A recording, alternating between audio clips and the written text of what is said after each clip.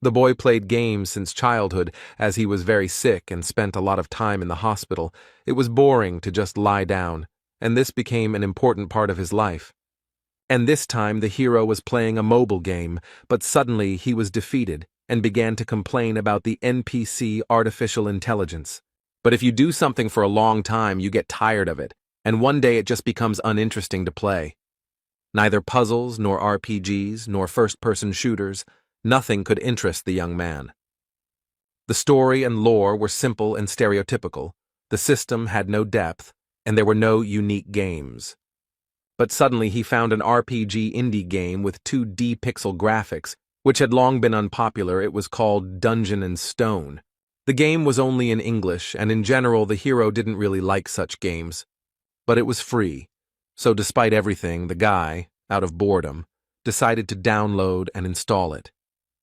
There were many types and classes here, but the young man didn't have much hope for the game and didn't plan to spend much time in it, so he chose at random. He noticed that he hadn't played a vertical scrolling game in a long time and began to take his first steps in and get used to the mechanics.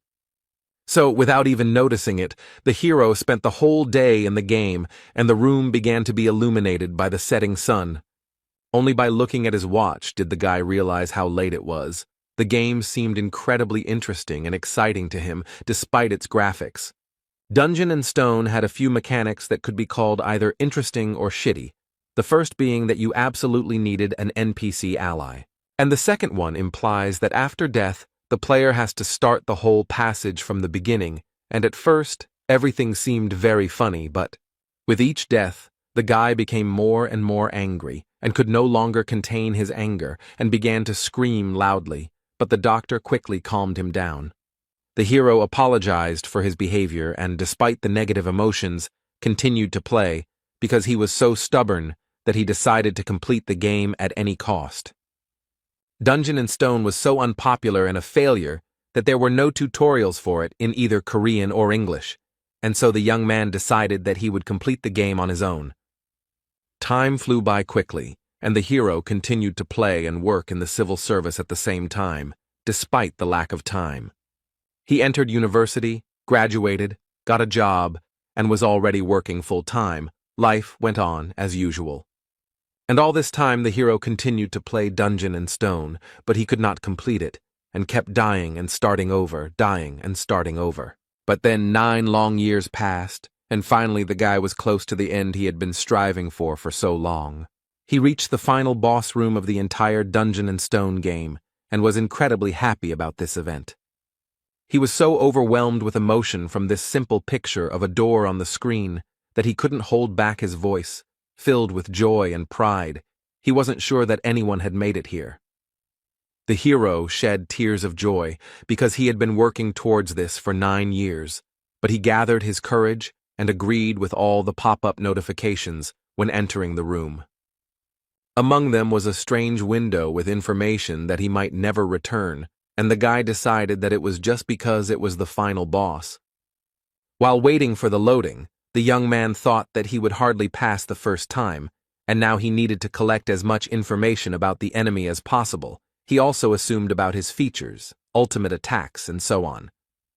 The hero also allowed himself to dream that thanks to all his experience and preparation, he would be able to defeat the main boss the first time.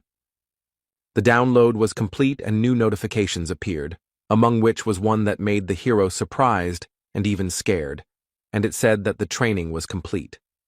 But what made him go crazy was the Korean language in the notifications, because he thought that Dungeon and Stone only had English.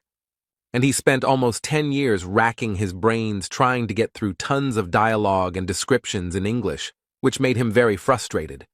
Suddenly, a bright light began to shine from the monitors, which blinded the hero.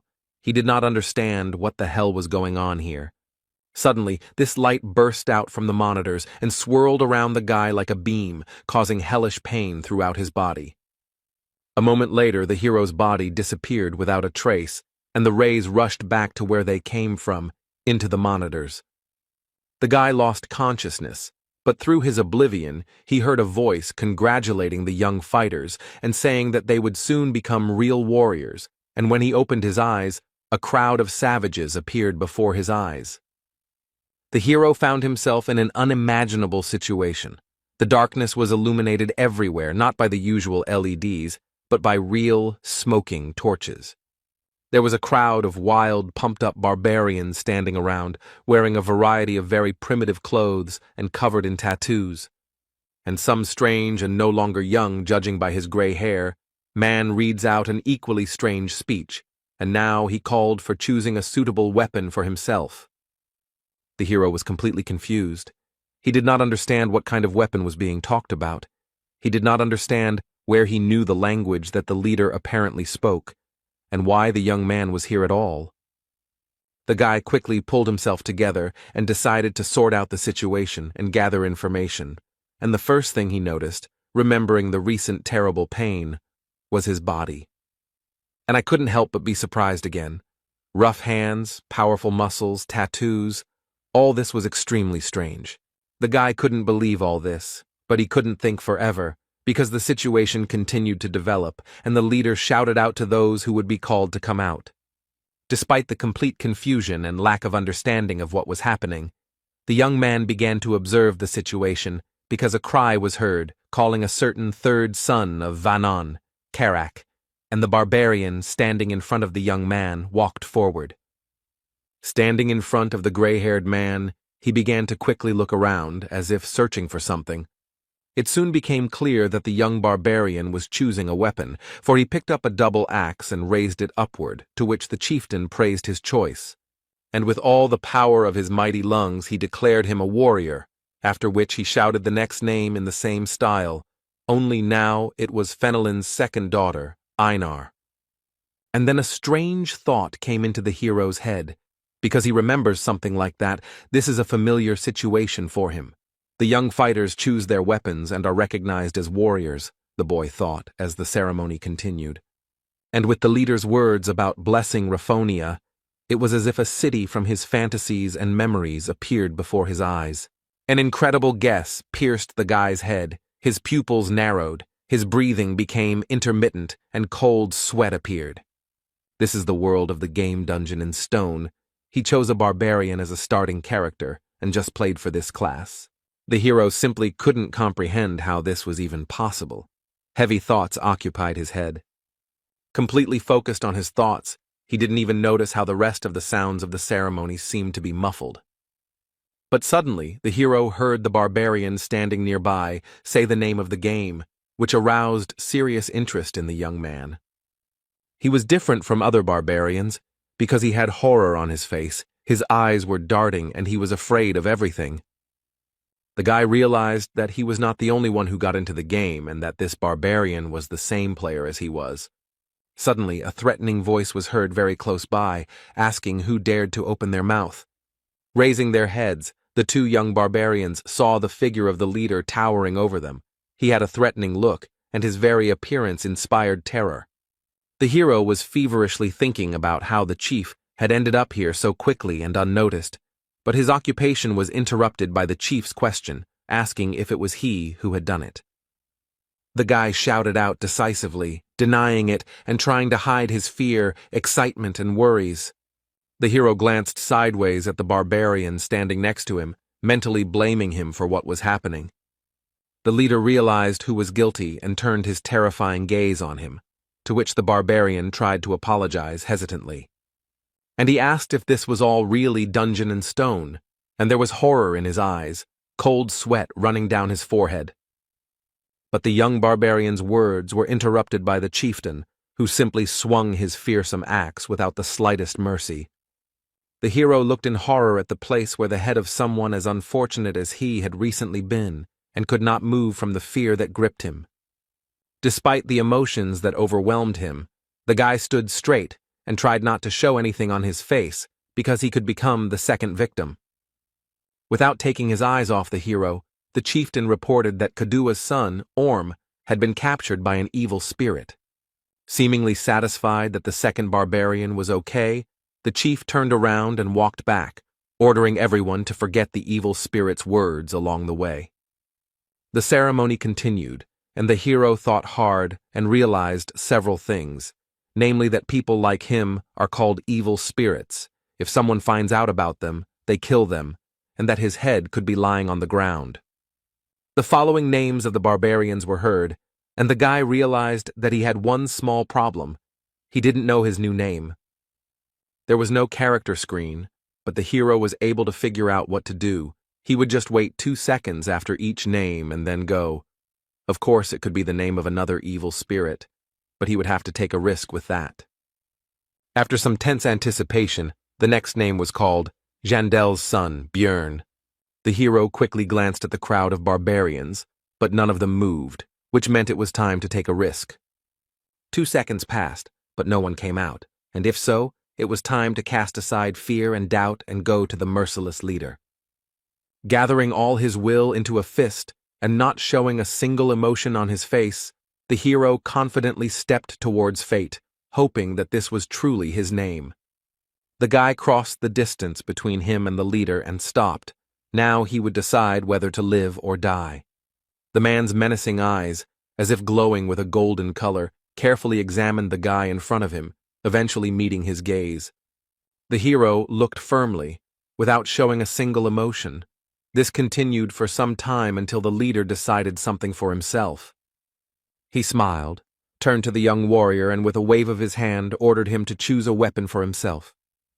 The hero expressed his emotions with a small grin and thought about the fact that Jandel's son, Bjorn, was now his name. But now the guy was faced with a second important decision, so he tried to calm down and pull himself together. Bjorn looked at the racks of weapons, thinking along the way that barbarians had no talent for magic, but they had outstanding physical abilities. He's going to pick something that will help him as a beginner, so the weapon he chose is this. The shield, and the boy was sure that this was the best choice. The cry of the chieftain sounded, declaring Bjorn a warrior. Meanwhile, the guy's computer continued to work in the house, but not as usual, and by itself, it acquired the status of Björn Yandel. The hero went into recollections of how, during his first game as a barbarian, he chose a two-handed sword because it looked cool. But he died too much and too often, and could do almost nothing to the monsters he fought against. He couldn't figure out how to play a barbarian at all and increase his survivability because he died over and over again. Then he tried out a variety of weapons that would be suitable for a barbarian. These were double axes, huge hammers, a flail, and many others. It was a very unstable build, because every fight was like the last, and he barely survived, leaving the fight on his last breath. But one day, while browsing through the wares in a gun shop, he noticed a simple shield and an interesting idea came to his mind. And the barbarian should definitely be a damage dealer, because they are tenacious and strong, and although dwarves are better suited as tanks, his class also has everything needed for this role. The hero didn't like this fighting style because it required training, but he didn't want to waste time, so he decided to try it. And surprisingly, with such a strange build as a barbarian with a shield, the guy managed to fully implement this playstyle in a serious fight with one of the bosses, a basilisk, and defeat him. And although in reality the graphics and dry lines of what was happening on the screen were not at all impressive, in the player's head all this turned into an epic battle with a huge monster. The player realized that this was complete MBA, but in reality he summed up his thoughts and memories by saying that this was the most rational decision he could make now, and he would not regret it. Björn was brought out of his thoughts by the loud voice of the chieftain, who ordered the gates to be opened, which the adult barbarians immediately began to obey. Today, young fighters who are going through the coming-of-age ceremony are sent to the labyrinth, and among them is the hero himself. Their destination was just beyond the gates, in the city of Rafdonia, and the leader ordered the warriors to go forward, for in this city, their fate would be determined. After these words, the crowd of barbarians ran in disorganization through the gate, and with them ran the son of Jandel. The hero decided to run with them for now so as not to stand out, although he was not sure if they even knew where to run. After running around the city for some time, the barbarian who ran first reported that they were lost. At this, the rest of the crowd began to resent, and it was necessary to choose a new leader, and Bjorn thought to himself that they were no better than this leader. To which the ashamed leader lowered his shoulders calmed everyone down and was about to say that he was handing over his position. But in the middle of his speech, he was interrupted by a barbarian girl. And she said that she would be the leader, to which the others supported her, and shouted the name of Einar, the second daughter of Fenelon, and also that she was wise. The hero remembered her name and they continued their search, but very soon the girl reported that she was lost. The barbarians were outraged and began to quarrel with each other for the right to the place of the new leader, and Bjorn thought that at this rate they would never reach the labyrinth. But he did not want to attract attention and lead them himself. Then the hero turned to the former leader girl, Einar, to which she decided that he had come to condemn her. But Jandel's son explained that he wanted to tell her how to get to the labyrinth, to which the surprised girl asked how to achieve this.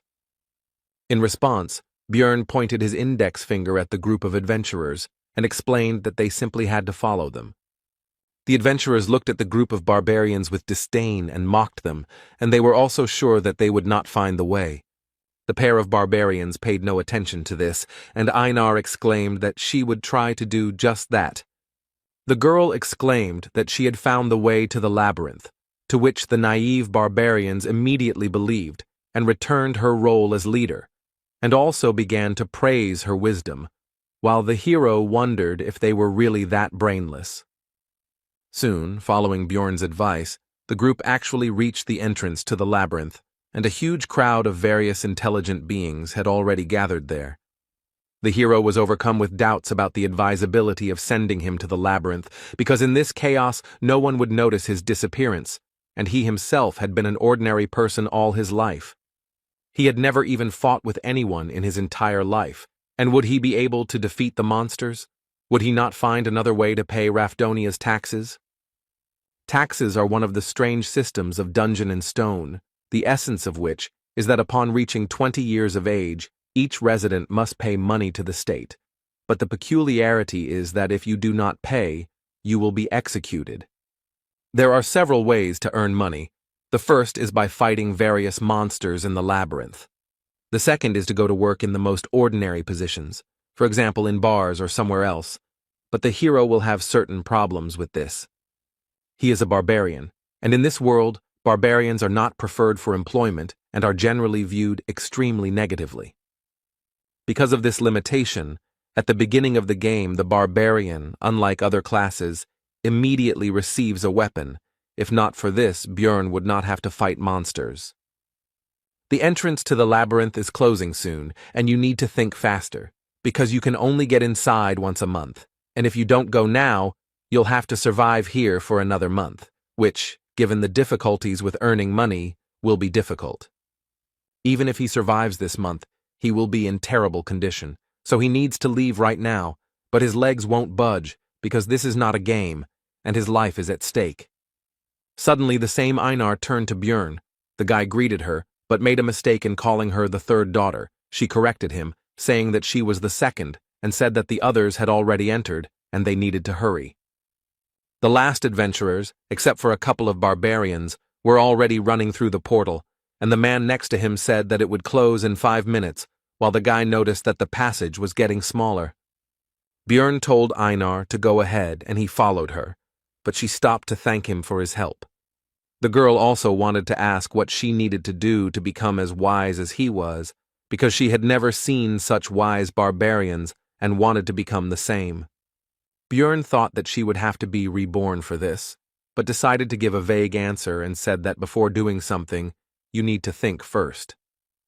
In response, Einar said that if she returned from the labyrinth, she would thank him, but the hero seized on this reservation and realized that, unlike in the game, barbarians are also people and can be afraid of death. Putting on a serious face, Bjorn asked the girl if she was afraid of death, to which he received a rhetorical question about whether this was abnormal. Einar immediately continued that she was afraid, but she was born a warrior and would die if she did not fight, and the hero realized that he was in the same situation and would have to fight to live. The girl decided to say goodbye with words about how they needed to survive and meet again, and the guy thought that this is why barbarians learn to overcome their fear, and they are incredible. He took his shield in his hands and began to gather his courage, and also mentally shouted that he was now also a barbarian. A warning sounded that there was 1 minute left before the labyrinth closed, and the hero immediately took off at an impressive speed. Bjorn is afraid, but he has no other choice. He has not only the body of a barbarian, but also the mind of a dungeon and stone player who has raised thousands of characters, and with this knowledge he will definitely survive, he thought, running into the labyrinth. Having run into the ever-shrinking passage, the hero found himself in a place completely devoid of light, and did not understand where he was at all. Standing in the darkness, Bjorn reflected that he was an expert in the world of dungeon and stone, and he came to this conclusion for a simple reason. Because the body of a mighty barbarian was combined into it, with his strength, durability, and so on, he has a good advantage, and knowledge of 9 whole years of playing for different classes and builds, which gives simply a huge amount of information. Bjorn tried to make out at least something in the pitch darkness. He hoped that his eyes would soon get used to it, and at least something would be visible. But no. In the game, on the first level, in the crystal cave, there were crystals on the walls that gave off enough light that torches were not needed. Suddenly the hero remembered that on the first level there was a location with no light called the Dark Region. But in the game, this is not the starting location. But since this is the real world, then nothing can be guaranteed. And even in such places, you can end up at the very beginning. In the meantime, you can finally try to call up the characteristics window or something similar, which is what Bjorn did, starting to pronounce various terms, from inventory to daily log. But, as expected, nothing came of it, which did not stop the hero from beginning to resent the injustice of life. There was no point in standing, the barbarian decided, and began to move, but due to the darkness, progress was extremely slow. And just as Jandella's son began to think that there might be traps here, a sharp pain pierced his leg, and he could not hold back a scream. But the next moment, Bjorn began to hold back his moans, and tried to calm his emotions and ignore the pain. Goblin, this is a monster that uses traps on the first level, and it may be nearby. After these thoughts, the hero began to carefully look and listen into the darkness. He could have gone somewhere, and the barbarian would have been lucky, but such thoughts are extremely dangerous, and if he is not sure of the situation, then he needs to assume the worst possible outcome.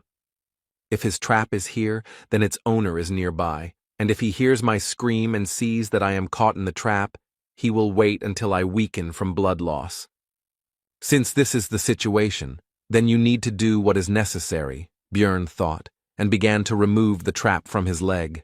He also noticed that it was smeared with a paralyzing poison, and if he had been given normal boots and not sandals, then everything would have been easier. But in any case, it's useless to think about it now. You need to quickly get out of the trap and be ready for battle. Your leg is numb. Because of the paralyzing poison, it's not even scary. The hero began to aggressively shout at the goblin to come out, because he didn't want to leave the vile creature behind him. But everything was quiet. Suddenly the goblin really was gone. But even if he behaved like an idiot, he would be an idiot who survived, Bjorn thought, and said into the darkness to stand still, and he himself would leave.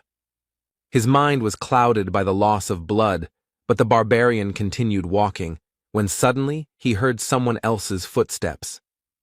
Although the hero now knows that the goblin is here, he still can't see anything, and he decides to try running. After running a bit, Bjorn suddenly stopped and turned around. The goblin's steps also died down. He was pursuing, but keeping his distance. In the pitch darkness, the goblin's vile laughter was heard. He waits for the victim to bleed to death and rejoices at the imminent dinner, not even hiding his voice. Then Jandel's son decided to pretend that he was completely weak and fell on the cold floor of the labyrinth, waiting for the goblin.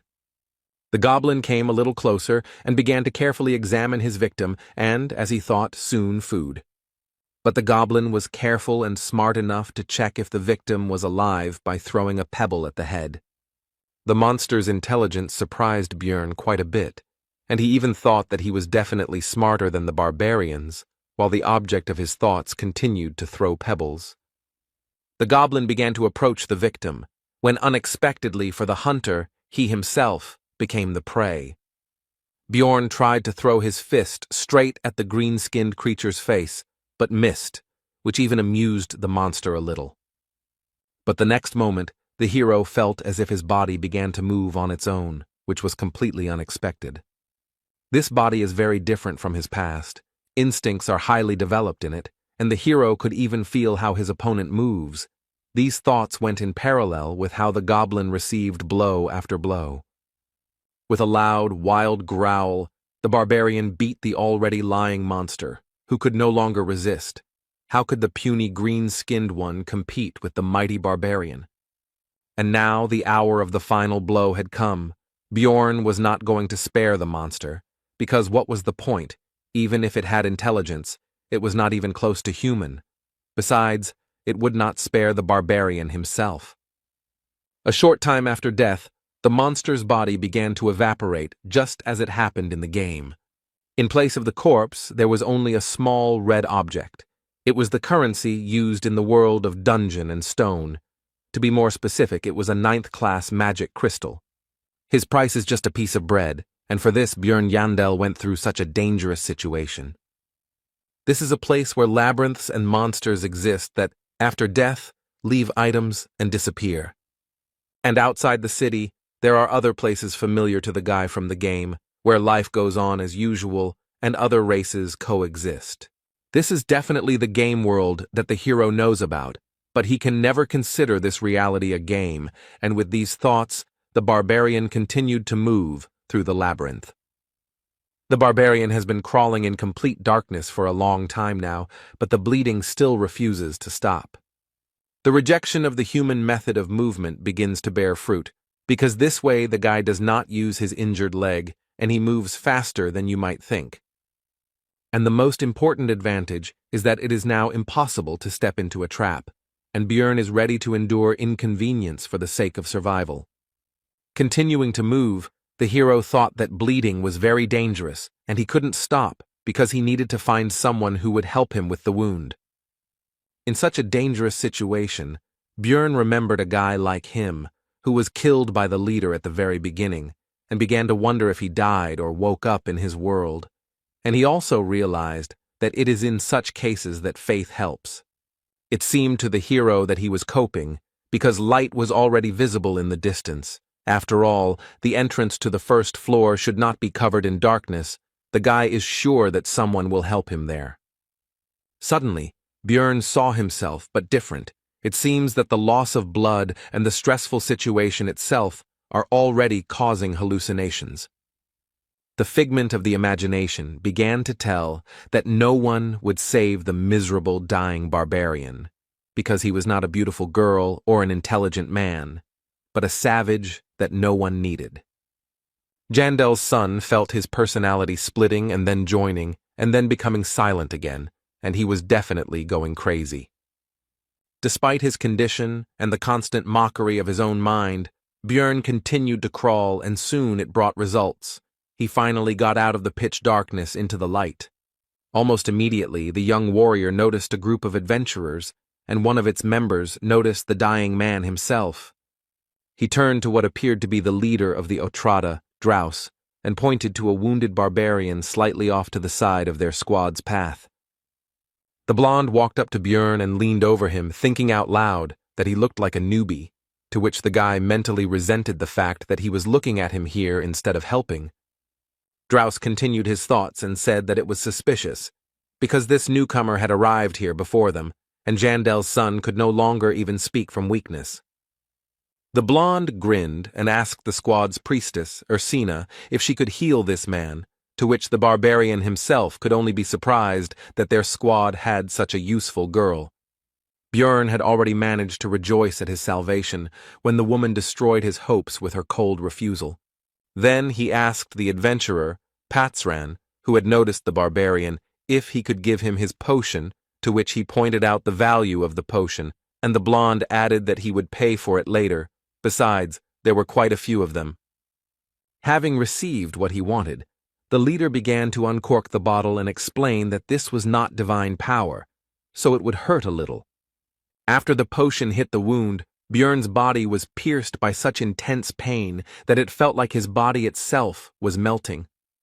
After some time, the pain went away, and the wound on his leg was gone, the weakness almost receded, and the hero began to rise from the floor. As soon as Björn recovered, Draus began to ask about how the newcomer got here before their group, and also whether there was a secret passage, to which the barbarian explained how everything happened. The blonde began to think out loud about the fact that once every few hundred years, due to spatial instability, there is a chance to end up in the dark region. Bjorn began to rise from the ground as the adventurers passed by, and Draus informed him that he should not worry about the price of the potion. As the barbarian watched the group move away, he reflected that time in the labyrinth was extremely valuable, and it was a miracle that they had spent so much time on it. Björn should have been glad that he had survived, but he hated feeling sorry for himself. Meanwhile, the group continued on their way, and its members talked about the unexpected meeting, in particular arguing about his luck or bad luck, because on the one hand he got into an unpleasant situation, and on the other, he met them. The archer noted that his luck was to meet Draus, and not him, Patsran, because he was sorry to even give his potion. To this, the adventurer replied that there were many such worthless ones, and did not the priestess agree with him? To this, the archer said that if it were not for the rules of the temple, the barbarian could have been cured without any problems.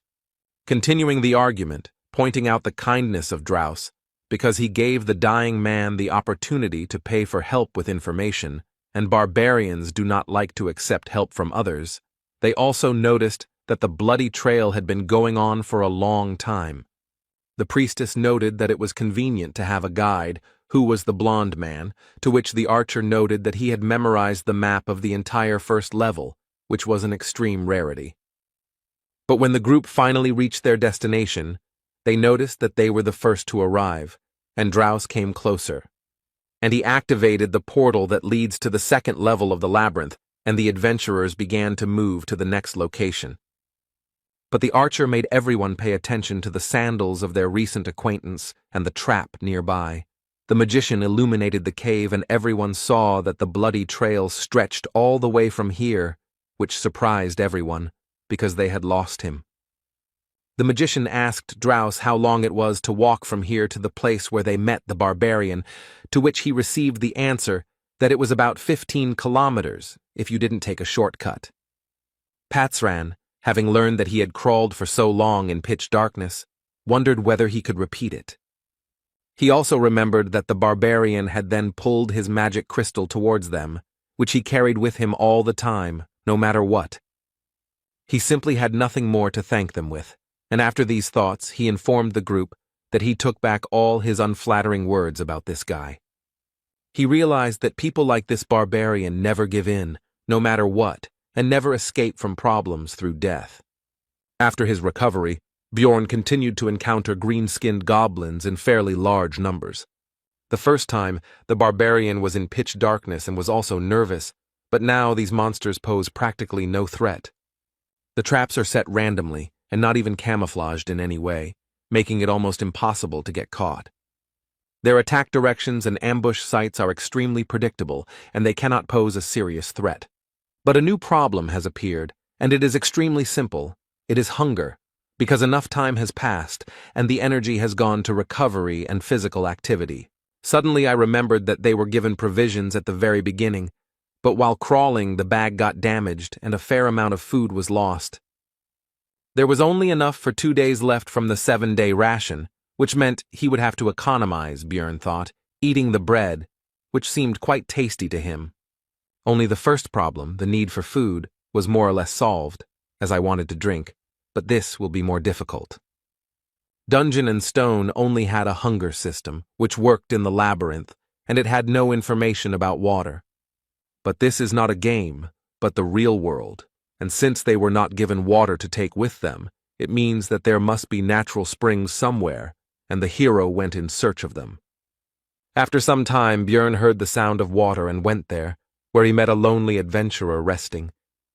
It was the first time he had met anyone outside of that blonde guy's group, but in the labyrinth there was an unspoken rule not to interact with others unless absolutely necessary. Having quenched his thirst, Björn decided to count the crystals he had obtained from the goblins, of which there were 44, which turned out to be quite a good haul for him. And now, the third problem has arrived, also connected with the needs of the body, namely, the need for sleep. And there are two ways to rest in the labyrinth. The first is to simply go to bed and hope for luck. The second is to find people who can protect you in your sleep. In other words, temporarily unite with someone. But here too the hero was in for a failure, because some were openly afraid of the barbarian covered in blood, some did not trust him, and some simply did not like people like him. This whole situation was extremely irritating to Björn, but he couldn't do anything about it, and he just wanted to sleep. But suddenly, some lonely adventurer approached him with an offer to become night companions, which at first angered Björn, but he explained that he had nothing reprehensible in mind. The barbarian agreed with the proposal, and also remembered that a night companion is an in-game term, although in real life it sounds strange. After that they introduced themselves to each other. The new acquaintance was called Hans. The adventurer said that it was pointless to look for another comrade, and that they would spend that night just the two of them, which made Björn tense up because of the ambiguity of the phrase and the manner of speech of his new acquaintance. They played rock, paper, scissors to see who would be on duty first, and the barbarian lost, which didn't surprise him, since his luck had clearly deserted him lately. Hans handed Björn a mechanical watch and told him how to know when to wake him up. He clearly didn't have the best opinion of his friend's intelligence. Looking at the obviously expensive device, the hero thought that in the future he would certainly have a chance to use the prejudice about the stupidity of barbarians to his advantage. Looking at the sleeping Hans, the warrior wondered if all adventurers behaved so carelessly, and whether he would lend him his sleeping bag. And so when the right time came, Björn woke up his temporary comrade so that he could take up his post. Hans replied that it was now the barbarian's turn to sleep, and then he realized that he wouldn't be able to sleep because he didn't trust his friend at all. The hero decided to just pretend to be asleep, simulating a loud snore, but in reality he listened attentively to the actions of his temporary comrade. But during the entire dream, Hans did nothing, despite all of Björn's expectations and suspicions. Looking at the carefree sleeping man, the barbarian doubted whether it was all justified, or whether he was just winding himself up in vain. So, while thinking, the hero began to feel sleepy, because recently he had had very intense adventures, an injury, and the very fact of getting into this world. Björn was brought out of his sleep by a sharp cry of his name. It was Hans. After all, 2 hours had already passed, and now it was his turn to be on duty again, and he did not argue with his night companion since nothing had happened, and sent him to sleep. And although intuition told me not to trust this man, the facts said otherwise, because he was the first to turn to him when the barbarian was in a difficult situation. He didn't scold him for his mistake, so he could sleep. But suddenly Björn woke up and saw Hans hanging over him with his huge hammer, who was surprised at his light sleep and said that he should sleep a little longer. The next moment, the adventurer's weapon rushed straight at the barbarian's head with impressive speed. But not enough, because Björn had good enough speed and reaction to dodge and jump away from the opponent. Hans clearly did not expect such agility from the barbarian, and now he was confused and did not know what to do next. Björn was furious about the attempted murder, and Hans began to try to justify himself, which only made the big guy even more angry because he thought his people were so stupid. Quickly closing in on the enemy, the barbarian delivered a blow similar to an uppercut, but with his metal shield right at the man's chin. Hans' jaw was strong enough to continue his excuses. He tried to stop Björn, saying that he had an explanation. The hero didn't even listen to him. He was thinking that, unlike the goblin, he didn't die from the first blow, which meant that he needed to hit again. The barbarian immediately put his thoughts into action, delivering a direct attack with his shield right into Hans's face, likely knocking out a couple of his teeth. He flew away from the force of the blow, but before he could recover, the terrifying figure of Björn appeared in front of him, the mere sight of which made him lose all will to fight. Hans began to beg for mercy, but the hero was not concerned with these screams. He was interested in the reasons for this vile attack in his sleep. The man began to explain that he needed magic crystals, and the hero could not believe that they tried to kill him for this. Seeing the distrust in Björn's eyes, Hans continued that he also wanted to take the shield, since the barbarian's equipment was considered to be of very high quality and was quite expensive. The hero decided that this man was hiding something else, and decided to loosen his tongue by kicking him in the head. Putting his foot on Hans's body, Björn threatened that this was the last chance to tell the truth, but he decided that this was not all, because in the world of Dungeon and Stone, killing an adventurer is a serious crime. Then the would-be assassin confessed that he also needed his heart, the barbarian's heart. They sell for a good price, and he heard that it was an ingredient for some new spell. Then Björn realized that for this man he was like a goblin, just a very difficult but also valuable prey. The barbarian also learned that Hans had not attacked the first time only because he also wanted to sleep, and the former knight companion asked that since he had told everything, would they forgive him.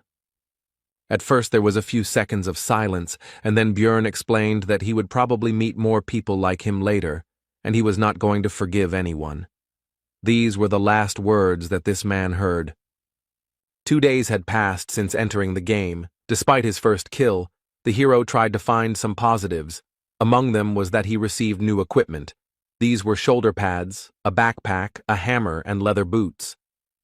In his backpack he now carried a flask of water, a compass, that same watch, bandages, and potions, and he got all of this by killing a man, which did not improve his mood, but he himself was to blame.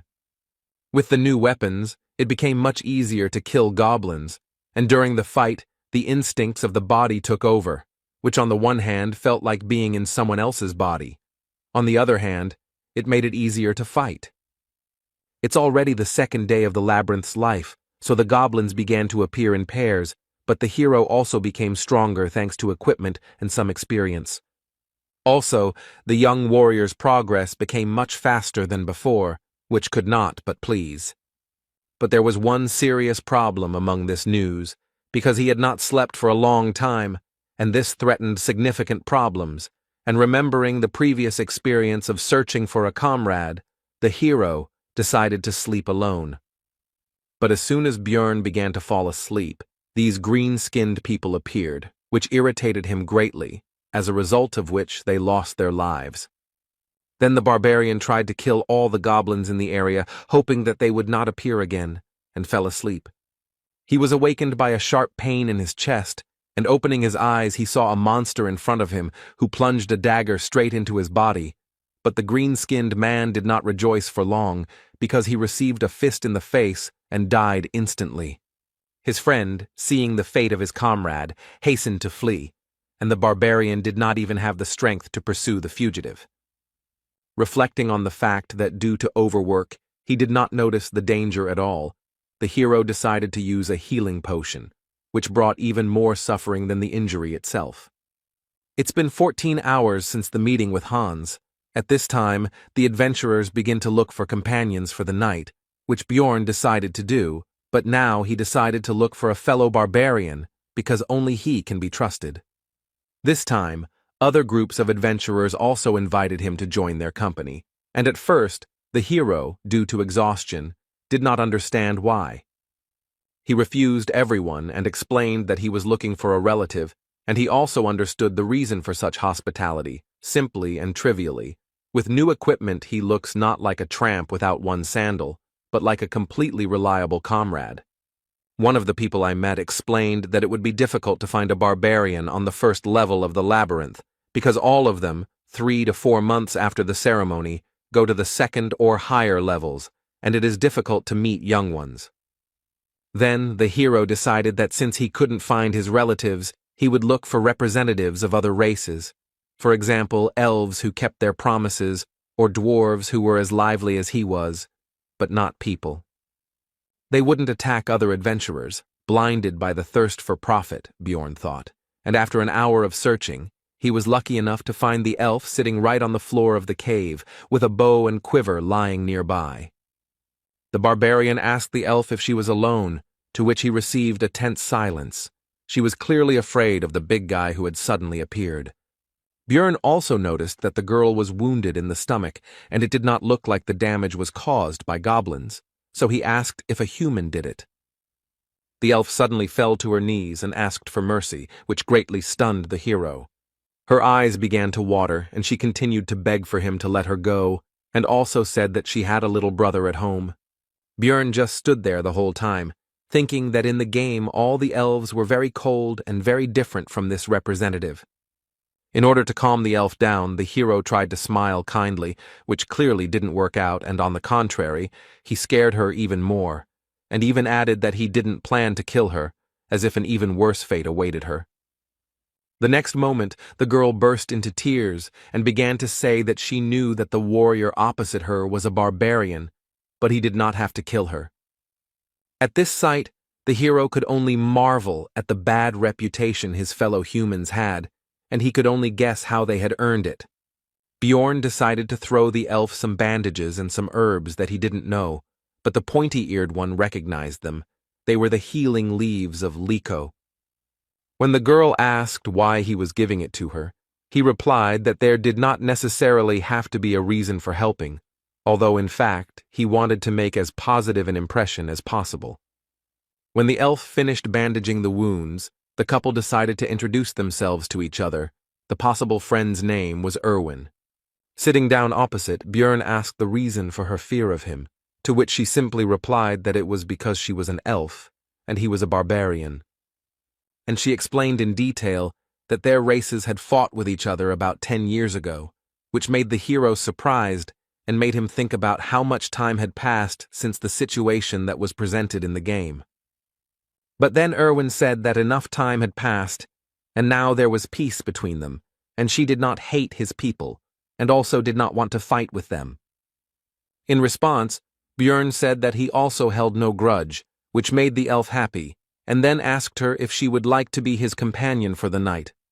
Erwin was wary of the barbarian, but remembering that people like him value their military honor, she asked him to swear by it that he would not harm her, and seeing the displeasure on the big guy's face, she assured him that she would swear by her tribe.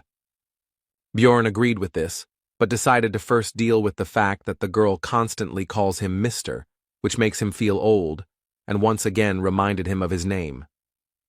When this question was decided, the barbarian and the elf began to pronounce mutual oaths, and the full name of the pointy-eared one turned out to be Erwin Fornaci de Tercia. Björn decided that he would sleep first, and gave the girl the watch that he had gotten during his last attempt to spend the night.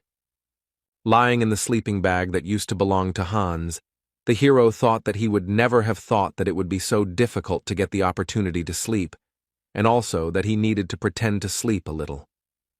But he didn't succeed, and soon Erwin woke him up because 2 hours had already passed, and he decided that it was the power of the pillow and the backpack as a pillow.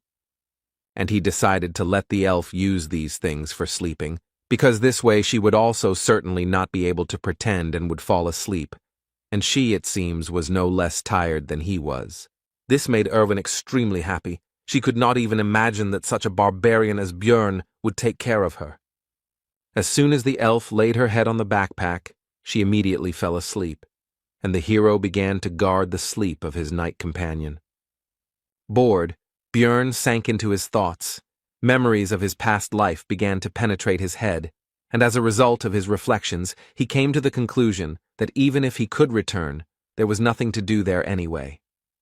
The barbarian and the elf swapped places a few more times, and soon it would be time to go their own way. But looking at the sleeping Erwin, the hero thought that he could unite with her in a group, but would have to share the crystals. Suddenly, his thoughts were interrupted by a pair of adventurers who came out from around the corner of the cave, preventing him from seeing them in advance. As they approached, Bjorn immediately took a fighting stance, and one of the unexpected guests asked about his relationship with the elf. The barbarian replied that they were companions for the night. The adventurer asked how much time was left until the end of their cooperation, to which the hero replied that he was not obliged to answer and looked at them coldly. A very menacing appearance and chilling gaze frightened a couple of uninvited guests, and also, it must be admitted, surprised It is not often that people like him stand up for elves. Having assessed their chances of winning the battle with the mighty barbarian as negative, the adventurers hastened to move away. Björn had a bad feeling, and based on their interest and his intuition, he assumed that they needed Erwin, so he started to wake her up, but she, like a child, asked for 5 more minutes. The hero noticed that she was actually just pretending to be asleep, which was evident from the fact that she was holding the blanket near her face. Grabbing the elf by the shoulders and lifting her up, Björn asked the reason for her behavior, to which she put her hands up in a defensive gesture. Erwin replied that if she stood up, the guy would leave her alone, and the hero understood the situation because they were just temporary allies, nothing more. And as soon as the elf opens her eyes, the oath will end, the barbarian continued to think, getting ready for his further journey. He also asked about what connects her with those 2 recent guests. She answered that nothing. But Björn noticed that they knew her from somewhere, and Erwin had to admit that they were from the same clan as the people who had wounded her. This could be seen from the symbol on their clothes. They were from the Crystal Union. The hero began to think that this promised big problems, because there was a whole group of them, but looking at the worried girl, he could not leave her alone. Björn told her to get ready and that they were leaving, and the delighted elf asked if he would help, but the guy replied that first they needed to listen to her story. Erwin said that she was with their squad as companions for the night, but at night she felt something and woke up, and upon awakening she saw a man approaching her. Continuing to run away from the place where they spent the night, the girl said that only later she found out that he was the director of their clan, which operates on the first level of the labyrinth, and since then she has been persecuted. They are helped to coordinate their actions in her search by stone transmitters, magical devices that allow them to communicate at a distance of up to 300 meters, if they are synchronized.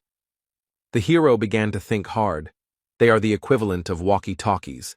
They are a bunch of people. There is nowhere to run. If he abandons Erwin, she will die. Björn asks why they continue to pursue her if she has done nothing significant, perhaps to silence her, to which the girl hesitantly replies that there is a compelling reason. And feeling awkward, she began to tell that when she ran away, she threw her knife somewhere, and that this is what happened, and she fell silent. And after a pause, she continued to talk about how he had ended up in a so-called bad place. At this news, an unpleasant guess appeared in the barbarian's head, and the same unpleasant emotions appeared on his face. Smiling awkwardly, Erwin ends the story by saying that she heard that the director was so injured that even potions couldn't help him return everything to how it was. But after a few seconds, the emotions left her face, and she reported that they were being followed, and the distance was 150 meters.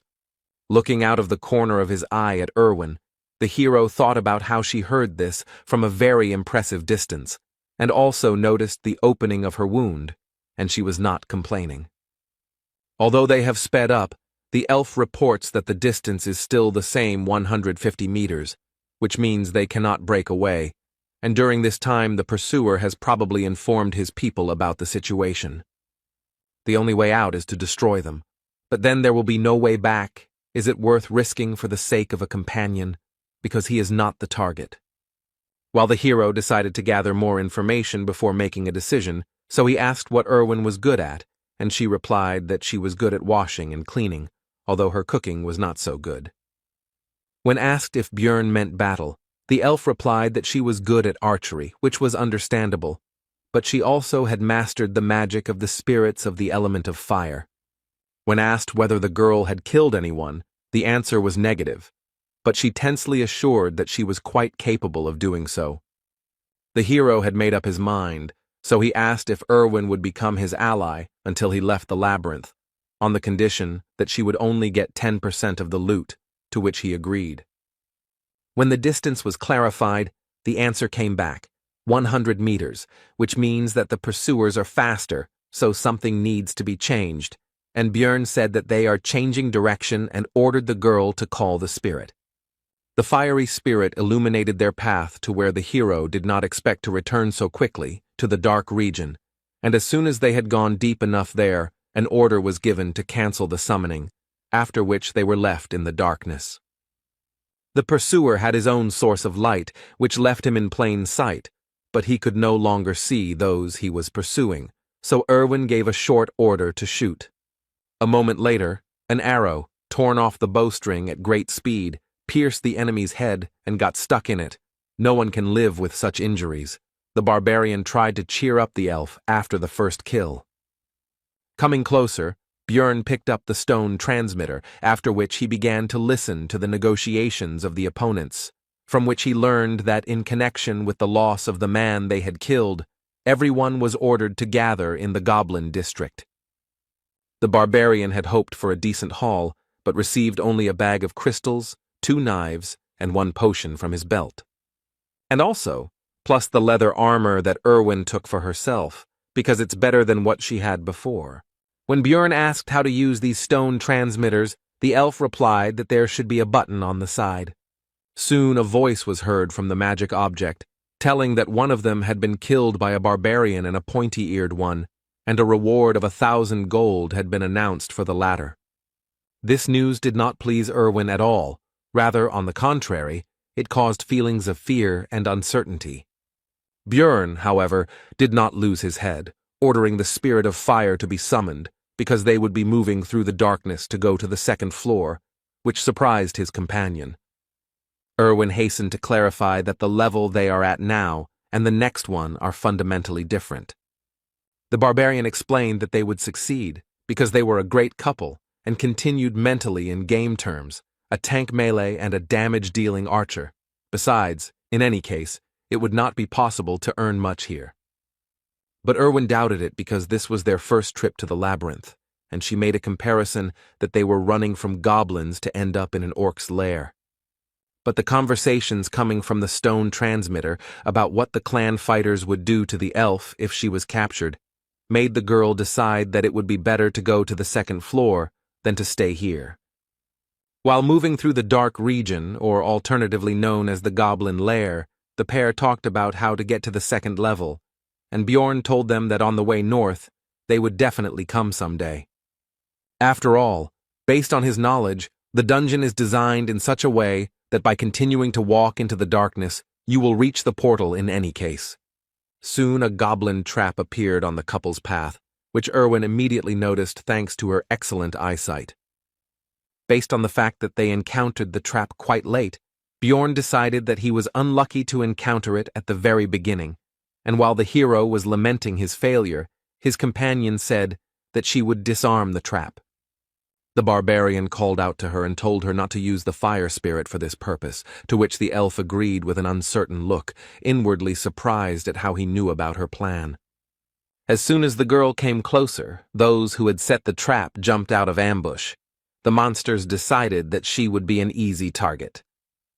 But they were wrong, and a moment later an arrow pierced the head of one of the greenskins, causing him instant death. The 2nd goblin tried to strike with his claws, paying almost no attention to the death of his kinsman. But the attack was unsuccessful. The elf turned out to be too fast and agile, and before the monster had time to understand what was happening, his, as he thought, victim was already behind him, with a drawn bowstring. A moment later, Erwin was already relaxing, and the bodies of the goblins evaporated around her, leaving behind their prey. The elf asked the barbarian if she had done well, to which she received well-deserved praise, which made her seem to glow with joy. Erwin handed over 2 magic crystals to Björn, after which she said with shining eyes that at this rate she too could earn something. From the stone transmitter came information about the update of data regarding the elf.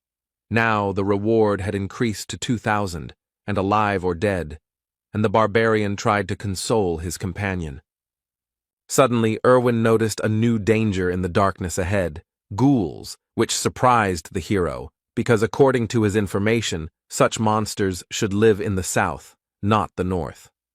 The meeting made the guy think about the strange experience system in Dungeon & Stone, which consisted in the fact that EXP is given only when a representative of a new species is defeated, and there is no reward for a repeat kill. After closing the distance, the ghouls turned their ugly heads towards the living, and in their eyes one could see only hunger and no glimmer of reason. These monsters are faster and stronger than goblins, but they are still only rank 9 monsters, so they don't pose much of a threat. Plus, he's not fighting alone now, which makes the battle even easier when you have a comrade covering you. The pair walked north until their 3rd day ended, and soon they came across a long trail of blood and a piece of bread. At first, Björn had an unpleasant guess that he did not want to believe, but soon it was confirmed, because they found the very same trap, next to which lay one sandal. And very close by there was an already open portal. Remembering what the hero went through when he could have simply crawled back a dozen meters, he was overwhelmed with emotions. Soon, all other feelings were driven out by the barbarian's rage, and Bjorn gave vent to it by hitting the floor, which frightened his companion. The girl took the guy's anger personally, so she asked what she did wrong, and moisture began to gather in the corners of her eyes. But the hero calmed her down, saying that it was not because of her. Erwin then put all the factors together in her head, including the bloody trail, the pieces of bread, the sandal, and her companion's reaction. And she said in a mournful voice that he had been through so much, which made the barbarian wonder if she had really guessed what had happened. But it soon became clear that Erwin had come to the wrong conclusions.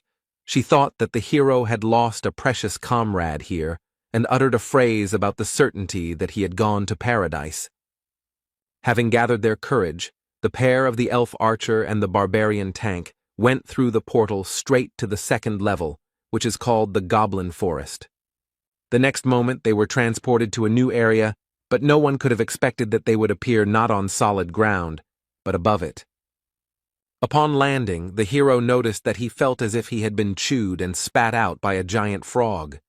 Erwin also said that she was surprised herself, because she had never heard of such a thing before and her friends had not told her about it. While scouting the area, Björn came to the conclusion that the lighting from the stars was so-so, but there was no point in waiting for dawn because they were in the labyrinth, and also decided that in case of a threat, they could return to the 1st floor.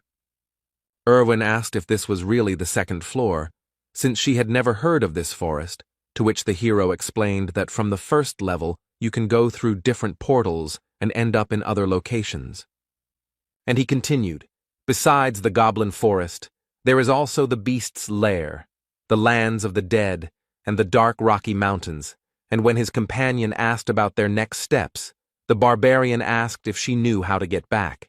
When told that they would simply be thrown out when the labyrinth closed, Björn confirmed, but added that the 1st level would close in 168 hours, and the 2nd in 240. And most likely the Crystal Union will not go to this floor, so they will wait until the 1st one is about to close, and will be transferred there through their portal, and then they will be spat out into the outside world. But the hero decided not to sit around doing nothing all this time, and the couple set off to explore the surrounding area. Erwin, walking through the forest, felt nostalgic, and also reported that this place felt just like the abode of fairies, one of the species of which she is in the world of dungeon and stone. While scouting the surroundings, the elf noticed traps everywhere, although the barbarian was unable to notice their presence. So the girl decided to show their location and threw a stone straight into the trap, causing it to go off. Unlike the previous floor, here they were camouflaged. After that, Erwin started begging for praise, but Björn decided not to overdo it and simply said that she was throwing stones well. However, seeing the girl's displeasure, he still added that there was no need to rejoice over such trifles, and that he already considered her to be a fairly experienced adventurer, and she was pleased with this. After walking around a bit more, the girl expressed concern that there were enough traps, but there were no people who set them, and the hero remembered that their presence in this location was more of a feature of the zone. In the game, this place was also called the Goblin Forest, and in addition to the traps, there should also be many times more goblins here, and among them there should now be mutants, archers, and warriors, and the deeper, the more and more dangerous. Björn ordered to first deal with the traps in the area and then explore further, so that in case of danger, it would be possible to run to the portal without fear of getting a leg injury. After that, the couple simply searched for traps and disarmed them to secure their escape route. But they had to stop abruptly, because Erwin noticed traces of a group of goblins nearby, which she did not hesitate to tell Björn about, and also soon clarified that there were more than 10 of them, and they were about 50 meters away. The hero decided that the threat should be eliminated, so he ordered to get as close to them as possible and attack while they were unknown. The girl walked quietly and silently, and the barbarian decided that this was some kind of fairy trait. But be that as it may, a group of monsters was soon discovered. The pair decided to start the fight with Erwin's shot, so soon the sound of a bowstring being pulled was heard, and they prepared for battle. The arrow shot forward, and a moment later, the barbarian shot too, not even sure whether his companion had hit due to the distance. The boy and the goblins ran towards each other. Erwin, as an archer, stayed behind and did not rush forward. Both sides were confident of their victory. The second floor is different from the first. There are 3 times more enemies, and you can also encounter new species, and most likely the hero should have felt fear. But the barbarian did not feel it. On the contrary, the warrior's heart, which he received in his new life, trembled in anticipation of the battle. With a loud battle cry, the hero burst into the crowd of greenskins and began to scatter them in different directions. But there were too many enemies, and one of them almost cut off the barbarian's head with his dagger, but he was fast enough to dodge. And Björn jumped back, thinking about the situation, because if he had been a little less agile, his head would have flown off his shoulders. The enemy has the advantage in numbers, and injuries would be inevitable if he were here alone, but it's good that he has an ally. To prevent the goblins from running to Erwin, the hero began to shout loudly, attracting the attention of the green-skinned shorties. It was time to finish. From defeating the group of goblins, 11 magic crystals were obtained, which was quite good compared to the first floor. After all, Björn earned about 44 in a whole day, and although he wanted to take the armor or weapons, they dissolve along with their bodies. The barbarian decided to give Erwin 2 crystals because those that fell from the goblin warriors were more valuable, which made the girl happy. After which he ordered them to move on, because he was impatient to see the results of the whole day's monster hunt. As the pair went 3 kilometers into the floor, groups of goblins began to appear every 5 minutes. This time they had a new type of enemy with them, a goblin archer, whose specialty, among other things, was camouflage, with the help of which he could disappear right before your eyes. The barbarian and the greenskins rushed towards each other, because even though the shooter would make things more difficult, he would not lose. While the battle was going on, the archer took an advantageous position in the bushes and began to aim at the hero, and now the right moment for the shot arrived. But thanks to the excellent reaction of the new body, the guy managed to notice the arrow flying straight to the target. At the last moment, Björn was able to dodge the dangerous projectile without receiving any injuries, after which he began to search for the shooter's location. The goblin realized his mistake too late and could no longer hide, so he was killed with one powerful blow of the hammer.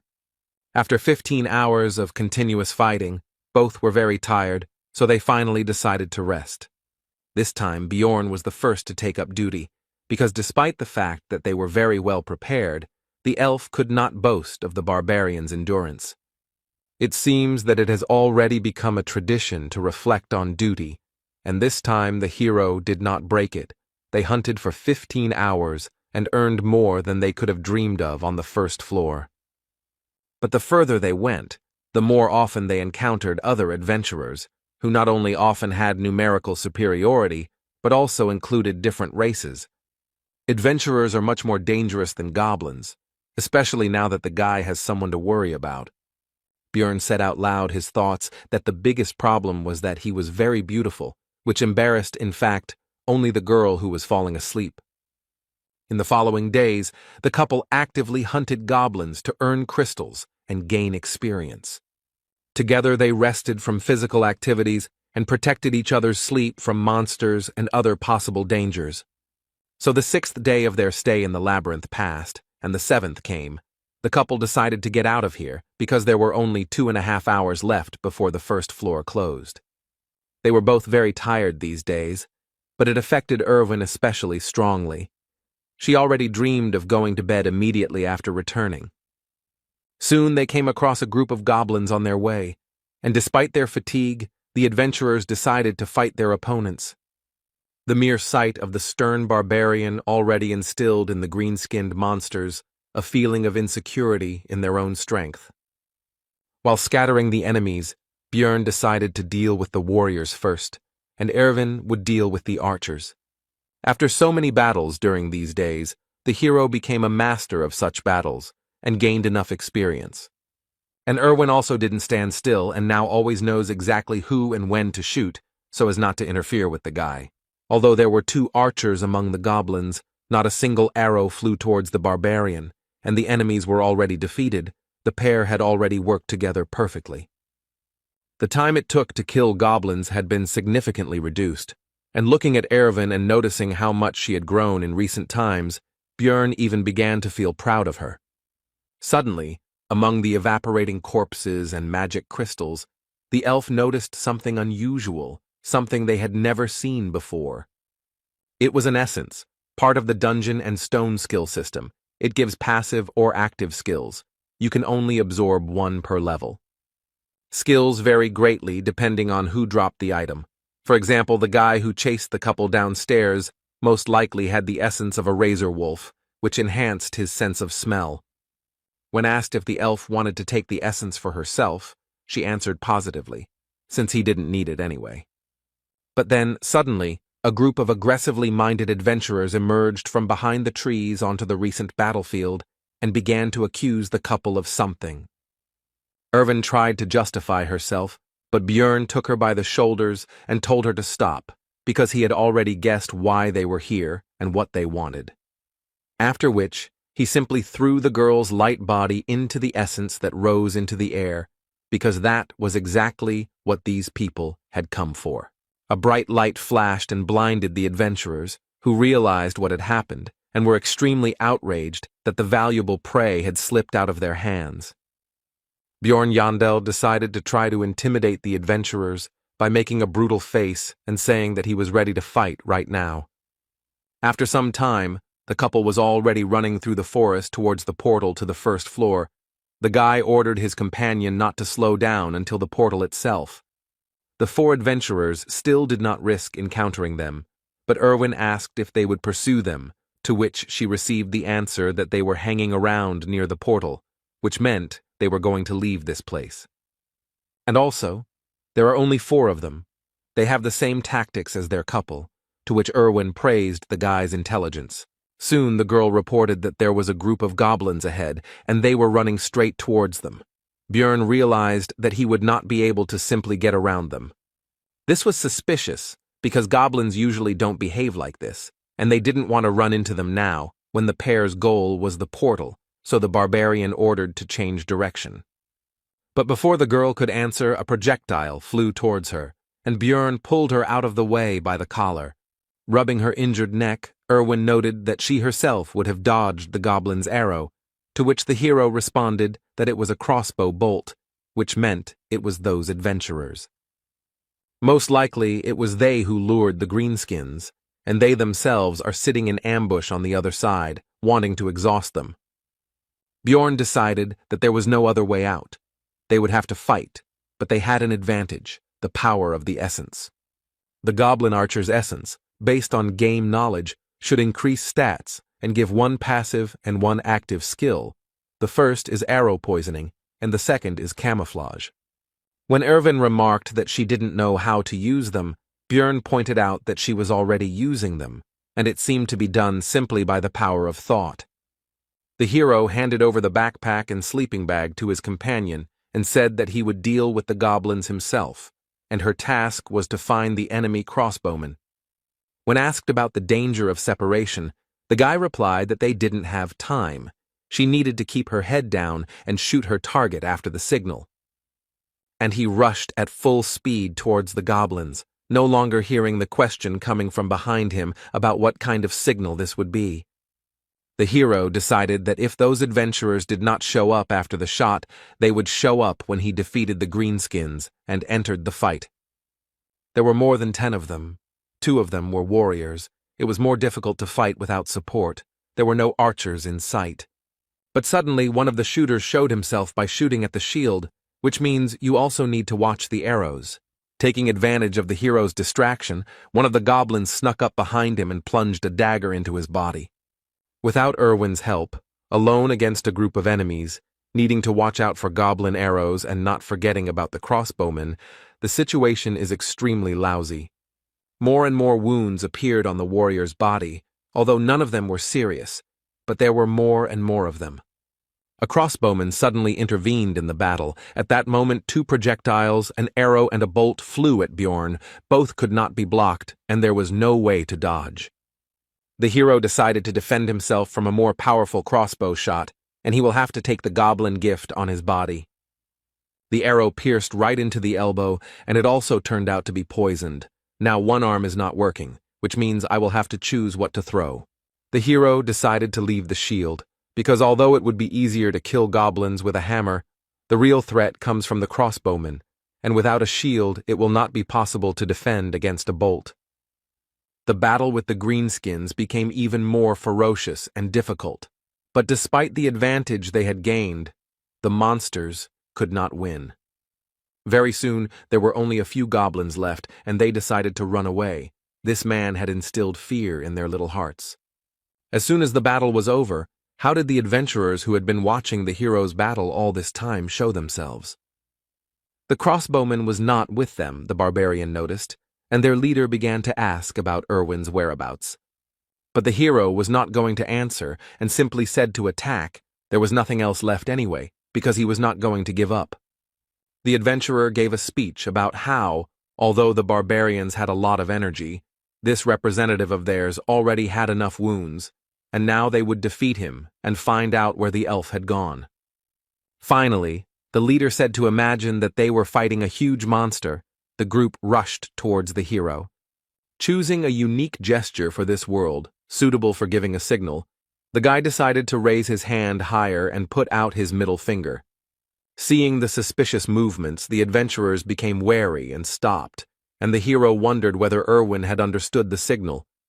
But in any case, it doesn't depend on him, and all that remains is to trust his companion, thought Bjorn, making a dash towards the enemy.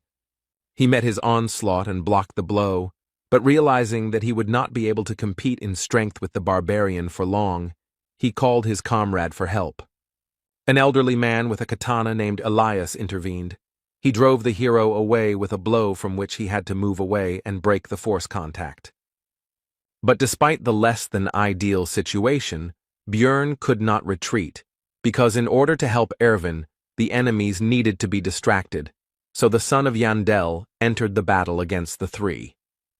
But everyone had to turn away from the battle because some kind of projectile was flying towards them, and no one knew whether it would be a crossbowman's bolt or an elf's arrow. The above-mentioned projectile would have hit one of the adventurers, if not for the shieldman, from which it was concluded that it was Erwin. The warrior with the shield shouted to his comrades to focus on the barbarian, and he himself would protect them from the arrows, and the hero realized that this was his original plan, and that was why he almost did not interfere in the battle. And since you can no longer count on help from Erwin, it's enough that she practically took one of the 3 enemies out of the battle. You need to win yourself. But despite the barbarian's strength, the battle was not in his favor. His opponents were noticeably stronger, more skilled, and more cunning than some goblins. The hero decided that in order to win, he would have to sacrifice something, and perhaps by exposing his non-working hand to the blow, he would be able to incapacitate the red-haired leader of the squad. He succeeded. Elias's blow failed to penetrate deeply into the barbarian's muscles, but the guy's target received a powerful blow to the face from the shield. Taking advantage of the moment of vulnerability after the blow, the older man attempted to cut the hero in half with a downward swing of his katana, but Bjorn was able to dodge. Elias was extremely surprised that such a mass of muscles could move so quickly, although he seemed like a clumsy brute, and froze in surprise. Erwin tried to take advantage of this, but the shield man covered his comrade and urged him to be more attentive and not get distracted. But this arrow turned out to be a trick. The elf was counting on the warrior taking the shot, because this arrow carried fire magic, and now the wooden means of protection would soon burn out. Erwin's next attack pierced the shoulder of his opponent, who was now unable to hide behind his shield, while Bjorn was thinking about how extremely skilled his archer was. The situation on the battlefield changed dramatically, and now the scales tipped in favor of the hero, although victory was still far away, because the red-haired man was already recovering from the blow to the face. The adventurer decided to deal with the elf first, and the barbarian could not stop him, so he only believed in his companion. The fight continued, and in an instant Elias opened himself up for a strike, which Bjorn couldn't help but take advantage of and tried to strike. But the elderly warrior managed to dodge, but the barbarian saw an opportunity in the fact that a former shield wielder was running behind the warrior with a katana who could no longer boast such dexterity, and the blow landed right on his skull. Now they were left alone. The other driver was unlikely to get up. Bjorn was thinking about the fact that Elias was very strong, and it was unclear how he ended up on this team. They fought each other. In this battle, the fury and strength of the barbarian met with the dexterity and technique of the swordsman, and no one gained the upper hand. They were worth each other, although they were almost complete opposites. But it is worth noting that all this time, the elderly warrior practically did not attack, but only dodged, because he was stalling for time and waiting for the return of his red-haired comrade, which Bjorn could not allow. The hero came up with a trick. He pretended to hit, but in fact threw the shield straight at the enemy's head, which he did not expect and was unable to dodge. The barbarian's primal rage took over Bjorn's entire being, and he bit off a piece of Elias's throat with his teeth, thereby condemning him to a very painful death. Soon the rest were finished off, and while the hero was recovering from the feelings that overwhelmed him, Erwin approached, who, apparently, dealt with the red-haired one. Noticing Bjorn's condition, she gave him a healing potion and advised him to drink it, since it was more effective, and besides, he was also poisoned. The hero felt like his insides were boiling, all his veins were hurting badly, and his skin was burning and itching, but the wounds were healing, and that was the main thing. Bjorn asked about the time, and after receiving the answer, the guy realized that there were 40 minutes left before the first floor closed, which meant there was no time to rest. The hero ordered Erwin to take everything off. She was embarrassed, but obeyed, to which the barbarian clarified that he meant to take all the loot from the enemies. But he soon realized that there was no time for this, so he said to take only equipment, magic crystals, and backpacks. By the time they finished sorting through the trophies and ran to the portal, there were only 50 seconds left before the first floor closed. After the transition, the hero landed unsuccessfully again, but Erwin showed her agility, and she also said that it was fun. Bjorn wanted to meet and talk with his companion on the other side, but he couldn't get the name of the tavern out of his memories of the game, and there was less and less time left. And only in the last seconds he remembered that it was the Black Whale, about which he hastened to inform his friend before they were transported. And finally, after going through many dangerous situations, the hero finally returned to the city, to Rafdonia. Although it was expected, since all the adventurers appeared here at that moment, Bjorn was still surprised by their number. In the labyrinth, time does not pass like in the city. No matter how much time you spend there, you still return at noon the next day, so the hero immediately moved the hands of his pocket watch to the correct position. Making his way through the crowd, one of the barbarian comrades, Karak, son of Vannon, hurried towards Bjorn and shouted his name along the way. Soon the rest of the relatives began to gather nearby, and the one who found the hero was very popular in their circle. The entire disorganized crowd of savages headed out of the square, and Bjorn decided not to lag behind and not stand out from the group. Soon all the barbarians began to take turns exchanging magic crystals of various values for money, while simultaneously finding out who had managed to earn more. The woman behind the counter worked extremely quickly and professionally. Her vast experience was clearly visible. It turned out that the hero had earned significantly more than the others. The amount was over 180,000, which was significantly better than the others, in connection with which the relatives began to congratulate one of their own. The barbarian did not hesitate and accepted the praise, and also raised his hammer and shouted that he really was the best warrior. Others also noticed that he returned with better equipment, which only added to the joy. The savages began to throw Björn up in the air and chant his name, but the workers of the establishment did not like this noise, so they were soon calmed down. Soon the group of barbarians left the building and sat on the stone steps, waiting for everyone to receive their money, and the hero decided that he would follow the others, because he did not yet know the local layout. While examining the city, Jandel's son noticed a small detachment of elves, and among them he managed to discern Erwin. The girl also noticed her friend and waved awkwardly to him. Björn also greeted his friend and quietly asked to meet tonight, and despite the distance, the sharp ears heard everything. But the attentive elven eyes of one of the group of adventurers noticed the couple exchanging glances, so the attentive person asked if Erwin knew this barbarian. But only the pointy-eared can boast of excellent vision, so Karak also noticed what was happening and asked Björn about his acquaintance with this girl. Both began to deny the connection between themselves. As soon as the two groups turned their attention to each other, it became possible to notice with the naked eye the enmity between the two peoples.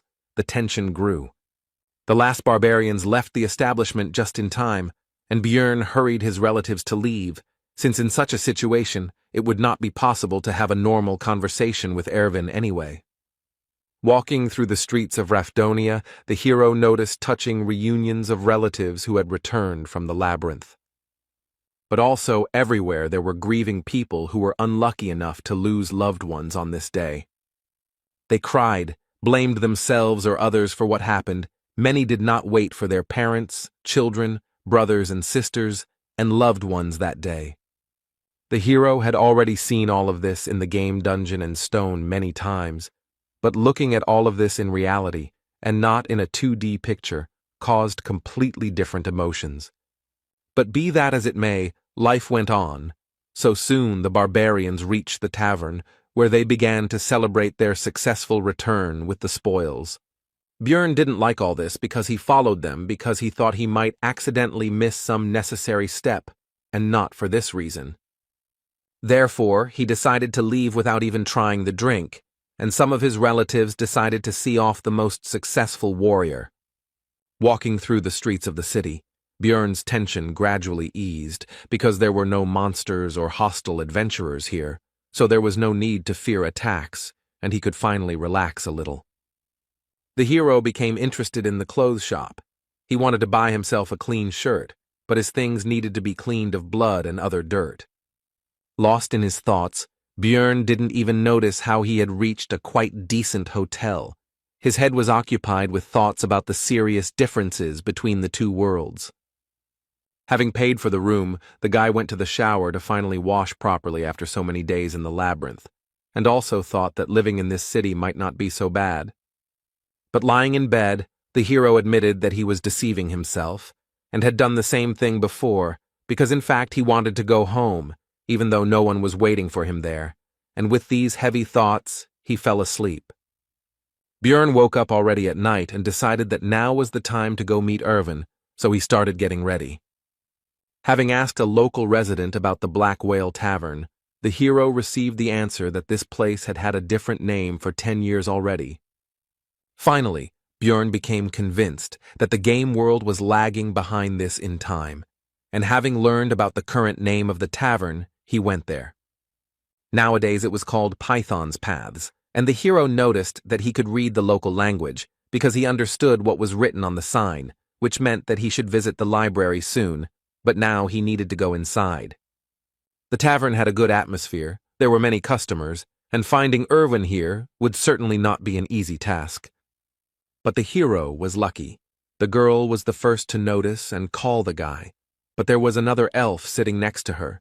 He had seen her during the day. She was clearly in a negative mood, and when asked who she was, the answer was that the pointy-eared one was Erwin's older sister. When the guy asked if she had a name, He answered Tessia, which was part of his girlfriend's full name, from which it was concluded that she simply did not want to introduce herself normally. The hero asked why she was here, to which the girl flared up and said that it was because the barbarian invited such a young elf to such a tavern. And she continued that the meeting was scheduled for last night, but the guy never showed up. He's just an insensitive barbarian. The hero was surprised why it was last night, and Tessia thought that he was just making a fool of himself. Björn decided to make sure, so he asked Erwin how many hours had passed since leaving the labyrinth and received the answer 30 hours. The hero thought that only 4 had passed, but it turns out that he had slept for more than a day, which made him feel guilty. Jandel's son decided to apologize and explained the situation he found himself in. He didn't think it would turn out like this. Erwin's elder sister was shocked. She couldn't even keep her face. It seemed like she had never seen barbarians apologize. After this, Tessia asked about the reason for the meeting, but the hero did not want to talk in front of her, so he said that she could find out everything from her sister after the meeting. Further dialogue did not take place. Sparks seemed to fly between the two of them, and Erwin was torn, trying to calm her friend and relative. During the argument, Tessia suddenly slammed down a heavy bag and said that these 350,000 magic stones were payment for the essence. Björn began to explain that he would like to continue hunting in the labyrinth with Erwin, and she could earn the necessary amount with him, and they would divide the spoils in half.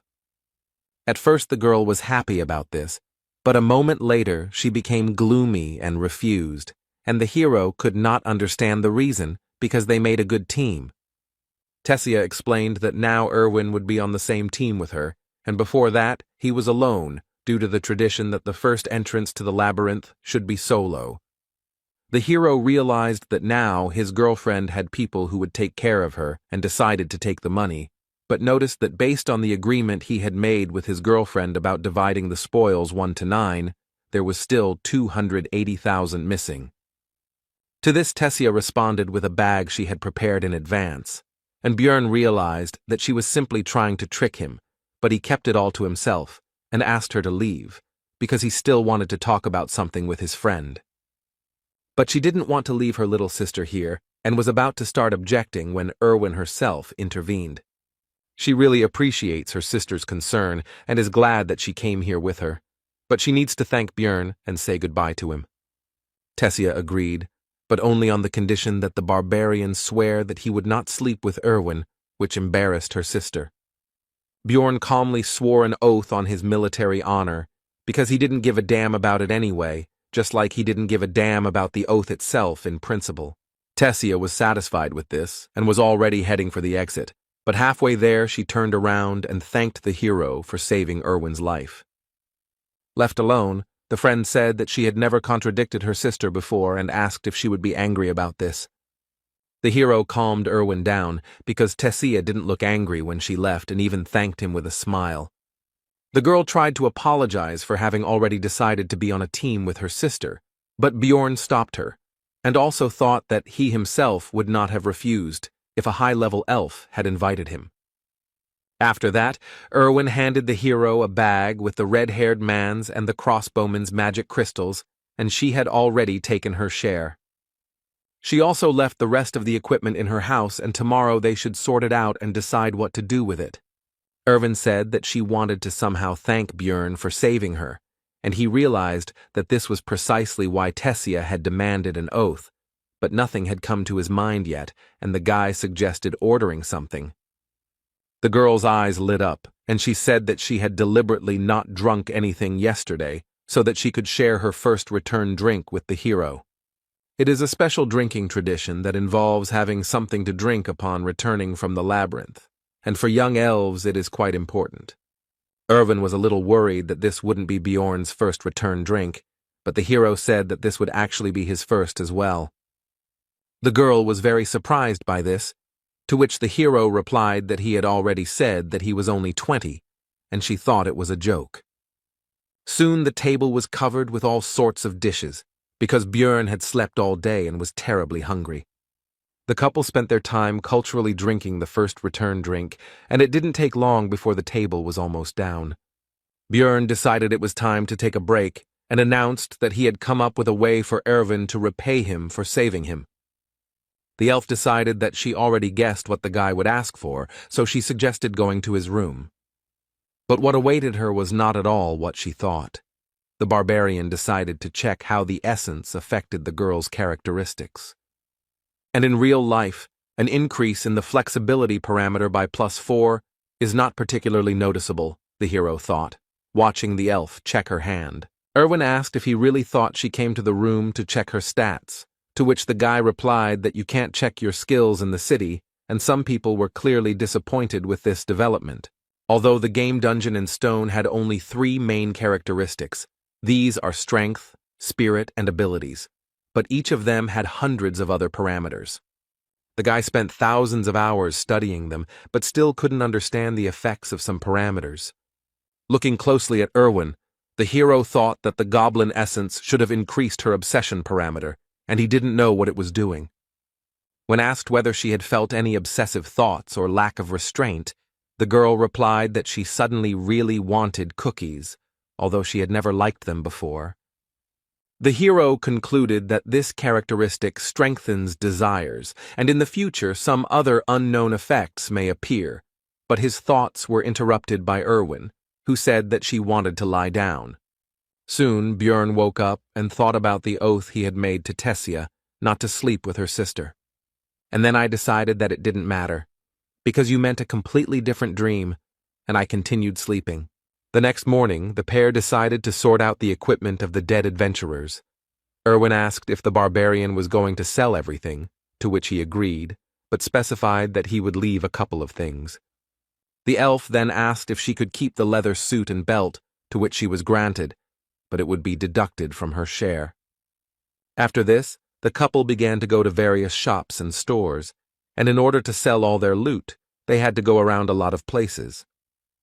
The total came to 1,450,000 stones, but taking into account the equipment, 50,000 is Erwin's share, which does not change the impressiveness of the remaining amount. This would be a great start, Björn thought, since even in the game he hadn't managed to get that much on his first outing. When the girl heard that it was time for them to say goodbye, she was upset, because she wanted to spend more time with the guy, and to console her a little, the barbarian suggested that they go to the central square together, since they were on the same path. Upon arrival, the couple noticed that a crowd of onlookers had gathered in the square, and a guillotine had been erected in the center. When the girl asked what was going on, the guy replied that it looked like the execution was beginning, while looking at the condemned man. There were other unfortunates nearby, whose only guilt was non-payment of taxes. People have no other choice, because the rest of the world was destroyed by the witch's curse, and only here, thanks to the labyrinth, there are resources. But they are limited, and in such a cruel way one has to control the number of hungry mouths, the hero thought, watching the locals dip bread in blood and eat it.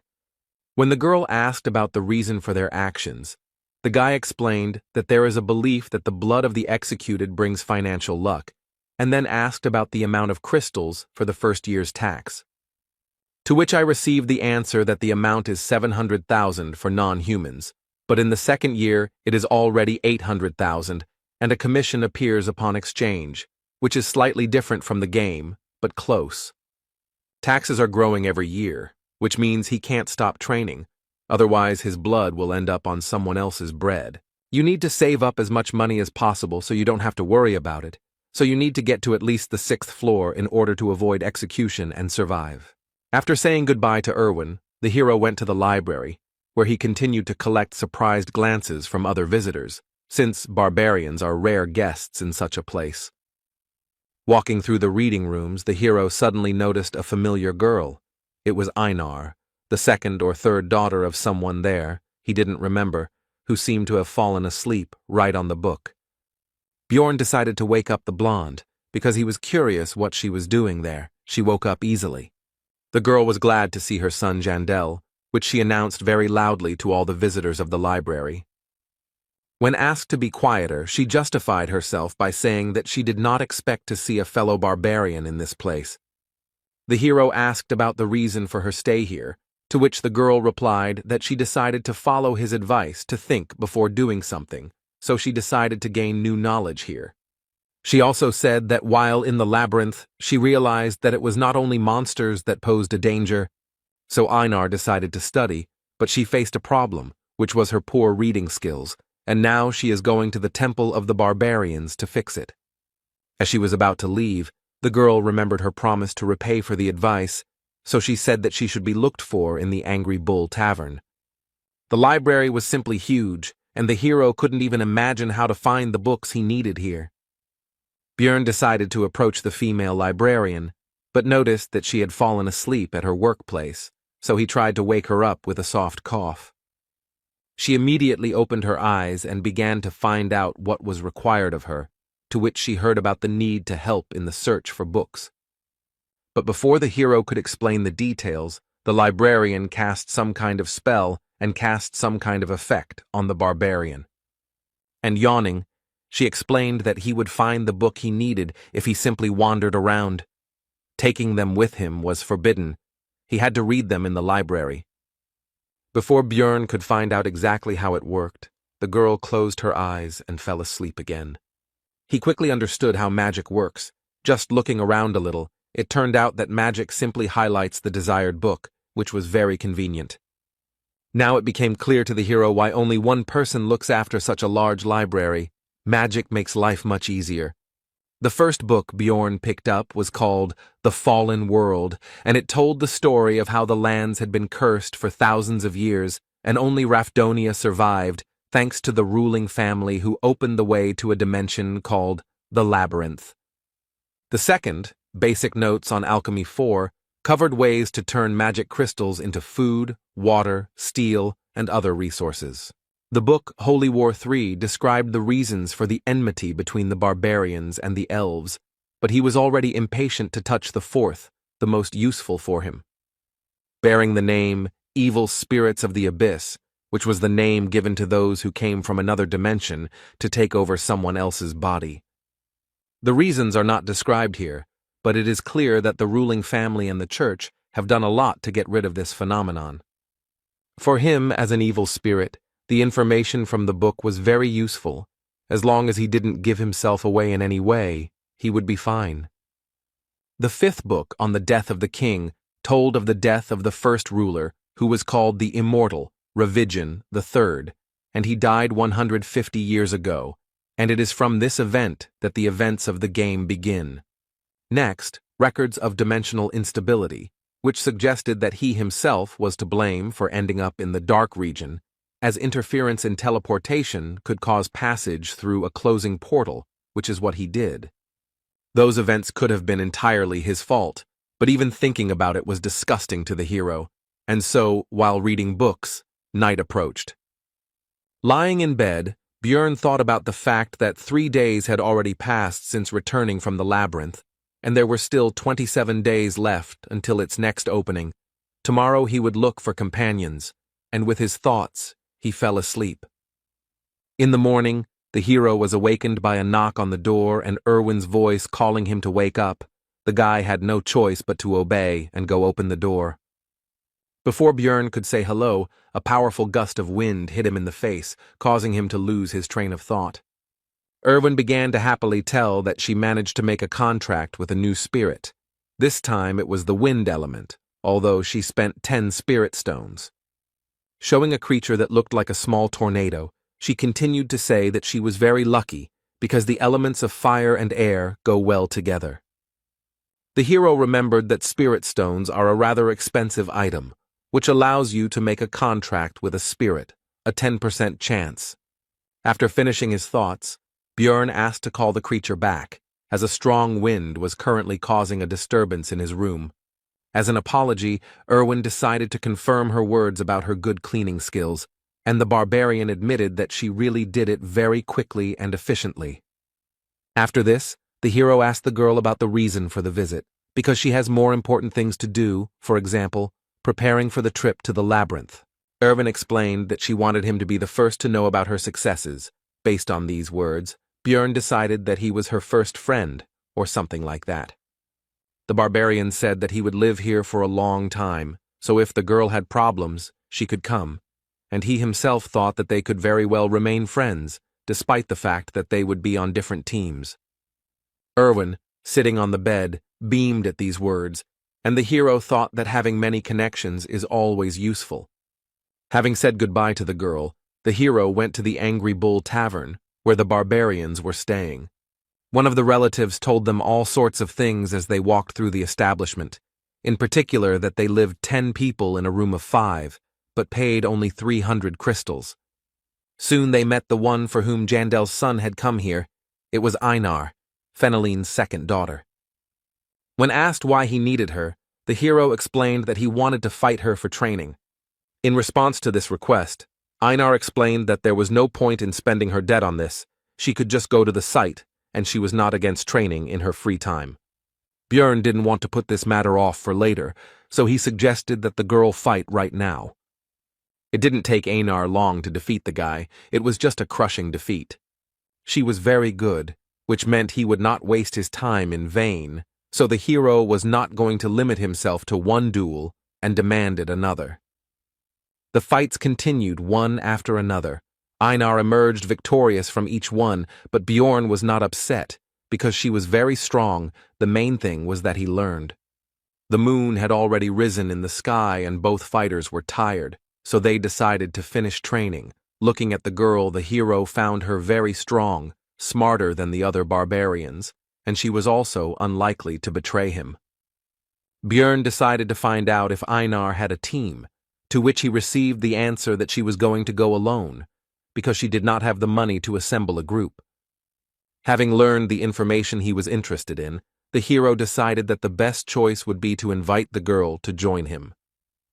And he began to explain the conditions under which he would take 80% of the spoils for himself, but would pay for the creation of the team himself.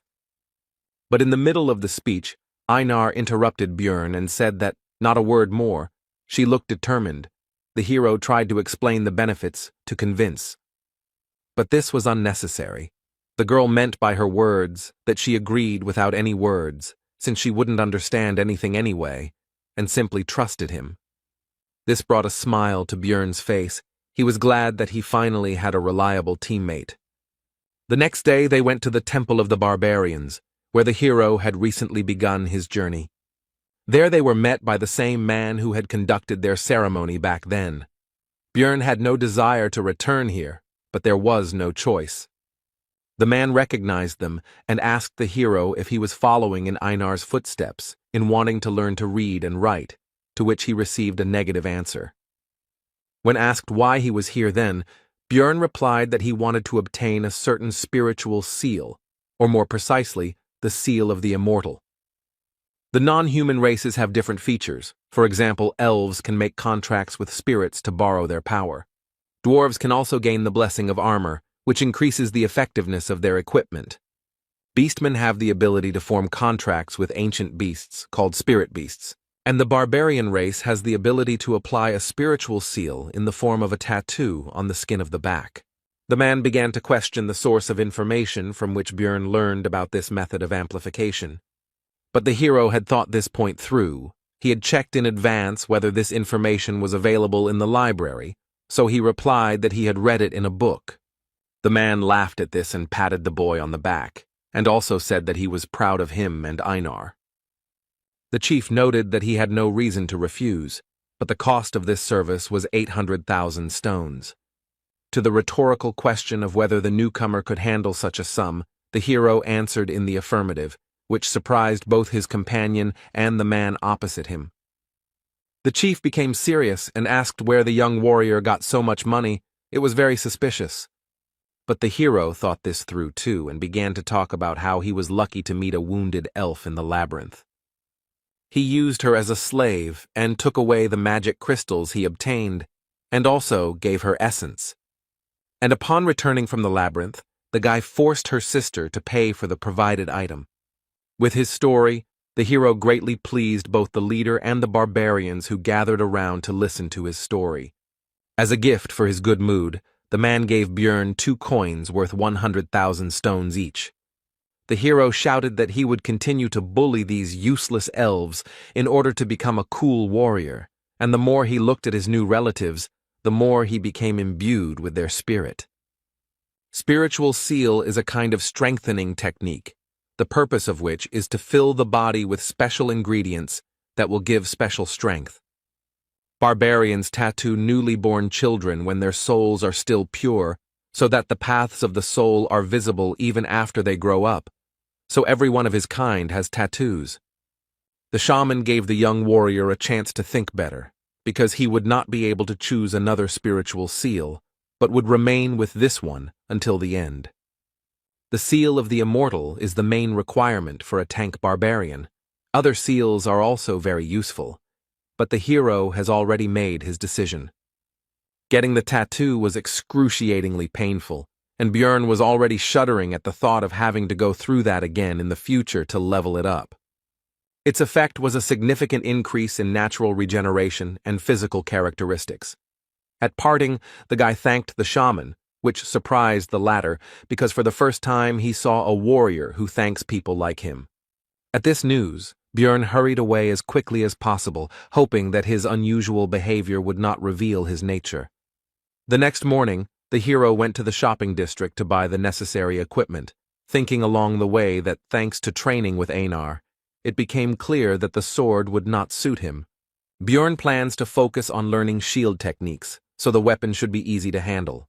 The hero's choice fell on a medium-sized mace, the cost of which is 220,000 magic stones.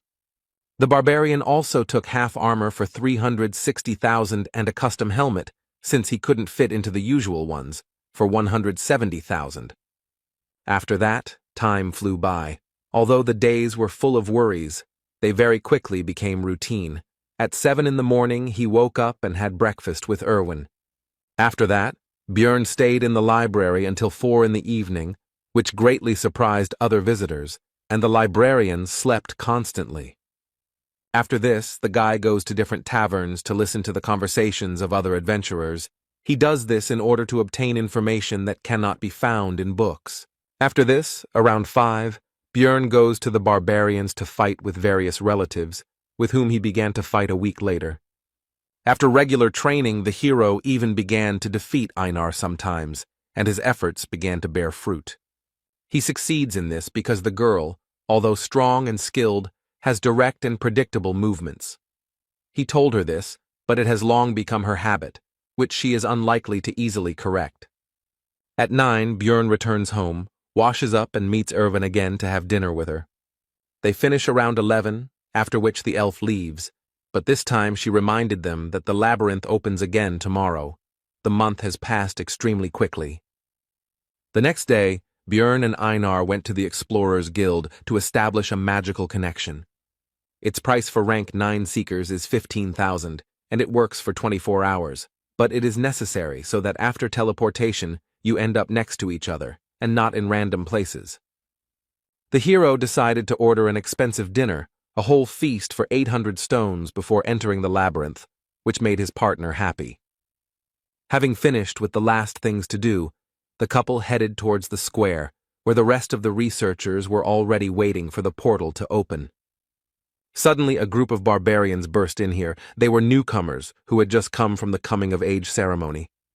Their appearance brought a pleasant nostalgia to Einar, even though only a month had passed since she had been in their place, and Björn thought about how they managed to find their way every time in an unfamiliar city. Soon, it was possible to enter the portal, but the hero stopped his companion and said that he wanted to check one of his guesses. The portal became smaller and smaller. Einar began to worry, but Björn was still waiting for the right moment. And so, when the security guard at the entrance shouted that it would soon close, the guy rushed forward and shouted for the girl to do the same. The next moment, the hero's guess was confirmed. They found themselves in the dark region, as he thought. To his companion's concern about what was happening, Björn explained where they were and said that this time he had torches, and the last reservation surprised the girl a little. Right in front of them was a passage to the second floor, and thoughts flashed through the hero's head that every gamer should know how to use bugs to their advantage. Without delay, the portal was opened, and the first person to do so also received some experience as a reward. This time the location was different, the dark ground, The remains of stone structures and heartbreaking screams indicated that this was the land of the dead. But unfamiliar feelings distracted Björn from examining the area. He felt as if something was moving through his veins and filling his body. The barbarian shared this with his companion, to which she replied that according to the description, it looked like an increase in the level of the soul, that is, an increase in the level of the character, as it was in the game. He now has more energy to use skills and can also have 2 essences. Einar congratulated the hero on this, but noticed something strange because he did not kill the monsters, and the hero told about the reward for opening the portal first. In this world, experience can only be gained the first time you kill a certain type or subtype of monster, so the further you go, the harder it is to level up. Opening the portal first is a stable and relatively easy way to earn EXP, so many people try to get to the transition as quickly as possible. Björn told Einar that this would be their secret, and if anyone asked, it took them 2 days to get here. Sooner or later other explorers will get here, so you need to get away, because they will wonder how the newcomers got here faster than them. The hero tied a torch to his helmet, and the steel did not heat up due to its magical nature. Although this method has long been used by adventurers, the guy still felt a little ashamed.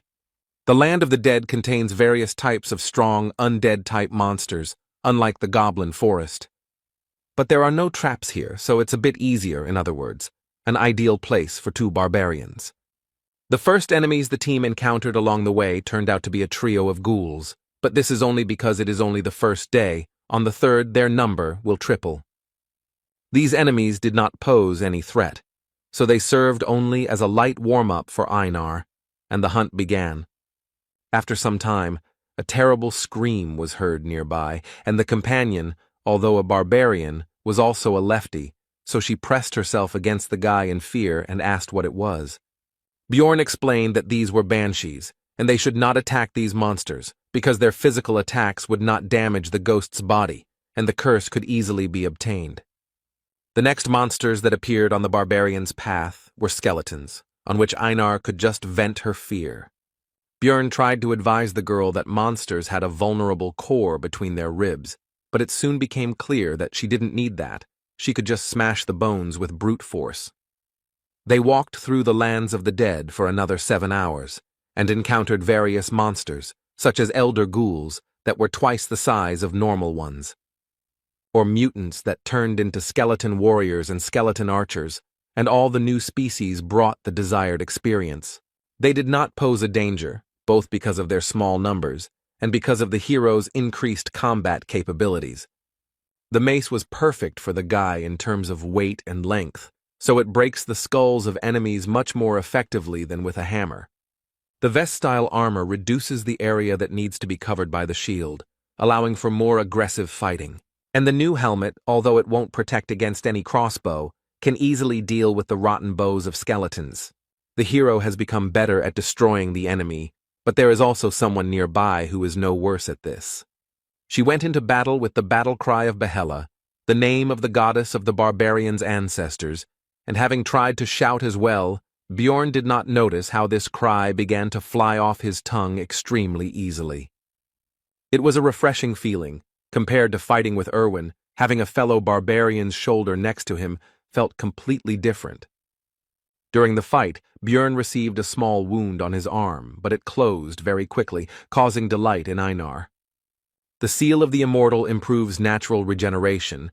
Healing a wound half a centimeter deep takes only a minute, and stamina is restored faster, although the pain is terrible. Soon the earth became dry, the soil changed, and the banshee's cry became much louder. All this meant only one thing: monsters of the 8th rank would appear soon.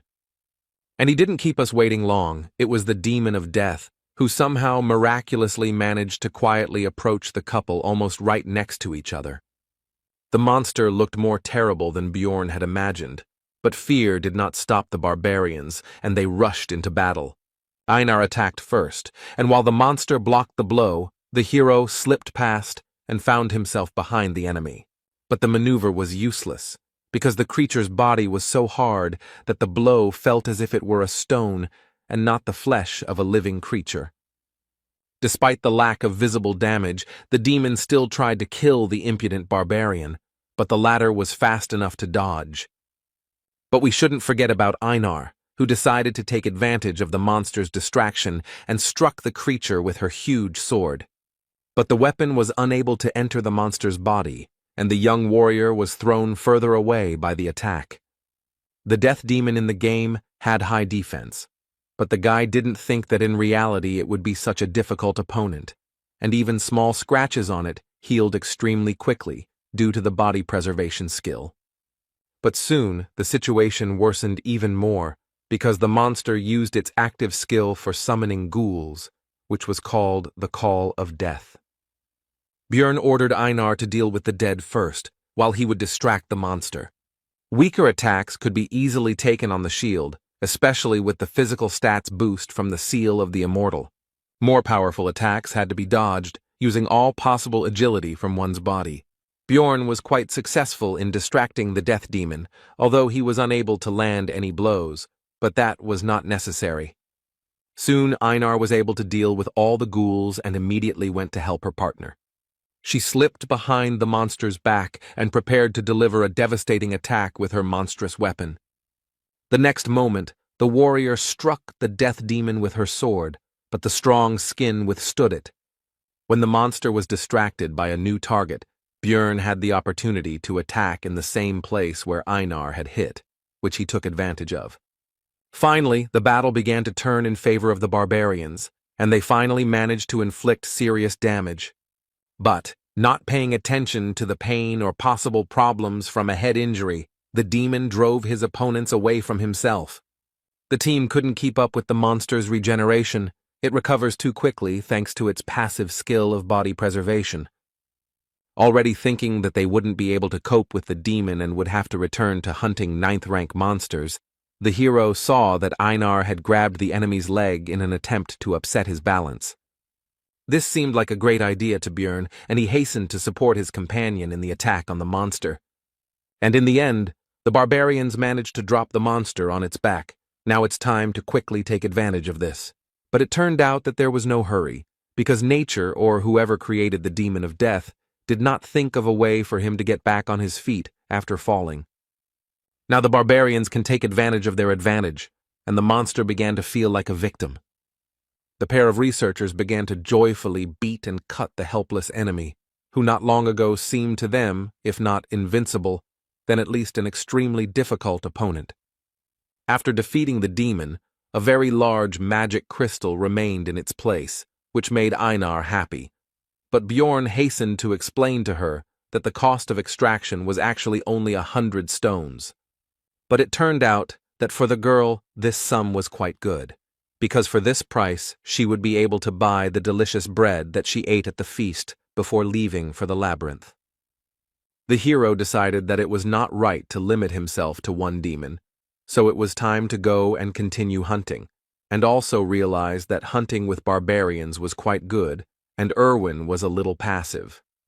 In this battle they managed to find an excellent tactic, so the barbarians first threw the monster on its back as soon as they discovered it, after which they joyfully beat him on the head until he died, and as a result, they finished off 70 of these big guys.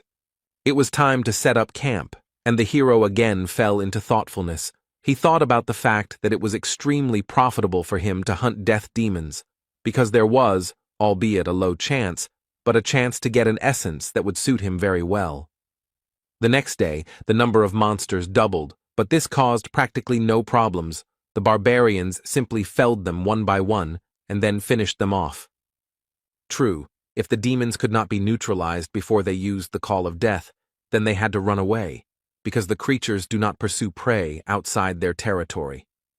After midday, the monsters began to appear in threes, which was already too difficult, so the barbarians wisely decided to give up the hunt and not take such risks.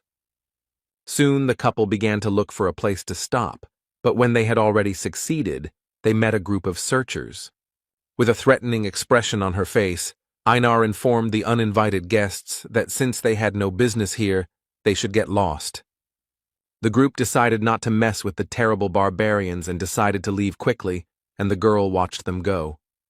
Einar said that now they would have to change their camp location, because these guys now knew their location, and people cannot be trusted. Walking after the girl, the hero recalled that she had previously disliked them, and also came to the conclusion that some story had happened to her during her first exploration of the labyrinth. Björn decided to ask Einar about this another time, and in the meantime his companion complained that they most likely would not be able to find such a good place for a camp. But their conversation was suddenly interrupted by desperate cries for help, and such sounds are not made by those who are attacked by monsters, which means that the seekers are cutting each other. The couple was about to get away, but it turned out that someone had heard their conversation and fired an illuminating spell into the sky. Now it was possible to examine the situation, and it was not rosy. There were 4 bodies lying on the ground. There were no monsters nearby, but there were traces of a camp and poisoning. And in the middle of this picture stood a woman clutching a bloody dagger in her hand. Most likely, she was a marauder. Marauders are people who hunt other explorers instead of collecting magic crystals from monsters. They collect equipment from others. Naturally, in Rafdonia this is punishable by death, although if you think about it, no one convicted him of killing his colleagues, which means no one will know anything if there is no one to tell. Looking at the girl, the hero realized that she was very strong and professional, and also had a noticeable appearance, but nothing was known about her, which meant that she did not leave witnesses of her work. Looking over the dead people, Björn noted that they had very high-quality equipment. The mage seemed to have reached the 5th floor. 3 apparently died from poison, and the 4th seemed to have resistance. Without any concern at all, the woman began to search the bodies. She was not at all afraid of the 2 new barbarians. Judging by how that huge sword fits, she must have an expensive spatial traveler's bag. Most likely the marauder was much stronger than them, which means the only chance to survive was to escape. Along the way, Björn left marks on the trees, just in case if they followed them, they would soon reach the portal to the 1st floor.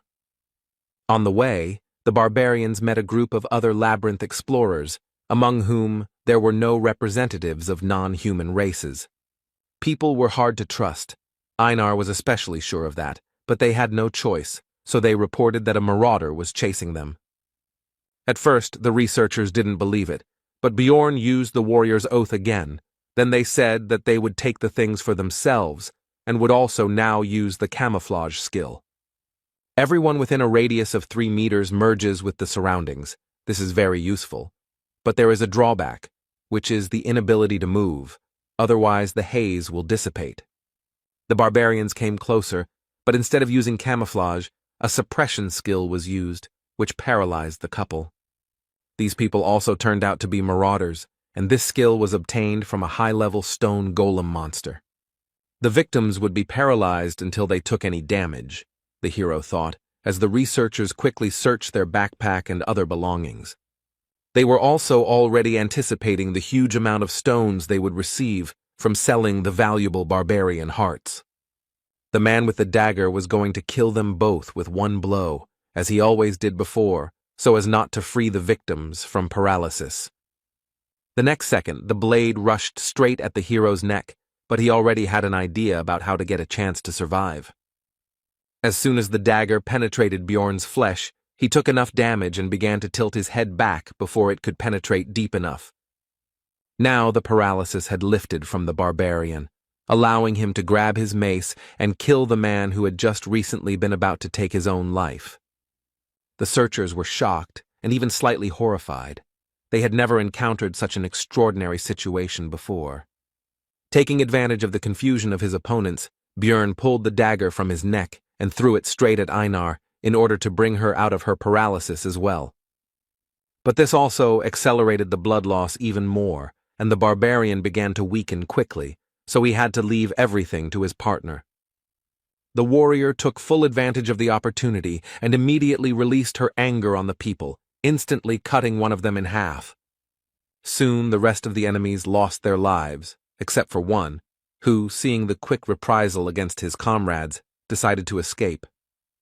Einar was about to chase after him, but she heard Björn's request for help, so she hurried to use the healing potion. The hero was able to survive thanks to the seal of the immortal, but now there will be a scar on his neck that is unlikely to heal. His partner was only happy because he would be the only barbarian with such a mark, which could be considered an excellent reason for pride. Soon the barbarians caught the escaped enemy. Einar held him tightly, and they were already about to interrogate him. But suddenly, from behind their backs, a small dart flew at the man, which killed the man almost instantly. All this time the female marauder followed and watched them. They were never able to break away, which is an extremely bad sign. If they couldn't escape, then the only way out was to fight, so the barbarians rushed towards their new enemy. Even though they are newcomers, and this woman looks very experienced, they have the advantage in numbers and should have a chance to win. The next moment, the marauder dodged the young warrior's blow without any noticeable difficulty. And then she took on the dagger and attack of Bjorn, who, although he expected something like this, hoped for the best. Since she can compete with him in strength, it means she has probably absorbed more than one essence, and this once again confirms how high a level it is. Since the barbarian cannot overcome her in a normal confrontation with force, he will use his superior mass and start pushing. But the marauder did not expect that the enemy would pierce his armor with a simple, albeit poisonous dagger, which indicates that the woman knows how to use aura, which means there was no chance from the very beginning. Einar tried to correct the situation. She tried to stab him in the back with her huge sword. But the enemy flew past at lightning speed, inflicting serious wounds on the warrior, much worse than those received by Bjorn. Throwing a dagger into the air, the marauder addressed the hero with the words that the basilisk's paralyzing poison had already spread throughout the body, which meant it was time to surrender. The hero feverishly thought about the fact that the enemy was superior to them in strength, speed, and in everything, so would they really die here? The woman interrupted these thoughts by putting a dagger to the guy's neck and saying that if they swear not to say anything, then she will spare their lives. The marauder continued by saying that she had intended to suggest this from the very beginning. She didn't want to kill the barbarians because she was indebted to them. Now it became clear to the hero why she simply watched their fight. She wouldn't have had to kill them personally if those researchers had succeeded. The wounded Einar extended her hand and said that they couldn't trust this woman because she would definitely deceive them. When asked about the consequences of refusal, the marauder replied that in this case they would die, so there was no choice. The hero once again took advantage of the oath of military honor, and now it was Einar's turn to have her say. But the girl did not want to do this. It seemed that her dislike for people was extremely strong, as was the pride of wine, and even in such a situation, she could not agree with this. Since Einar has spoken her word, it means the woman has no other choice, and today the warrior will leave this world. But Bjorn categorically disagreed with this, so he began to persuade the girl to take the oath anyway. He desperately reminded her that Einar had said earlier that she would follow all his orders. She just needed to trust him. The warrior did not want to swear by her military honor, but still gave in to her partner's persuasion. The marauder was satisfied with this and was about to leave, but the hero finally asked what floor she had reached, to which he received the answer that she had reached the 8th, which meant that there was no hope of victory. Soon the pair of barbarians returned to the first floor, and the guy noticed that Einar took it all much worse than he thought. It seemed that for his kind to beg for mercy, with the honor of warriors, was extremely shameful. Bjorn tried to console the warrior with the words that they survived, and that was the main thing. And in the future they would still have a chance to defeat that woman in the future. Einar responded to this by saying that she would endure the shame and the desire to kill herself in order to become as strong a warrior as the hero. Seeing his partner's attitude towards this situation, the hero understood that he would hardly ever understand her feelings, and the reason for this is simple. He is not a real barbarian. They began to rest, and Bjorn again plunged into thought. After these events, he was morally destroyed, although Einar was even worse. The guy felt about the same as he did on his first trip to the labyrinth when he hoped for help from that blonde guy's group. When the priestess refused to heal him, and the swordsman threw the potion as if his life was worth nothing, as if he were a wounded dog, Although he was happy to survive, he cannot forget that feeling. Björn believed he was making the best choices in the situations he faced, focusing on survival, and he didn't understand what he could have done wrong. As soon as the hero got into this world, a man was beheaded before his eyes, and then unpleasant things continued to happen, and the barbarian decided that something needed to be changed. He had a new plan. Björn woke up Einar and asked her if she would agree to try to become stronger if it involved great risk. The warrior agreed, because if they didn't achieve this, they would most likely die anyway. This life will always be filled with chaos, no matter which path you choose, so it is better to attack first, Björn thought, and told his companion that they would go into the rift. The team headed to an area that was also shrouded in darkness, but there were 4 types of monsters there.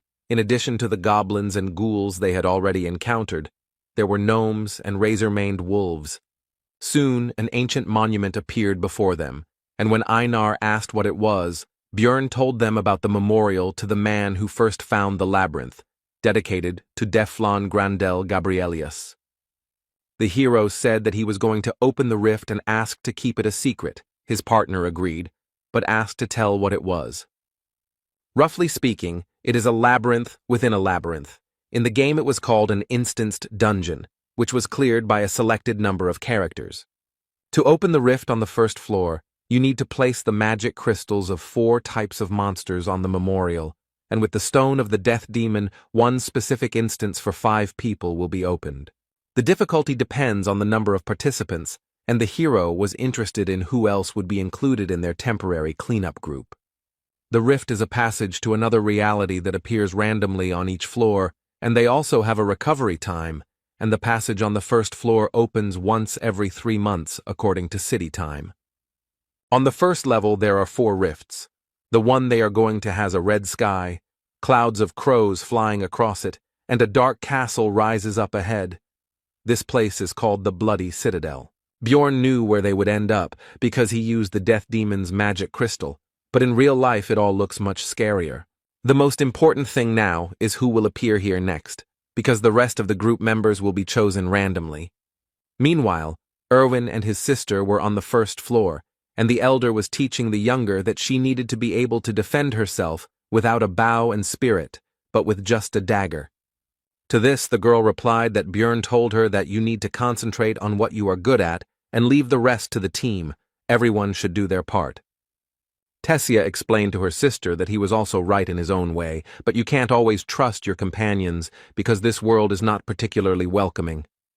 Walking through the labyrinth, the elder elf told them that before heading to the second floor, they should look for a rift, because although it was difficult to find them, 8 months had already passed since the last one, so they had a chance.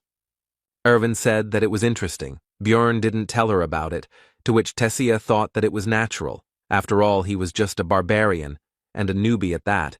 He probably got to the top in the most ineffective way. Their conversation was interrupted by some suspicious sound, and when they followed it, they realized that this was exactly what they were looking for, a rift. This was their chance to become stronger and make some good money, so the elves immediately rushed into the rift before anyone else got there. The girls had almost reached it when the entrance to the rift closed right in front of their noses. It looked like some researchers in other places had managed to get into other entrances earlier. Meanwhile, in the Bloody Citadel, the barbarians waited for the first comrade to appear. It turned out to be a dwarf. And after him, a sorceress and a guy with a backpack stepped into the passage. The hero was surprised and glad about the presence of a magician. Einar noticed this and asked about it, and learned that magicians are valuable for the city, and only the strong can go to the labyrinth. In other words, she was strong enough to be here. The blonde heard this, so she praised the barbarian's intelligence. After which, she introduced herself. Her name was Aloa Raven, and she was a 6th-rank mage. The hero noted that she looked a little arrogant, but in the game all the mages were crazy, so the girl looked almost like a saint. The sorceress meanwhile introduced her companion. He turned out to be a professional porter whom she hired. His name is Tarjan. The explorers continued their acquaintance. The next one was a dwarf. His name is Hikuro Murad. He has been exploring the labyrinth for 3 years. After the introduction of the barbarians, the hero asked about the fact that they were not like those who would work on the first floor, since they ended up here. They decided not to reveal the details. They both just heard that a rift was about to open, so they were here. Everyone agreed to the proposal that Raven would be the temporary leader, and when Bjorn also wanted to accept this proposal, Einar interrupted him, because she considered him to be an intelligent, wise, and capable warrior. All this praise went on, causing the hero to feel ashamed and awkward. After hearing all this, Hikuro Murad laughed and said that it was difficult to find a wife who would respect you so much, and he was even jealous, which embarrassed the warrior. Their conversation was interrupted by the sorceress, urging everyone to move forward. It seemed she was not interested in this dialogue, so she changed the subject. The dwarf noted that they still needed to learn about each other's abilities, but Raven arrogantly noted that there would be monsters of the 7th rank and below here, and she and the porter alone would be enough. The sorceress continued by saying that she would also take the spoils from the keeper, which caused a conflict with Hikuro Murad, who was dissatisfied with the distribution of the spoils. The argument grew more heated, and the hero reflected on the fact that for successful magicians, research comes first, while for simple adventurers it is money, and here their interests clashed. Alua Raven tried to compromise. She said that she would give them all the magic crystals from this rift. Bjorn noticed that the argument was causing tension in the sorceress. She was very depressed. It seemed that she did not expect such a development of events. Raven agreed that she would give up some of the items, but the essence would be hers. The dwarf agreed to this, and also said that they would roll dice to decide who would get the rift stone. But Bjorn didn't agree that they were thrown out of the discussion altogether. But the two didn't agree that he had the right to the stone, but they did agree to give 2 essences from ordinary monsters. This was the maximum that could be bargained for. There would be no suitable essences for their level here anyway, and Murad and Alua had already resolved their differences and calmed down. Looking at the Blood Citadel, Bjorn became determined to conquer its peak and become stronger, so that he would no longer get into unpleasant situations, and so that high-level researchers would not treat him with arrogance. This rift is divided into 4 parts: a drawbridge, a battle zone behind the walls, an underground prison, and a place of worship for demons in the Lord's room. These thoughts flashed through the hero's mind as the squad approached the entrance to the fortress. On guard were gargoyles, rank 8 monsters that stand still most of the time and look like statues. But once you notice the enemy, they attack them and use their active skill petrification, which covers the one it was applied to with a layer of stone. Usually, explorers have to sacrifice one of their own, exposing him to the gargoyle's ability. But if there is a mage in the team who knows the magic of removing curses, then everything changes. And without their skill, these monsters turn into very simple opponents that can be dealt with without any problems. Hikuro Murad showed what his skills and 3 years of experience are worth, crushing his opponent without any problems. The magic crystals that remained in place of the enemy corpses began to fly up on their own and go to Tarjan's backpack. It was a spell for collecting stones. It would make their lives much easier. Now that the guards were down, the team could enter the citadel, which was quite dark, and magic helped with that as well. Now the researchers could see that they were not alone here. There was a group of ugly monsters nearby. These were the dead, monsters without a rank that do not give experience or crystals, and their bodies do not disappear unless an essence drops. The part of the squad that was melee fighters took aim at the opponents, because it would be wasteful to waste mana on such weak monsters. These opponents could not cause any difficulties for any of the squad members except, perhaps, the porter Tarjan, but he did not participate in the battle. As a reward for exterminating the enemies, the researchers received a forge, which they took with them, because they would soon need it. After walking a short distance along the corridor, the team encountered an obstacle. It was a steel door. The sorceress volunteered to solve this problem. It's unlikely that anyone else would have been able to overcome this obstacle with brute force, but a huge fireball is a completely different matter. Looking at the result of the magic, Björn could only marvel at how overpowered magicians could be. The next obstacle on the squad's path is the first part of the fault, the drawbridge at the entrance to the fortress. It was raised. But Alua Raven knew how to lower it, so she asked Einar to blow into the horn she had recently received. With this action, the bridge began to slowly descend, and the long dormant magic seal was activated. And the dark bloody water began to rise higher and higher, and in it swam a crowd of the same monsters that the team had encountered not so long ago. The goal of this test is to survive the onslaught of countless undead. This is a pretty difficult part, but only for those groups that don't have an experienced mage who has area attacks. The next moment, Raven destroyed the crowd of enemies with her magic, making it much easier for the group to pass this test. Bjorn guessed that the sorceress was quite powerful, but he didn't think there was such a big gap between them. The first part of the Blood Citadel was completed, the bridge was lowered, and the team was about to move on. But Bjorn was tense, because it had been ridiculously easy to deal with, which, given his luck, was highly suspicious, and there was certainly trouble ahead. The group of explorers easily crossed the drawbridge of the outer wall and headed towards the inner castle. Normally, they would have had to fight their way through a lot of monsters, but they had Raven, which was a big help in conquering this rift. Soon, she was no longer destroying all the enemies with one blow. This time, there were about 10% of the enemies left. Among them, the most dangerous were the death demons, who survived thanks to their durability and regeneration. Einar and Björn had already worked out their tactics for fighting these monsters on the second floor very well. This sight greatly surprised and discouraged Hikuro Murata, but the barbarians seemed to be having fun. Raven also decided to contribute to the victory over the monsters by hitting them with the spell Worsening Wounds, which negated the monsters' regeneration. Without one of their greatest strengths, the death demons have been reduced from fearsome foes to mere lumps of meat. Having seen the possibilities of magic, Einar understood why wizards are treated specially, which she told Bjorn. The dwarf supported her in this matter. Hearing the praise directed at her, Raven simply beamed and said that they study hard for this, but talent is also essential. Now the hero began to better understand her character.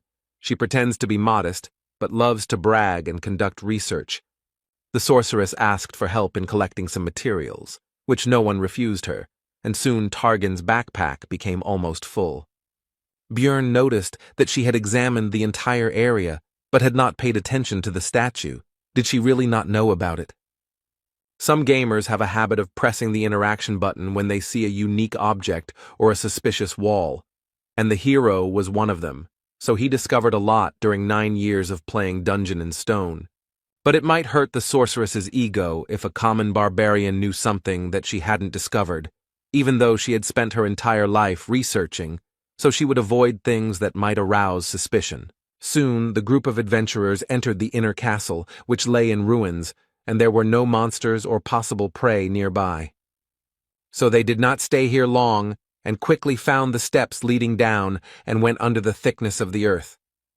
The group fearlessly entered the first floor of the underground prison, the third part of the Blood Citadel, and began to explore it. Hikuro began to ask Raven about the monsters encountered in this location, to which he received the answer that they were a skull rat, a banshee, a death demon, a ghoul lord, and a corpse golem. To this, the dwarf noted that he had fought with all of these species except the last one, since it was found only here in the Bloody Citadel, after which the sorceress began to talk about its features. Soon the terrifying cry of a banshee echoed through the dungeon, and Einar again showed that she was not only a barbarian, but also a girl. She was afraid of these ghosts, and pressed herself against Bjorn. Raven couldn't help but scare the warrior, and began to ominously talk about how meeting these monsters would be terrible and indescribable. But Bjorn reassured his friend that magicians actually have ways to fight banshees, so there is nothing to be afraid of. The sorceress was surprised out loud at the barbarian's knowledge, after which she decided to stop joking and lured a group of ghostly monsters with her spell. And as soon as all the banshees gathered next to her, Raven used fire magic and incinerated all the opponents. Even their intangibility did not help them. and standing right in the middle of a branch of the fiery hell, she invited her companions to follow her, as if she did this every day. This display of strength, coupled with her behavior, caused surprise and even fear among the rest of the team, except for Targan, who seemed to have long known what his employer was capable of.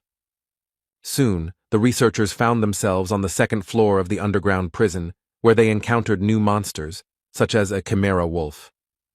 Or the Lord of Ghouls, and the interior of the environment began to resemble the laboratory of an evil scientist, since there were ugly monsters and objects everywhere.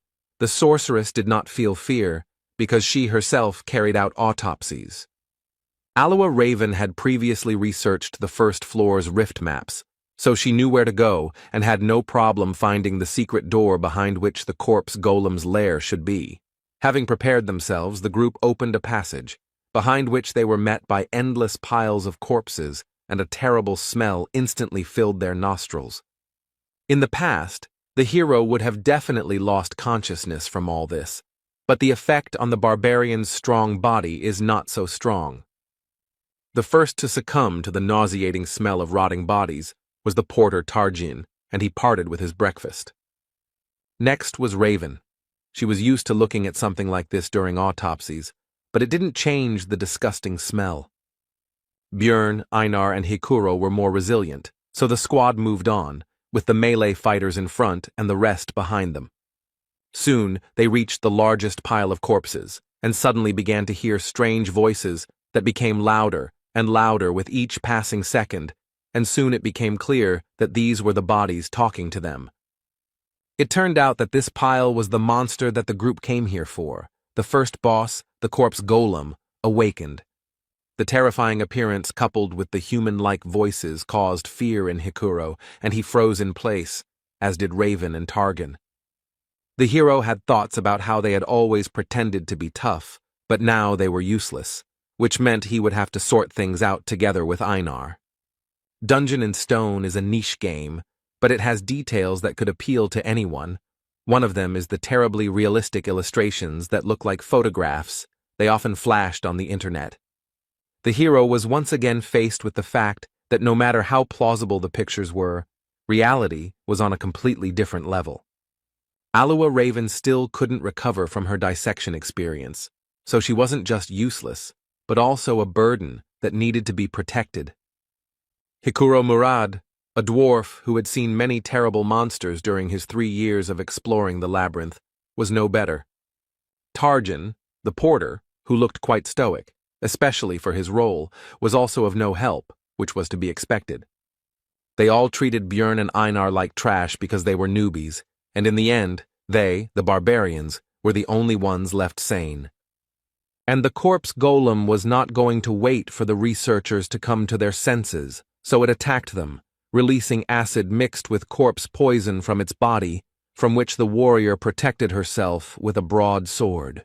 But Hikuro didn't defend himself in any way, and the splashes hit him right in the eyes, taking him out of the fight in an instant.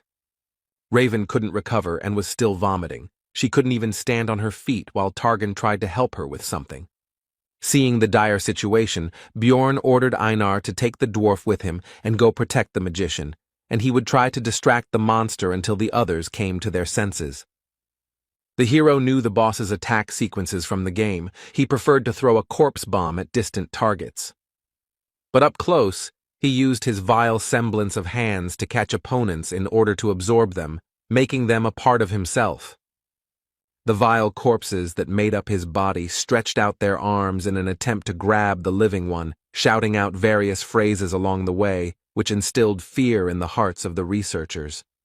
Björn couldn't get too close. Otherwise, the golem would hit the mage with long-range attacks, so he had to stay at a medium distance all the time, balancing on the edge. After some time, the hero's efforts were rewarded, because Raven was able to gather her will into a fist and strike the monster with magic. Watching the huge wall of flames, from behind which came the screams of the undead bodies being burned, Björn was impressed by the power of the spell, as it alone ended the first phase of the boss fight. The outer body of the corpse golem was destroyed, and the second phase, the skeleton golem, had arrived. this was not the end yet. Einar and Bjorn rushed forward, because now the monster had no long-range poison attacks, and the two barbarians had every chance of destroying it. With their brute force, they would crush its bones. It wasn't long before they managed to break through his chest-bone plates and reach the golem's vulnerable core in the center, and the monster was defeated. At the sight of his death, as a reward, a beautiful ball of energy quickly formed. This was his essence. Elite monsters that do not appear in the regular labyrinth are highly valued by explorers, as they can be used to obtain valuable experience, which is very difficult to earn. Various magic rings, amulets, earrings, and other things that can be obtained from the Rift Keepers are also very good loot. But still, the main value of these instances is that the chance of essences dropping increases several times. After finishing his thoughts, Björn informed Einar that it should go to them, since they had contributed the most to defeating the boss. He himself wanted to get 2 essences, from the Death Demon, which gives powerful regeneration, and from the Wolf Chimera, which gives strength. Corpse Golem Essence is also good for a tank. It slightly dulls perception, but increases bone density by 55, as well as weight, which helps to knock down the enemy and reduces damage from enemy weapons by 21. The pain resistance is also useful, and the extra strength and poison resistance are a nice bonus. But the main problem is the essence skills. The active skill Flesh Explosion deals a lot of damage, but the price is your health points. The passive skill, Acidic Bodily Fluid, turns blood into acid, and with each injury will damage equipment, reducing its durability. The essence is good, but you'll have to spend a lot on potions and equipment, Bjorn concluded his thoughts, and told his partner that the loot wouldn't dissolve for another 30 minutes, and for now, they needed to help the dwarf with healing. Soon Hikuro was as healthy as before. He felt shame and regret for his behavior, and only thanks to Einar he saved his life. But it seemed to him that he had already seen all sorts of monsters, but the hero was irritated, because due to mental problems they almost died from a monster, with which otherwise they would have dealt without problems. Alua Raven had more or less recovered, so it was time to discuss payment. He said that it was thanks to him that their group survived this fight. So as a token of gratitude, he demanded that they take the Rift Stone for themselves, since if it weren't for it, everyone would have died, after which a tense silence ensued. The silence was broken by Hikuro Murad. He supported Bjorn, because he was in great debt to his partner Einar, and also, in principle, to him himself. Raven was against it, but decided that if they came across a Rift Stone, the barbarian would have a chance to get it, and he decided that he shouldn't count on more. After this, Bjorn decided to report that the corpse golem had dropped essence, which surprised his teammates. The sorceress simply beamed with joy and excitement, because this essence is extremely rare, so even large guilds do not know its effect, and she really wants to study this thing. Bjorn had a proposition. He could give up his loot from the boss, but in return he wants to get the essence of the keeper if it drops. Alua Raven was confused by this deal because the keeper might not drop anything at all, which she told the barbarian. Bjorn replied that he was ready to take the risk, which pleased the sorceress, since she was more interested in the rare, unexplored abilities of the corpse golem. When Hikuro asked how she was going to take the essence, she showed him the artifact vial and said that she had everything she needed. It was an extremely expensive magic item that wouldn't pay for itself with essences below rank 6, but she didn't seem to care. Soon all the work was completed, and the team hurried to leave the terrible lair of the corpse golem, moving on. On the way, the researchers came across statues that resembled gargoyles, but turned out to be, in fact, the most ordinary sculptures. Coming closer to examine them, Raven reported that the Lord's room should be very close now. After touching a certain point on the statue's face, a book fell from somewhere on the ceiling and was deftly caught by the sorceress.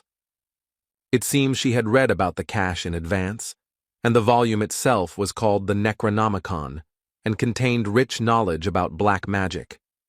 Raven said that she was taking the book for herself. The dwarf agreed with this, because none of them possessed the magic of distortion, which was needed to carry out of the labyrinth what should usually disappear. These are usually the weapons and equipment of monsters. But this book was actually an ordinary item, and the sorceress decided not to report it, and the barbarian was forced to remain silent so as not to reveal his excessive knowledge. After that, they wandered around the rift and destroyed monsters until they finally met the second intermediate boss, the Bone Rider. Raven noticed that luck was clearly on their side, since they had obtained the essence of the corpse golem, and now they had also encountered a successful opponent. She was right, because the monster of the 7th rank, the Bone Rider, is divided into several types. The first one is called Sadness and uses fog, which causes psychosis, annoying the enemy. The second is Hatred. He uses the Soul Kill skill, which lowers the target's level, the hardest enemy. The team encountered a Desire type that could regenerate using the Life Force Absorption ability. Normally this would cause some problems, but the party's mage knew the spell Worsening Wounds, which could negate the effect of his skill. Without his main advantage, the boss was unable to cause any problems and was soon defeated by the researchers. And they were lucky again. The second elite enemy dropped Essence, which happens very rarely. By agreement, this was the spoils of the barbarians, and Björn decided to give it to Einar since it did not suit him very well. Since the life absorption skill is only fully revealed with swords, and he is not going to change weapons, it is better to try to get another essence with the help of the enhanced warrior.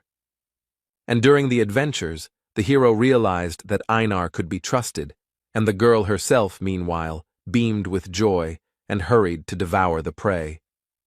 The only thing the hero forgot to do was to tell about the side effect of the Bone Rider's essence. At first, Einar did not understand what had happened, and why all her companions began to seem larger to her, but Björn explained that it was she who had become smaller. Raven explained in more detail that this is a standard effect for the essence of the Bone Rider. The density of the bones increases, but they shorten, and the hero already knew all this from the game. Einar was very upset about this because her relatives already looked down on her because she was a woman, and now no one would see her as a warrior at all. The sorceress tried to console her by saying that she had become more beautiful. Her facial features were softer, and now her appearance would impress even aristocrats. But this only upset Raven even more, because she no longer looked like a warrior at all. Bjorn told her that everyone already knew about her excellent fighting abilities, and he himself thought that if it weren't for the tattoos, she would look like a very ordinary girl, while the dwarf joked that if he took this essence, then everyone would stop noticing him. Soon a death demon appeared in the corridor, and Bjorn told Einar to stop being sad and try out her new powers.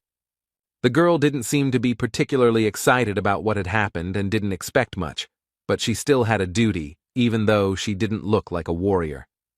After which, without burning with enthusiasm, she approached the monster and swung her sword, as a result of which she divided the monster into 2 unequal halves. Björn immediately pointed out her new power, and the girl looked in disbelief at the demon's dissolving body and quickly came to her senses.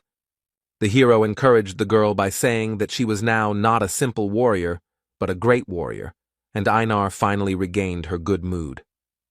Soon the team came to the door behind which the Rift Guardian should be. Their adventure was coming to an end. The hero thought that they had been lucky throughout their journey, since Einar had absorbed a good essence, and they had also received a large share for the corpse golem. But there was one thing.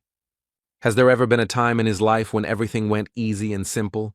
What could be the worst-case scenario in this situation? After all, it was always like this for the hero. It just seemed that everything was fine, but then he would receive a new blow from fate, as happened, for example, with his personal life. And his arrival in this world, maybe someone would call it luck, but not him. For the guy it was the same trouble, only even worse. He was brought out of his thoughts by Hikuro, who was about to open the doors, and Björn finally noticed one peculiarity. The handle was red, so he tried to stop his comrade. But the danger was discovered too late. The door itself opened all the way. The master of the bloody citadel woke up from a deep sleep. And it was not the Death Rider that was usually found here, but a vampire, a monster that only appears after the 6th floor, who greeted them with the words that he had not seen living beings for a long time, and also an advanced mutated version, with intelligence and a named monster, the vampire Duke Cambermere. In general, monsters are divided into 4 categories. The first is mutants, which do not change race or characteristics, but receive a new class, such as goblin swordsmen or goblin archers. Advanced monsters, the rank significantly higher than the average for the floor. These include, for example, the Death Demon, a rare category like the Corpse Golem which can only be found in rifts, or the Mimics, which are very difficult to find on normal levels. And the last ones, those with an individual character and name, are advanced mutants, named monsters, which is exactly what their group met. The researchers sensibly assessed their chances now, so they immediately decided to run, and the hero shouted not to be distracted by conversations when Hikuro tried to ask about what happened. While running, the hero thought about the essence of the monster. This is a 5th-rank boss that can act in an unconventional way. He is strong both in close combat and in black magic. The conversation was brought up again by Raven, who was surprised that the Guardian had become an advanced mutant, since this had never happened before, and the hero could understand her surprise. After all, even he, having spent thousands of hours in the game, had never met the Vampire Duke, and only knew about him because he saw him on the stream. Even in such a situation, the sorceress could not suppress her curiosity, so she asked how he guessed about the trouble, because he said to close the door in advance. Björn couldn't come up with an explanation for his gaming knowledge, so he blamed it all on his well-developed intuition. And he understood everything thanks to the red pen, because he had tried many times to find the Vampire Duke himself, and when he watched the recording of his appearance again, he was able to notice this small difference from the usual rifts. Björn partly blamed himself, because if he hadn't been distracted by his own thoughts, he could have noticed this in advance and changed something, but now it was useless to think about it. Hikuro noted that they wouldn't be able to leave without finishing off the Guardian anyway, so shouldn't they turn around and fight, to which he responded that they needed to get to a place with sunlight. But their conversation was suddenly interrupted by the voice of the vampire in front, who said a phrase about ill-mannered guests. It was one of the spells of black magic, spiritual form. A frightened Raven began to prepare some kind of spell, and before using it, she called on everyone to close their eyes. After using magic, the vampire disappeared, which surprised Einar greatly, but it was clear to everyone that everything could not end so simply. Spiritual form is one of the spells available to vampires. It allows them to move quickly, but their real body remains in place. Only with the help of release he can switch the real and spiritual bodies, and they would have been in huge trouble if Raven hadn't reacted in time, but they gained about 3 minutes. But it seems that the meeting with Cambermere did not pass without a trace for the group. He somehow managed to cause internal bleeding to the sorceress, which surprised the hero because vampires do not have such an ability. This means that the boss has the essence of another monster, which the hero does not know about, because in the video, the player did not have time to not only win, but even do anything, so he could not show his techniques. Bjorn interrupted his thoughts and urged everyone to continue running towards the exit, to which the dwarf noted that only Raven knew where to go, as she was studying the map of the Blood Citadel. The hero shouted that he also knew, which surprised Hikuro, and the latter asked how he knew this, since this was the barbarian's first trip to this rift. Björn replied that he had simply memorized the route, thinking to himself that he did not want to seem like a suspicious barbarian, but right now survival came first. On the way to the exit, the hero thought that technically he had told the truth, but he had only received this knowledge after visiting this dungeon hundreds of times in the game. Soon the exit was already visible ahead, but the Vampire Duke was also already close and, if such words are appropriate to apply to the undead, was practically breathing down their necks. But the researchers still managed to run out into the street, and the boss's spiritual body still caught up with them a little, but quickly dissipated.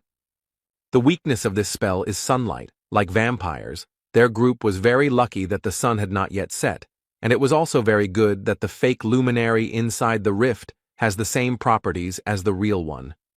Now that they were temporarily safe, Hikuro noticed that Björn had indeed remembered the entire route the first time, and asked if he had really completed the ceremony just a month ago, causing the barbarian to tense up. The situation was defused by Einar, who began to praise the hero, saying that he was a great warrior who was capable of more, which amused the dwarf, and he said that in the future he would truly become one. Putting aside idle talk, the group began to think about further actions, because the sun would soon set and the monster would emerge from the dungeon in search of prey. Although Raven was wounded and needed rest, Bjorn said that they needed to find at least some cover, so they needed to retreat to the outer wall. Soon a place for a camp was found, and the hero decided to temporarily leave his companions to take something that could help in their situation.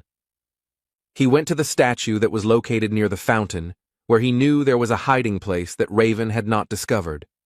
Inside was the so-called tear of the goddess, a disposable item that heals well and is also useful in fighting monsters that have the attribute of evil. Upon returning back, Björn found that the sorceress had already woken up, so he decided to find out what happened to her. She replied that the vampire's attack was similar to the skill pain sharing, a low-level skill. The hero asked how much time she needed to heal, and received an answer about 20 minutes, after which she would be able to use a 7th rank spell 5 times, which was not enough to fight the boss. Then Björn asked about the presence of solar-type magic, and although in this world it was rude to ask a mage about his arsenal of spells, he took advantage of the reputation of barbarians. Raven accepted the uncouth savage's behavior and replied that she knew the Sunspot Sphere spell. This is a 6th tier magic that is similar to a normal fire sphere, but instead of fire, it has a solar attribute.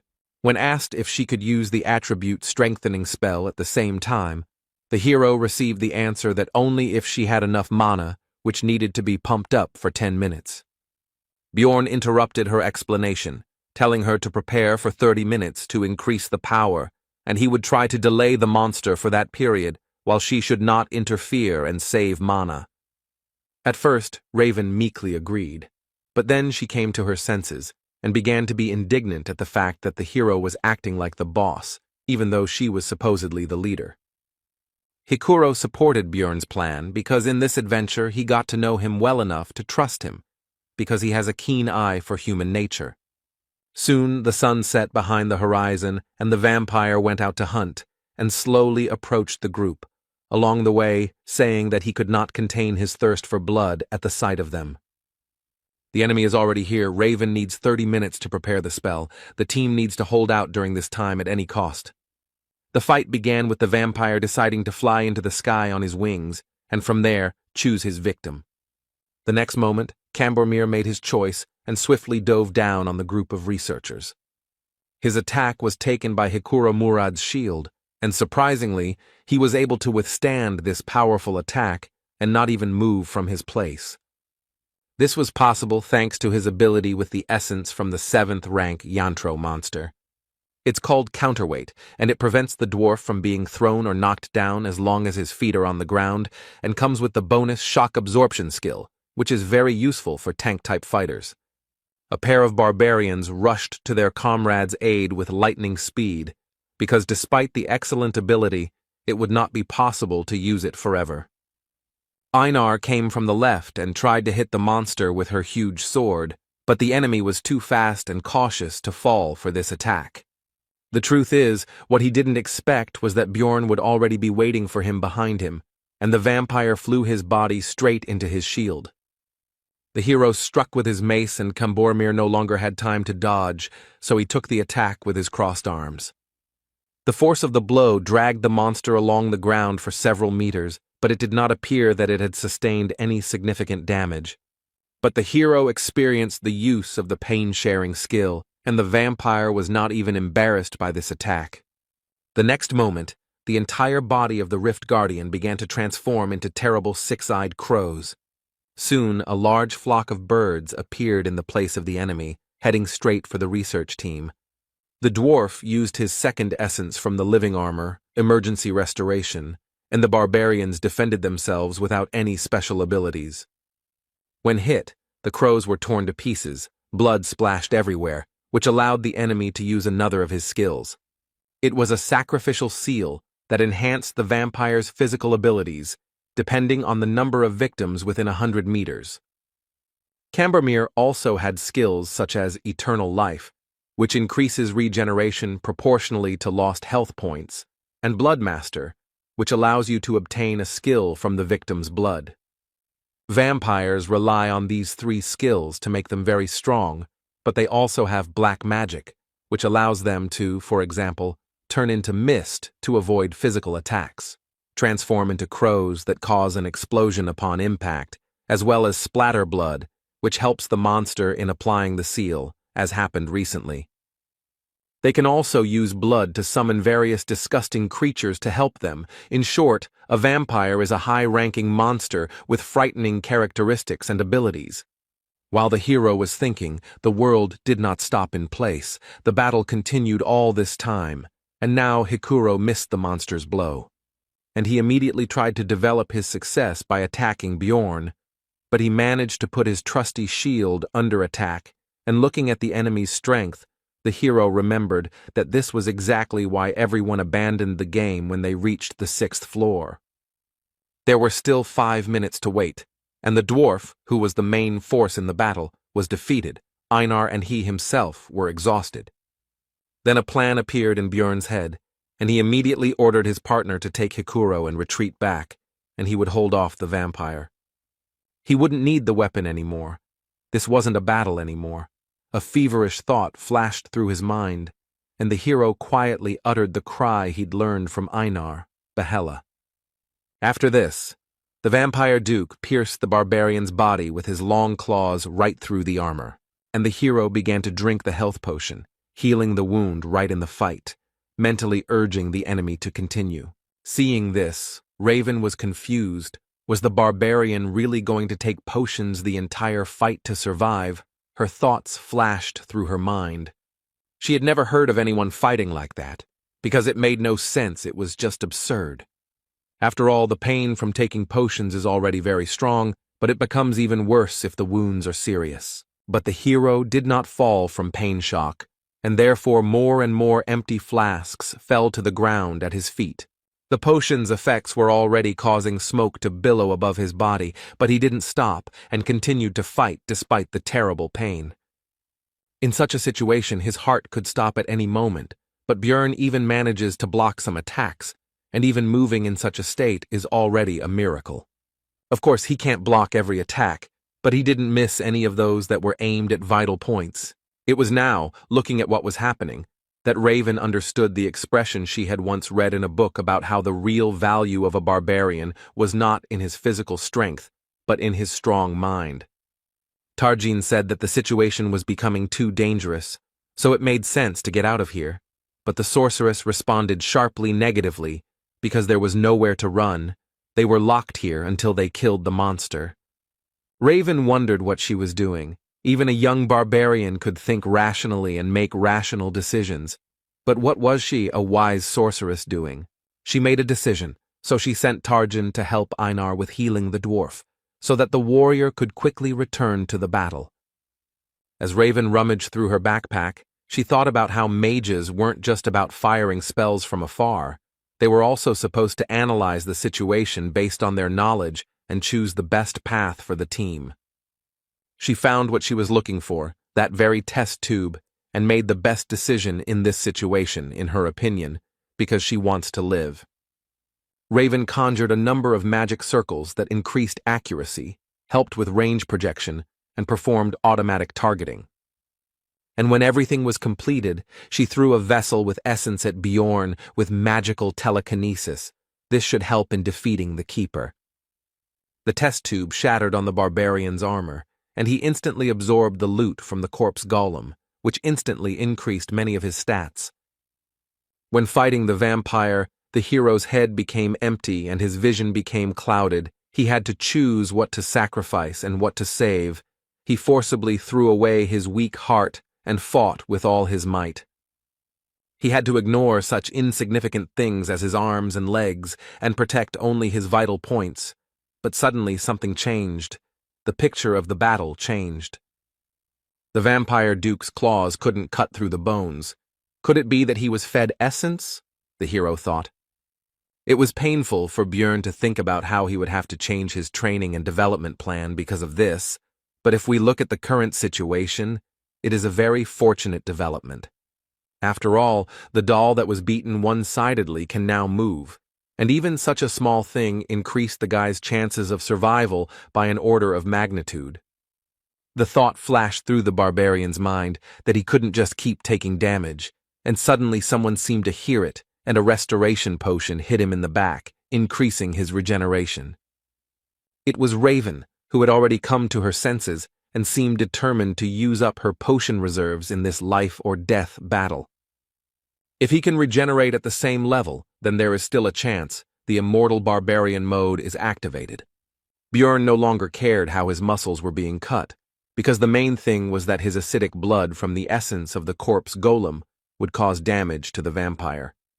And the damage will be immediately healed with the help of Raven's potions, so he doesn't care about his own wounds, he just needs to keep fighting.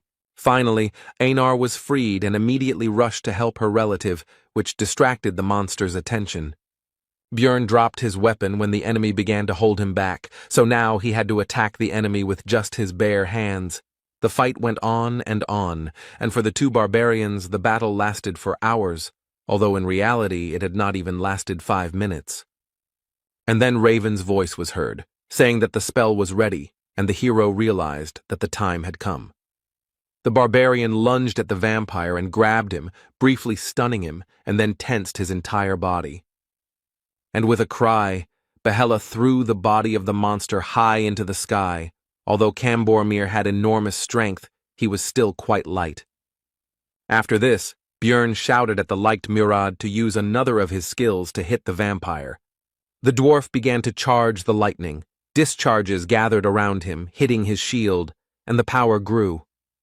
To strike the airborne Rift Guardian with full force in the next instant, inflicting a stun effect on him. After this, Björn decided to use his trump card. These were the very tears of the goddess that he pulled out of the statue. In the confusion of the battle, he was able to save this item no matter what. Running up to the vampire, the barbarian shoved the flask into his mouth without even opening it. But that was not necessary. After all, immediately after this, the hero delivered a powerful uppercut to the monster's jaw, which damaged the flask, and the liquid was released. At the place where the item was destroyed, grace was formed, which temporarily sealed all of Duke Cambormir's resistances and increased the damage dealt to him. The monster's intense shock changed its stunned status to paralysis, leaving it temporarily defenseless. Raven finished preparing the 6th-tier Sunspot Sphere spell, so she shouted at Björn to get away from the Guardian. But it was too late. The hero should have run away earlier, and now he would fall under the influence of magic, along with his enemy. Soon everything was engulfed in flames, but Björn, despite his terrible wounds, did not lose consciousness, and also noticed that it was too quiet around. He did not realize that the vampire had used pain sharing. It was necessary to make sure that the keeper was defeated, so, overcoming the weakness in his body, the hero began to rise. What he saw did not leave him indifferent, because the vampire was still alive, despite the terrible wounds and the fact that most of his bones could be easily seen, which began to quickly grow flesh thanks to the eternal life skill, and the hero remembered another skill of his, Source of Darkness, which allowed him to live until the heart was destroyed. The rest of the team passed out from the pain, and only the barbarian could do something until the keeper woke up. Overcoming the pain throughout his body, the hero slowly walked towards the boss to finally finish this fight. The weapon was lost long ago, and now there is no time to look for it. But after absorbing the essence of the corpse golem, the guy has a new ability that can help. This is Flesh Explosion, which allows you to exchange your health for damage to the enemy. The skill brought incredible pain, but this is the only chance for survival. His instincts screamed at him that he was already at his limit, but the hero would still die if he did not continue to fight. So he continued and continued. It was impossible to stop for a second, because then the monster's regeneration would turn all efforts into dust, and Björn, meanwhile, held on solely by the strength of his spirit. Soon, overuse of flesh explosion meant there were no more arms left, but he had to keep dealing damage. The hero then decided to use the rest of his body, so he leaned on the monster with all his weight and used his skill again. The creature died. It was not in vain that he fought to the end. The level also increased, but in this game there is no healing from this event. The only thing that can save him now is the loss of essence, which is possible, since the chance is 33%. And the hero was lucky. The essence was immediately absorbed, thanks to which death did not overtake him today.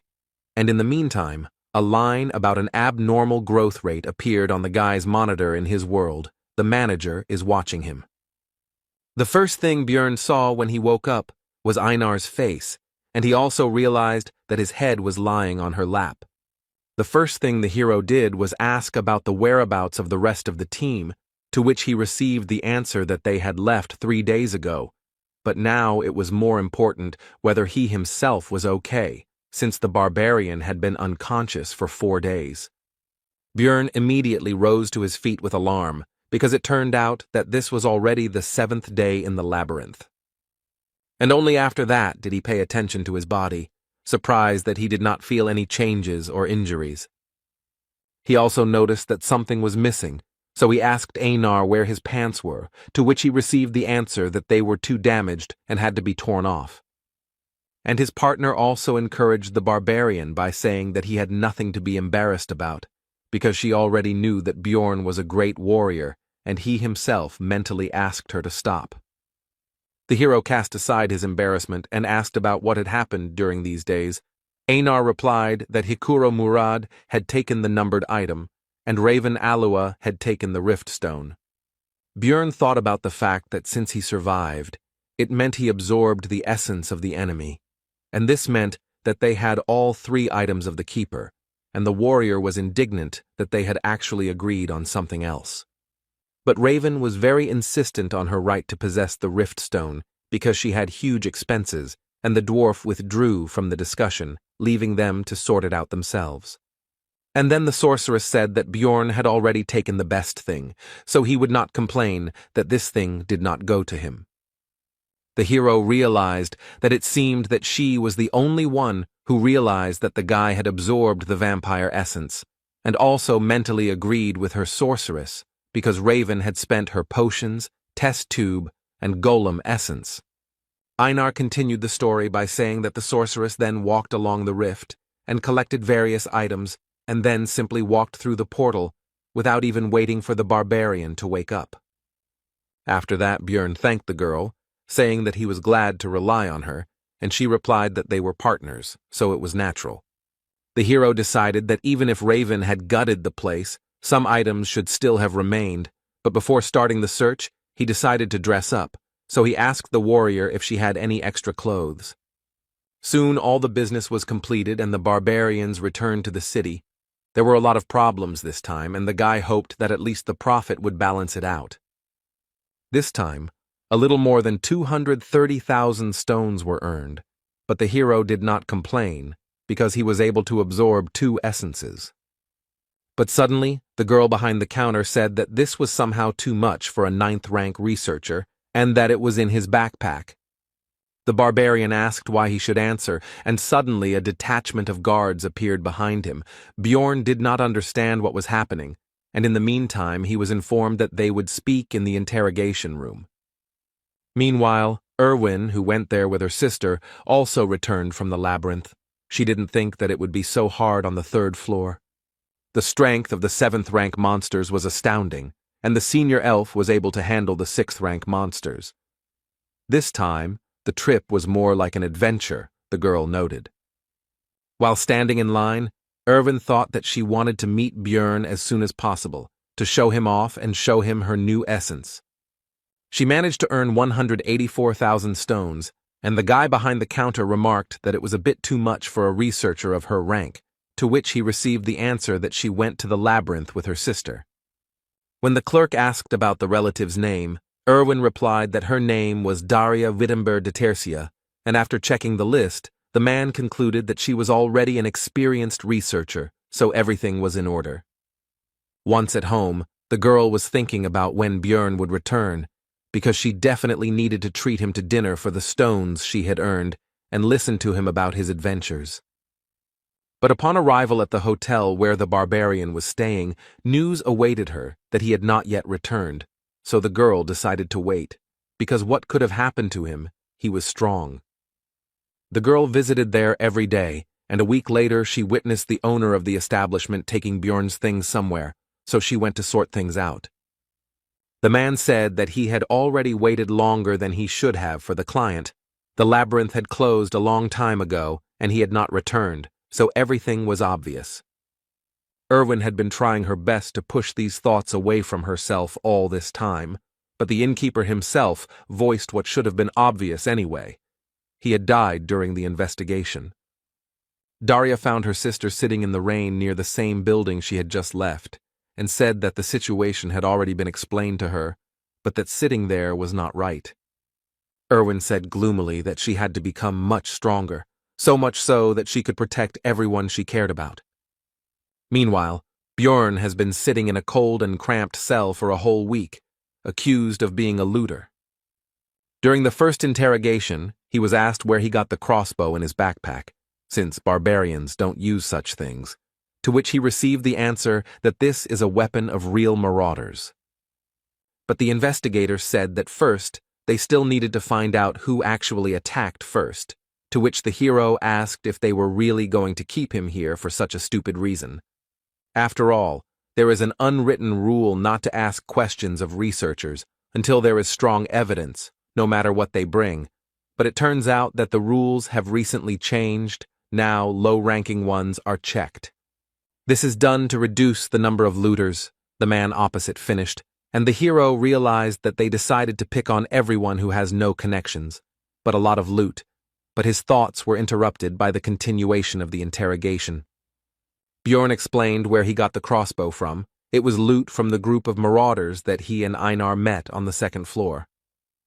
But he did not mention that girl, because she might understand that he was possessed by an evil spirit if he broke the barbaric oath. When mentioning his survival after being shot in the neck, the interrogator asked where his scar was, but it turned out that the vampire essence had even healed that, so there was no evidence. The hero tried to talk about the rift to explain that the neck simply regenerated, but he was laughed at, because everyone knows that vampires are never found there.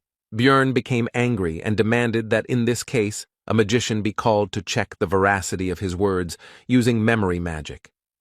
The investigator said that only researchers of the 7th rank and above could ask for this, so the barbarian offered to pay such a wizard from his own pockets. The man replied that they would take the money after his death anyway, so spending it on something so useless was pointless, but he still deigned to call a low-ranking mage from the guild. 2 days later, the wizard arrived, but was unable to pass through the hero's powerful mental barrier, so he said that a more powerful colleague from the tower needed to be summoned. The investigator said that he couldn't call such important people for such a trivial matter, and when Björn mentioned Hikuro and Raven, he didn't even listen. The man offered to surrender and then continued to pressure him to confess. The next morning, the 7th interrogation took place, to which the interrogator brought an object that was immediately identified by the hero, and the man reported that they had received significant evidence. It was the same communication stone that the barbarian had taken during his first campaign, when he was with Erwin, and they were being pursued by a certain clan. The investigator said they checked the unique number to determine its ownership and received evidence from the Crystal Union. With this irrefutable evidence, the barbarian's guilt is now proven, so the execution will begin in 3 hours. The point of no return has been passed. Words can no longer solve this matter, but if Björn simply breaks down the bars, he will still be wanted as an escaped bandit. Then there is only one way left to prove his innocence. He will definitely find a way to survive. Everything was decided. The next moment, the hero activated his flesh explosion skill, which destroyed the grid holding him back. The young guard didn't expect this from a 9th rank researcher, and he himself was only a newbie, so he was at a loss. Bjorn simply knocked the man out with a kick to the head. Now it's time to get out of here. Right on the guard's belt was a bunch of keys to the cells of this prison. These could be used. After all, there are plenty of prisoners here who can create the chaos that is so necessary now, which will be a great help to the hero. Surely a significant portion of them committed some crimes, but the innocent researcher doesn't care about that now. Soon all the prisoners came out of their cells, and then began to shout the word barbarian, and someone soon added freedom, and a chorus of voices began to chant the phrase barbarian freedom. Directly above them, the usual life of the Explorers Guild continued, visitors and employees not yet even suspecting what had happened on the floor below. Their peace was suddenly disturbed by a crowd of prisoners who broke down the doors and began to wreak havoc. One of the guild workers called on the researchers to help subdue the criminals, for which there will also be a reward. The hero understood that the former prisoners would not hold out for long, since they did not even have any weapons, and only some were able to get hold of some improvised means, so he rushed to the second floor. Bjorn had a plan. He didn't just want to escape, so he instantly passed this floor, but at the entrance to the third, a small detachment of guards blocked the way forward.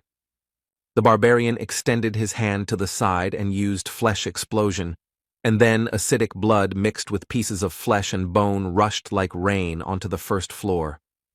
All of this fell directly on the crowd of prisoners along with the researchers, which allowed the hero to activate the sacrificial seal, which enhances physical abilities depending on the number of victims. They give their bonus at a distance of 100 meters, but this will be quite enough. The mighty barbarian received even more power than he had before. Bjorn rushed forward with a Yahello cry, and the magical doping allowed him to literally drive his opponents into the ground. It also increased defense, although not so much that the guards' swords would not cause any damage at all, but enough that the blade would stick in the muscles. But all this was pointless. The guards could not believe their eyes, because the wound healed almost immediately, thanks to the hero's new essences. Bjorn feels the power that overwhelms him. The effect of this doping is simply mind-blowing. These guys can't do anything against him. The guards were at a loss. How could a 9th-rank barbarian be so strong, since only low-ranking researchers were locked up in the branch? There is a prison for high-ranking people, but today they were just unlucky enough to meet a hero. They were clearly not ready for something like this. Soon the way was clear, and Bjorn could now calmly enter the branch manager's office on the 3rd floor. As soon as the hero opened the door, he noticed an ambush, but there was no way to avoid it. However, it was not necessary.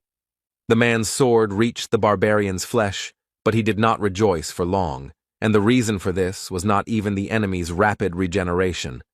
Much faster than he could see the enemy's recovery speed, he was hit by the effect of the corpse golem's acidic blood, which instantly took the swordsman out of the fight. Suddenly the barbarian noticed that there were not only the two of them in the room, but also some girl in a rich dress. The man, overcoming the pain, shouted not to touch her, because she was the daughter of the head of the district, which made Bjorn think that he had hit the jackpot. The barbarian interrupted the swordsman's threats with a blow to the head. Now, due to new information, the plan has changed. Initially, he did not intend to do this, but the presence of the girl changes everything. While the hero was thinking, the daughter of the head of the district tried to interrupt his thoughts, outraged by his terrible act and calmness. She accused him of knowing about her presence from the very beginning and setting everything up. Bjorn became irritated by this and shut her mouth. The guards burst in, but did not dare to do anything, because the barbarian had the head of the district's daughter in his hands. Then, the hero demanded that they bring him the investigator who was handling his case, the leader of the Crystal Union, and the magician from the Magic Tower. But that wasn't all. Bjorn went out onto the balcony with the hostage and took a deep breath, because it was time for the next point of the plan. The barbarian shouted his battle cry, attracting the attention of the onlookers so he could deliver another blow to his enemies. There were enough people nearby, and the hero began to loudly talk about how he was a 9th-rank researcher, whom the guild tried to frame and kill, and also swore that he was innocent. The bastards set him up. He didn't do what he's accused of, and now their leadership won't be able to hide such a grand event. Now a lot of people know what's going on. Meanwhile, a respected old man from the Tower of Mages received a message from the branch manager that some psycho was wreaking havoc and they needed a wizard. And the elder decided to send Raven Alua there, and also clarified that the one who arranged this freed the prisoners and took the daughter of the head of the district hostage. The sorceress agreed to go there because she still needed to find someone, and she was also curious to take a look at this crazy man. Upon arrival at the Explorers Guild, Raven fulfilled both of her wishes, although she was not particularly happy about it, and the barbarian simply clarified whether she was the mage they had sent. The sorceress was confused, so she shouted out what Björn Yandel was thinking when he did all this. And she continued to be indignant about whether he really thought he had several lives, and she was also curious who it was, and it was the hero again. But Bjorn interrupted her, asking her to use the memory check magic faster. The sorceress agreed. Only if in the future the barbarian fulfilled one of her requests, he accepted the conditions. But the spell didn't work. Then Raven asked if he had any equipment against psychological spells. The hero answered negatively, and the hostage meanwhile tried to understand what was happening. Their dialogue was interrupted by an investigator who ran into the room and immediately rushed towards the branch manager, apparently not even noticing the others present. He asked what could have happened here, since they had taken care of most of the prisoners on the first floor. And only after that did the investigator notice the others, and immediately pointed at Björn and shouted that it was he who had caused the disturbance, to which the manager replied that he was already aware of this. And he continued his explanation, saying that this barbarian speaks of his innocence, and it was precisely the investigator who was conducting his case, and what evidence there was. The man in glasses began to say that no one had set him up, because it was impossible. Too much evidence proved that the barbarian was a marauder. The first piece of evidence is that he brought too many magic crystals for a 9th-rank researcher. Also, in his backpack, there were various equipment, such as a crossbow, swords, a shield, which seemed to have been stolen. The investigator also found the owner of the message stone that was found on the barbarian, and received information from the Crystal Union that Bjorn Yandel was killing innocent people and stealing their things.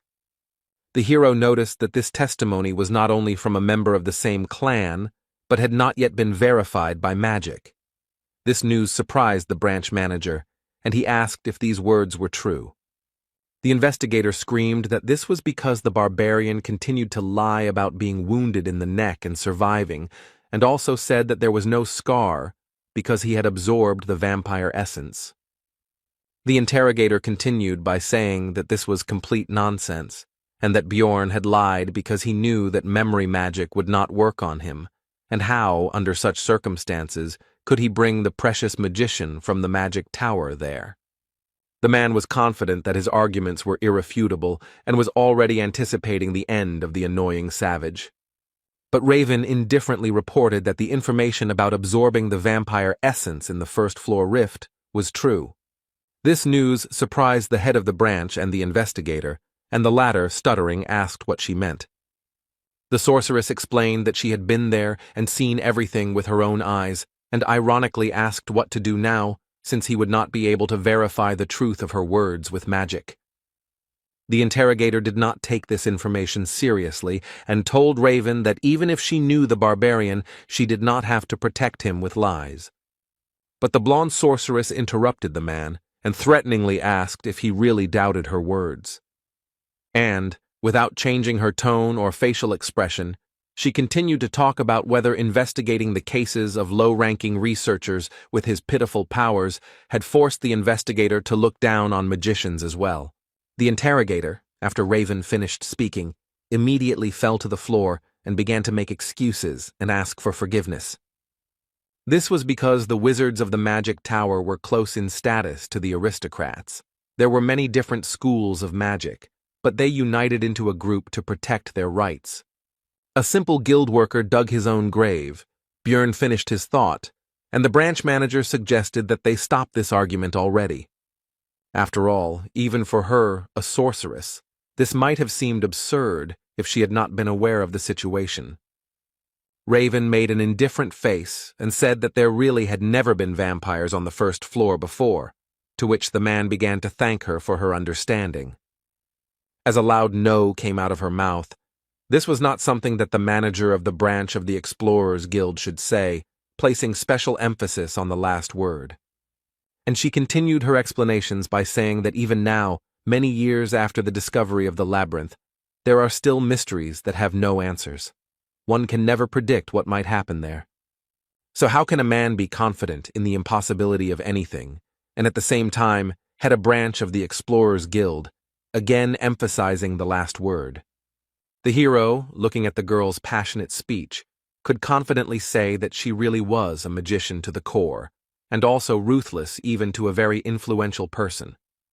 Suddenly, a man entered the room accompanied by guards who immediately introduced himself as Niall Urbans. At first, Björn couldn't understand who it was, but soon everything became clear, because his hostage shouted the word father, which meant it was the head of the district. The Explorers Guild is run by clans, uses command spells, and trades information for the benefit of other explorers. Its management system is simple. Each of the hundreds of branches has its own leader. Above them, one step higher in the hierarchy, were 13 regional managers, one of whom was the man who had just entered here, and at the top was the guild master. The guards behind Niall Urbans pushed a man forward, and the high-ranking guest himself said that this was the one Bjorn had requested.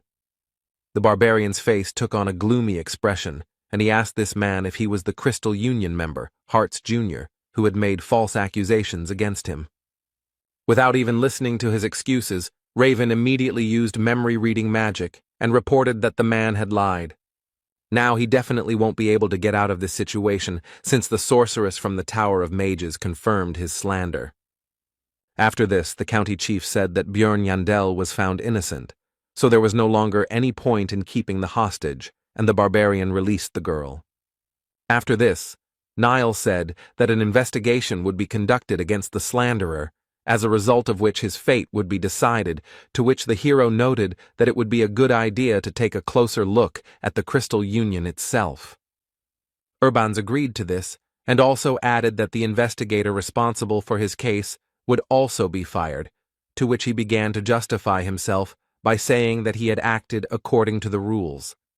The regional manager interrupted him and threatened him not to try to shift the blame onto the guild, and that all matters he had handled would be investigated. And he ended by saying that if any discrepancies were found, the investigator would be punished accordingly, which made the latter break out in a cold sweat. Soon the investigator and member of the Crystal Union were taken away by guards, and Niall Urbans decided to move on to discussing compensation, which would consist of a promotion to rank 7 and a change of equipment. But this did not suit Björn because he himself could advance to the 7th rank with the help of the essence of a vampire guardian, which he was quick to report. Niall tried to say that the barbarian only had 2 months of experience, to which the hero said to bring him a researcher of that rank, and then it would become clear who was stronger. Björn was immediately engulfed in barbaric rage, and with a cry of Yahello demanded an opponent, to which Urbans tried to calm the hero down and explained that this had simply never happened before. Unexpectedly, Raven decided to support the hero. They met eyes, and the girl smiled at him, after which she began her speech. The sorceress stated that she was sure that there was no researcher here who could resist a 5th-rank vampire and return alive by absorbing his essence, so Niall was forced to agree. Then Björn demanded money as compensation, or to be more precise, 5 million stones, which may be a bit much, but he, as a stupid barbarian, can afford to start bargaining with this figure. But unexpectedly, for both him and the branch manager, Niall Urbans, although with displeasure, agreed to these conditions. Björn thought that it might be related to the presence of Raven here, who just now demanded another 1,000,000 stones as a reward for her services. Could this really be the influence of the Tower of Mages?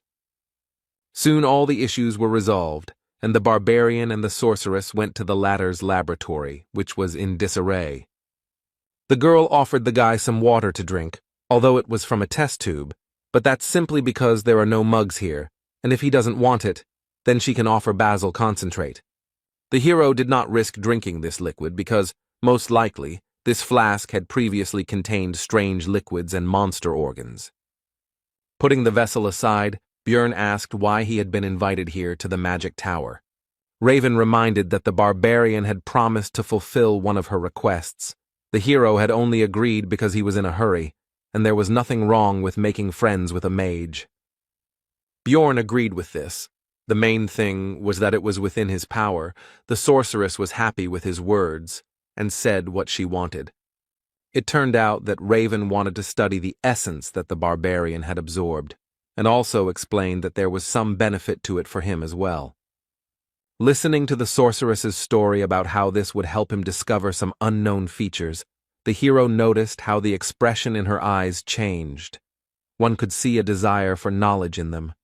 The corpse golem she wanted to study was indeed rare, but it was nothing compared to the vampire essence, since it had never appeared before, or there was no one to tell about it. And then the hero guessed something, so he asked if her words when signing the agreement were true, and were precisely because of this. We are talking about the moment when Raven studied the agreement between the Explorers Guild and Bjorn, which contained a clause about the secrecy of everything that happened. The sorceress then demanded that a clause be added about not revealing that the barbarian had absorbed the essence of a fifth-rank vampire, and he was grateful for her attentiveness. The hero was right, and the girl said that in any case, now let him come once a week and help for about 3 hours for 6 months. Bjorn said that he agreed to 3 months and to share the results of Raven's research with him, to which she said that he survived thanks to her, and therefore he should be grateful.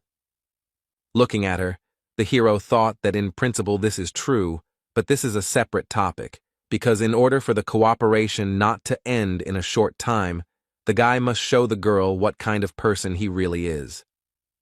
Bjorn stood up and told Raven that she was the one who should pay the money, which confused the sorceress.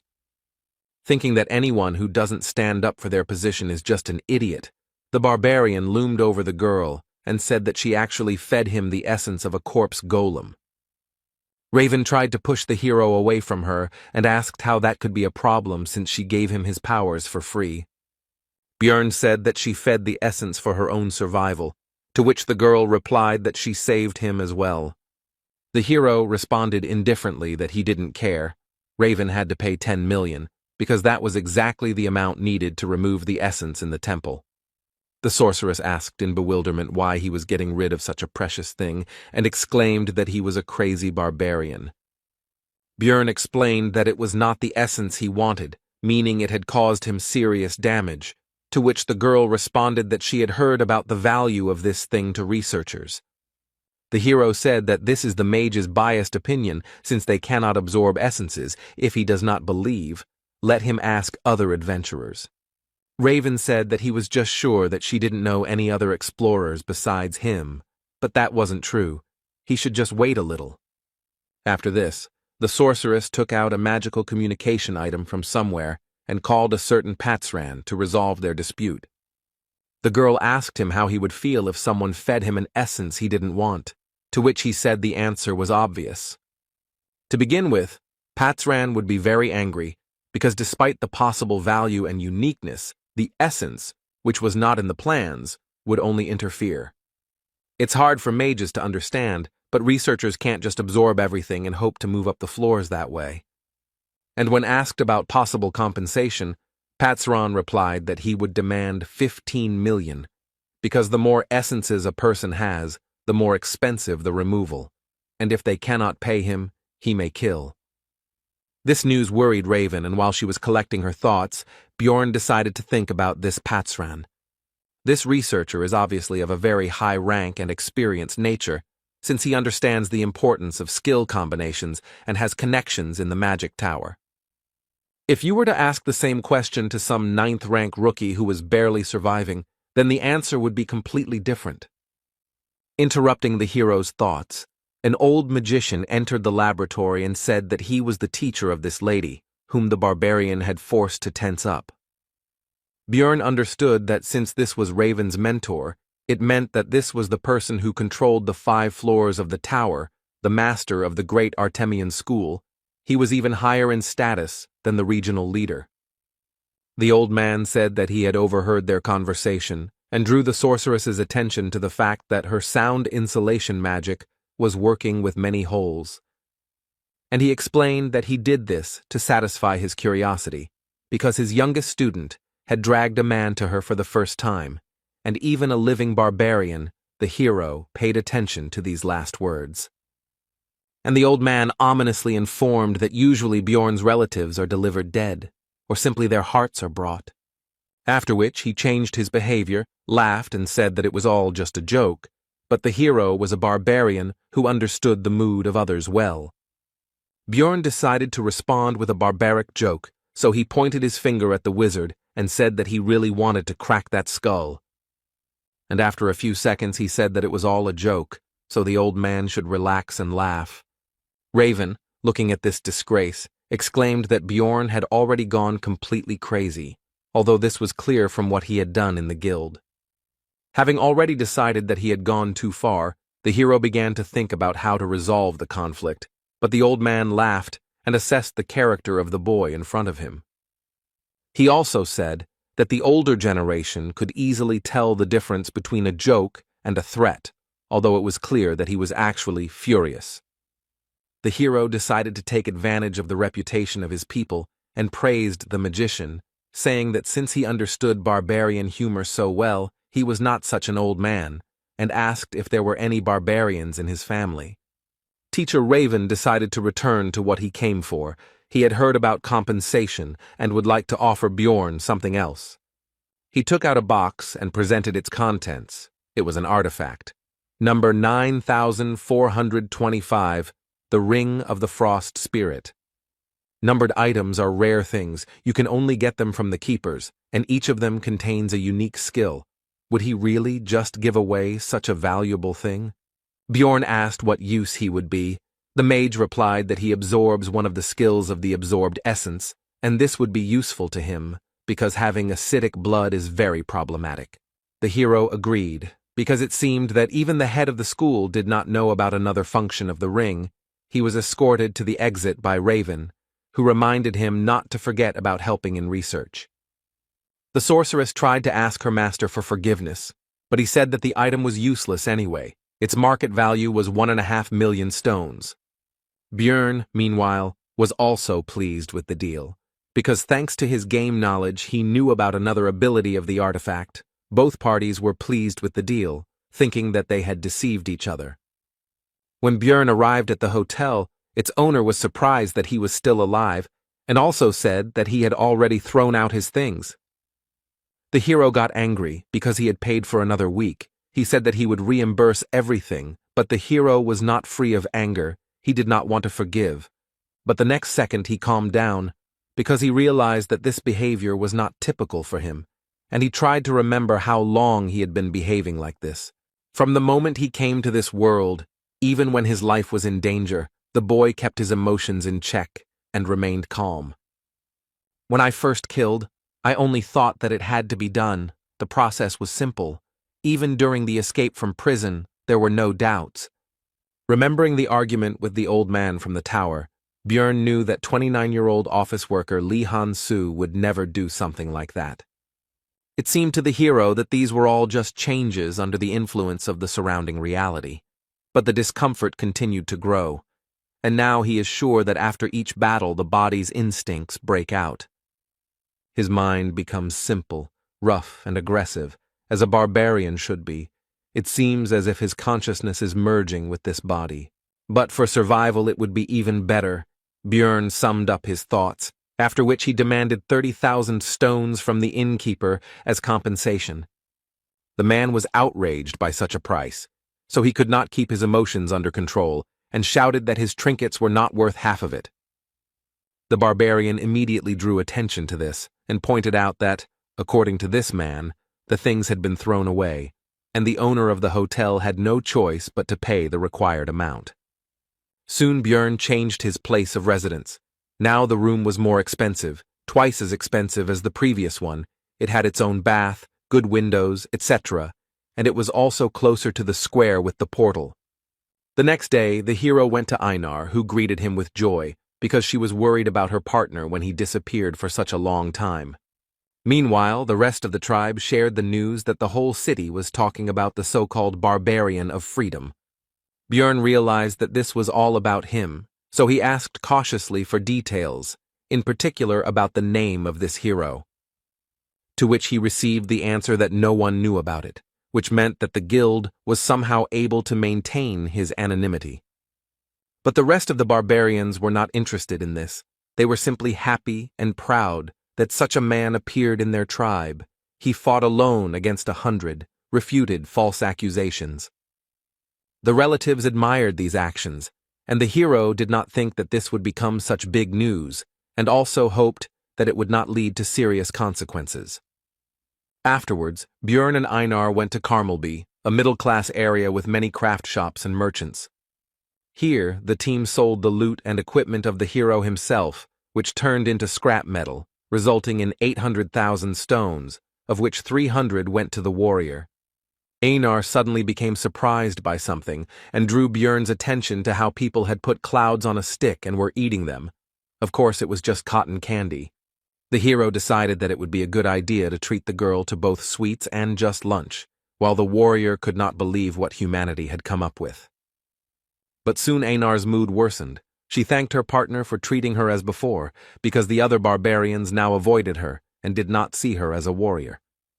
And lately, some guys have started to hit on her, trying to get her attention, which had never happened to her before.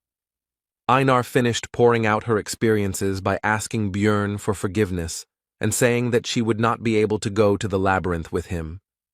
As a result, the girl left the group, and although her problems were very important to her, they were not the main reason. The main reason is that the elder of the sacred land, a famous sword master, noticed Einar's talent. Therefore, the warrior decided to study the art of the sword under his command in order to become much stronger than she was now. When asked if the sword master could go to the labyrinth with them, the girl replied that there would be special training, so they couldn't leave the sacred lands for 6 months. The hero understood what kind of training this was, so he decided that Einar really shouldn't miss such a chance, and she herself said that she couldn't ask him to wait for her. And she doesn't necessarily ask to take her back when the time comes, but she will try and come back so strong that she will no longer pull Björn back. He couldn't hold her back, because during the second exploration, she was defeated by the marauder, and she also had to use the oath. In the rift, Einar could only watch as others took the initiative while she remained at best in the background. It all hit her hard, so she agreed to the training. Björn will have to look for new companions, although there is an option to go on his own, because he has grown a lot in 2 months. Namely, he absorbed 2 essences, thanks to which his characteristics have greatly increased. But from the 3rd floor, it is impossible to travel alone, because as the floors increase, the absence of other roles in the team becomes critical, so finding comrades is a necessity. The hero needs companions of a similar level to climb higher and hunt higher-level monsters, and his first target for recruitment was Raven. After completing the research, Björn spoke about it, but nothing came of it. She didn't even listen and refused. She demanded to invite her only if the group was larger, everyone at least 6th rank, and there must also be a priest. Raven told him to put this nonsense aside and handed the research subject the result of this very research, which he began to study and came to the conclusion that he already knew this from the game. The growth of characteristics, among which the most prominent were regeneration, magic resistance, and soul power, as well as all of his active and passive skills, he studied and tested, except for Bloodmaster. This allows one skill of the one whose blood is absorbed to be temporarily used. Source of Darkness, Sacrificial Seal used when escaping from prison, Eternal Life, increases regeneration depending on damage. Before Björn left, Raven decided to inquire about what that thing was that the hero had shoved into the vampire's mouth during the battle in the rift. The guy decided not to say anything and said that the situation was quite chaotic then. She probably messed something up. The sorceress began to say that she saw everything with her own eyes, but the barbarian interrupted her, saying that he was hungry after which he quickly ran away. Raven was unhappy with this. She realized that Bjorn was hiding something, so the girl intended to find out everything on her own. To this end, the blonde headed to the huge library of the Magic Tower with confidence to find answers in the books, which she did. She read that it was similar to a goddess Tyr, a consumable relic of unknown origin that, when destroyed, bestowed a powerful holy blessing on the surrounding area. 150 years ago, during a dimensional collapse, Cardinal Andron used 3 such objects to save the Holy Pope, and it was never mentioned publicly again.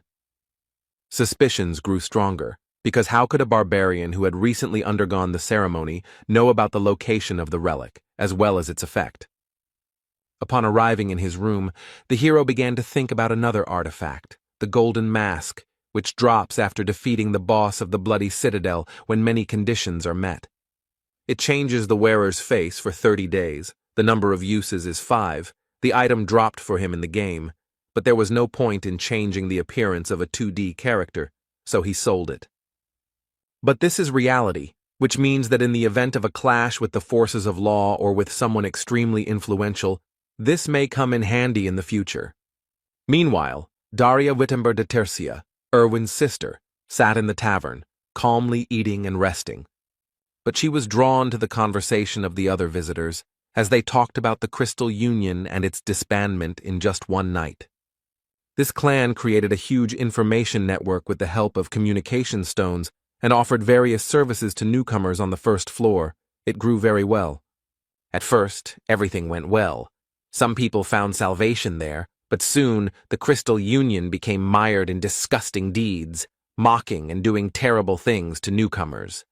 Take, for example, what almost happened to Erwin. The elf did not want to admit, but if it were not for the barbarian, something terrible could have happened. Daria finished her meal and was about to leave, but decided to listen to the curious information when she heard that they fell apart because of some barbarian of freedom, because it seemed ironic to her. The researchers talked about the recent incident in the Explorers Guild, and one of them said that the rule about increased search for marauders among newcomers will be revised due to the growing problem. They continued their conversation, and when it came to the fact that it was a 9th-rank barbarian, Daria decided that it couldn't be a simple coincidence. If this barbarian of freedom is that same Bjorn, then the situation with his disappearance becomes completely explainable, the elf thought, heading home. But should she in that case tell her sister about her suspicions, who still can't get over the shock? The next day, Bjorn Yandel went to the Explorers Guild to find out about the gathering teams, active above the 3rd floor.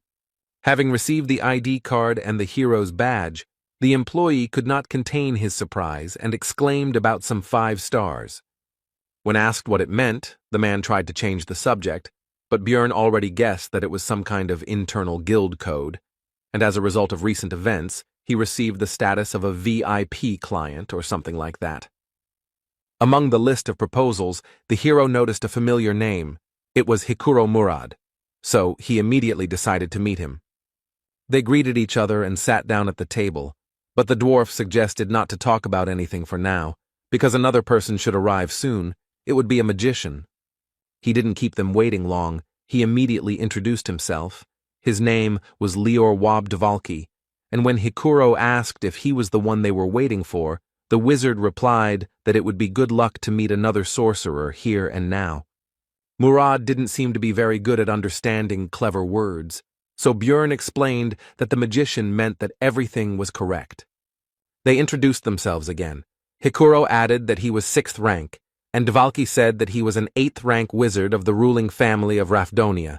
The barbarian had to explain again that he simply did not work for the guild. The hero decided to ask directly why a mage of such a low rank would go to the labyrinth, since it was dangerous for such people, and it was more profitable and stable for them in the city, to which he replied that he wanted to glorify the family of Baron Martuan. Hikuro Murad was surprised that he turned out to be a nobleman, to which he received the answer that his mother's sister's husband was the 3rd brother of the Baron's wife, to which Bjorn thought that he was not connected to them at all. Lior Wabdvalki himself continued by asking them not to be nervous, because he was not going to act arrogantly, which made the barbarian think that he looked like a fraud with these stories.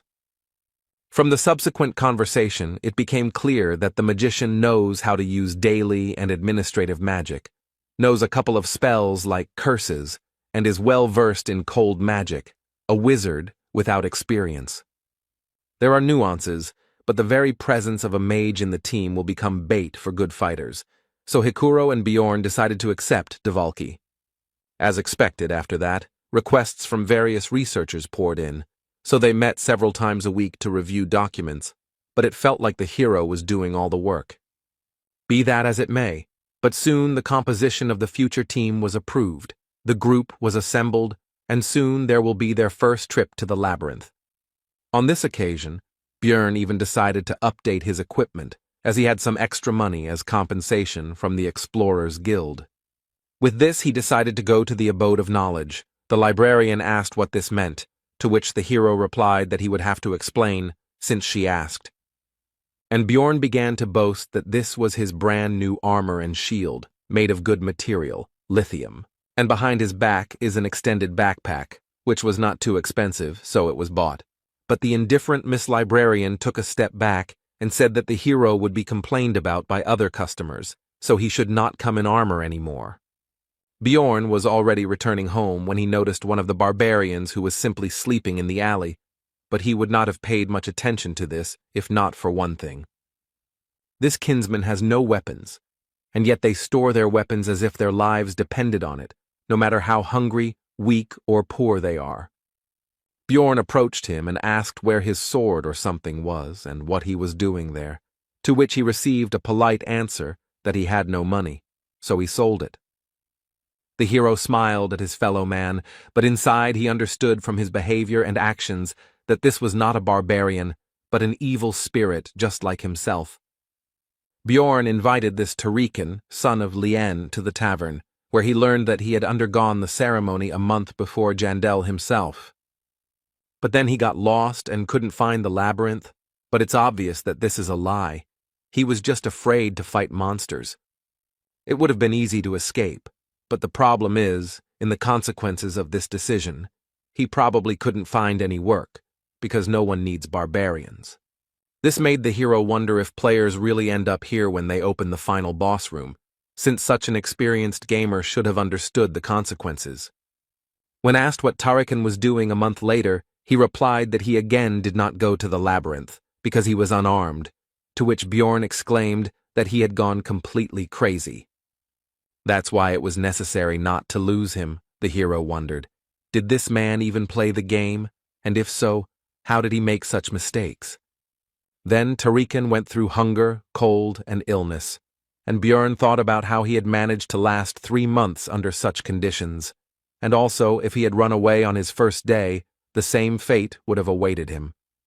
The barbarian, on the contrary, finished telling his story and asked how he liked it, whether the hero felt sorry for him, whether he would help his fellow man, whether they would go to the labyrinth together. Bjorn refused this, but gave Tarikan 150,000 stones so that he could buy himself a weapon and go on the campaign himself. When his relative said that they should meet again next time, the hero responded with a sharp refusal, saying that he didn't care what would happen next, but that he shouldn't even try to look for him. Already in his room, Bjorn analyzed what had happened, and his behavior. He had behaved disgustingly. Did he remember the past? A logical person would say that this Tarikan is nobody to him, and the hero is stupid for giving him his money, but an emotional person would be angry at the weak help to that barbarian. Both points of view had a right to exist, but Bjorn believed that he had made the best decision, and now he could only hope for the survival of an evil spirit like himself. Soon, the newly formed team set out on their first expedition into the labyrinth. The squad's wizard, Lior Wab Dvalki, an 8th-rank mage, 25 years old, was inspired and ran around everywhere. Brown Rothmiller, human, rank 7 researcher, 34 years old, 8 years of research experience, seems to be the most normal member of their group. Hikuro Murad, a dwarf, a 6th-rank explorer, a tank and the leader of the group, and right next to him stands the second tank, Bjorn himself, a 7th rank. The last one is Misha Karlstein, a 7th rank beast woman, 25 years old, 5 years of experience exploring the labyrinth, and someone also said that she is the 13th princess of some tribe. She has a strange habit of saying Nia at the end of her lines. She claims that it is an innate trait, but the hero has never encountered this. Thus began their team's first exploration of the labyrinth, and under Rothmiller's leadership, they reached the portal to the 2nd floor in 10 hours. It was a good result. Although someone still came earlier than Brown was unhappy, soon the group entered the portal. Bjorn regretted that he could not use his method, because he does not trust them. This time the team got to the location of the beast's lair, in which, as can be understood from the name, beast-type monsters were found, and there was always a terrible smell here. But almost all members of the group could handle him, except for the newcomer Woba Dvalka. He felt bad. He vomited. This caused an attack of disgust in Misha.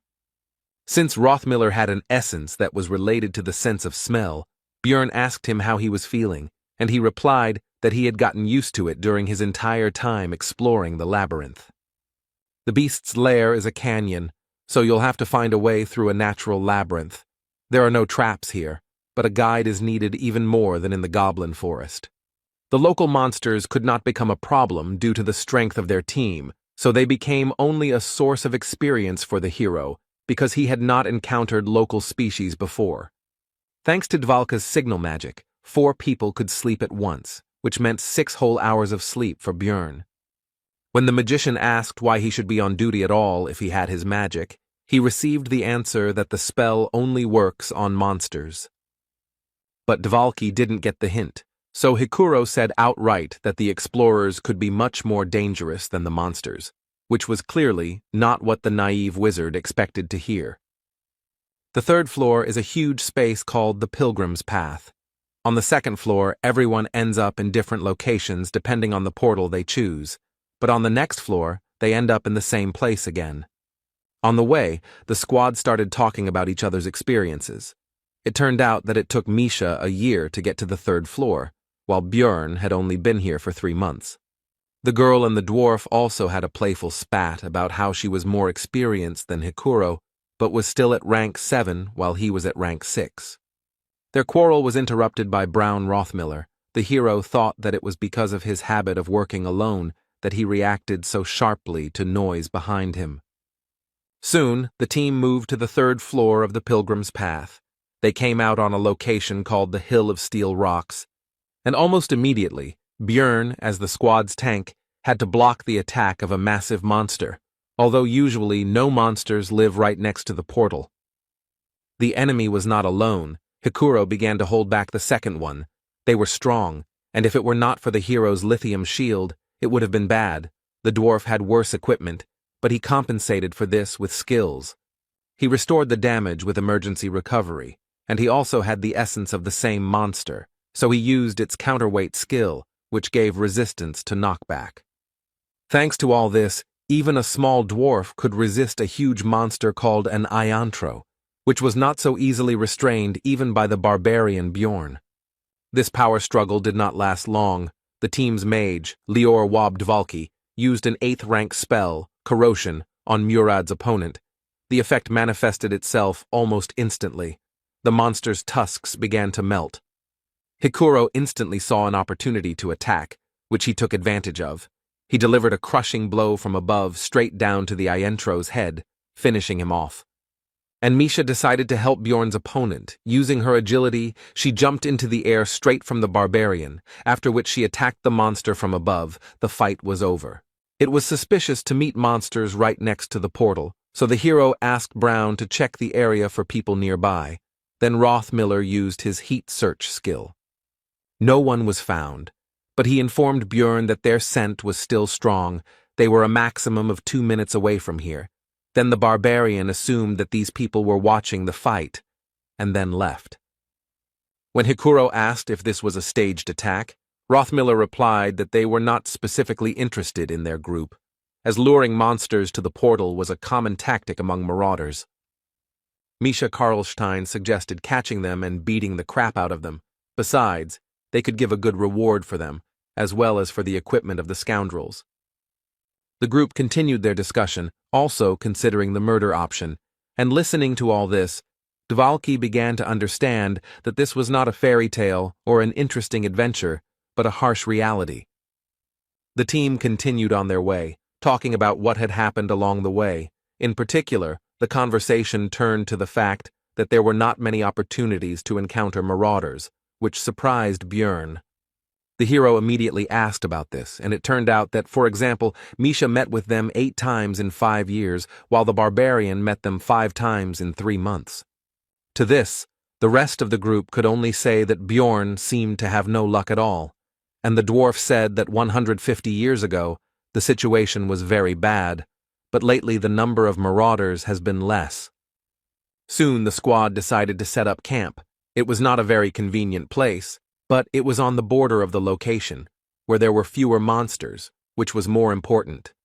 At the halt, Hikuro decided to inquire about Dvalka's condition, because he looked so-so, and at some point he stopped talking much, although before he never closed his mouth.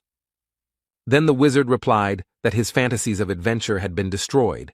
Perhaps he would be called naive, but the fact that researchers kill their colleagues in pursuit of money cannot be called a fairy tale.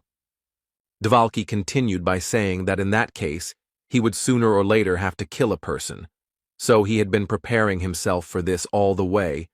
Then Björn asked about his success in this matter. The magician replied that he was ready, but was not sure that he would really be able to do it. When the time came, the hero noticed that the magician was full of confusion and fear, had determination without self-confidence. Björn decided that this was much better than people who acted confidently and then started to cry and wail when faced with death. Brown said it was important not to overestimate his strengths, and it was good that Wob seemed to understand everything, but now he asked the team to give him some time. He wants to show something. The group climbed to a higher ground and were treated to a beautiful sight, and Rothmiller reported that no one knew the nature of this magical phenomenon. But the reasons were not so important when you saw something like this. Soon the light disappeared, and the labyrinth was filled with the usual darkness. Everyone went to bed, but Bjorn remained at his post. But Dvalki also did not fall asleep soon. It seemed he was thinking about everything that had happened during this time. The next day, the hero analyzed his development. The amount of experience earned was about 50. 150 were needed to reach level 4. It would take a lot of time, but there was no rush, because there was another slot for essence. The barbarians' thoughts were interrupted by Brown Rothmiller, who said that they had reached their destination, and that the orc settlement began here. This is the area with the most monsters on the 3rd floor. All of them are rank 8 and above, making it the second most difficult area on the level, but if the party isn't going to the 4th floor, this is a good place to hunt. The squad leader, Hikuro Murad, said that this was the best place for the team members to get to know each other, and only then would they decide what to do next. Soon after these words, the first detachment of greenskins appeared nearby, and the explorers prepared for their first, more or less serious battle. The fight began with Wob casting the 8th tier spell Ice Spear. He and Brown Rothmiller would deal damage from a distance. Meanwhile, the squad's tank, the hero himself, and Hikuro Murad will hold back the monsters and protect the rest of the team. Misha Karlstein will kill those approaching one after another, taking advantage of their stiffness and his agility. In the back rows of the greenskins was their shaman, who no one could get close to, so he was able to begin working his magic. It was the rage skill. He cast it on a simple orc warrior, and now his resistance to physical attacks is tripled for 10 seconds. Taking advantage of its temporary advantage, the monster broke through the tanks and decided to attack the back row of fighters. No one had time to stop him, and they couldn't hit him because of the buff. But the long-range fighters weren't that defenseless, or rather, Rothmiller wasn't that defenseless, so he took out a small shield, which he used to block Dvalka's attack. The orc was unable to develop his attack and properly use the opportunity. 10 seconds had already passed, and Misha could have killed the greenskin. Soon, almost all the enemies were defeated, and the last of them, the orc shaman, lost his head from a crushing blow from the barbarian's mace. The battle was over, so the team began to rejoice and share their impressions with each other. The hero was thinking that the battle had taken 8 minutes. They were lacking damage, so it was slow, but expected, because the squad had 2 tanks and a scout who did not have much power, not fast, but stable. After that, the explorers continued to walk through the monster settlement and fight. The closer to the center, the more monsters they encountered along the way. Once they even met a great 7th-rank orc warrior, whom they managed to defeat without any particular problems. But the calm and simple hunt could not last long. Right in front of the squad, a powerful explosion of some high-ranking fire spell thundered. And after that, the unknown wizard said that the orc settlement was the territory of the Zarvi clan, so they should leave this place. Dungeon and Stone is a single-player game, but it had a lot of content restrictions. For example, at first you were forbidden to move freely around the map, but if you create a clan, you can take territories for yourself. Of course, this requires a lot of people, so they only do this for the sake of rare mobs and bosses. But why then capture the zone on the 3rd floor? The hero wondered. Hikuro Murad, the leader of the squad, asked about the reason for their presence here, since their clan was active from the 6th floor, but the magician was not going to explain anything, which he said. Then the dwarf said that he knew about the granting of territories to clans for their merits, but he had not heard that this place belonged to Zarvi. Whether it was the responsibility of the team leader or the famous stubbornness of the dwarves, it doesn't matter, but he decided to take the hard way. While the two were arguing, Misha, for some reason, tried to hide behind the barbarian's broad back. But it was pointless. The beast man, who had been standing next to the magician all this time, turned his attention to her and asked if she was stupid, at which the cat came out of her hiding place and said his name, Talon Orifring. The guy demanded that they not call him that outside, and the wizard said that since she was his sister, an exception could be made for her. But Talon refused, saying that he couldn't explain, but it was a family problem, so his father wouldn't mind. The magician agreed, but said that he could at least explain the reason why she was being driven away from here. It turned out that they urgently needed the essence of the great orc warrior for internal clan reasons, and if everything went well, then next time this zone would be free, so they would be grateful if they left. And he continued that there would be no monsters left anyway, so it would be better for their team to leave. But the hero understood that if this requirement was not met, the clan would use force. In the labyrinth, the rules are written by the strong, so it's best not to forget about it. So as not to do stupid things, Bjorn understands that the dwarf wants the best for the squad, but you need to know your place and leave while you're alive. Unexpectedly, Lior Wobdvalki stepped forward, saying that he would sort it out, introduced himself, and tried to establish a dialogue between himself and the clan mage, as if between colleagues. But nothing came of it. The wizard from Zarvi said not to call him elder, and that he was only a pitiful worm, that he was not worthy of being called by the proud word of a sorcerer. He urged Dvalki to find some shame in himself and not dare call himself a magician when all he could do was perform pathetic street tricks. Lior had completely failed. It was sad to hear such cruel words, but the hero believed that nothing could be done. He had to leave. But Hikuro Murad, as the leader, decided to stand up for his own, and Björn believed that now was not the time or the situation for arguments. The dwarf finally lost his temper and began to charge his discharge skill, and the hero was already doubting his sanity because he was going to fight the clan of the 6th floor. Additional fighters from the Zarvi clan approached the magician. They all just looked at Hikuro and were not going to leave, because what could such a low-ranking researcher do to them?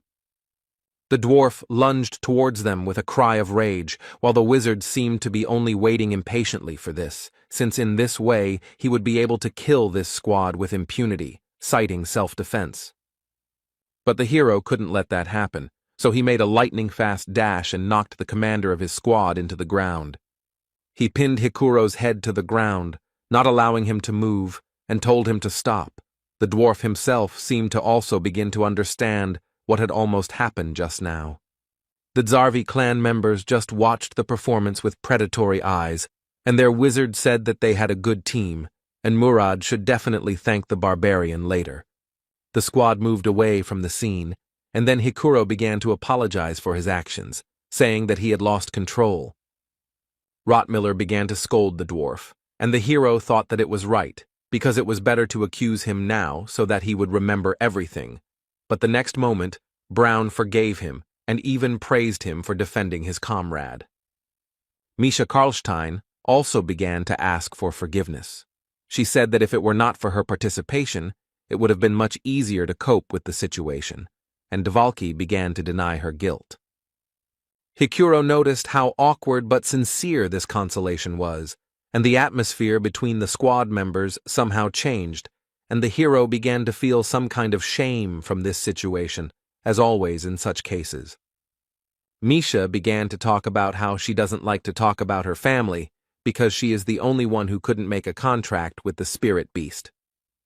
Beastmen are able to make contracts with the spirits of ancient animals. This agreement itself can have different forms. Some of the beasts themselves aid in battle when summoned, others cause obsession, increasing the contractor's physical attributes, and some bestow blessings and abilities. Of course, not everyone can sign a contract, but the problem is that Misha is the direct heir of the Karlstein family.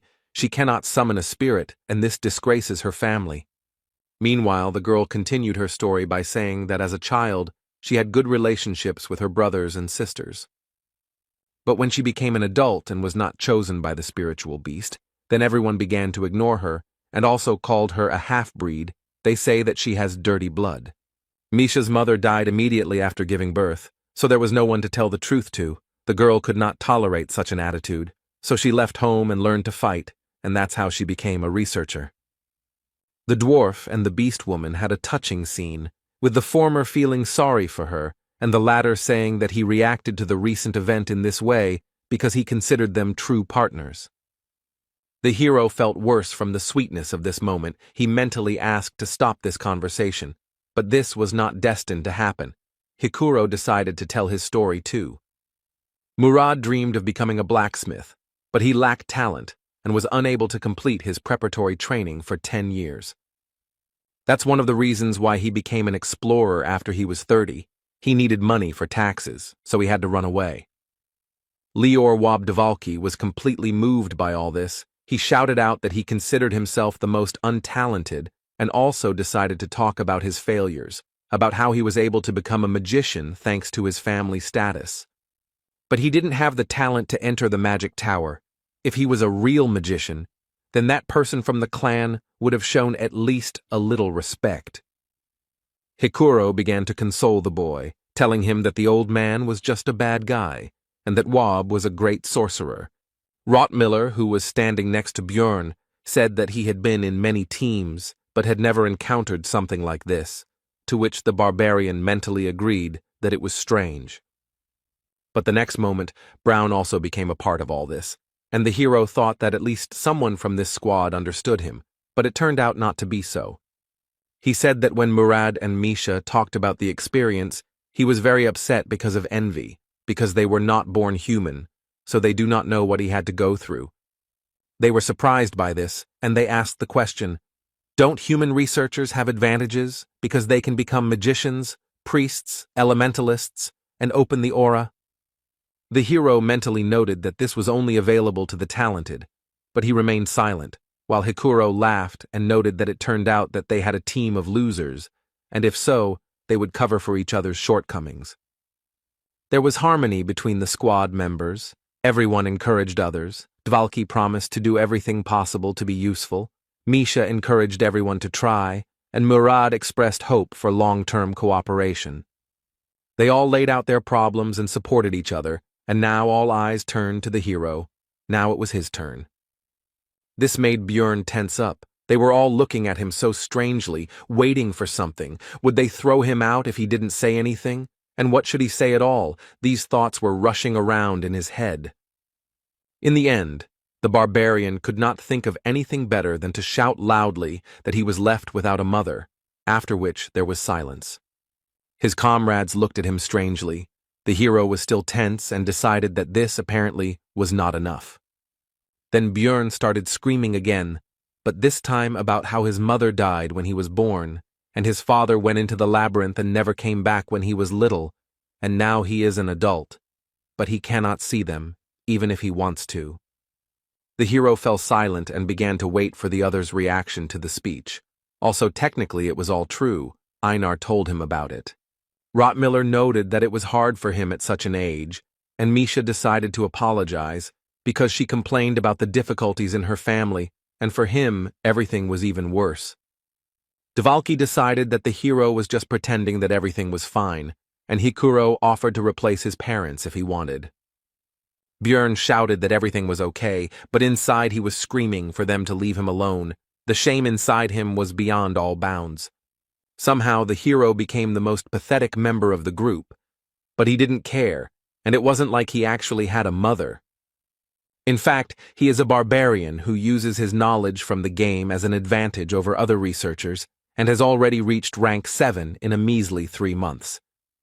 Although, if you think about it, he is a loser who somehow ended up in another reality, where he is considered an evil spirit, who are killed as soon as they find out about them, and he has already been on the verge of death. While Björn was thinking about how shitty his life was and was being consoled by Misha and Dvalki, Hikuro and Rothmiller discussed the group's next steps, eventually deciding to go to a location called the Witch's Forest.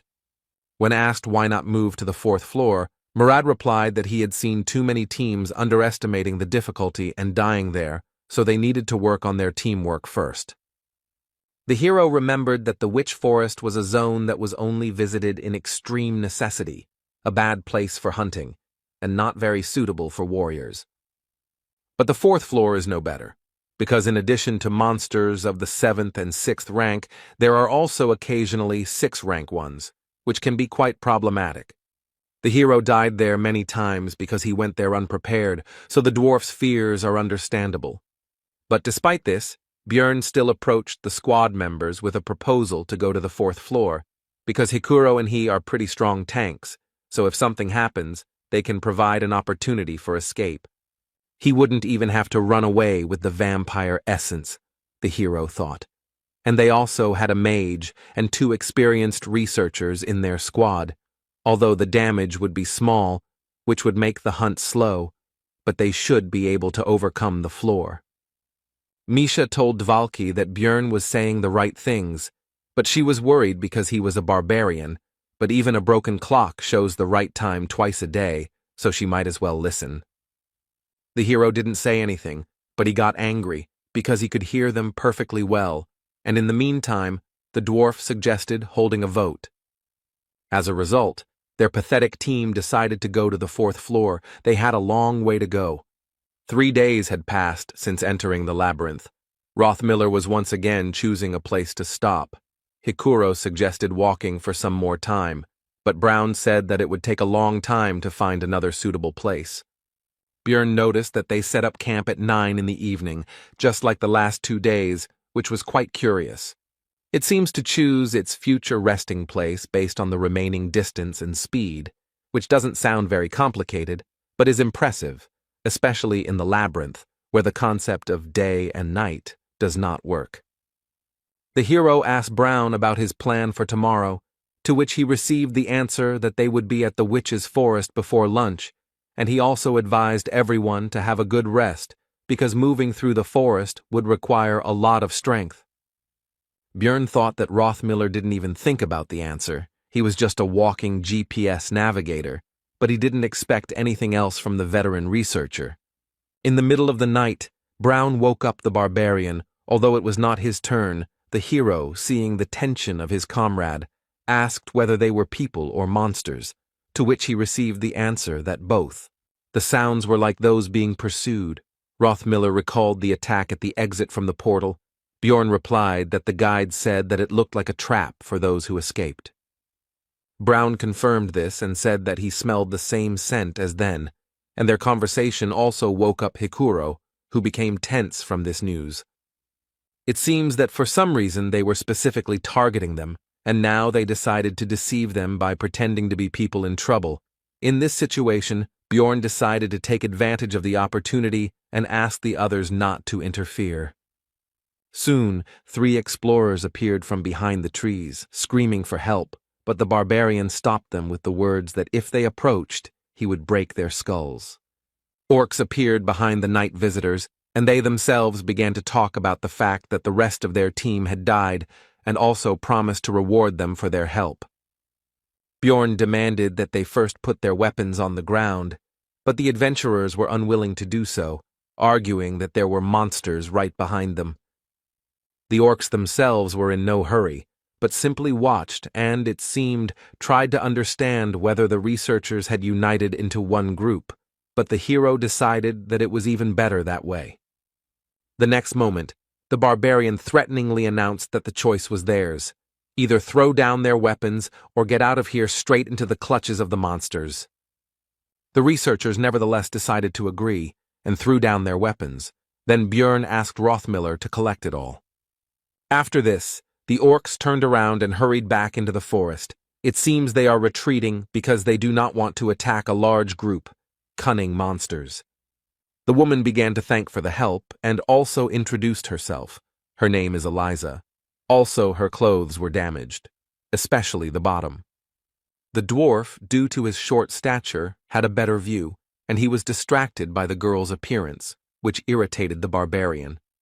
The others also decided to introduce themselves. One is called Irida Tyson, and the other is called Hans Argoth. The hero asked the latter again, because he remembered the first marauder he had met, who was also the first person he had killed, which was an interesting coincidence. Argoth replied that it was a fairly common name, and also asked if he knew the other Hans. Bjorn answered in the affirmative, and mentally added that he was already a corpse, so the acquaintance was very conditional. Eliza, meanwhile, even shed a tear, and also said that their meeting was probably the protection of the goddess Ritlus, which surprised Rothmiller, and he asked if she was a priestess. The girl replied that it was true, that she served the deity of light who protected explorers and relationships, the star that rose at dusk and guided them. The hero did not believe her speech, because he already knew that they were actually marauders, but one of the guests asked Eliza to heal his wounds. And the girl used a divine spell, which surprised the barbarian, because this meant that she really was a priestess. The comrades behind were also surprised, and began to whisper to each other and express doubts that these explorers were actually marauders. And Rothmiller himself could not believe his mistake, and his feelings can be understood, because in the world of Dungeon and Stone, priests are sacred and pure beings, and people are very devout believers. The priestess beamed and asked with a smile whether this was sufficient proof of their reliability, and whether they could take the weapons. But Bjorn answered negatively, and thought that all this only works for people, and he is a barbarian, a different race, and also a different religion. The hero demanded a reward from their team for saving them, because even though they were using a holy attribute, he didn't care, but the priestess asked about the amount of the reward. Bjorn demanded 2 million stones, but they did not have that kind of money, so the girl asked to give it to them when they got out of the labyrinth. But the hero said that he only trusts those who belong to his tribe, and if they do not have the required amount, then let them give in things. Armor will be just right. Soon the night guests' gear was neatly stacked nearby. This was part of Bjorn's plan to first take as many items from them as possible. The researchers had already relaxed, but the hero, thinking that in any game you need to kill the healer first, had already raised his mace over the priestess's head. The girl's head was broken, blood splattered everywhere, and both the teammates and comrades of the dead woman were shocked by what they saw. The barbarian, however, responded with a grin and an apology, and explained that his hand had twitched, and it also seemed to him that they might be marauders, and he could not help himself. Irida and Hans began to panic. They said that they would die now, and all because of this crazy savage, but they were looking somewhere down. Soon one of them was enveloped in some kind of dark purple haze, and he began to die quickly. Hikuro asked Dvalka if this was his magic, to which he received a negative answer. Suddenly the seemingly dead priestess, whose body lay behind Bjorn, stood up and in an inhuman voice remarked that this was strange. Her face was covered in blood from the wound, Her eyes were red and her head was turned at an unnatural angle. She asked the barbarian how he knew she was an enemy. The hero only wondered whether his life could be normal and why everything couldn't go peacefully. Eliza's resurrection from the dead clearly left no one indifferent, and Rottmiller and Misha froze as if they had seen a corpse golem. Bjorn, saying that he would sort everything out, rushed forward and hit the priestess on the head with his mace again, and he also realized that since she had come back to life, there could only be one answer to the question of how this was possible. This is a hidden class that can be unlocked upon reaching the 5th floor, the Karui priest, who has a huge number of combat spells and curses. It also allows them to use dark and light magic at the same time, allowing them to disguise themselves as ordinary clerics. Of course, there are also weaknesses, for example, the fact that Karui is an evil god, and if such a priest is found out, his head will be cut off immediately. Also, for full use, it is necessary to regularly sacrifice living creatures. Apparently, for this reason, she became a marauder, because it is easier to find prey in the labyrinth. The hero was taken out of his thoughts by the fact that the second researcher was also quickly killed by the same dark purple haze.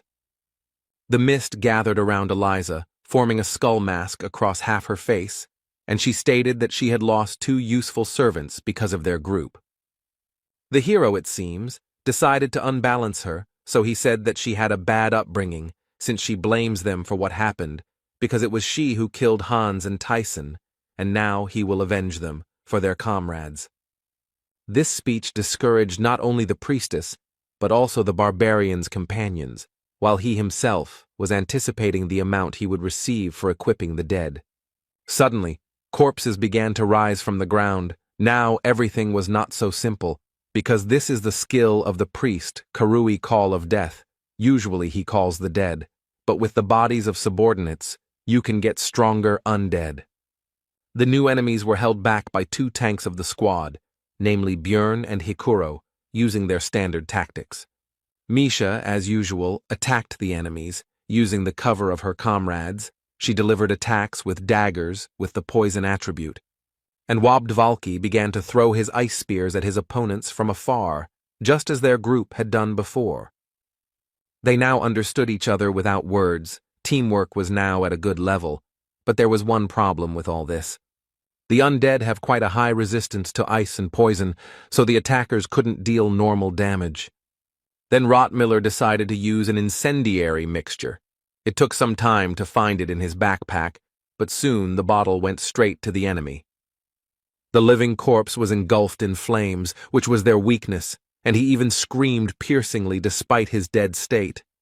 But with the statement that it was all useless, Eliza took advantage of the team's distraction and used the dead man's flame spell. It immediately began to absorb the fire in the surrounding area, which negated almost all of their group's successes. The only attack that could work against the undead was rendered useless, and they had no way to use the holy element. Then the hero came up with another plan of action and shouted to his comrades to deal with the priestess, and he and Hikuro would hold off the reanimated corpses. Bjorn took their weapons and armor in advance, so they should be able to buy themselves the time they need. Brown, Dvalki, and Misha rushed towards Eliza, leaving the rest to the tanks. The beast woman ran ahead as the fastest. But the trio's path was blocked by a new spell from the priestess of Karui, and something began to appear from the darkness on the ground. It soon became clear that these were shadow guards, and they would have to deal with them in order to get to Eliza herself. The Trinity began to fight the new enemy, but the priestess was not going to just stand and watch, so she began to prepare her magic. She cast a curse on Misha, which prevented her from escaping in time from the attacks of 2 shadow guards. But suddenly Hikuro intervened in the battle and covered the girl, instantly destroying one of the opponents. When the beast woman asked him what he was doing there, he replied that Bjorn had told him to help in their battle, which meant that the barbarian was currently holding off both of the undead alone. The servant Karui became angry at her failure to kill the researchers and shouted at Hans and Tyson that they were supposed to be protecting her. The hero, holding the 2 dead men, grinned cheekily, looking into her eyes, and said that they were a little busy right now. Eliza realized that she was losing, and saying that she would not forget this humiliation, began to rise into the air. After looking at the hero one last time and telling him that he would never get out of here alive, she left the battlefield using one of her skills. Looking after her, Björn understood that they had almost won, and she had run away at the last moment, harboring a huge grudge against them. The next moment, the barbarian felt extremely ill. The priestess left him with her entire arsenal of curses, of which there were over 15. It's good that Dvalki understands them, the hero thought, after which he turned to the magician with a request to remove the negative effects from him, to which he only hesitantly asked again. Then Bjorn said that Wob claimed to understand this magic, but he replied that he only knew a couple of spells from this school, but did not know how to remove them. This was very bad news because physical characteristics could be permanently reduced if the curses were not removed by magic or holy power. Soon the squad was running as fast as they could towards their destination. Hikuro asked how Björn was feeling, to which he replied that everything was fine, although in fact it felt like he was dying. It was all because of the negative effects. If it weren't for the vampire essence, which gives resistance to magic and darkness, he would have fallen off his feet long ago. The rest of the crew were also cursed, but they only received 2 or 3, rather than over 15 like him. It was extremely unfortunate that out of all the effects, he received one that hits stamina, but does not affect vitality, which is why high regeneration does not help.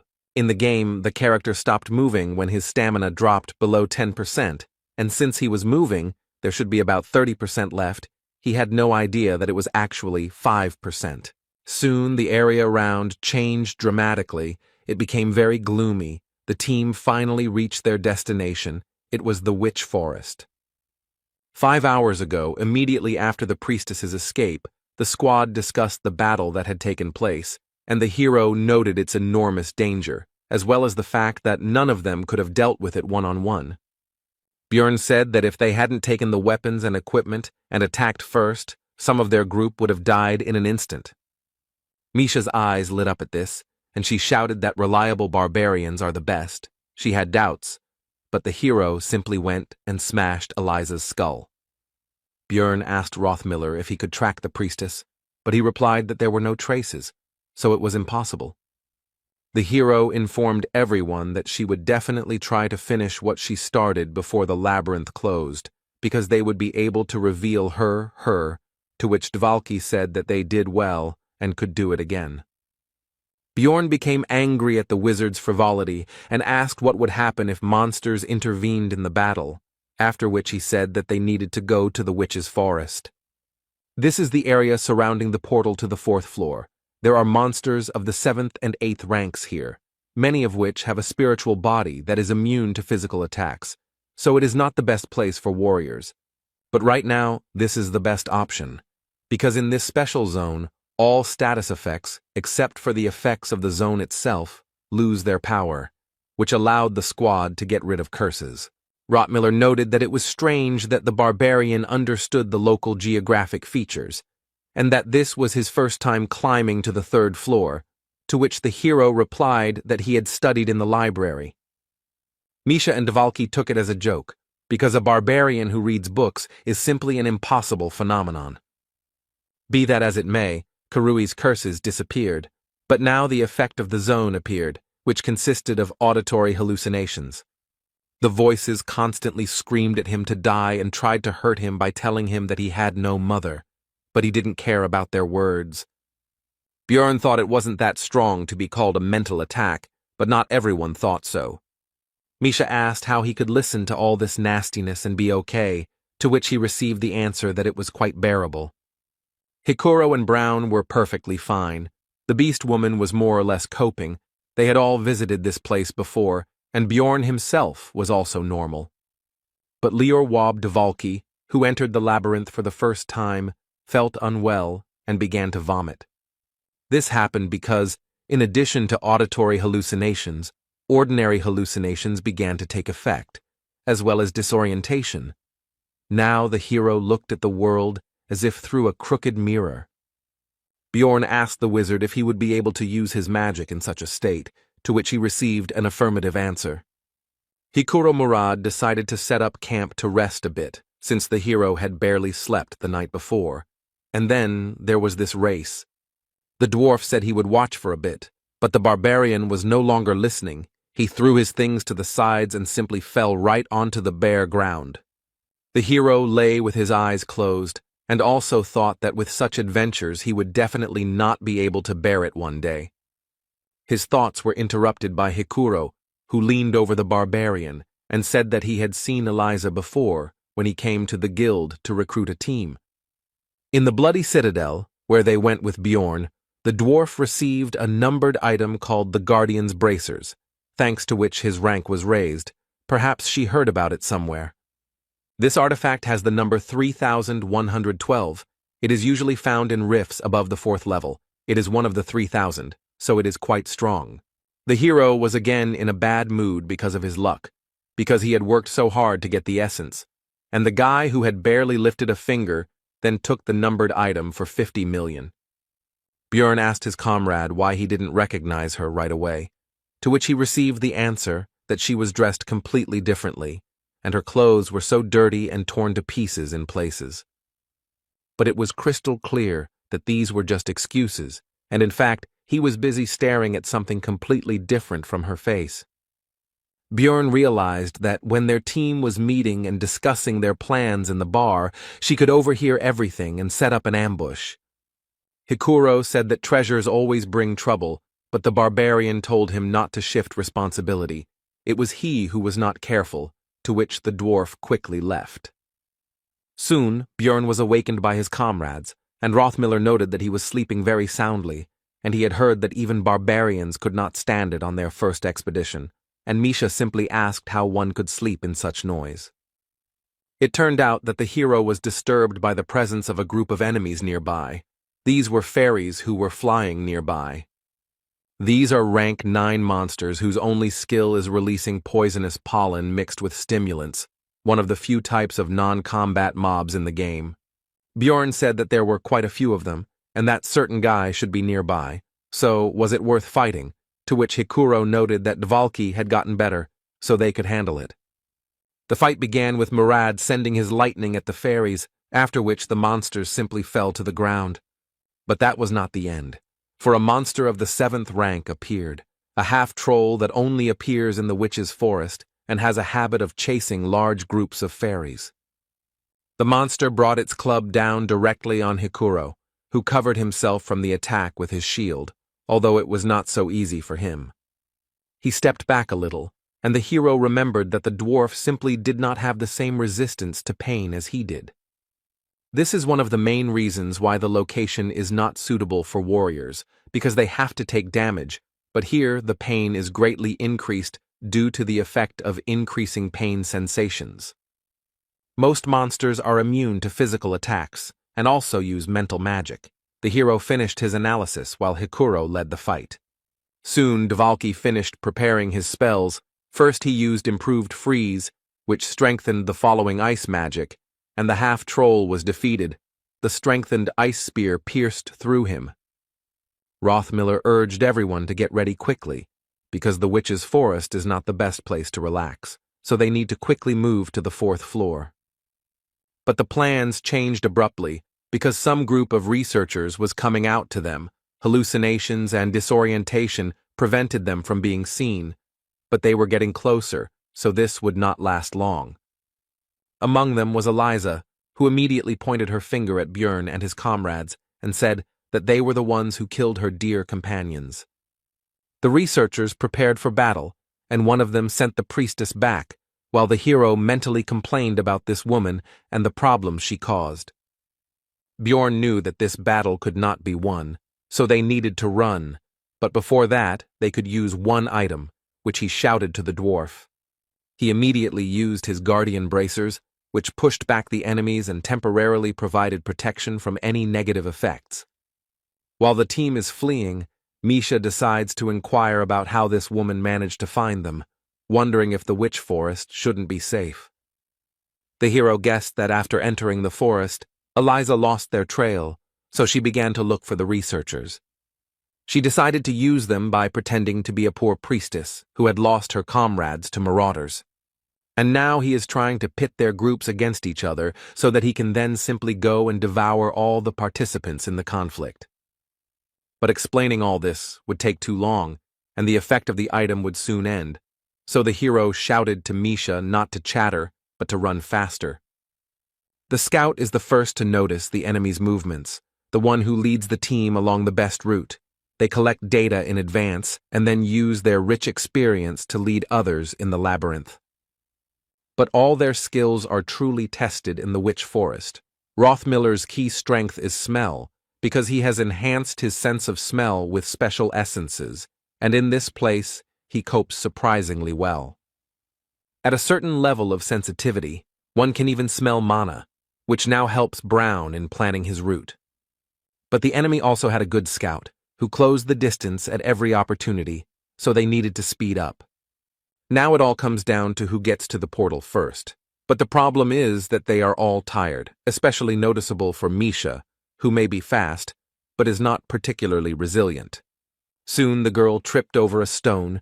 Björn immediately rushed to her aid, but she said that it was just a cramp, so let him run on. The hero saw that she was lying. It was actually a sprained ankle, so he decided to take the beast woman on his shoulder and carry her like that. And when Björn turned around, it turned out that his comrades had already managed to run further, apparently not noticing their absence, while Misha began to lament that he should not have stopped and run further. The barbarian called the girl to calm down and said that it was better to stay where they were, because Rothmiller should soon notice that they were missing and would return. The hero himself, although he calmed Misha down, was not completely okay himself, because the situation was becoming very dangerous due to the fact that the Witch Forest could not be passed without a scout. The beast woman began to ask how long they would have to wait here, but her question was interrupted by Hikuro's cry, which rang out across the surrounding area. The girl got scared and asked her friend what they should do because they had to help the rest of the team. Björn replied that relying on sounds in this area was a bad idea, and that attacking them meant that they would not be able to return for them and they would have to move on their own.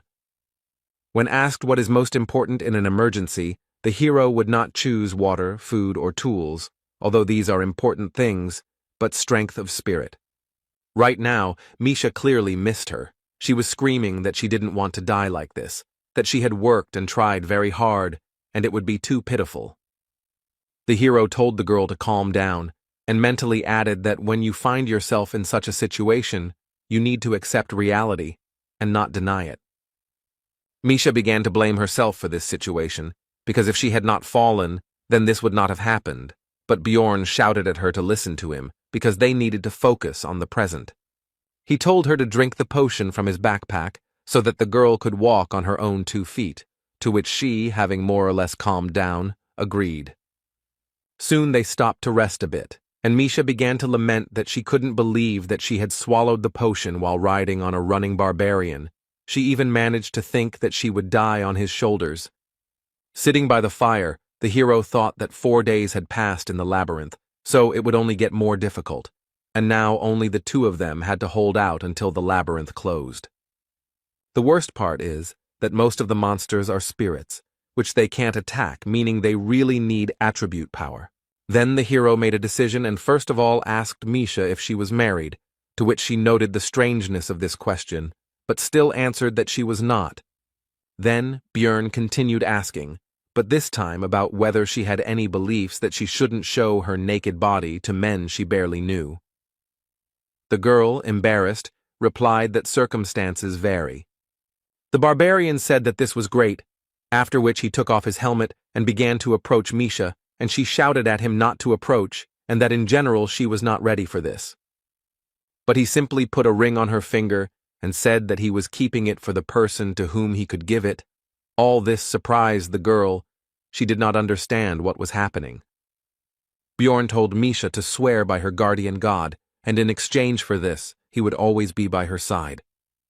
And he continued by saying that from the moment she accepted this ring, then he himself would take an oath on the honor of a warrior that he would support her, and he hoped that the girl would promise the same. Embarrassed, Misha asked him about his seriousness, and then explained that it was a bit unexpected, but it was the first time she had received such an offer, so it wasn't that she wasn't happy. And then she apologized and said that she didn't think of him in that way, and then she tried to explain something else, but she was constantly embarrassed and spoke incoherently, so the hero didn't quite understand her. In the end, the blushing beast woman shouted that she generally preferred thin men, and he, a stupid barbarian, had no masculine charm at all. Bjorn explained that there was a misunderstanding. He didn't mean it, but simply asked to become his comrade, which is why he gave the ring. Misha immediately felt somehow better, but the hero continued to talk about how she could refuse it at any moment, but then she would have to return the same ring or 15 million stones. The girl began to complain about the price, because it was too much money for a simple decoration, so she began to inquire about the reason. Bjorn said that this ring could fulfill her cherished wish, and mentally thought that if he had not played Dungeon and Stone, he would never have done this. But now he is going to awaken Misha. Number 9425, the Frost Spirit Ring, a numbered item that the hero received from the master of the Artemian school. At first glance, it can be considered almost useless, but after destruction, it had a special effect. He did almost no damage, but after all the years of playing, the guy couldn't help but learn this secret, and he figured it all out. If it is worn by a beastman who has not yet made a contract with a spirit beast, a special event will occur, and the ring will be destroyed, fulfilling special conditions. This would remove the seal of Skadi, the spiritual beast of ice, and right now all this was happening. Now the spirit offered Misha a contract, which she could not refuse. Soon the contract was concluded, and the girl could not believe that it all happened so simply, and she also asked Bjorn where he got this ring. But if something like this exists, then why did her father never tell her about it after all these years? The beast woman asked sadly. The hero replied that he most likely did not know about this effect, because the magicians had been trying to understand it for a long time, and had only recently unraveled the secret. Then the girl asked how he knew this and repeated the previous question. Bjorn said that before all this talk, Misha should get dressed, after which he pointed towards her clothes, and also said that there was some useful equipment from the marauders there. The girl noticed that he was also wearing new clothes and asked why she was naked. The barbarian replied that he undressed her himself, because during the ritual all equipment is destroyed. Then Misha indignantly asked why it was necessary to ask about her husband. Bjorn said that if he had been, it would have made him very angry. The girl was angry that he thought about such things, but he did not think to warn her. He replied that he was in a hurry. But despite all the negativity, Misha quickly calmed down from the words that she should say something, and she sheepishly thanked the barbarian. The hero asked if that was all, and the girl, after thinking, decided to share with Bjorn something personal from her past. Misha said that she once tried to commit suicide, but her father found and saved her. The barbarian said that in that case she should be grateful to him, but she was not sure about this, and continued the story.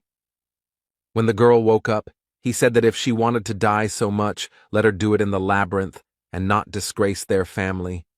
The hero realized that her relatives were even crazier than he expected, and Misha said that it was then that she became a researcher, but not because she wanted to die. She simply ran away from that house.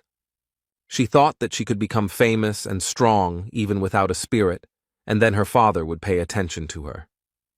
She doesn't know if he will accept her with such an unusual contract, but it is a good thing anyway. And the next moment, the girl bowed to Bjorn at the waist and said words of gratitude once again, and also added that she would not forget his deed for the rest of her life, would seal it in her heart and thank him.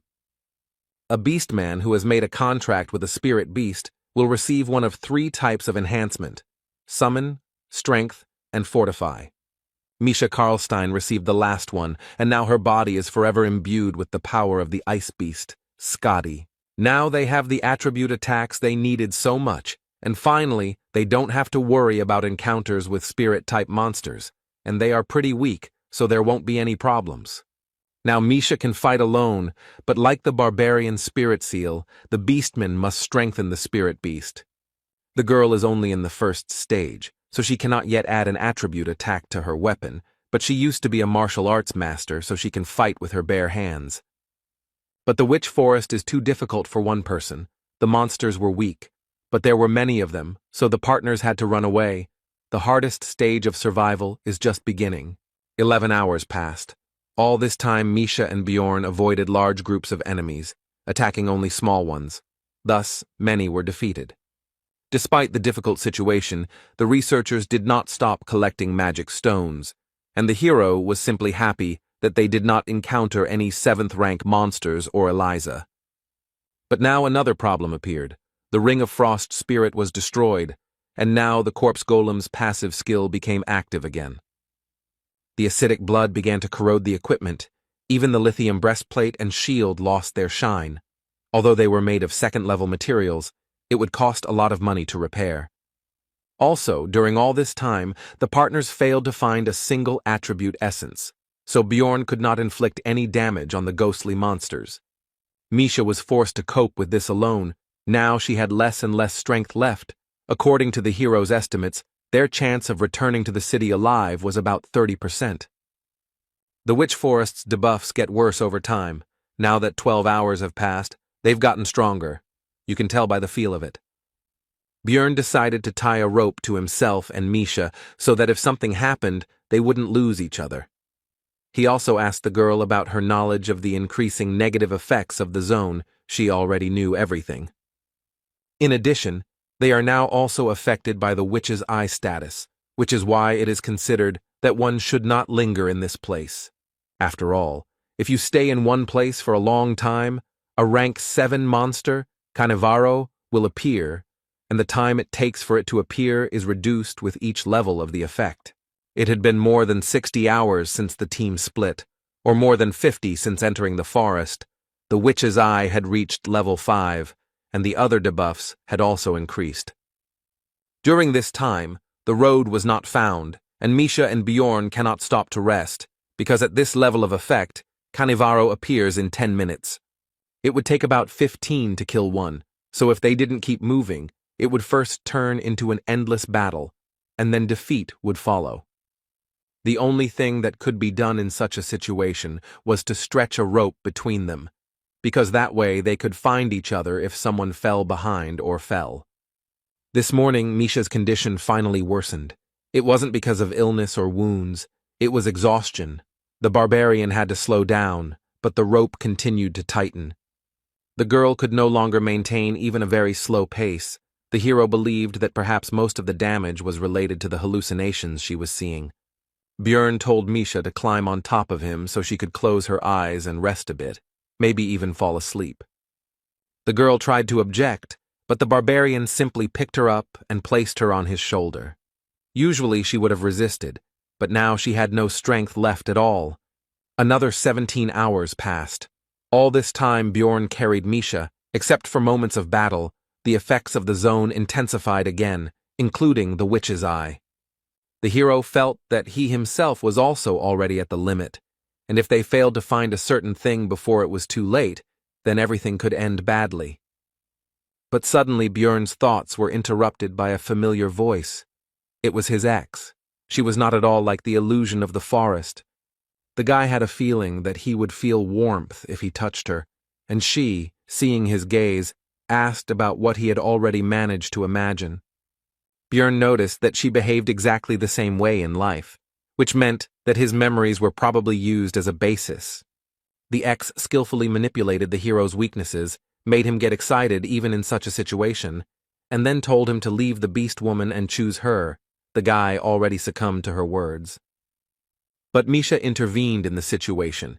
She delivered a powerful uppercut with the power of the attribute to the enemy and sent him flying.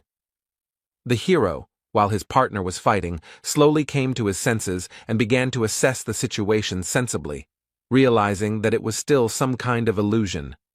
Misha, meanwhile, continued the fight, apparently winning without any particular problems, even using only hand-to-hand combat. It was clear who would soon win, and so it happened. The girl approached Bjorn, all beaming, and reported that the dryad had been defeated. Then the hero understood everything. It was a very rare monster of the 8th rank that appears in this forest and uses the charm skill. Now it became clear to Björn why the illusion was so realistic, because it was not a zone effect, but a skill, so he thanked Misha. Without her, he would definitely have problems. But the conversation had to be interrupted as a group of researchers appeared ahead. This was the first meeting with someone after their team split up. The witch forest is huge, and no one uses it as a hunting area, so it is very difficult to meet others here. They spent 8 days on the 3rd floor. The main part of the squads have already moved on. They seemed friendly. Misha was already happy and asked Bjorn if they were saved, but he told her to calm down, and mentally added that they could not be trusted. The archer woman said that there was no need to be afraid of them, because they were not bad people. They themselves had children of the same age in the city. But these words never calmed the hero down. On the contrary, they made him wary, because this was even more dangerous, since it meant that they needed to feed even more mouths. This was a motive for making money at any cost. Misha asked what the problem was, since this was the help they needed so much, but Björn told her to just keep quiet. He had gotten into trouble many times and would usually ask for help if he promised a reward for getting him out of the forest. Then it would be a good deal. The first thing the hero did was to figure out who these people were. First, he introduced himself, then they started doing the same, but one of them turned out to be Hans, which immediately took away one point of trust from them. Bjorn analyzed the explorers. Their team consisted of 2 warriors, 2 archers, and a scout. It's all too dangerous. Besides, intuition tells him to be careful.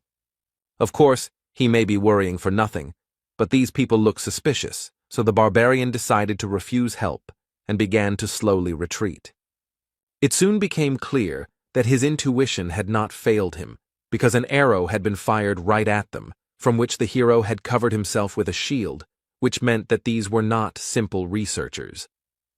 The young man didn't seem to expect this and asked a female archer named Viet why she did this, and she told him to look at the barbarian's equipment. It was made of lithinium, for which you can get a large sum of magic crystals in the city. She was already looking forward to it. The guy said that they were also explorers, but the scout told him to just step back, since he was not going to help. The rest of the squad, except for the young archer, agreed to the attack. Misha asked if they would run away. Bjorn thought about it, because the balance of power is not in their favor, and they also have a scout who will quickly find them in case of escape, so there is only one option. He then told his partner that they would have to stall for time, after which he offered the marauders his backpack and shield. Misha shouted at them to kill this barbarian because she was the princess of the beastmen and would generously reward them for saving them. Her game was so plausible that it made even Bjorn doubt, although he himself proposed the plan. The girl's words made the scout doubt, but the female archer said that this was not an option. They both had to be killed, otherwise their activities could be exposed in the city. The warriors of the squad noticed that the princess might have something valuable, so they rushed forward with the words that the spoils would go to whoever found it first. The barbarian began to prepare for the collision because he couldn't delay any longer, but he also understood that it was no longer necessary because enough time had passed. And he was right, because what he was waiting for happened. A 7th rank monster, Cannavaro, appeared right in front of them. After this, the hero told Misha to grab onto him and ran forward, thinking along the way that it was impossible to escape from the monster because he would pursue the victim until death. Therefore, it was possible to use the marauders as a diversionary tactic, and he began to break through their ranks while they were at a loss. This should have out-aggroed Cannavaro, who took advantage of the fact that no one was attacking him and used his magic mind skill without any problems. The marauders decided to deal with the monster first, because of the mines, they would not be able to pursue the prey anyway, and the prey itself would not be able to get far. The hero understood that there was no way he could dodge the mines, so he had to rely on his strength and regeneration, simply running straight through the traps. Cannavaro, meanwhile, noticed the escape of his prey, so he called for support from a group of hounds, a breed of dog used for hunting. It seems that the marauders greatly overestimated their strength, because they began to lose their lives very quickly, one after another, from the monster's arrows, mines, and dogs. One of the dogs managed to catch up with the fleeing Björn and Misha and grabbed the barbarian's leg, preventing him from continuing his escape. The hero had to use the flesh explosion skill to get rid of the dog, but at the same time, he lost the ability to run further. His leg was finished. In that case, the plan will have to be changed. Björn told Misha that he was leaving the rest to her. She told him to leave her in Canivaro. The barbarian threw the girl's light body without any problems. She rushed straight at the monster, who was not expecting such a thing, and it was finished with him in an instant. Among the attacking marauders, one was still alive. It was the same female archer who first fired an arrow at them. She tried to beg for mercy, but Misha was not going to spare her. The beast woman was worried about Bjorn. She poured a healing potion on the wound, but said that it could not heal such a wound, but the barbarian said not to worry. Thanks to high regeneration, the potion, and the eternal life skill, the leg was restored almost instantly, which surprised the girl very much. The hero understood that this was all thanks to the bonuses of the vampire essence, his skill, and the seal of the immortal. With all these factors and enough time, it would be possible to grow a limb without a potion. Misha asked how he could drink it without pain. Bjorn replied that it was the mental fortitude of the barbarians.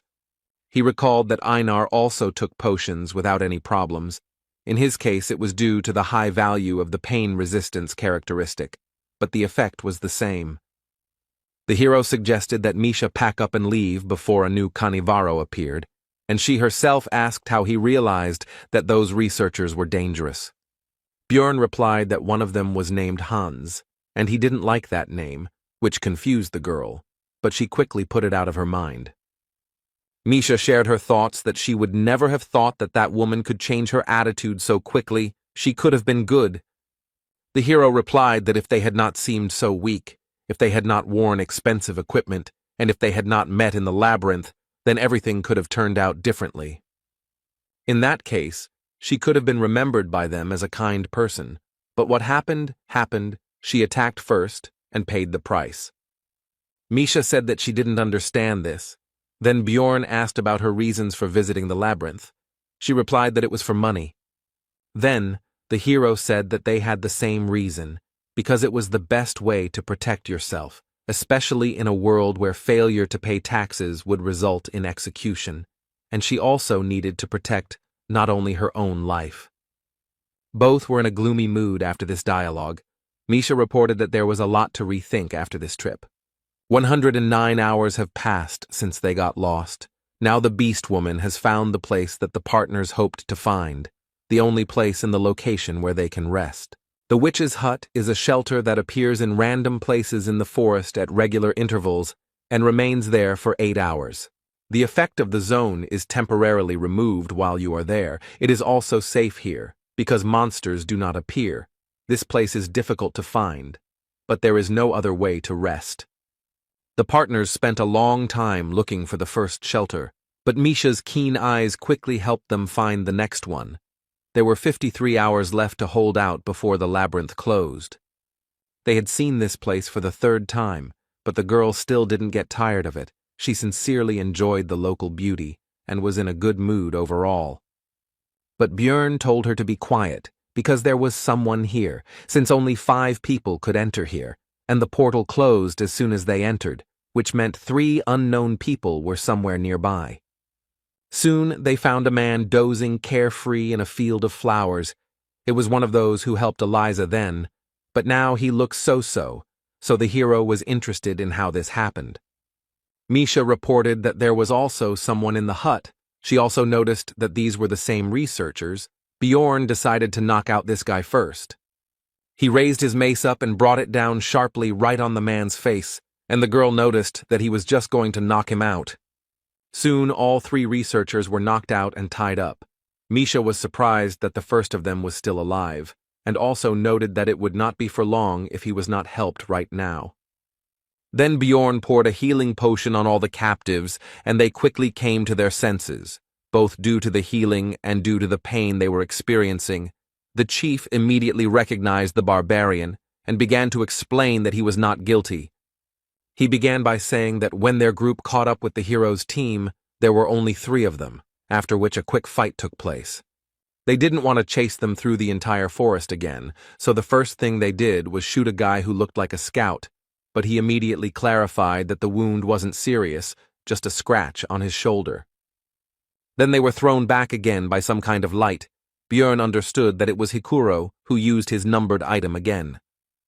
When they came to, their scout had an ice spear sticking out of his head, which meant that at the right moment, Devalki was still able to kill the man.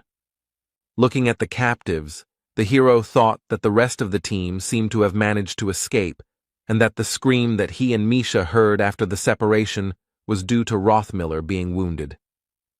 The man meanwhile continued his story by saying that due to the loss of the scout, they could not continue the pursuit, and simply wandered around the area. The problem started on the 2nd day after his death. Eliza showed herself. They understood everything. Only after she absorbed the life force of one of the researchers, the girl turned out to be a priestess of Karui. The man started to justify himself by saying that they had been deceived, so it was not their fault, and they had not intended to kill anyone for no reason. But Bjorn told him to shut up. Then tears began to flow from the man's eyes, and he began to apologize and say that they had been very stupid to fall for the deception, and he also promised to compensate for all the damages and beg for mercy. Misha told the hero that she would accept any decision he made, and he himself was thinking about what to do with all this, because even though he had already killed people, back then they were freaks who attacked first. They were not worthy of living. This case was different. They caused problems, but no one died. It was completely different. Björn wondered if it would be right to kill them. It was as if 2 images appeared in the hero's head, one for good, the other for evil, but not in the usual image of an angel and a demon, but in his current, savage and former, from the past world, form. The barbarian said that whether it was right or wrong didn't matter. The main thing was that they could create problems in the future, so it would be easier to kill them. The good man said that you can't kill people because of one mistake, so why does he doubt? Because sparing them would be the right thing to do. But the hero decided that the last statement only applied to his past, the civilized world from which he came, and not to this cruel and merciless one. Björn asked Misha's opinion on the current situation. She replied that she couldn't trust them, whether it was a mistake or not, but they tried to kill, and now she understands that this cannot be forgiven. Then the hero's mind cleared, as if a fog had been dispelled, and he remembered the expression that in Rome they obey Roman laws, otherwise he himself would end up in the grave. Whether it was a mistake or not, he had a feeling that they would repeat it at the first opportunity, so pity was thrown aside, and the explorers lost their lives. The hero, when he first opened his eyes in a new world and in a new body, realized that Björn Yandel was not only his new name. This is also his new essence, the essence of a barbarian, which he must correspond to in order to survive. Misha noticed his worries by his trembling hand. The hero replied that everything was fine. She shouldn't worry. It would be better if she collected the things of the killed researchers. This was soon done, but Misha was disturbed by the sight of Bjorn dragging the body to the fireplace and starting to push it straight into the fire. She asked him about what was happening. He replied that it was necessary. The fire consumed the corpse unnaturally quickly, meaning that everything was as it was in the game. The witch's hut had accepted a new victim and would now be open for another 8 additional hours. Misha was still not sure that Björn was okay, but he didn't answer, and the only thought that popped into her head was that they had 2 more so-called logs, which meant 24 extra hours. The hero pulled off his helmet and asked his companion if she was going to rest, but she simply remained silent. She was clearly uncomfortable with what was happening. Since she did not answer, the barbarian said that he slept on the bed first, after which he fell face down on the pillow and thought that sleeping on the bed was very good. But in reality, he was only unsuccessfully trying to distract himself from the thought that he was increasingly renouncing humanity and accepting the life of a barbarian, and that life was not punishing him for this, but, on the contrary, rewarding him. All night long the hero dreamed about his past life, namely work, meeting a girl, dating her and his future life, calm times. But in the morning he realized that it was just a dream, and his new reality was life in a monstrous body and fighting real monsters. Björn noticed that besides him, Misha was also sleeping on the bed with her head on his leg. He wondered when she had gotten in there, and it was also time to wake up, so he began to wake her up. Chewing the dried meat, the barbarian thought that there were only a day left before the labyrinth closed, and the hut would cease to exist in an hour. They had to hold out for just a little while longer, and soon they would return to Rafdonia. Misha said that this research was very complicated, so upon returning, she would immediately take a bath, after which she asked about her companion's plans, and he replied that he did not know. As soon as the shelter closed, it became clear that something was wrong. Everything around turned red and became even darker than it was before. This meant only one thing. The special condition of 7 sacrifices in the witch's hut had been fulfilled, and now the Chaos Lord Riakis was wandering around the floor. The hero explained to his companion that this was something like zone bosses, but much stronger, and also each level had such a floor lord. The girl had never heard of such a thing, so she was surprised. Björn explained that she didn't know because the method of summoning was kept secret, because if some psycho summoned one, then a couple of deaths wouldn't be enough. When Riakis appeared, erosion began. All the monsters began to dissolve into chaos. The Lord has an effect on the entire floor and kills everyone he meets until he dies himself. Also, his call closed all the portals. You won't be able to escape. If you were here when this monster appeared, then prepare for death. Misha asked about the reason for his appearance right now. Then Bjorn explained that it was all probably because of them, since burning those bodies in the hut was one of the conditions of the summoning. 10 years have passed since the last call. The hero thought that 3 corpses would not make a difference, but someone burned 4 of them earlier. The girl began to panic because of this.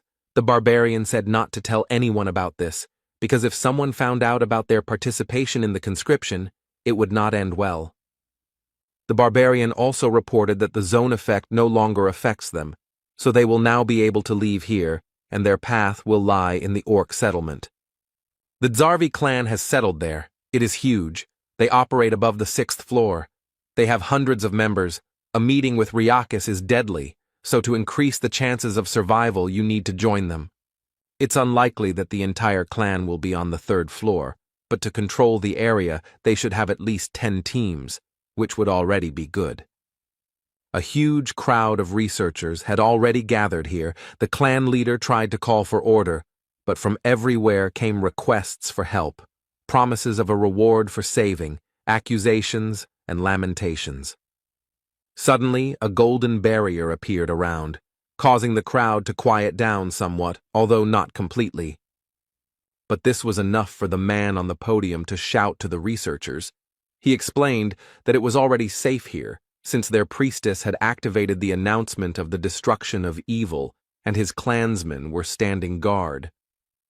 And he continued his speech by saying that they only needed to hold out for a day until the floor was closed, during which time Zarvi would fulfill the agreement with the royal family and do everything possible to ensure that most of the people returned. He ended with a threat that if he created any problems or if anyone disagreed with him, he would be immediately thrown out. The hero decided that the last part was unnecessary, but overall the speech was good because the panic was calmed down a bit, and thanks to the barrier he would be able to rest a bit. Announcement of evil destruction is one of the main skills of priests, which creates a safe zone for explorers and keeps monsters out. Misha and Bjorn were resting by a tree. The latter decided that they were not going to drive them away, but they needed to be on the alert, because some problem might arise. The hero asked the beast woman how confident she was in her ears. She replied that she was not sure, but some people say that they like them. Bjorn was misunderstood, so he explained that he meant her hearing, to which she awkwardly replied that she could hear just fine, so he told her to listen to the researchers' conversations. They discussed how the last time Riakis showed up was 10 years ago, and now they were wondering what kind of madman did this, and also that they were lucky with this clan from the 6th floor. One of them admitted that he had never seen the evil destruction announcement barrier in person before, while the other remarked that it was great in a large clan. The hero understood that if the Zarvi came for the thing he was thinking about, then their chances of getting out of here alive were quite high. After some time, Misha leaned against Bjorn's shoulder and fell asleep, but soon the barbarian decided to wake her up. She asked about the reason for such a sudden awakening. The hero answered that more than 500 researchers had gathered here, a huge crowd. Misha didn't understand what that meant, but Bjorn explained that there were only 50 people from the Zarvi clan here, so they needed to see how they could handle controlling that many people. Soon, the local leader actually began his speech. He started by saying that thanks to the barrier, this was the only safe area of the floor, but the priestess would like them to show respect to her god. It should be 1,000,000 stones per person. You need to pay now. Not only crystals will do, but any equivalent items.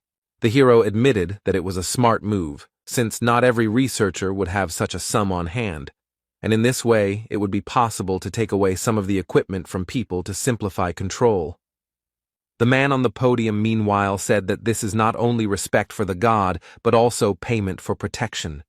They may lose some equipment and potions, but there is nothing to worry about, because they will protect everyone. The hero understood that in fact there were enough reasons to worry, because the barrier, although powerful, was not comparable in strength to the floor master. They were unlikely to kill him, but for now they had to obey the rules, so Bjorn asked Misha to take the things they didn't need. He thought they were very lucky to have taken the equipment from the marauding attackers and wouldn't have to give up their own. Many researchers were unhappy with this situation and were unwilling to pay 1,000,000 magic stones for protection for one day. As the heroes expected, some people began to leave the barrier and cope with survival on their own. There were about 300 researchers left, which meant that the Zarvi clan received 300 million magic stones. They made money and at the same time reduced the number of people, killing 2 birds with 1 stone. And now all they can do is pray to the heavens in the hope that the floor master won't come here, otherwise they are doomed. The 3rd floor is quite large. Everyone hopes that they will not encounter it. In this situation, both those who left and those who remain optimistic, but the hero prepares for the worst scenario. And so, 5 hours before the labyrinth closed, it really happened. The reign of despair began. This is the passive effect of the Lord of Chaos's aura. This skill not only deals damage to the area, but also turns it into an erosion zone that removes all effects. It also reduces magic resistance, deals minor damage, and can cause confusion. Soon the floor's ruler, the Chaos Lord Riakis, appeared on the horizon, causing panic among the researchers with his appearance.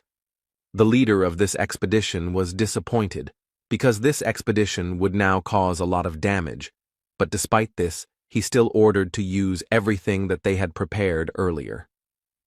The next moment, the clan members began to apply various buffs to themselves, using scrolls that increased stamina or energy regeneration. Also used was the numbered item banner of the Lord of the Sun, which imbued the weapon with the attribute of holiness, the light of the god Ursium. The hero was stunned by the number of different consumables that were used at that moment, because not even a minute had passed before things worth tens of millions of magic stones had been used and disappeared. Bjorn realized that they were going to destroy the Floor Lord, and for the first time he was glad that he wasn't the only one preparing for the worst. There are many experienced researchers gathered here who have walked on the edge of a knife more than once to become who they are now, and it is not only a matter of luck, which means that they really should have a chance. The majority of people were amazed by the size and power emitted by the monster. They did not believe in their survival. Watching the battle of the Zarvi clan, the hero began to understand how game raids differ from those that happen in the real world. For example, the fact that tanks and melee attackers always try to avoid direct combat, they can barely deflect even the lightest blows from the monster. Also, warriors have to return to the front line of the battlefield immediately after treatment, even if their body is in terrible condition. But perhaps the most important difference was the multiple deaths of the explorers, who could no longer return to the battle. The current situation is that the melee war was instantly crushed, and the three ranged ones were hit by Ryakis's breath. Such losses immediately lowered the morale of the rest of the people. They don't understand what they're talking about because the clan is doing everything possible to fight the war, holding back the floor lord, and the mages are suppressing him. Suddenly, spheres appeared around the boss, and the expedition leader immediately forbade attacking him, because first he needed to focus on new targets. Bjorn was glad that the clan knew about his features and the second phase, but the other researchers did not understand why they did not attack Ryakis, did not understand their actions. About an hour passed. 11 people died. 20% of Zarvi's force. It's not scary. The worst can still be avoided. It's still possible to hold out until the labyrinth closes. However, the real problem is that ordinary researchers start to panic, and this will not lead to anything good, even though they have reasons for it.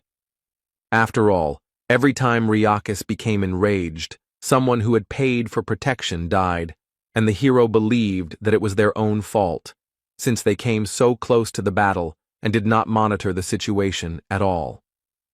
Misha told Bjorn that things looked really bad and asked if they weren't going to do something, but he said what he thought. One man in the crowd said that they could no longer just watch. They needed to intervene in the battle to increase their chances of survival and protect themselves from the monster. At first, they countered that the clan had taken their equipment, but very quickly the crowd's eyes turned to the pile of armor and weapons they had paid Zarvi with. Realizing where all this could lead, Bjorn immediately told Misha that they were getting out of here right now. Now that the entire clan was busy fighting the boss, only 2 guards were guarding the equipment. They decided to negotiate through dialogue. But the panicking crowd did not listen. They attacked even the high-ranking and experienced researchers, but the numerical advantage was on their side. Soon the clan fighters were defeated. The hero knew that things would only get worse, since ordinary fighters had no idea how to properly fight Ryakis, so he urged Misha to run faster. Soon, spirits of chaos appeared on their way, but there was no time to fight them. They needed to run away, so they turned in the other direction. But it was all useless, because soon they were swallowed up by complete darkness, which meant that the floor master had swallowed all the spheres and used his ultimate skill. Evil Cleft is a reactant skill that appears after absorbing 10 spheres. The radius of action is 5 kilometers. The term is 45 minutes. If you do not have time to escape, then death awaits you. There are also many chairs, the peculiarity of which is that it attracts all those who fall under the effect to the center of the zone. Soon, Misha and Bjorn found themselves there along with other researchers. There were about 200 of them left.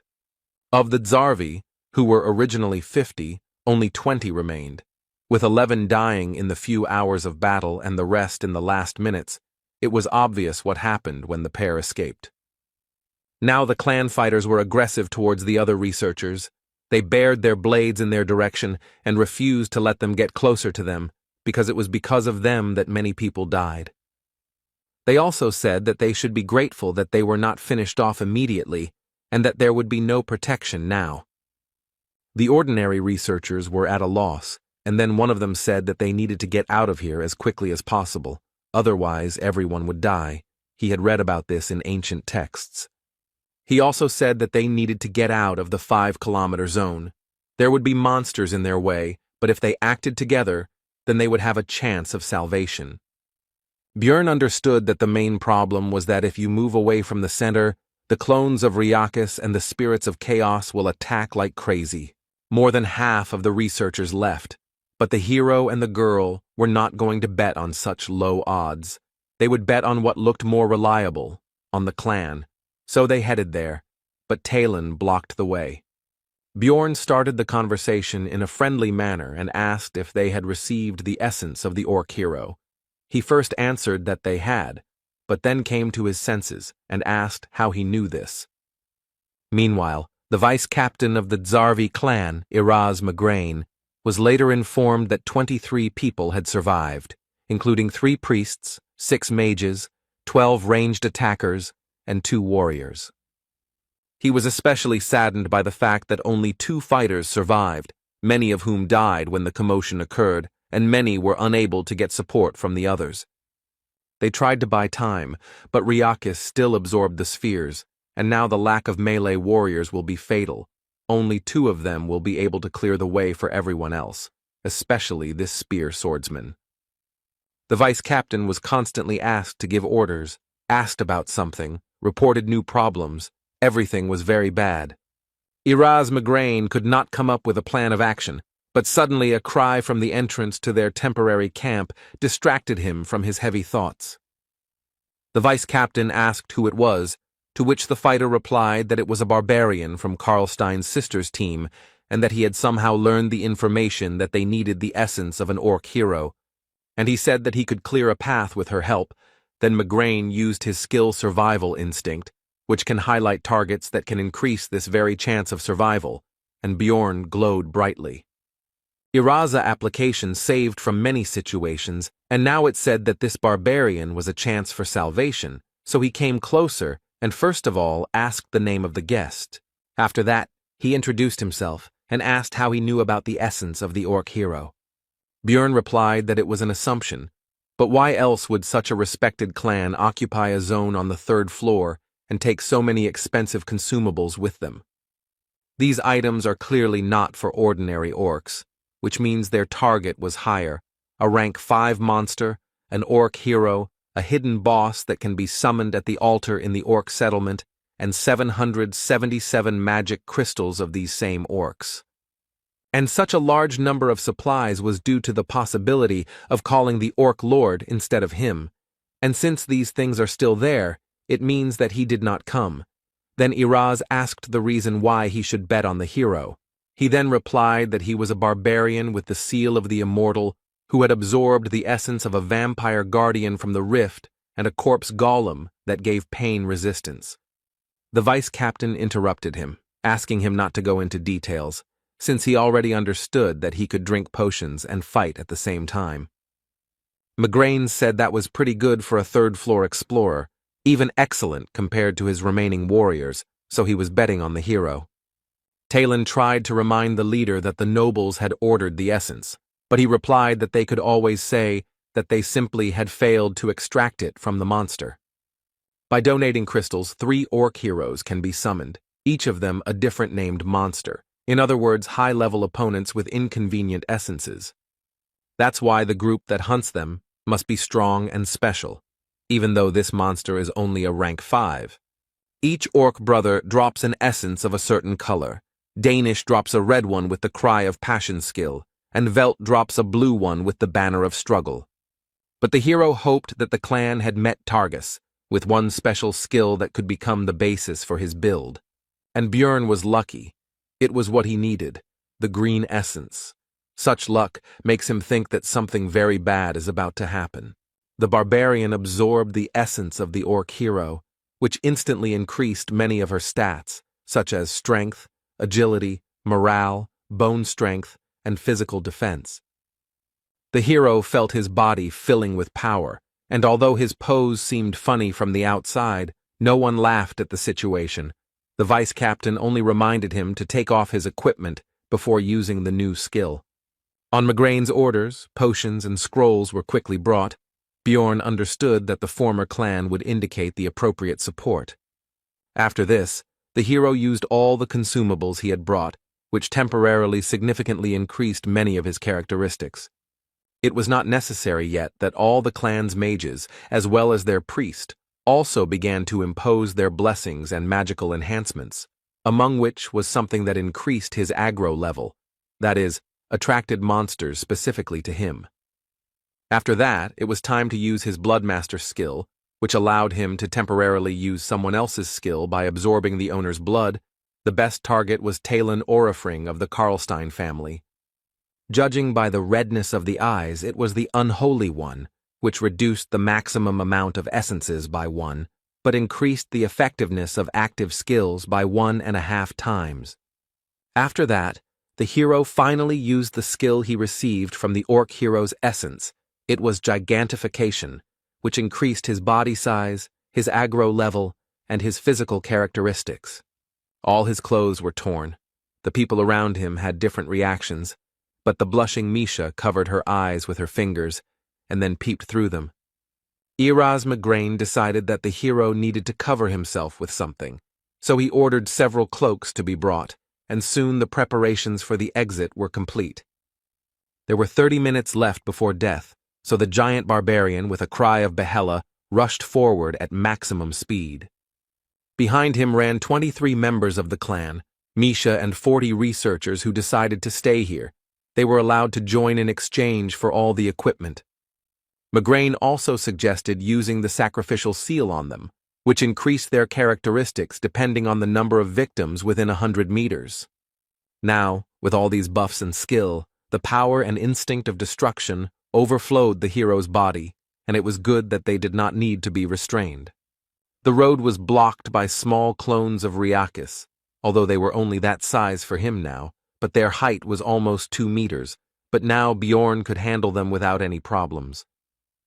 These creatures carry damage to the person who destroys them, and even a barbarian with overinflated pain resistance still felt the numbness, which is why it is very important to have a tank in the evil rift. Of course, in his case, thanks to the vampire essence, and specifically the skill source of darkness, it is enough to simply protect the heart. But for others, be he a famous swordsman, mage, or priest, all this will be useless. All the monsters attacked only him because gigantification increases aggro proportional to body size, and barbarians are already very large, so it is very difficult to imagine his level. Talon Orifring entered the battle, and after destroying one of the clones he immediately received a blowback, so he asked the priest to heal him so that he could continue the battle. The hero shouted at him to stop getting wounded for no reason and get out of here, because he should be the only warrior on the front line. This is because he has the Orc Hero's Path passive skill, which increases all defense when health drops below 50%, with the maximum effect being achieved at 20. And to use this skill to its full potential, no one should approach the front line. He will deal with everything himself. The giant barbarian was breaking through the path for the rest of the explorers, and he was doing it as quickly as possible. The others were also hurrying after him, because soon this place would collapse. The vice-captain decided to send Tylon to the back of the crowd, because you never know when monsters will appear from behind. He himself was worried that just one single attack had caused him unbearable pain, so he had to retreat like an idiot, and he didn't understand how the hero could stand it.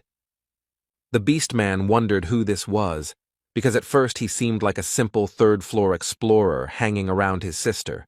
He seemed like a simple barbarian warrior. No matter how much resistance he has, even though he is a tank, how can he not hesitate at all? In the crowd of researchers, conversations began to break out about how it was true what they said about the barbarians, that in bravery there was no equal among them, and also that with such a person in the clan, they would be like behind a stone wall. They were surprised that he was still unknown, and no one knew his name. They were afraid to think about what they would do without him. Mac Klana noted that if there was a barbarian hero among them, the famous Balkan, then Bjorn would most likely be like him, while Tylon thought that everyone would soon be talking about him. Soon the exit from this location appeared ahead, so everyone gathered their remaining strength and hurried to leave it as quickly as possible. Immediately after leaving there, Bjorn's soul power was depleted and the gigantification skill was immediately cancelled, and he began to return to his usual size. A few seconds later, when not everyone had yet managed to leave the zone, an explosion was heard that destroyed the entire orc settlement and those who remained inside. They were very lucky that gigantification ended immediately after their exit. It's a real miracle that they managed to escape. But Erasmus said that it was too early to relax, because after escaping from instant death in the evil cleft, one of the survivors would be chosen as prey. The chance that it would be Misha or Bjorn is 1 in 15. And again, the hero's failure showed itself in the video. The partner was chosen as a victim and could no longer move. The so-called prey is a person who is affected by the paralysis effect and becomes the sole target of Ryakis. In other words, he will pursue her until her death. Erasmus offered to help protect her, but on the condition that the hero would want to join their clan. Bjorn replied that he couldn't work with the others yet, to which the vice-captain expressed his regret and said that he hoped to meet him alive in the city, to which he replied that if he got out, he wouldn't mind. Iraz replied that he had a gut feeling that he would succeed, and as a parting shot, he ordered his subordinates to give her buffs that would speed up her movement speed and improve the restoration of her soul power. Björn said words of gratitude, to which the vice-captain replied that it was not necessary, because if they died, Ryakis would run after them, and they would serve as a diversionary tactic, so he also had an advantage in this.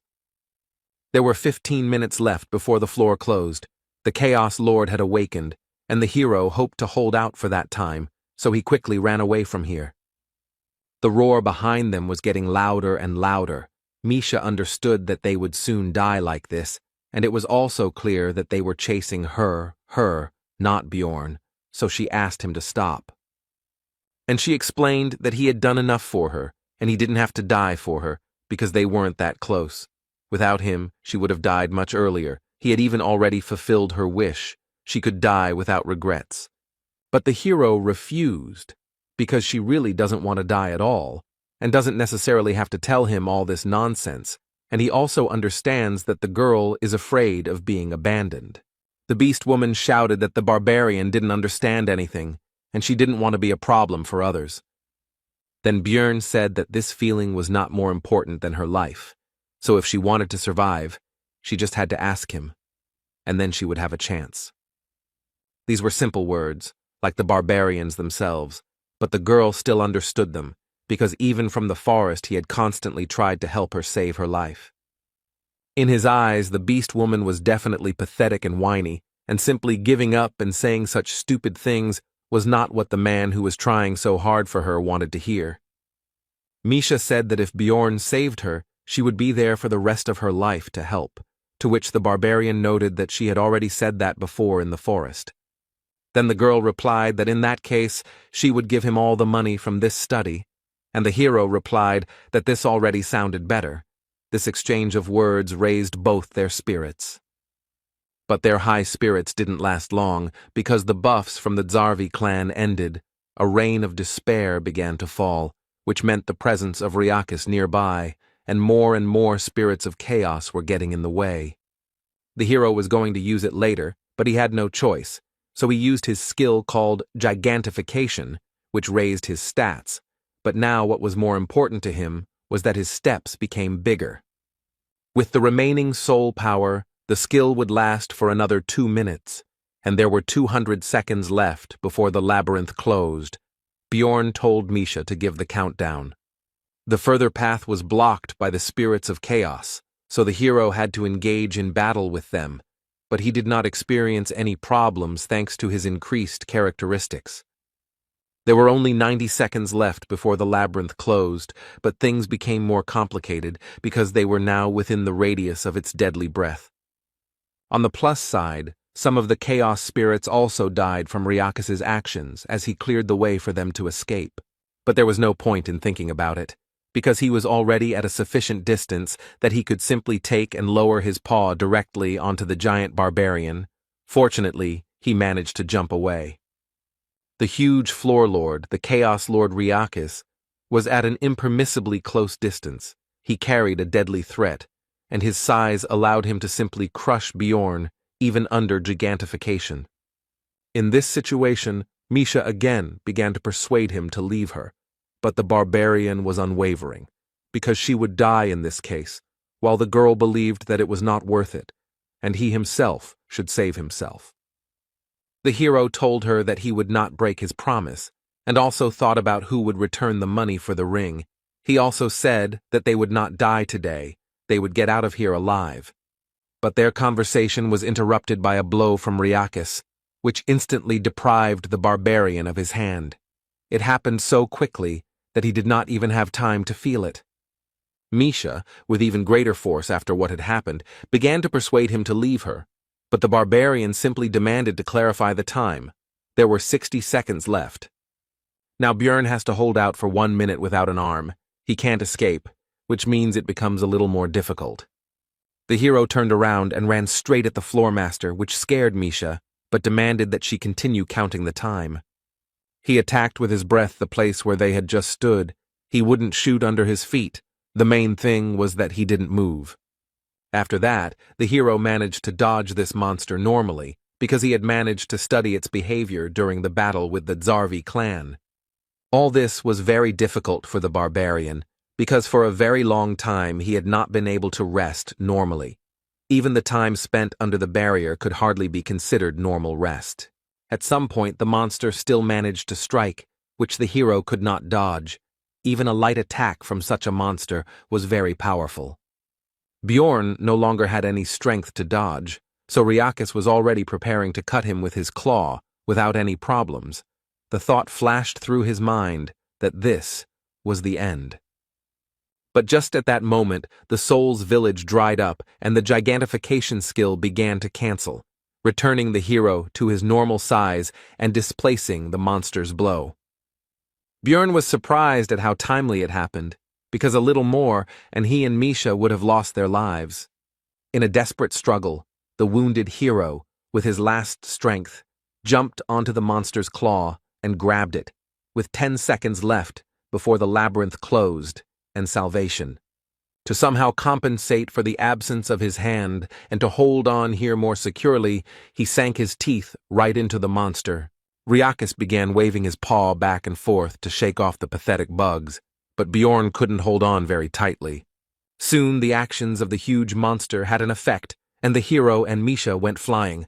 There were 4 seconds left before the labyrinth closed. Riakis showed that despite his size, he remains very agile, grabbing his prey out of the air and then wanting to devour it. The hero smiled, because he understood that the enemy would not have time to do anything, because right now, his mental countdown was approaching 0. Meanwhile, the residents of Rafdonia were waiting for the researchers in the square. They were wondering how much money their families would bring this time. The children were simply waiting for their parents. Soon the portals were opened, but the townspeople were faced with a picture they did not expect. Many people were injured and were now simply lying on the ground. Misha came to her senses. She immediately heard the words of those around her about the need to quickly call the guild and so on, but she only paid attention to how they talked about the seriously injured barbarian. The girl immediately pushed her way through the crowd and saw Bjorn, who was lying on the ground and showed no signs of life. Her heart sank into her heels. She was already expecting the worst, but when she put her ear to his body, the beast woman heard his heartbeat, which immediately caused tears of joy to flow from her eyes. Soon, talk about what happened on the 3rd floor began to spread through various taverns and other places.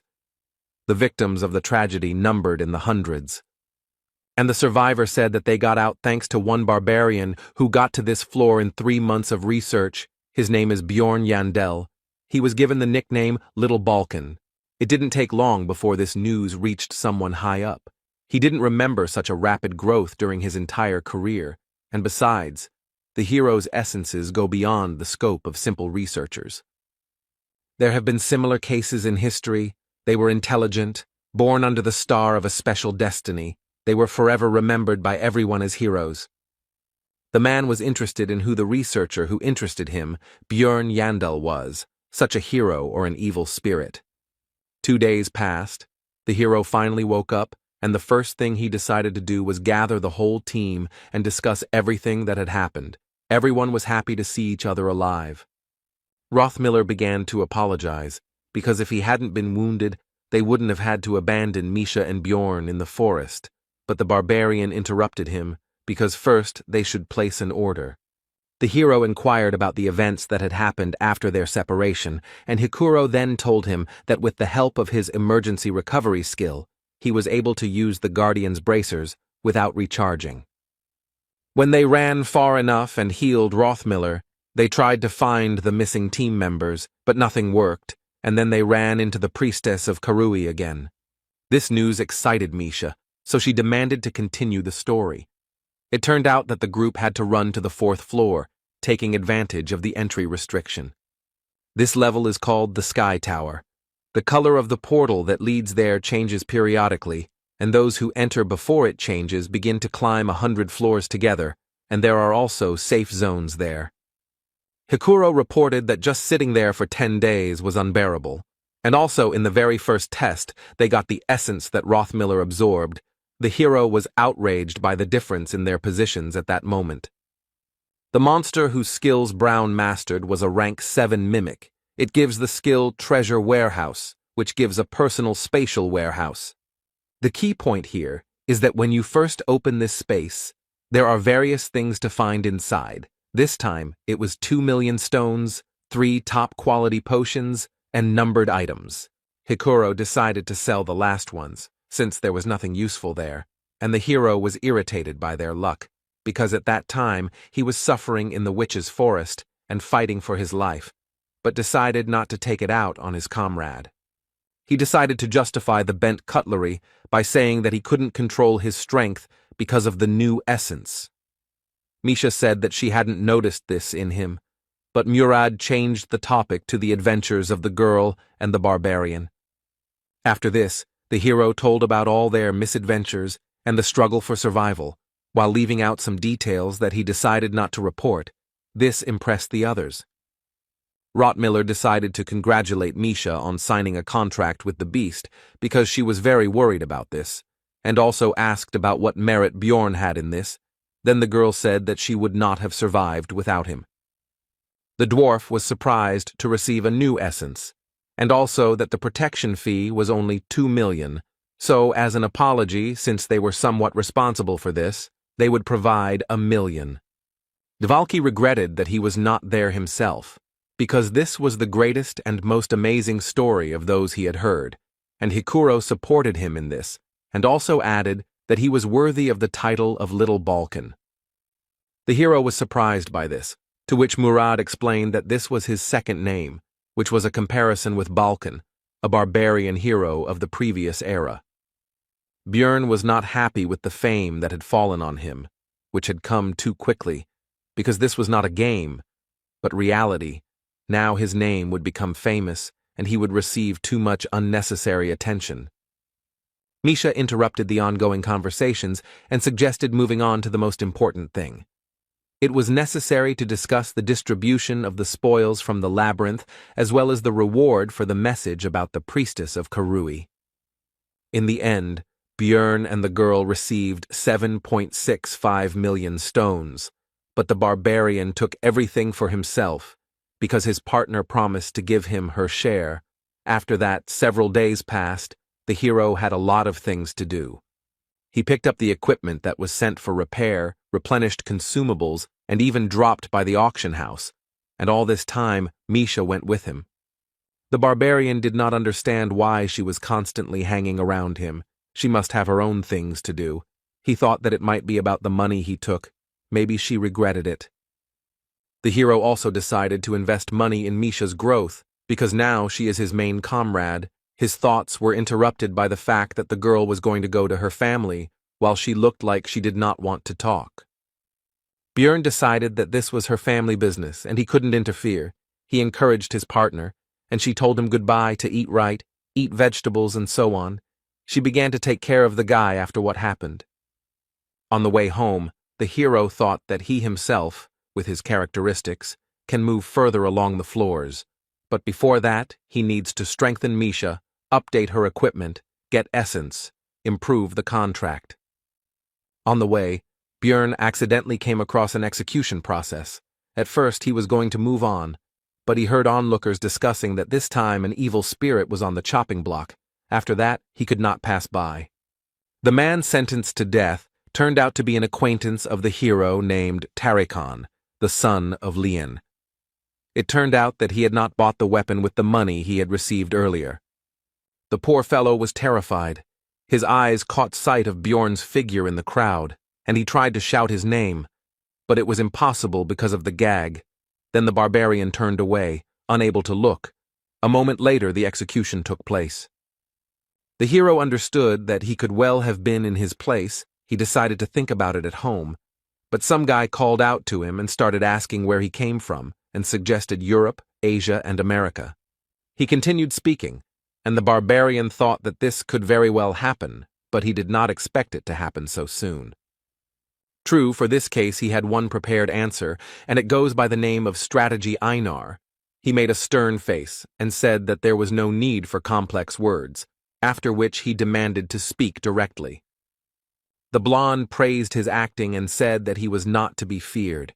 Because they were all here because of this damn game, Bjorn drew attention to the incorrect pronunciation of the last word. The guy continued to speak. He admired the hero's successes, after which he said that they have their own alliance, but the barbarian interrupted him and asked if he was an evil spirit. He answered in the affirmative, after which Bjorn shouted loudly into the sky and said that the leader of the tribe taught to immediately kill people like him upon discovery. After this, the hero simply rushed at the blonde with his fists, because that is exactly how a real barbarian should react. Soon Bjorn was sitting in the garrison. The guard first decided to thank him, because his younger brother would not have gotten out of the labyrinth alive without Jandel. The hero accepted his gratitude, after which he asked how much longer he should sit there, because he was hungry and unhappy that he had not managed to finish off that evil spirit. The man was about to answer when another guard ran through the door and said that the detainee had a certificate of a hunter of evil spirits, which immediately interested Bjorn, but he did not show it. After this, a man who also belonged to this organization explained to the barbarian that they always test those who have managed to become famous in a short period of time and show extraordinary abilities. Bjorn put on a show of being a simple-minded savage who was angry at these suspicions, after which he was released. Now he went home in a lousy mood. He didn't even think that these guys knew such details about evil spirits. That blonde guy was pretty good at using words from his world. But fortunately, the hero noticed the catch when the hunter messed up his pronunciation and said Vigra.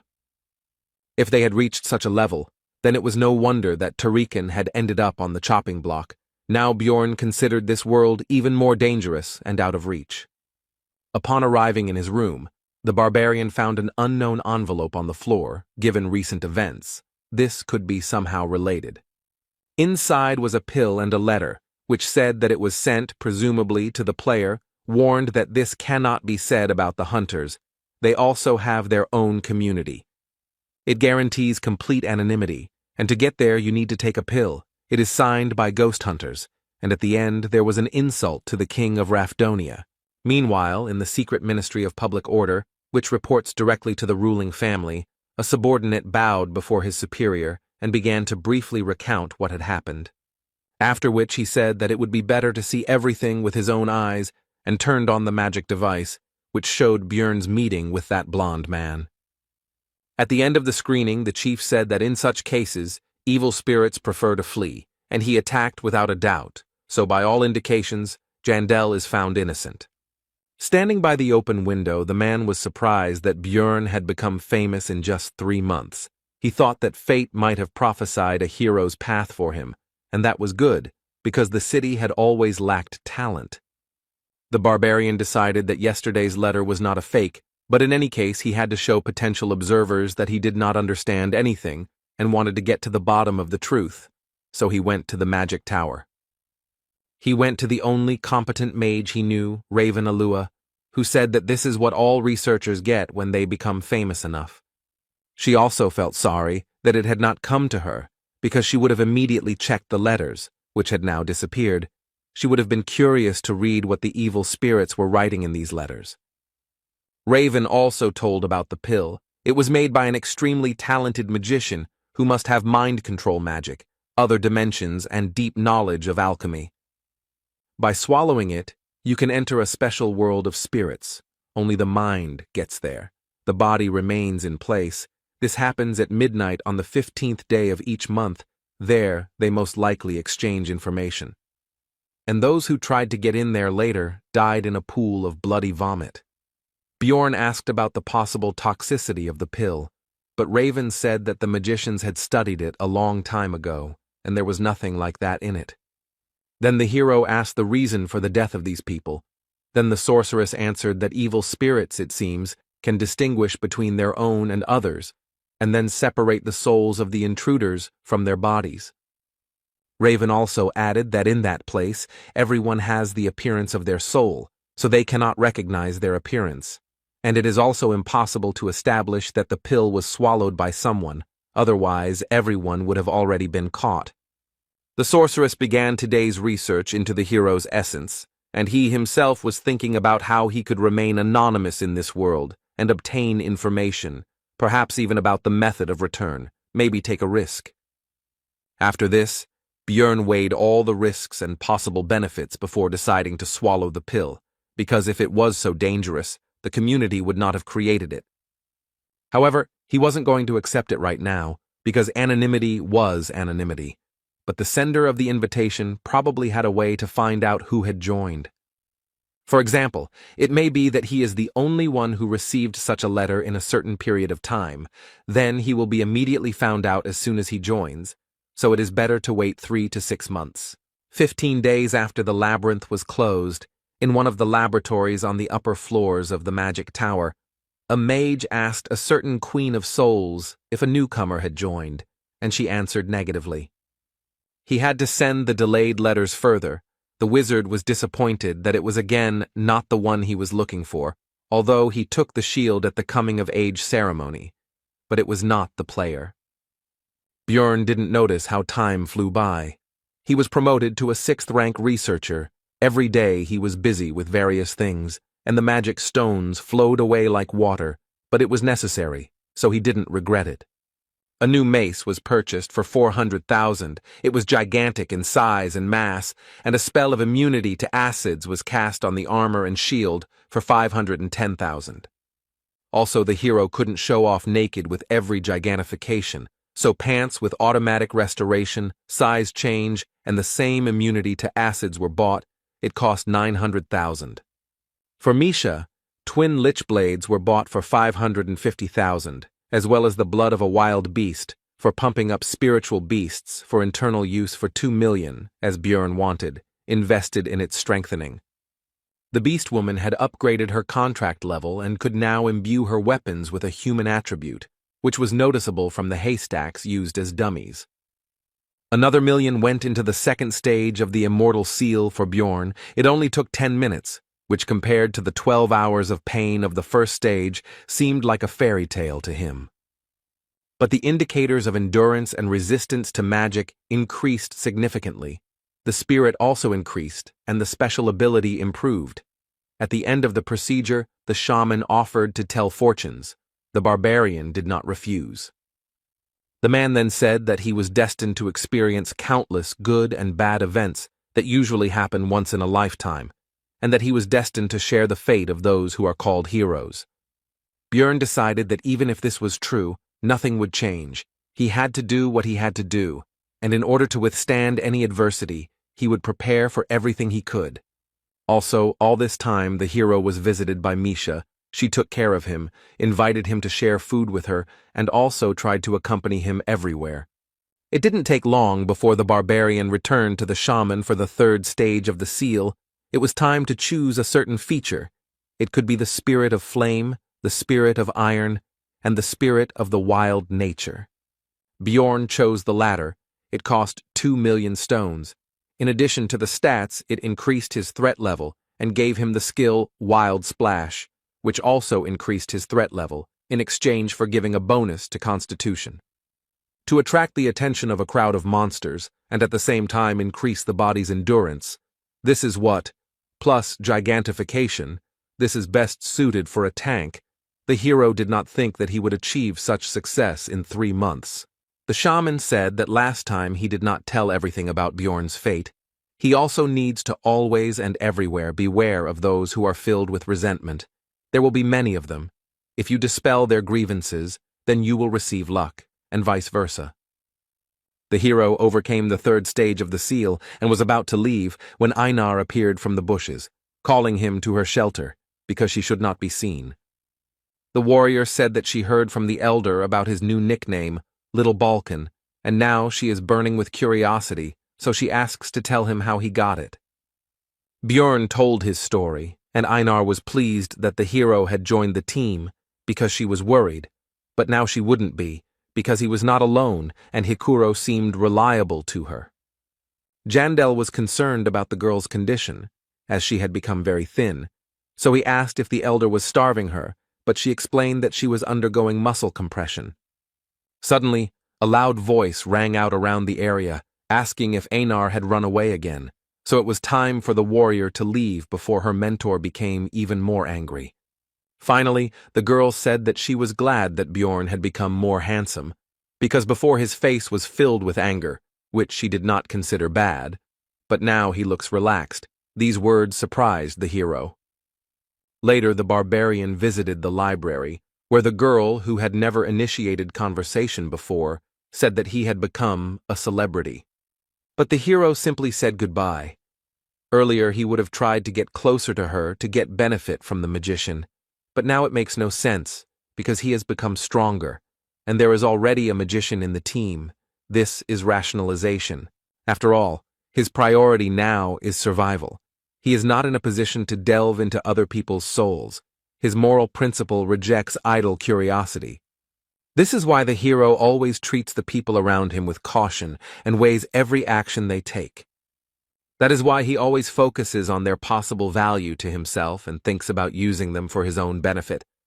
That's why Bjorn killed people when they posed a threat, was ready for betrayal at any moment, and thought about how to get the most out of any situation. But at some point this thinking cracked. He kept his cool and acted for himself alone, until that situation on the third floor happened, and the barbarian risked himself for her. He changed, and Einar noticed it. The hero began to catch himself more often wanting to do something useless. His body changed. Something else changed. He doesn't know how to solve this, so he will be like a barbarian and will not restrain his desires. Bjorn demanded that the librarian say what she wanted to say. She asked how he knew about her intentions. He replied that he could see it in her eyes. The next day, the barbarian went to the Promise of Flowing Water Cafe. He somehow squeezed through the front door. The other visitors did not expect to see a savage in such a place, so they decided that the owner was in debt.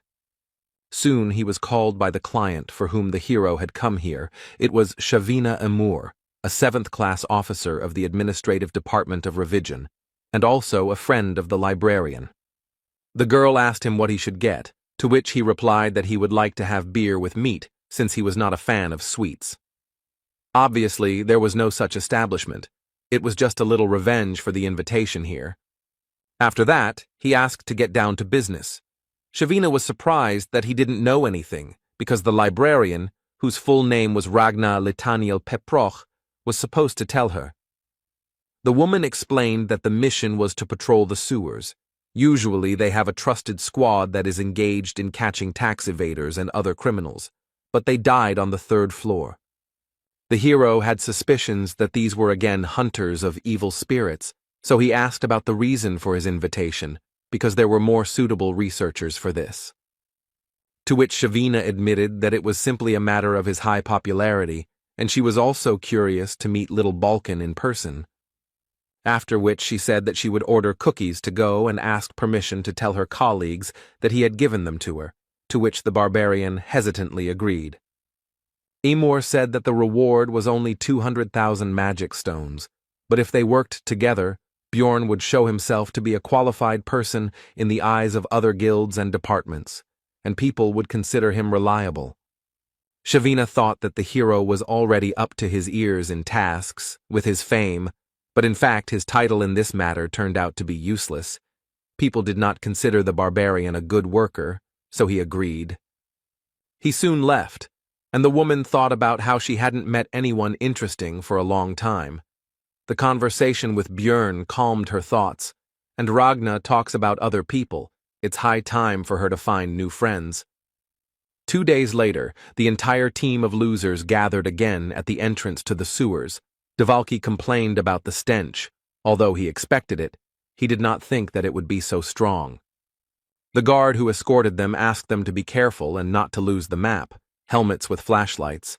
The latter also have recording devices built into them, so they would definitely need to be returned later.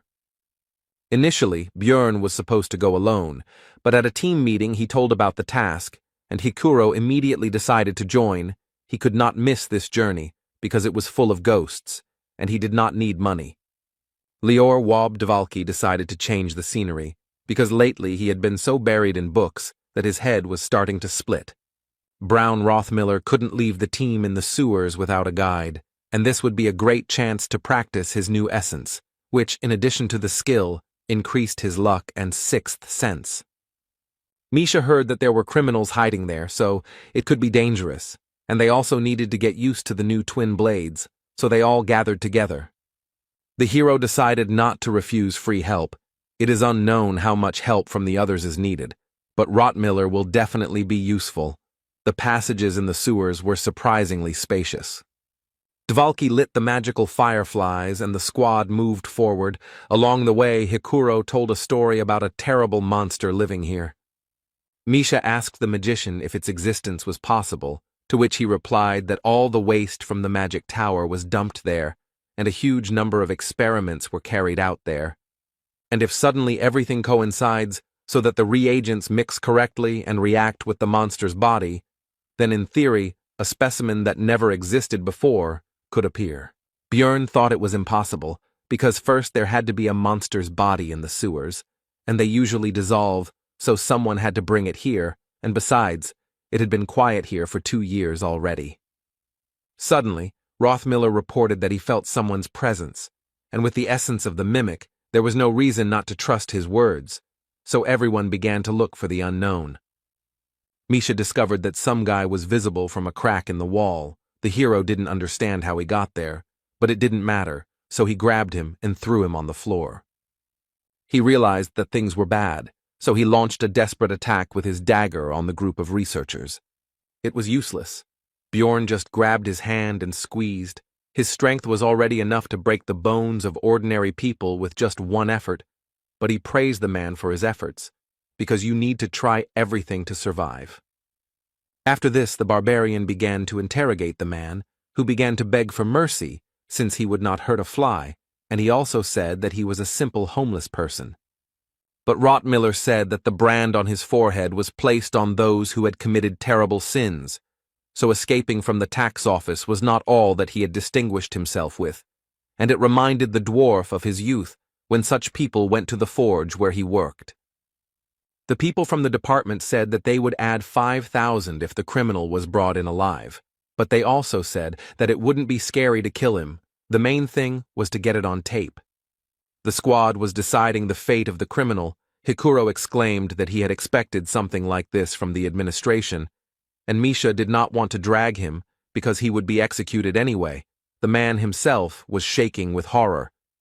Then he exclaimed that he would tell them everything he knew. Just let them let him go. Björn at first decided that he did not have any interesting information, but he said that they would get much more for some bitch. The criminal said that a few days ago, a woman had driven him out of his hiding place, apparently using evil black magic, because she was accompanied by a pack of corpses, and they did not look like the undead of the labyrinth. The hero was surprised by this news, because all this is very reminiscent of the priestess of Karui, Eliza Behench, who created problems for them on the 3rd floor. Björn decided that if it was her, she couldn't just be allowed to walk around here because she had a huge grudge against their team, and the others agreed with him. The criminal was tied with a rope and sent ahead to show the way to their hiding place. They also asked why he was hiding in such an absurd place. He replied that he was simply looking for shelter and stumbled upon them. Soon the group discovered a way down. From that moment it was decided to behave quietly. The man said that there was no other way out. The team moved forward and the criminal said that if this is really the woman they think, then they should let him go. Soon a pile of corpses appeared on their path. The man stopped in fear and did not want to go further, but Bjorn hurried him and he had no choice but to obey. But it turned out that the bodies were not lying there for nothing. This place was full of magical traps, so the hero immediately shouted for everyone to retreat back. The criminal went first. He could no longer escape, and all the power of magic rushed towards him. It reduced his maximum health, and when it reached 0, it killed him. Eliza felt the activation of her spell called Call of the Evil God. The priestess decided that it was the people from the temple who were chasing her, and she still had not found the way to the underground city. And then a voice came into her head, demanding that she make a sacrifice to him, and then the woman understood what she needed to do to get help from her god. Bjorn pulled their guide closer, and he himself was partially trapped, which reduced his maximum health by 29%. It turned out that the criminal was dead, and Bjorn was glad that he had sent him ahead, because he could have ended up in his place. Hikuro noticed that the deceased had a nameplate. His name was Hans Mark, which gave the hero a bad feeling, because all meetings with the owners of this name did not bring him anything good. Soon the team reached the criminal's hideout. It turned out to be quite cozy, which they did not expect, but Eliza was not there. Dvalki found a faint trace of mana. After examining it more closely, the wizard came to the conclusion that something was hidden under the floor. Then the hero took off his armor and decided to break through the stone underneath with his massive mace. The squad's mage immediately said that with magic, everything would not work out so simply. But the barbarian didn't think so he used gigantification, because if you can't break through with brute force, it only means that not enough effort was put in. The squad watched with tension as the big guy began to punch the floor, and he finished his previous thought by saying that, by the way, this doesn't work on ghosts. But soon his efforts finally bore fruit. Hikuro asked Dvalka that it shouldn't have worked, but he himself was no longer sure of it. Rottmiller reported that thanks to his improved sense of smell, he can smell this woman, and there seem to be no other threats, so they can go down without unnecessary fears. The sixth sense is also silent. Meanwhile, in the underground city of Noark, where the priestess of Karui was heading, a guy was running quickly through the streets with urgent news. Bursting into the vice-captain's office, he reported that the entrance had been destroyed, although, judging by the reports from the surface, the royal family had nothing to do with it. The man who received the news said that this passage had long been forgotten. The last time it was used was during the incident with the Karui cult, so it could be the priestess on the run. The vice-captain asked Amelia, the same female marauder that the hero and Einar met on the second floor, to go and sort out this incident. Meanwhile, the team moved along the passages and was surprised that such an incomprehensible labyrinth was discovered under the sewer. Misha was curious, so she first asked Hikuro, but he didn't know. Then she turned to Dvalki, but he didn't know anything about it either. Rottmiller stopped the group and reported that the smell of the priestess was getting stronger here. It was no longer just a trace. She was somewhere nearby. Eliza herself was wandering through the corridors of this place at this time when the voice of her god suddenly laughed. He did this only when something bad happens, and this could mean that people from the temple were already close. After that, she hurried to run away, and from behind she heard the voices of her pursuers, whom she recognized with surprise. It was the same barbarian blockhead with his gang. When Eliza realized what it was, she immediately decided to stop running away, because this time she would not let them go. They themselves were walking towards their death. After this, the priestess began to summon various creatures to help her with the spells Gate to the Kingdom of Demons and Shadow Guardians. Previously, Misha had some difficulties when fighting these opponents, but now she has become stronger thanks to the contract with the spirit beast and new equipment. Bjorn also became stronger. He rushed into the thick of enemies with the active skill Savage Splash, which increased his threat level, which lured enemies to himself, and also increased his physical characteristics. The others also entered the battle. They had won last time, but now everything was even worse, and Eliza decided to use the curses that had worked so well last time. But Dvalki used the 7th rank spell, Radiance, which removed all the effects with the evil attribute. It was the hero who asked him to learn a spell against this magic, and he went and learned a mass cleansing magic.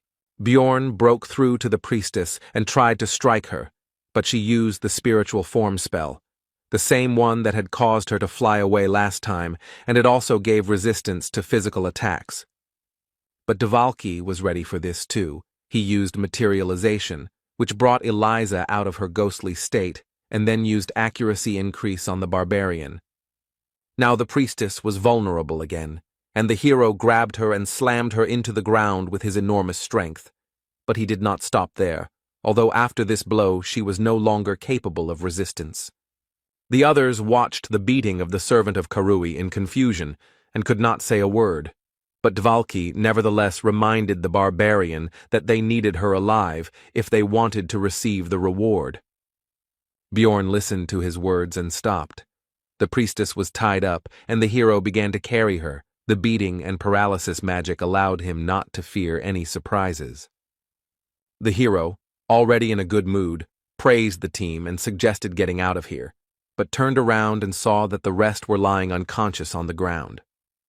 Before he could even react, he was poisoned by the basilisk's paralyzing venom, the effectiveness of which was halved due to his body type.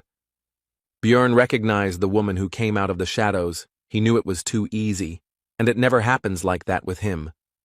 The marauder was surprised that the barbarian could still move. She praised him, because he had become noticeably stronger since the last time. After that, she looked at the hero's unconscious companions and assumed that he was not running away because of them, although he could, and Bjorn himself decided that she had come here to tie up loose ends.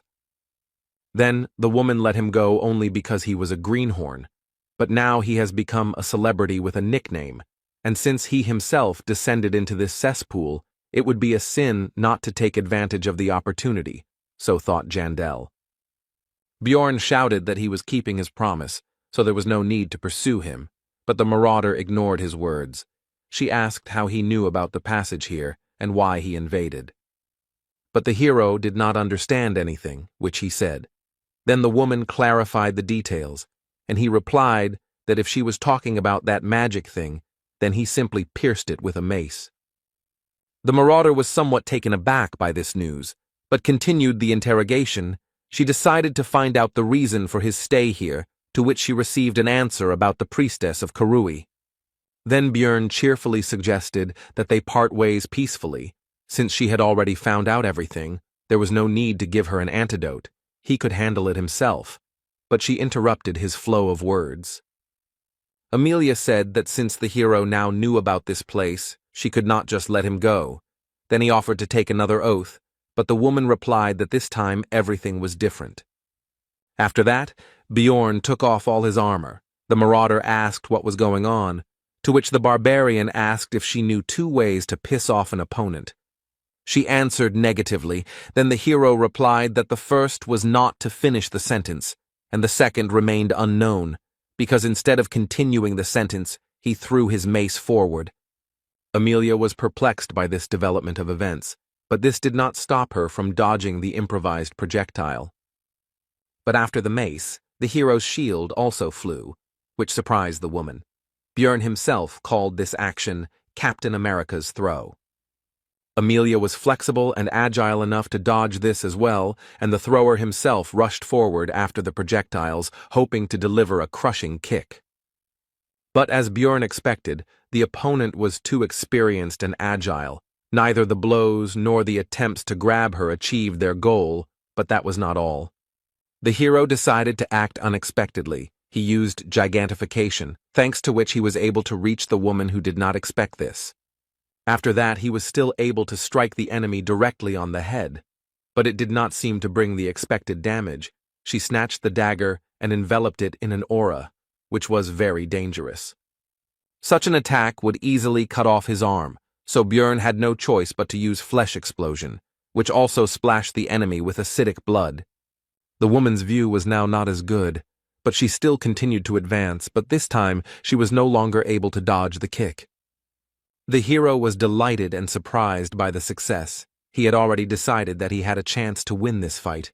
When the opponent's voice came from behind, it was the self-replication skill. He instantly understood. Amelia said that she heard about Bjorn absorbing the vampire essence, so he should survive this too, and then used the Asura strike skill. The battle ended there, but the hero survived thanks to the source of darkness and was restored by eternal life and a healing potion. The woman said that she was surprised by the savagery of his regeneration, and after all, his head was torn off. Bjorn jumped up from his seat and asked why she didn't kill him, to which the woman folded her arms across her chest and said that he was the one who attacked first, and most people prefer to solve problems by talking. The hero replied that he was fighting for his life because she couldn't let him go with the knowledge of this place, but Amelia clarified. She said that she couldn't let him go just like that, emphasizing the last two words. Then Bjorn asked what would happen next, discreetly trying to reach for the mace, but his recent opponent noticed this and said that she was not going to kill him, so he needed to calm down. The barbarian started to justify himself because he didn't intend to attack and all that, but he was interrupted. Amelia continued for him. He just decided to prepare in case she changed her mind. Bjorn noticed that the woman herself had not recovered from the wound, did not take the potion, which indicated a special essence that interferes with the treatment. She meanwhile handed the hero a drug that erases memory. The barbarian asked why she didn't give it to him last time, to which he received the answer that it was a rare remedy, after which he asked her motives because if she killed them, she would get a lot of money for the equipment. Then Amelia asked who the hero thought she was, but he decided to remain silent because he considered her crazy. Then the woman hushed up the topic and shoved the drug into his mouth, also saying that she had not heard of any side effects. The woman also decided to find out about the second way to piss off her opponent, which he had not told her about before the fight began. The barbarian began to respond, but a drug called Lethe's Blessing began to work, and he fell asleep. After a certain period of time, Bjorn woke up, but was surprised that his memory was still there. Even though the last hour should have been erased, he didn't know. For some reason, the drug didn't work on him. The next morning, the hero visited the administrative office to receive a reward for the task. Shavina said that there was no need to compensate for the damage for the broken devices, because this case was truly special. The hero agreed with this and plunged into memories of yesterday. When he woke up in the sewers, the equipment was with him, but the flashlight and recording device were broken. The rest of the squad didn't remember anything. Their last memory was going down to Hans's shelter, so the drug worked correctly on them. While his comrades discussed the loss of their memories and the fact that Eliza was dead even though they had no memory of the battle, Bjorn himself wondered why his memory was untouched. Rothmiller had a hypothesis about what happened.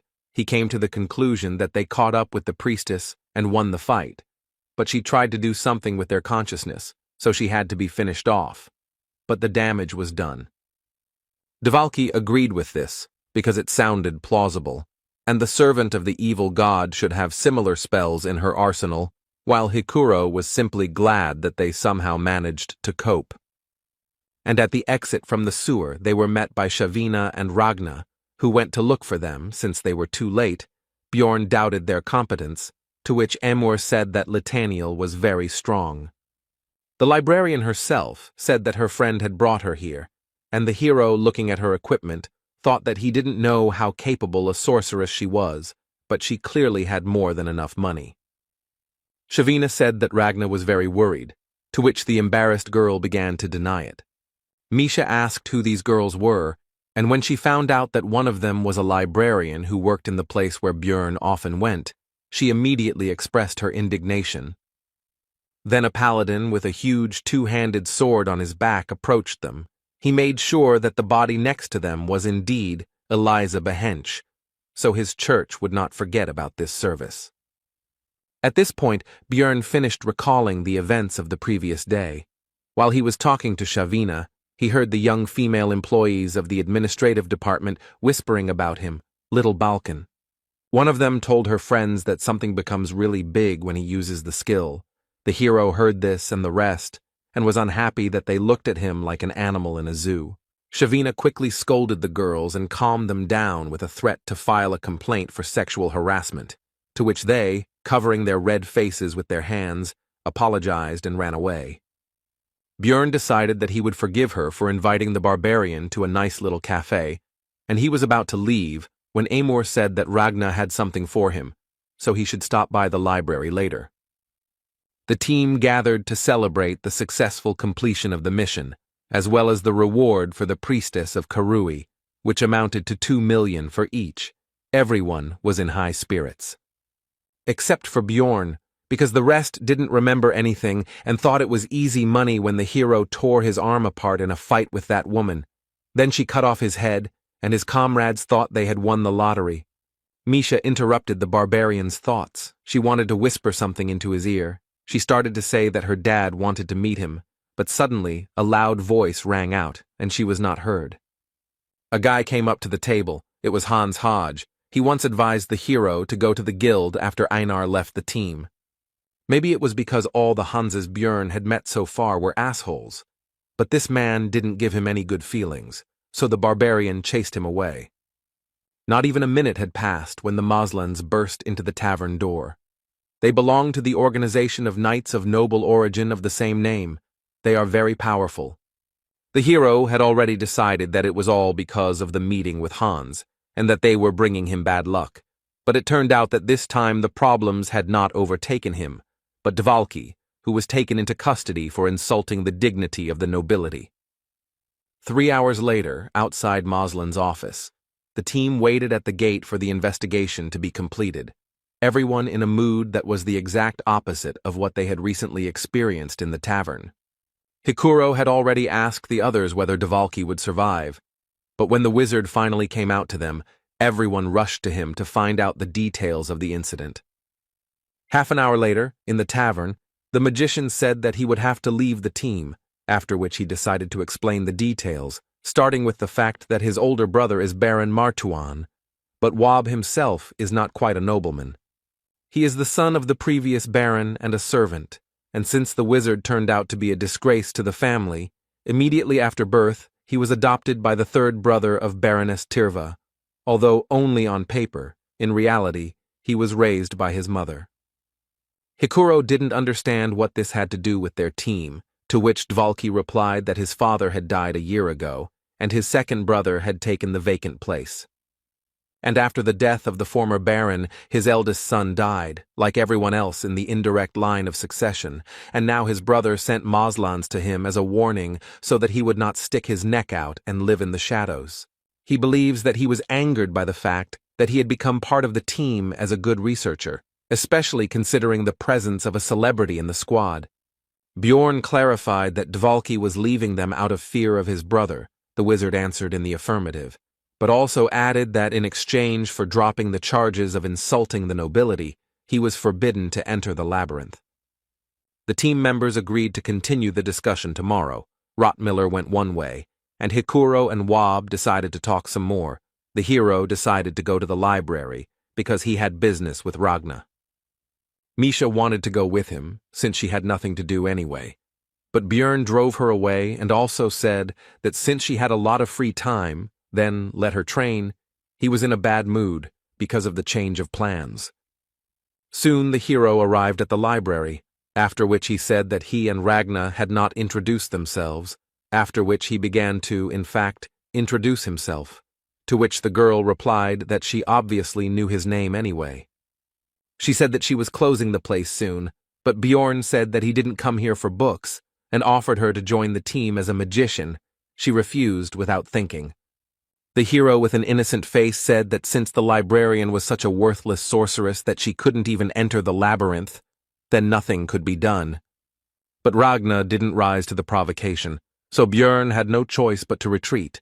It was time to take an interest in what, as Shavina said, there was something for him here. The girl launched into an explanation that it was not from her, but from Emor, because she had raised her status, and Peprok had a debt to her, so she asked her to do this. The hero was not sure of the need for these excuses. Bjorn asked what it would be, to which he received the answer that it was books, after which a spell was cast on him that allowed him to find volumes of high secrecy, and it was allowed only to nobles and the chosen ones. The hero asked if this was possible. Ragna replied that if he didn't blab about it, then no one would know. She had only used this spell a couple of times anyway. No one cared about what was happening here. The top secret books were definitely different from the regular ones. Their contents were incredibly useful, so the barbarian wanted to read all the works he could get his hands on. Bjorn almost missed his chance to start reading because he arrived at closing time, but Ragna let him stay after closing while she put everything back in place. With the help of the girl, the hero managed to read a lot of useful literature. He started with the organizational chart of Rafdonia, which contained information about various organizations, even about hunters of evil spirits. The next book was about the latter. It was called The World of Evil Spirits. It was written by an agent who described a journey into the spirit world from which he barely returned alive. Björn appreciated the security system. Next was the complete book of Rifts 2, which described 4 of them due to volume restrictions. It contained details that the hero had been extracting from the game for 9 whole years. For the locals, it was a real treasure. The barbarian decided to find out the name of the author, who turned out to be Oral Gevis, causing shock to Björn, because this is the creator of Dungeon and Stone. This meant either that the player wrote the book or the real developer. If it is the second option, then everything becomes much more complicated, because it would mean that the reason why the hero ended up in this place was not an accident, but someone's intention, which is much worse. If that was the case, then the developer must not be a mere human, but some sort of divine being. But be that as it may, Björn was glad to know it, even though the world had once again reminded him of his ignorance. If he could track down that name, he might one day find his way back, since opening the gate to the abyss might not send him home, but asking everyone he met about it was a dubious idea, so he had to be careful. The barbarian was so immersed in his reading that he didn't even notice how morning had come. He asked Ragna why she was silent, because he would have left immediately if she had asked. She replied that she had decided to rest after work. Björn didn't believe her explanation. She told him not to imagine anything unnecessary. The hero looked at her face for a while and decided that she was actually a kind person, even though she seemed indifferent to everything. A few hours later, the barbarian was already in the magic tower. He came to Raven, who was unhappy that he came so early. Björn immediately started talking about joining the team, but the sorceress immediately slammed the door. Then he shouted that there was one more thing, after which he gave a piece of Oral's book and asked to find out the time of its writing. Raven invited the hero into the room and demanded that he first tell her where he learned about the tears of the goddess, with which he killed the vampire. The barbarian replied that he had no idea, but he found this relic in a statue. He broke it simply because he was bored, which shocked the sorceress a little. Raven noticed the oddity, because how did the hero know how to use it then? Then Björn replied that he thought that since it had the sign of the goddess on it, then it should help against the godless vampire, and swore on the honor of a warrior. The girl was upset by this, because she had already hoped that she would be able to get a copy of the complete Book of Rifts, but the hero decided not to say that there was one in the library, because it was a secret. Then Björn asked about his request, to which Raven replied that she would take care of it, but he would help her research supervisors with the research, since they were bothering her, and he would receive the results of the paper analysis next week. A little later, at a meeting of the Outcast team, Misha immediately attacked the hero with questions about where he spent the whole night. He replied that he was stuck in the library, which only made the beast girl tense up more. The barbarian explained that he had only read books, after which he remembered that his partner had wanted to tell him something yesterday, but then events had taken a turn and he had remembered it only now. But she was interrupted again, this time by the rest of the team. Their meeting began. Björn immediately said that it would be easier for them to find a new magician. He had already asked 2, however, both turned out to be. Hikuro was angry that the hero had resigned himself so quickly, but Dvalki calmed him down, as he believed that the barbarian was right, and the latter asked if there were any other ideas. Murad replied that they needed to meet and talk with Baron Martuan. Misha was surprised by this. Because he lives in the capital area, they won't even be allowed there.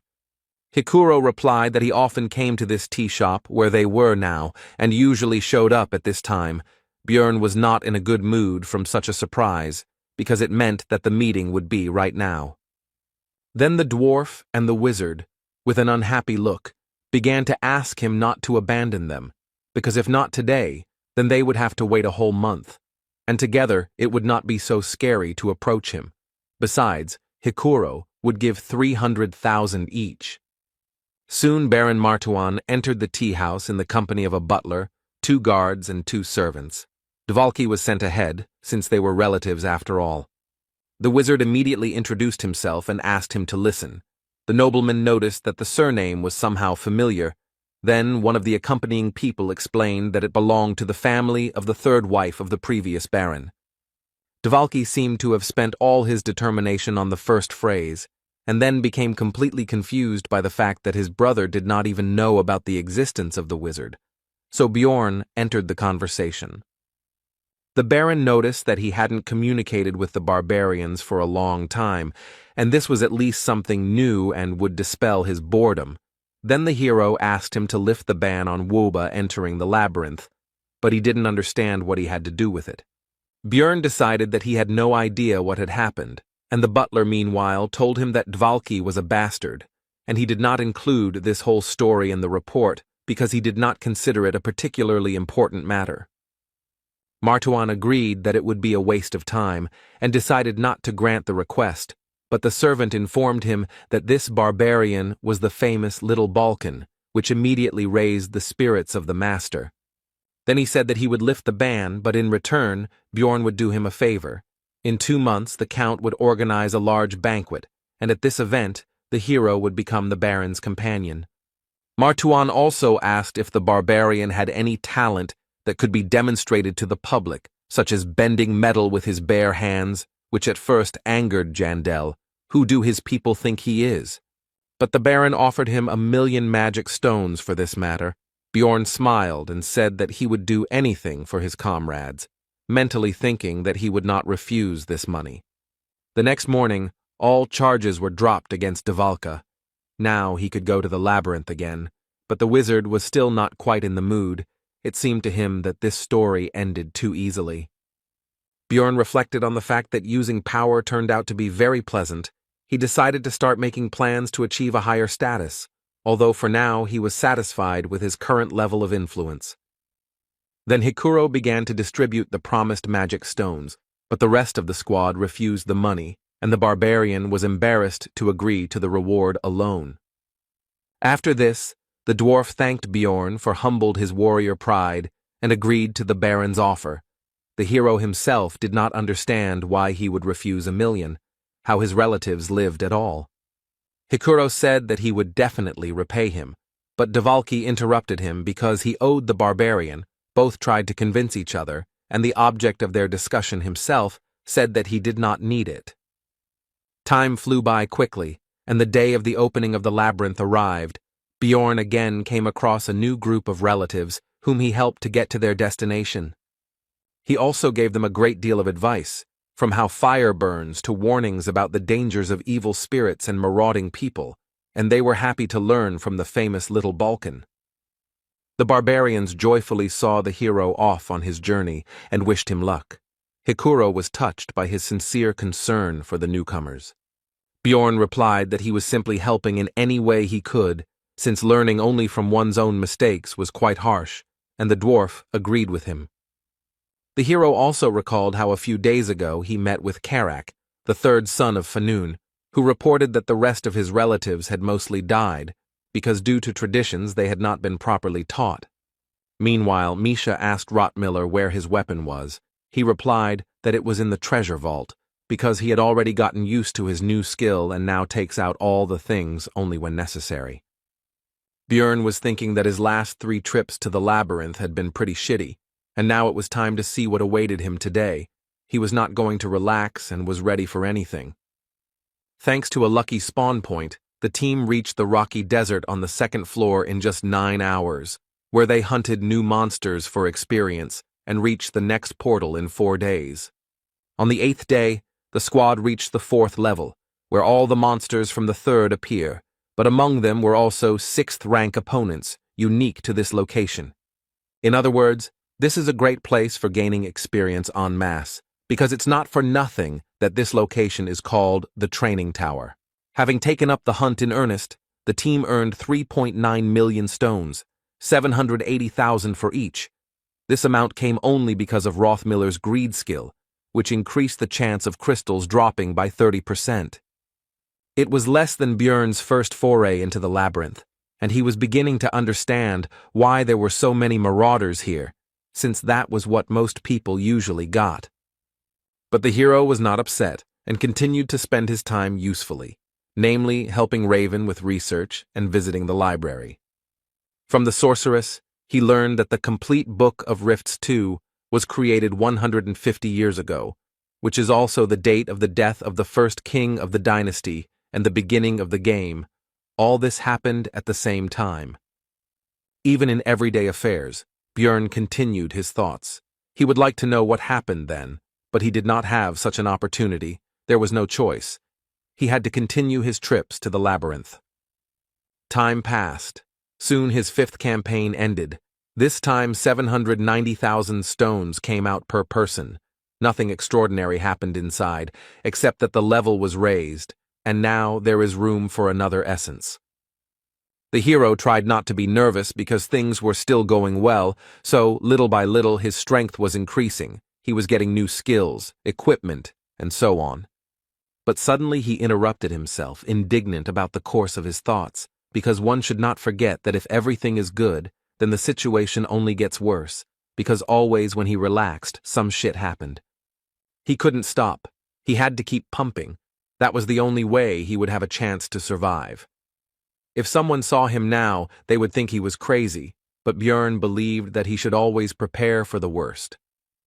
The next morning, Misha noticed that something had happened to the barbarian, because his gaze had become somehow cruel.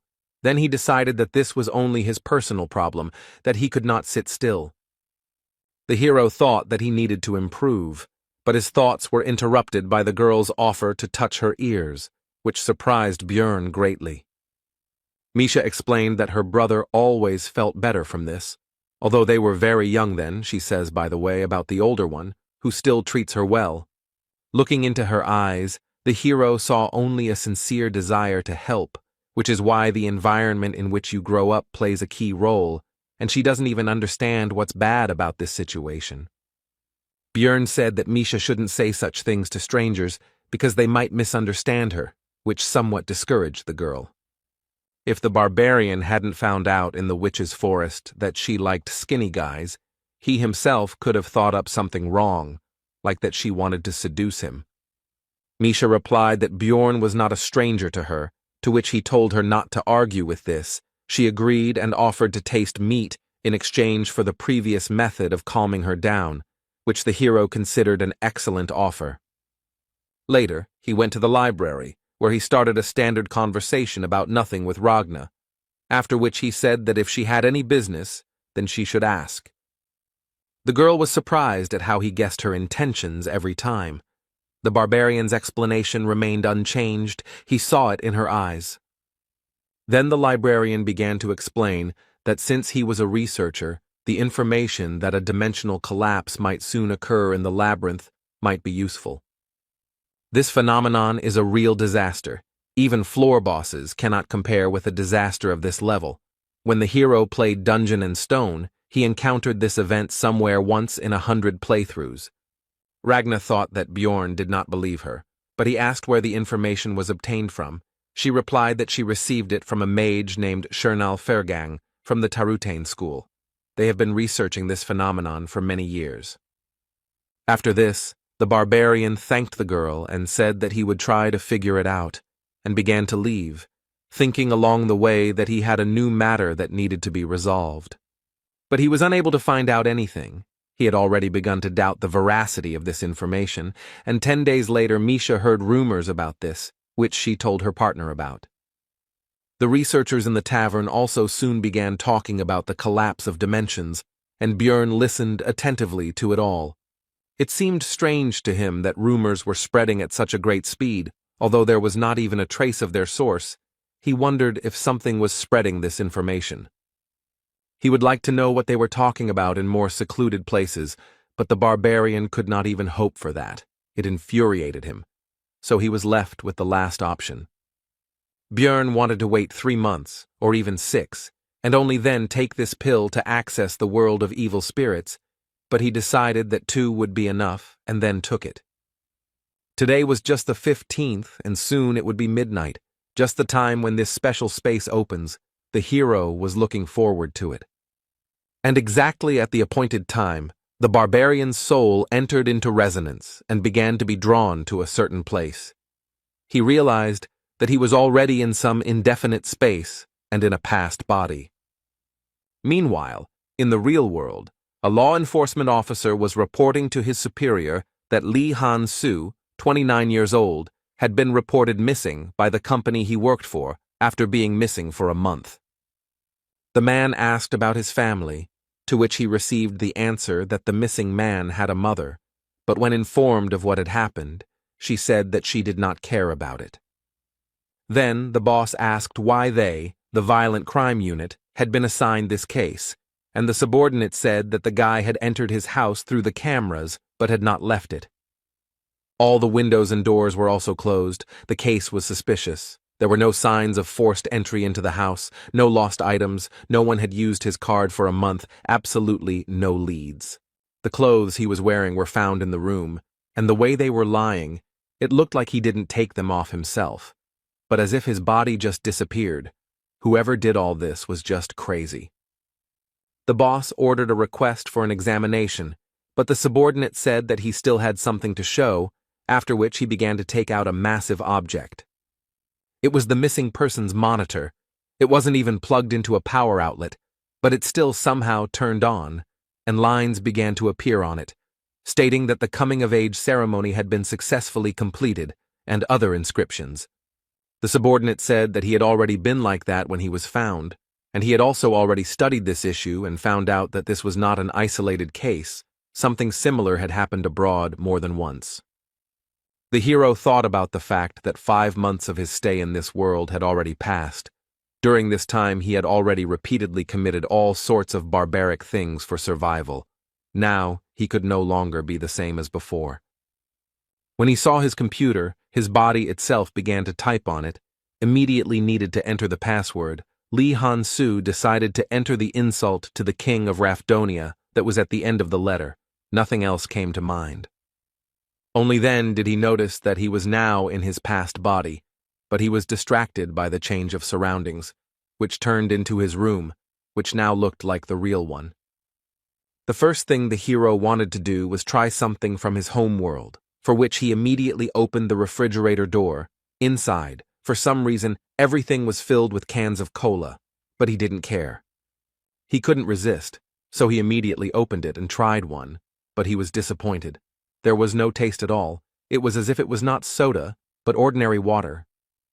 But his regrets about this had to be postponed for later, because suddenly the doorbell rang and a female voice asked permission to enter. The guest explained that this place is the location where the owner feels most comfortable, and because of his high mental defense, everything looks like fog to her. And she came here because the password that the hero entered initially was incorrect, and the girl came to check everything personally. Her name was the Queen of Souls. She was something of a guide for the members of the spirit hunter community, and she tested intruders by making sure they couldn't imagine clothes and a room from Earth. The hero remembered that the suit he was wearing was a gift from his ex, and also wondered how the girl would confirm that he was a player since she couldn't see anything, but she told him not to worry.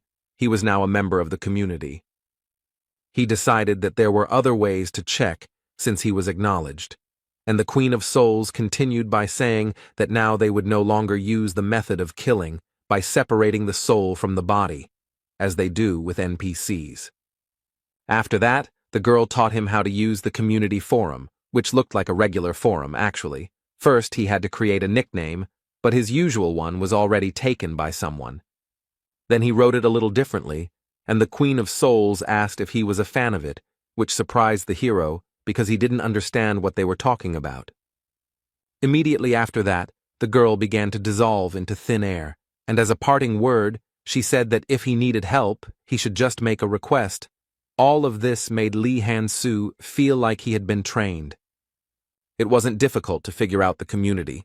There were different rooms with different names. He decided to enter the one called for newbies, and immediately found himself in a new space. The leader asked where he was from. The hero replied that he was from Korea. The man continued the conversation by saying that everything here was not decorated yet, since they had few points, after which he asked to make the nickname visible. The hero did not understand how to do this. Then the leader noticed that he was in the community for the first time, and explained that he just needed to think about it. Here you can also imagine objects with the power of thought. After that, Lee Han-soo managed to make his nickname visible. It turned out to be Elf Nunna. This immediately surprised the other players, who began to discuss it, which discouraged the guy.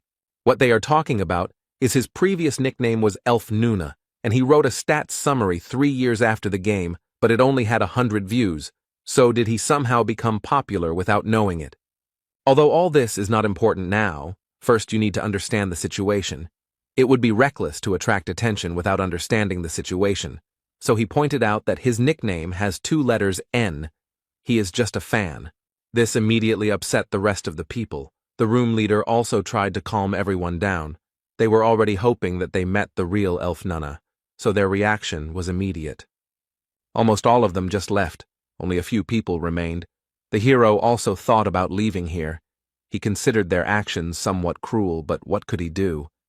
One of the remaining players approached Lee Han-soo and asked how long he had been there. He decided to lie that it had been a year, because he would probably find the situation strange if he knew the truth. But the hero miscalculated. Because he answered that it was quite late, most people receive an invitation when it becomes obvious that they are evil spirits, and because of their fame, this happens rarely. Then the guy, whose nickname was Pink Guy, praised Elf Nunna for his acting talent, and also said that he should find out about what was happening in the real world, because something like 70 days should have passed there. It turned out that time flowed differently here than on Earth. The ratio was about 5-to-1, meaning that in reality only a month had passed there, which caused strange feelings in Lee Han-soo. From a conversation with Pink Guy, the hero learned a lot of new things. When asked about returning back, he answered that there are many theories, but there is no specific answer, and also that the community was created about 20 years ago. These players have been here for a long time. It's surprising that they beat the game 5 years ago. Lee Han-soo agreed with this, but he himself felt defeated. His veteran pride was shaken. After all these people had reached the Abyss Gate before him. Even though they looked stupid from the outside, it meant that they were amazing players. But then his thoughts were interrupted by a question about what difficulty the hero had completed the game on, which surprised him, to which he explained that this was not the original version, but a remake. He still didn't understand. Then Pink Eye said that he meant the pirated version, in which all the drop chances and other parameters could be edited. He completed it in 50-fold mode. Then Lee Han-soo realized how these people could complete Dungeon and Stone. They received maximum experience, their maximum level was increased, and much more. He himself said that he was also in the 50s. Meanwhile, in the real world, a woman reported to the old man that they had erased all traces and nothing would appear on the news either, so he asked what had happened to that man. The subordinate replied that he was ordinary in everything.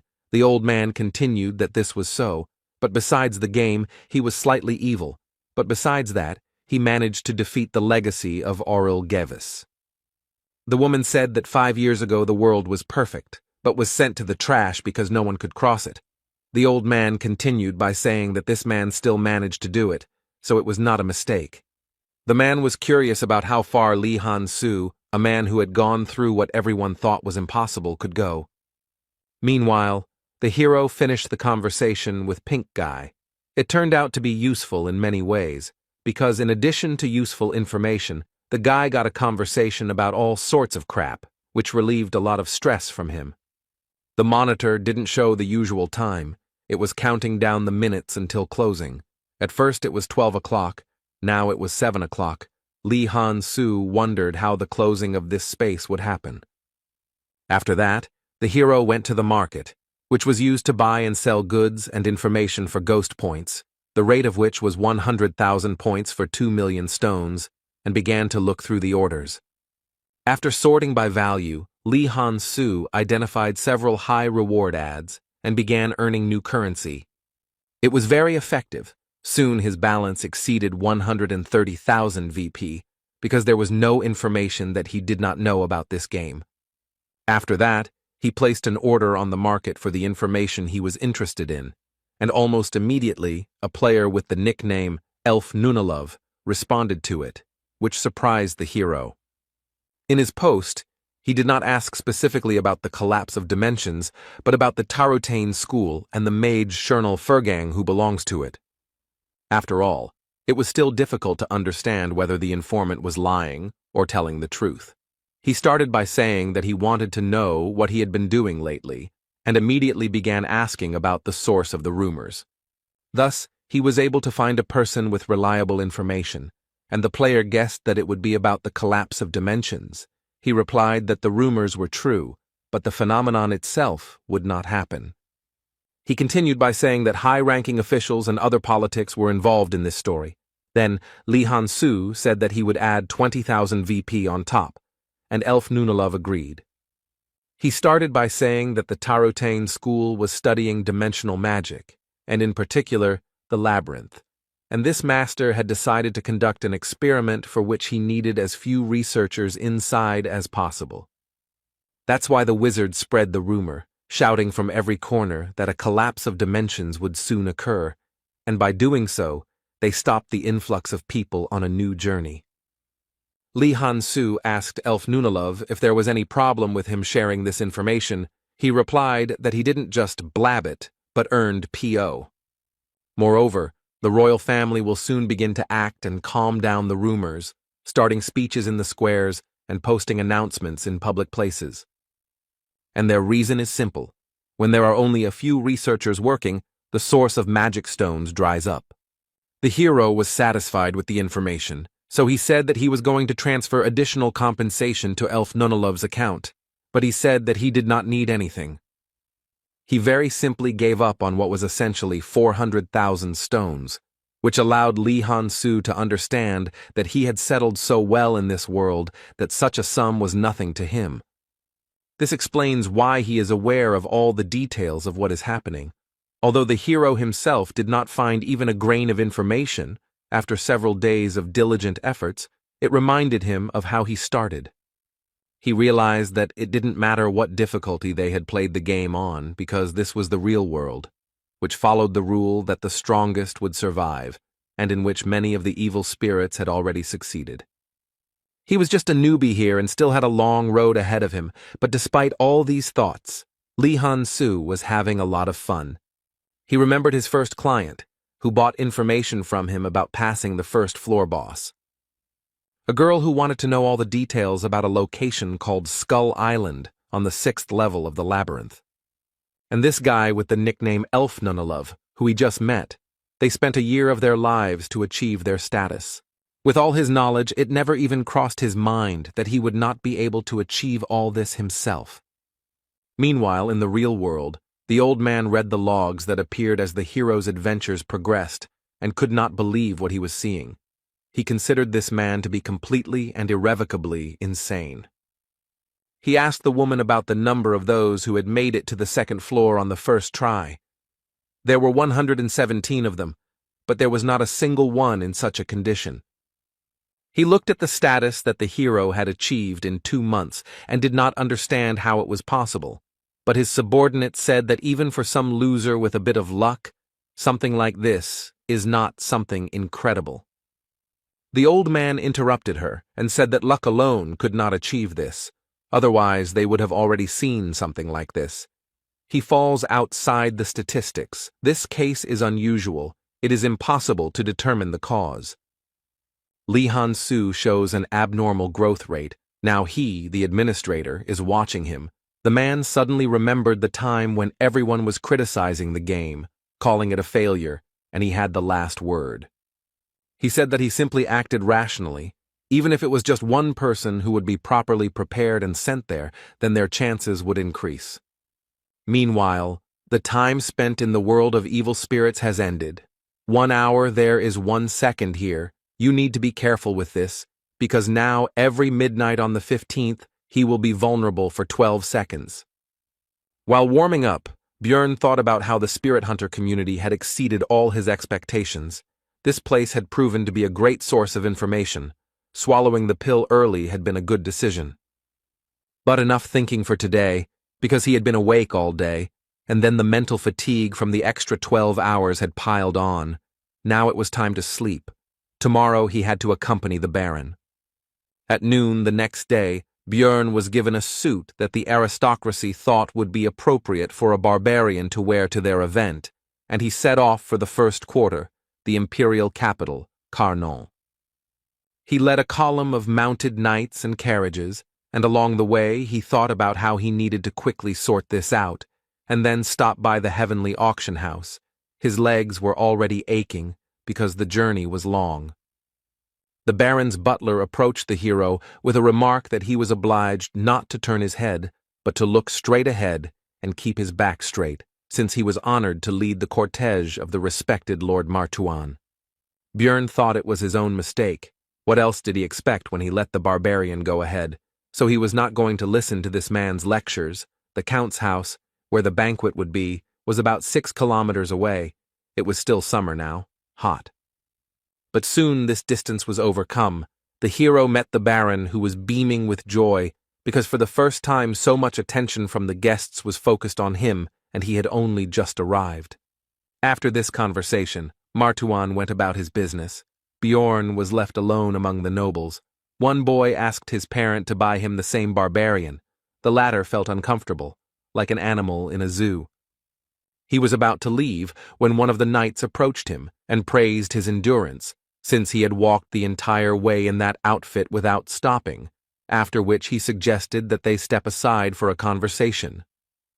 The barbarian agreed. They walked away and sat down on a bench. The hero asked the guy why he didn't chat with his own people. He explained that he himself had been a researcher in the past, so the others treated him so-so. After that, they introduced themselves to each other. The knight's name is Karls Erimor. He seemed like a good guy to Bjorn from the very beginning. This was because he did not show the arrogance typical of the other nobles. Their conversation was interrupted by the butler. He again had complaints about the hero. This time he did not want to see him idle. The new acquaintance said that he was relaxing with him at his own request. Then the man leaned towards the barbarian and began to whisper that it was time to end the rest, because the rest of the people would see the big guy sitting there. The latter did not understand what the problem with this situation was. Then he shouted into the hero's ear that the nobles would consider him an ordinary weakling, so he needed to rise up, no matter who he was, but today he should be considered a warrior with iron blood. Björn remembered the reward for attending this banquet, so he became determined and stood up abruptly. If this butler wanted to see a real savage in action, then he would show him.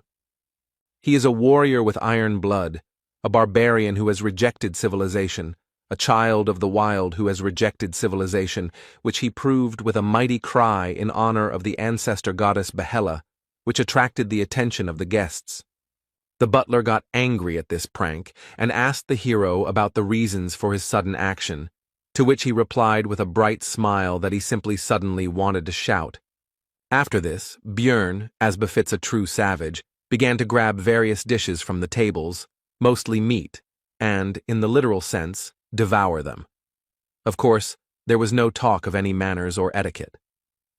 This fueled the interest of the nobles who were watching the barbarian.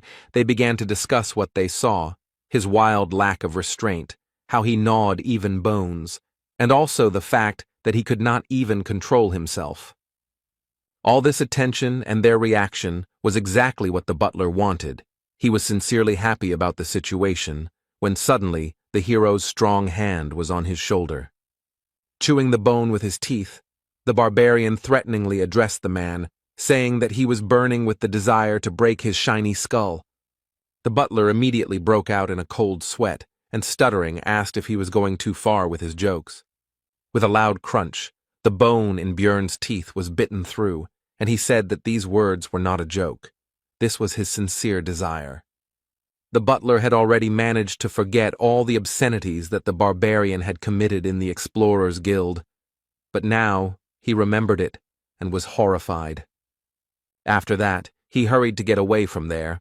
This whole situation made Karls Erimor laugh. He didn't even think that this man could have such an expression on his face. The knight asked if Bjorn's teeth were in order. I received the answer that he was quite strong, and the hero was in a good mood because this banquet was finally beginning to come to life. For a while he enjoyed what was happening, like a true barbarian, But soon, curious nobles began to approach him. For example, two girls who asked to touch his hand. He did not refuse them. The ladies were pleased with what had happened, and as they walked away, they discussed their impressions. And now, a married couple of elderly noblemen approached the hero. They asked Björn to shout some more, to which he activated his barbarian opera mode and melodically chanted the name of his people's ancestor goddess, Yahello. This reminded the old couple of their youthful days, and soon new nobles rushed to the hero with their requests. Now Jandel felt like those mascots in animal costumes at various events. Bjorn did not refuse them. Meanwhile, the knights began to discuss his behavior. One called him not Little Balkan, but a little clown. The second said that he had lost the honor of a warrior. The third simply insulted him. The hero heard their words. He noticed the insignia of cadets on their clothes, so he wondered why they were barking behind his back, because they didn't even know how to use aura yet. The Baron soon arrived, apologized for interrupting the speech and disturbing the atmosphere, and then said that the barbarian now needed to go with him. He needed to be introduced to someone. The hero followed Martuan and met other nobles in the banquet hall. He introduced his companion to the Viscount as Little Balkan, to which he asked what brought this explorer here. Bjorn replied that the Baron had helped him in one matter, and now he was protecting him to repay the debt. The nobleman admired the presence of a barbarian as a personal bodyguard. Martuan began to say that he had not demanded anything from the barbarian for his service. He himself had decided to thank him in this way, and the hero played along with him. The Viscount admired his noble way of thinking. So 13 more similar conversations took place. In other words, of all this, people only less than 15 were worthy of being called aristocrats. The fame of the Little Balkan grew. As a result, Björn got to know all the nobles present. In the game for this, he would have to raise his fame level considerably, after which he began to communicate with people and put on performances. Soon, the paladin who met the hero's team at the exit from the sewers came to the Baron to express his respects. He did not expect to see Jandel here, while Martuan was surprised by their acquaintance. It turned out that this man was not a simple minister of the church, but a whole captain of the 3rd Division of Paladins of the Order of Letless, the god of research, and also the goddess of the stars. His name is Pal Krovitz. While Björn was surprised that someone like him was earning extra money by collecting corpses, he said that the hero could always come to their organization if he needed help, because they would remember his deed. The Baron and the rest of the nobles were unaware of the reasons for this, so Krovitz told them about the capture of the priestess of Karui, and also added that they valued their relationship with Sir Jandel. The hero's fame grew even more. The nobles were delighted, but soon it was time to get ready, because Count Ferdehilt, the organizer of the banquet, arrived. He wanted to meet Bjorn. This caused a bad feeling. When they met, the elderly man shook Jandel's hand and said that he had long dreamed of meeting him, but the barbarian thought this was strange, since he had only become relatively famous quite recently. Even in the game, such an event was not triggered until quite a long time had passed, and the Count was sticking to him, meaning he wanted to appease him, which made the hero uneasy. Ferdehilt suddenly said that looking at Bjorn, he had a great idea. He offered the barbarian to participate in a dueling competition of knight cadets, which discouraged Jandel. The hero had a bad feeling about this sudden quest, but he still agreed to it, because he was promised 2 million magic stones just for participating. And for the victory, there was a prize. It was a numbered item, 7,777, the necklace of Garfus, which turns the crystals placed in it into a random substance, can only be found in the cracks on the 5th floor, very rare. In many ways, this artifact is similar to the Frost Spirit Ring. It also has a low number, and the unique property is considered not very valuable, which is why it is considered useless, and it also has a secret. The hero remembered his recent worries about the future. Now he decided to send it all to hell. He was still tense, but he decided to accept his fears and move forward. He was not going to avoid problems. The Baron said that Bjorn didn't have to win, just hold out long enough to keep his reputation intact, but the barbarian said he could smash his opponent's skulls in 10 seconds. Martawan said that if he wins, he will give an additional 1,000,000 stones as a reward. Jandel did not expect such financial injections. His body was suddenly filled with motivation. He will do everything possible to win. However, he couldn't calmly wait for the duels to begin, because as soon as the Baron walked away, a pack of rats approached him, those 3 cadets who had insulted him earlier while he was busy communicating with the nobles. The one who called him a little clown was outraged by the hero's speech about victory in 10 seconds. He believed that the barbarian had forgotten his place after the clowning he had arranged. The second, who said that Bjorn had lost his warrior's pride, advised the barbarian to pray that they would not become opponents because he would rip his throat out in 10 seconds. The third one, who insulted the hero, did not have time to say his line because he was interrupted by Jandel, who asked the knight cadets if they had any serious problems with their heads.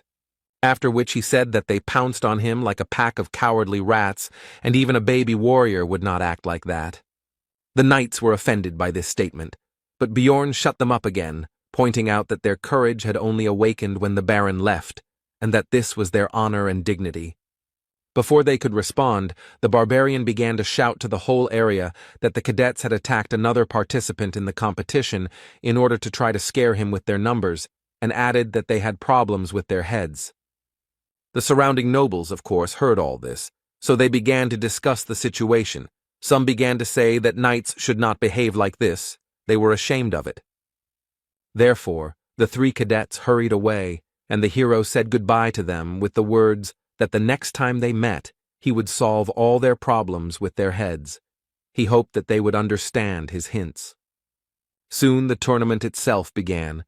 The participants came out and fought each other, and when it was Bjorn Jandel's turn, he realized that his hopes were justified. One of those knights was his opponent. And he was also lucky that it was the most infuriating of them, the one who insulted him, although he himself was nothing special.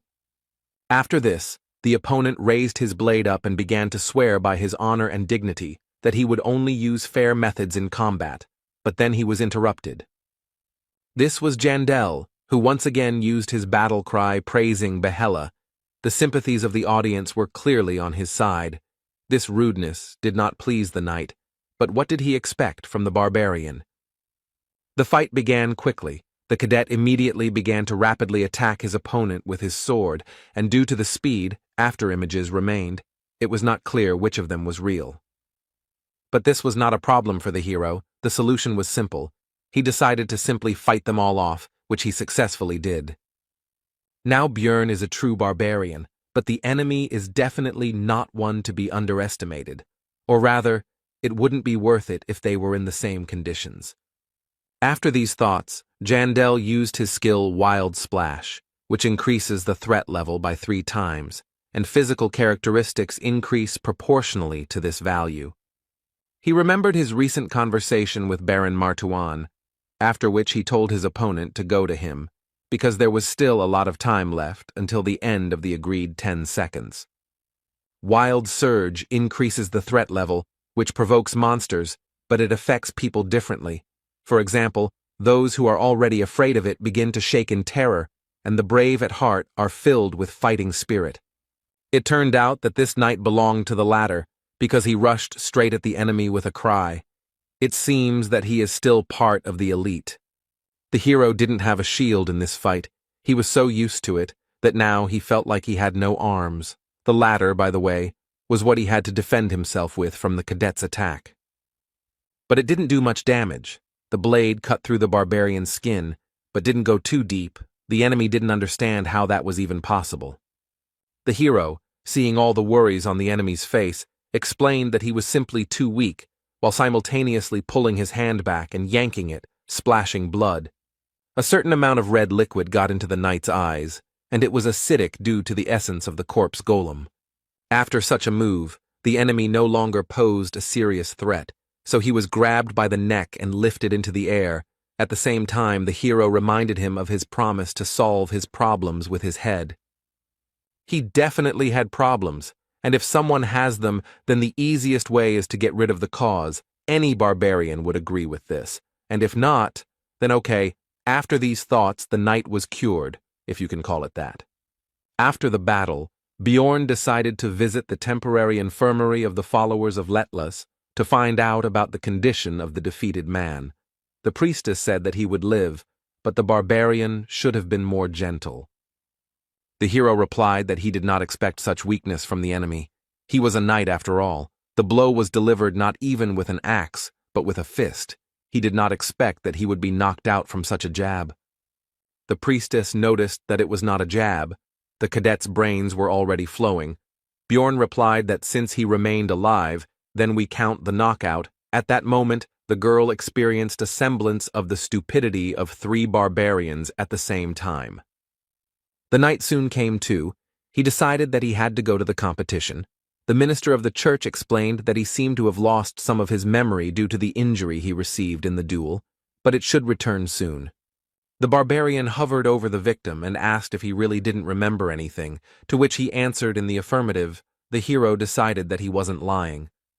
Then Jandal asked him for a favor, after which he would immediately get out of here. He reminded him of his own statements addressed to Bjorn and told him to repeat them word for word.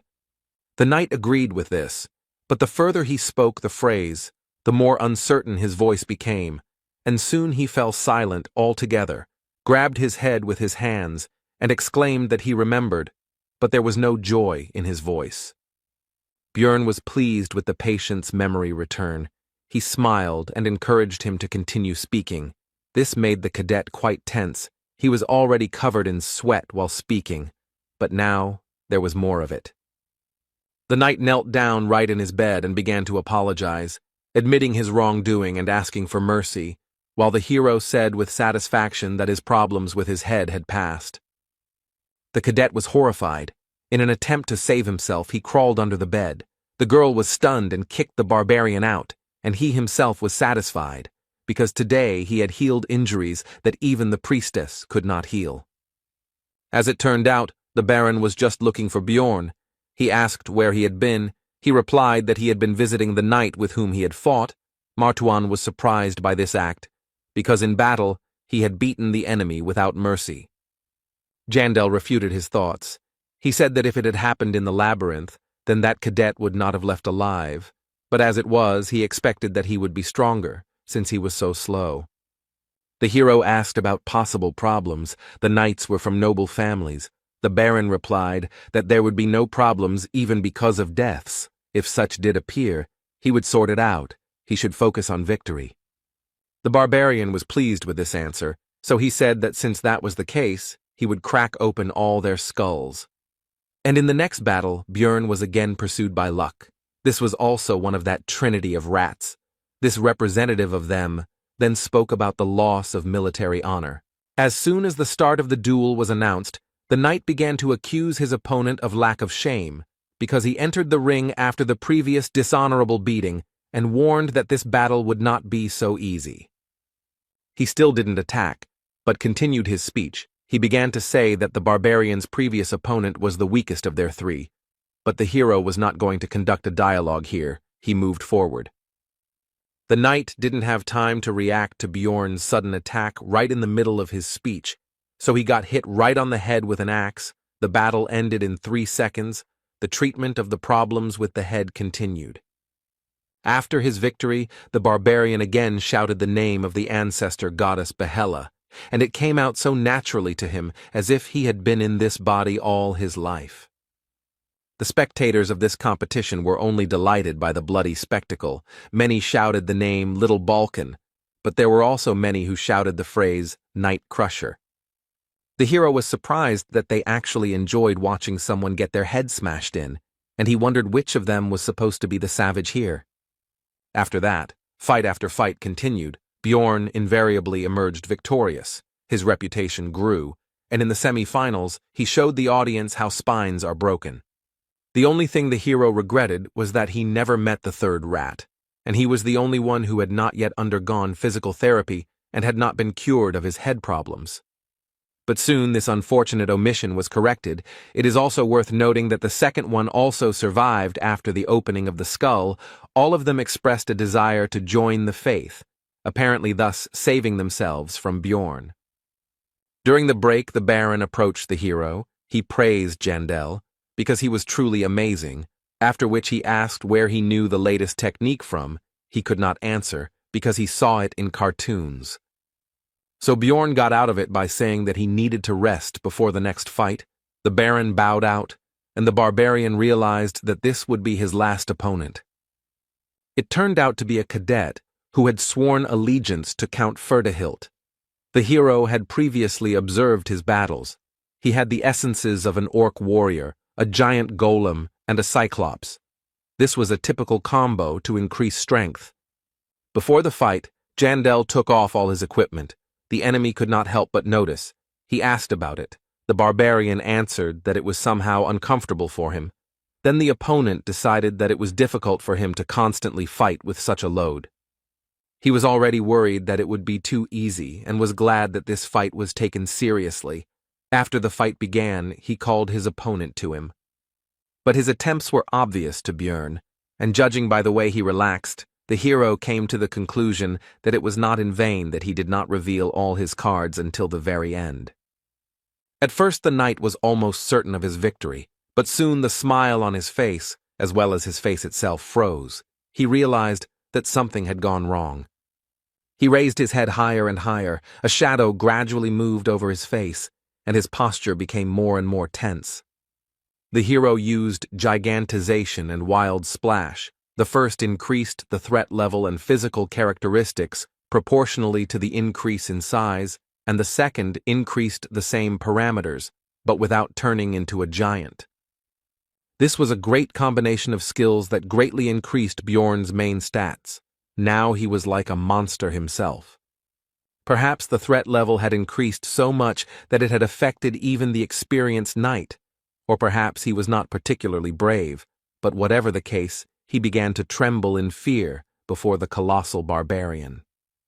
The enemy did not stand there in a stupor for long. He could not gather his courage, but threw his sword to the ground and, screaming for salvation, rushed to run through the crowd of spectators. Bjorn was never upset by this development of events. It was easier for him, so he just stood and watched the events unfold. The referee soon shouted that one of the participants had left the battlefield. These words made the knight come to his senses. He returned to the arena and said that it was not on purpose and asked for another chance, but he was denied. The count, at this moment, made a truly terrible impression. He asked his cadet about how long he would disgrace his name. This even made the hero doubt the correctness of using gigantization. Meanwhile, Erwin still thought that Bjorn had died in the labyrinth back then, and all this time her only goal was to gain more power to protect what she had left. She practically never left the room. Her condition left much to be desired. The elf was truly obsessed with all this. She believed that with power she would be able to save the lives of her loved ones and gain everything she wanted. Her thoughts out loud were interrupted by the door opening. Erwin's older sister, Daria, was standing in the passage. She looked worried because she heard some muttering, which she asked her relative about. The girl put on a happy expression and cheerfully said that she was just talking to her spirits, and that she was currently busy training, so she should be left alone for now. Daria went out the door and began to think that it was probably better to tell her everything now, because everyone in the city was only talking about little Balkan, and it was somehow abnormal for her not to tell anything. But when will she have such an incentive to grow as a researcher? Because in the future, it's not just her well-being that depends on it. We're talking about her life. There are many dangers in the labyrinth. At this point, Erwin had become a contractor with all 4 elemental spirits. She had even managed to give 3 of them free will. This growth rate was even confusing. She had achieved a lot. But that's not all. She now has extraordinary abilities in combat, both in archery and in wielding daggers, and she can now engage in combat with rank 7 monsters alone. As a result, Daria decided not to tell her sister anything for now, because she could grow even stronger, although she has become much worse lately. At that moment, the elf was struck by the guess that Erwin's condition could be partly due to the essences of various monsters she had recently absorbed. In search of answers, the girl turned to books.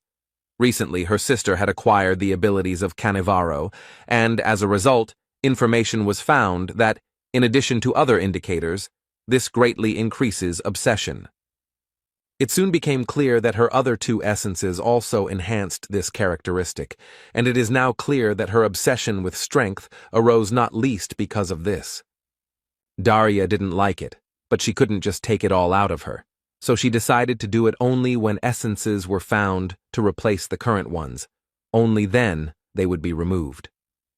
And in the middle of the night, the girl had a thought that it could very well happen that Ervin would find out that Björn Yandel was alive before the essences were removed, and in what direction her obsession would turn in that case. At the same time, the hero returned to his 7th district of Rafdonia by carriage. It was now already 2 o'clock in the morning. He would finally be home. Despite his fatigue, the first thing the barbarian did was not go to sleep, but to sum up his task and distribute the money he had earned, which amounted to 4,300,000. It was an unthinkable sum for just 1 day of work for an aristocrat. When they parted, Baron Martuan said that high society would talk about this for several months to come, and suggested that they contact him in case of problems. In other words, he was happy with their cooperation, but there was also a negative aspect. Ferdihilt looked quite angry. At first everything was fine. The Count congratulated Bjorn on winning the competition, and then said that he would call him when he was more prepared. The hero asked what it was all about. Then Ferdihilt said that he would not explain the details. The barbarian simply needed to ignore requests from other nobles. Jandel felt that something terrible would happen if he refused, so he nodded. The hero was pleased that he was able to obtain item number 7777 Garfa's necklace. So early, it is usually extremely difficult to obtain, even if you really want it. Then Björn reminded himself of his luck. From now on, he was going to even breathe carefully. The next morning, what the Count had spoken of happened. The barbarian received many letters from various nobles, all of them asking for the same thing, to accompany them to all sorts of events. The reward might have been small for the aristocrats, but it was impressive for the hero. But he remembered Ferdihilt and had no intention of angering him, but he couldn't just ignore them either. After the written refusals were written for each of the nobles, Björn thought about the Count. He considered him a dangerous man. People like him seem calm, but it is better not to cross the line. And it was so bad that he couldn't figure out his intentions. Jandel wondered what reason he could possibly have for being interested in some barbarian explorer. He decided to find out more about the Count and the community. Meanwhile, it was already the last month of helping Raven with her scientific work. Upon arrival at the magic tower, the girl looked somehow nervous. It turned out that the same old man, the sorceress's mentor, was already waiting for him here. During their last meeting, he had not made the best impression, so the hero was unhappy with his presence. Raven justified herself by saying that the master insisted on this. He himself reported the reason for his arrival. It turned out that he wanted to test his new magical device, which should detect evil spirits. Björn instantly pulled himself together, not showing a drop of worry on his face, and began to prepare himself for the worst. It seemed that this old man believed that he had figured out his true nature. The barbarian was not going to give up so easily. He decided to react first of all, not to the words about evil spirits, but to clarify about the magical device. This is a logical reaction, considering the experiments conducted on him. The wizard was outraged that the hero did not believe in the safety of his invention, did not trust the master of the Altemian school, but there was no need to worry. Everything would be checked by his student. She was surprised by this, but did not object. Björn decided that she would most likely side with her master. It was difficult to trust them both, but after analyzing the old man's behavior, Yandel decided that he himself was not yet sure of the outcome. Moreover, such a device most likely does not exist, and it did not exist before. Of course, it could have suddenly appeared, but in that case, it would have been safer to conduct the test without informing about its essence. With all this in mind, Bjorn was about to act on his thoughts. The wizard asked about his readiness and said that it would only take 5 minutes, to which he agreed. Then the old man began to question the barbarian again to find out about his confidence because he had recently been worried about the safety of the procedure. This further convinced the hero of the correctness of his conclusions. He replied that Raven had already checked everything, so it was time to start, because he wanted to finish this as soon as possible and go on vacation. He had figured out the wizard's plan and was not going to fall for his bait. The test was soon over, and as soon as the door closed behind Björn, the sorceress began to demand answers from the teacher about what was happening. After all, the so-called magical device, although it looks strange, is an ordinary chair. She played along with the master, but now she was going to find out about the situation.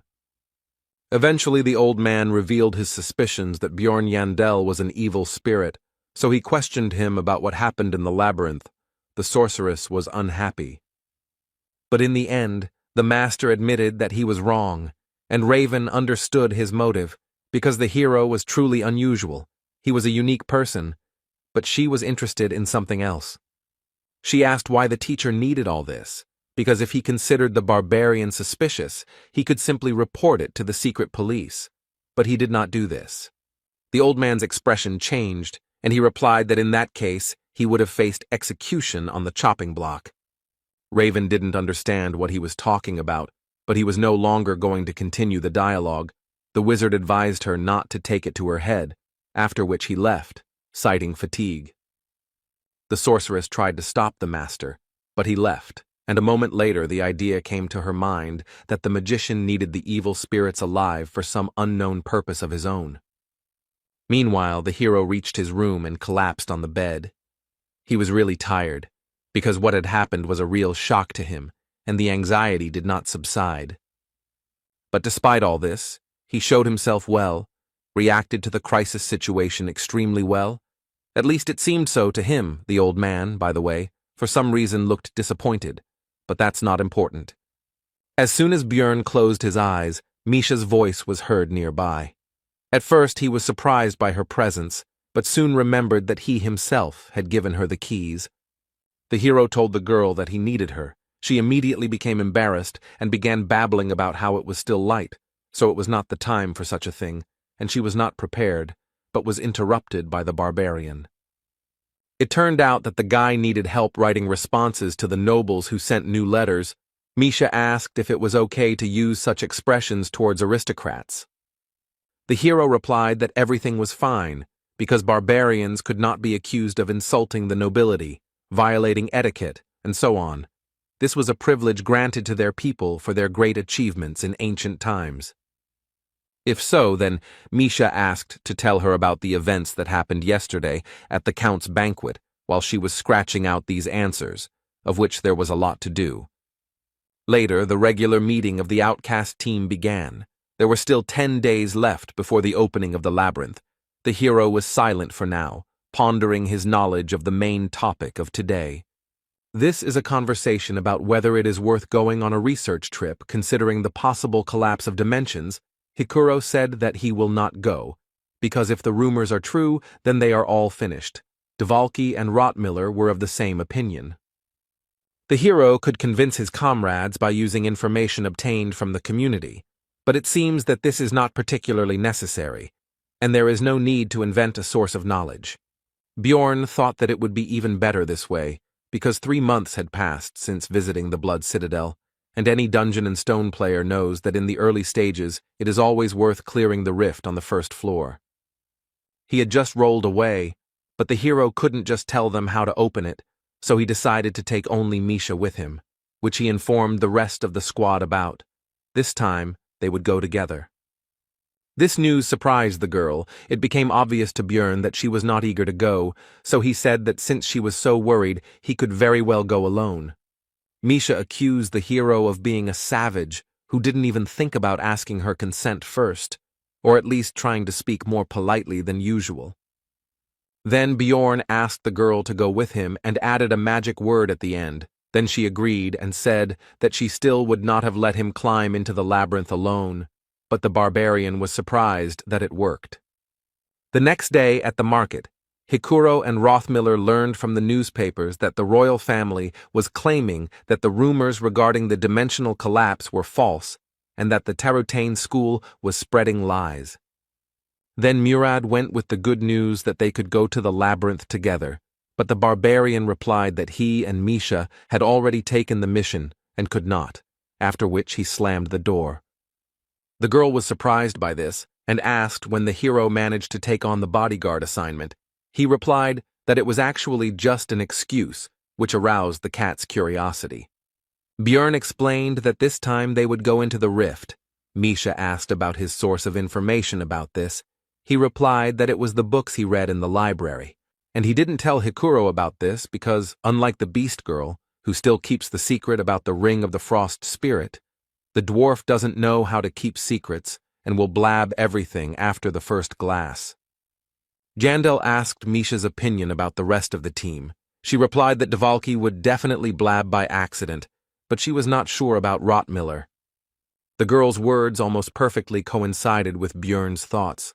Apart from Brown, his hero was able to understand him the easiest of all of their squad. He would keep the secret, but at the same time he would begin to ask suspicious questions about the source of his knowledge, and might even begin to suspect the barbarian of an evil spirit. Misha understood her friend's reasons for not telling her about the rift, but she couldn't help but ask why he decided to take her with him. Her tail stood up straight in anticipation of an answer. The hero had several reasons for this. The Beast Girl is surprisingly meticulous in everything and knows how to remain silent. Moreover, she is completely incapable of lying, so he will be able to find out whether she blabbed or not. However, the barbarian decided to fit all this into one phrase. He simply trusts her. These words instantly made Misha blush. She said that she suddenly felt hot. Jandel offered her to drink some water. There were still 8 days left before the opening of the labyrinth, and it would take a lot of time to prepare. You had to strengthen both yourself and your partner. First of all, the barbarian's mace and the beast woman's twin blades were enchanted. Lightning energy permeated them. It was not forever, but for a certain period of time. But the hero was not going to save. Also purchased were a lightning scroll, thunder grass, and advanced healing potion. Misha doubted the need to make such purchases. 2 million were spent from their joint account that they opened. The next day, Bjorn went to the shaman to strengthen his immortal seal to the 4th stage. This cost another 4 million magic stones. This increased the characteristics of willpower and fortitude. Thanks to the increase of the last parameter, the hero could stay in the form of a giant longer, to be precise, 1.5 times longer. Just when he was checking this, Misha came to visit him. There were still 7 days before the trip to the labyrinth. At breakfast, Bjorn said that he was going to the library. The girl asked to take her with him. Then the barbarian was surprised that she was interested in reading at all. The beastman was outraged by this. In the end, they still went together. But this time Ragna used a simple book search spell, not the one she had been using on Jandel lately. He asked the librarian about it. She replied that she was using those charms specifically for him, so she couldn't do it in front of others. Bjorn noted that she should have told this only to him. Then Ragna asked Misha to forget everything she had said. This discouraged both the beast woman and the barbarian, but the latter did not want to think about it too much. When there were 5 days left before the opening of the labyrinth, Jandel finally fulfilled the agreement with Raven. The research of his essence was finished, and at parting, the girl advised the hero not to die there. The hero asked if the sorceress was going to take the pass to the tower. She replied that he could come in if necessary. She would be curious to hear about Bjorn's successes, because he is a magnet for trouble. During the remaining time, all other matters were completed, and the day of the opening of the labyrinth arrived. This time the novice barbarians were sent there again, to whom Jandel again gave advice. Moving towards the portal, they repeated his words and thanked little Balkan. Their sincere gratitude even managed to embarrass the hero. The others looked at this with approval. Hikuro noted that they were lucky to have such a reliable mentor. Bjorn also gave advice to the rest of the team, because this time they were split up. After that, the 3 entered the passage. Half an hour passed. Misha was already starting to worry, but Jandel told her to wait further. He was going to use a method that had already been tested. Everything went as planned. The partners found themselves in the dark region right in front of the portal to the next floor. Its opening brought valuable experience, and the beast girl did not understand what had happened at all.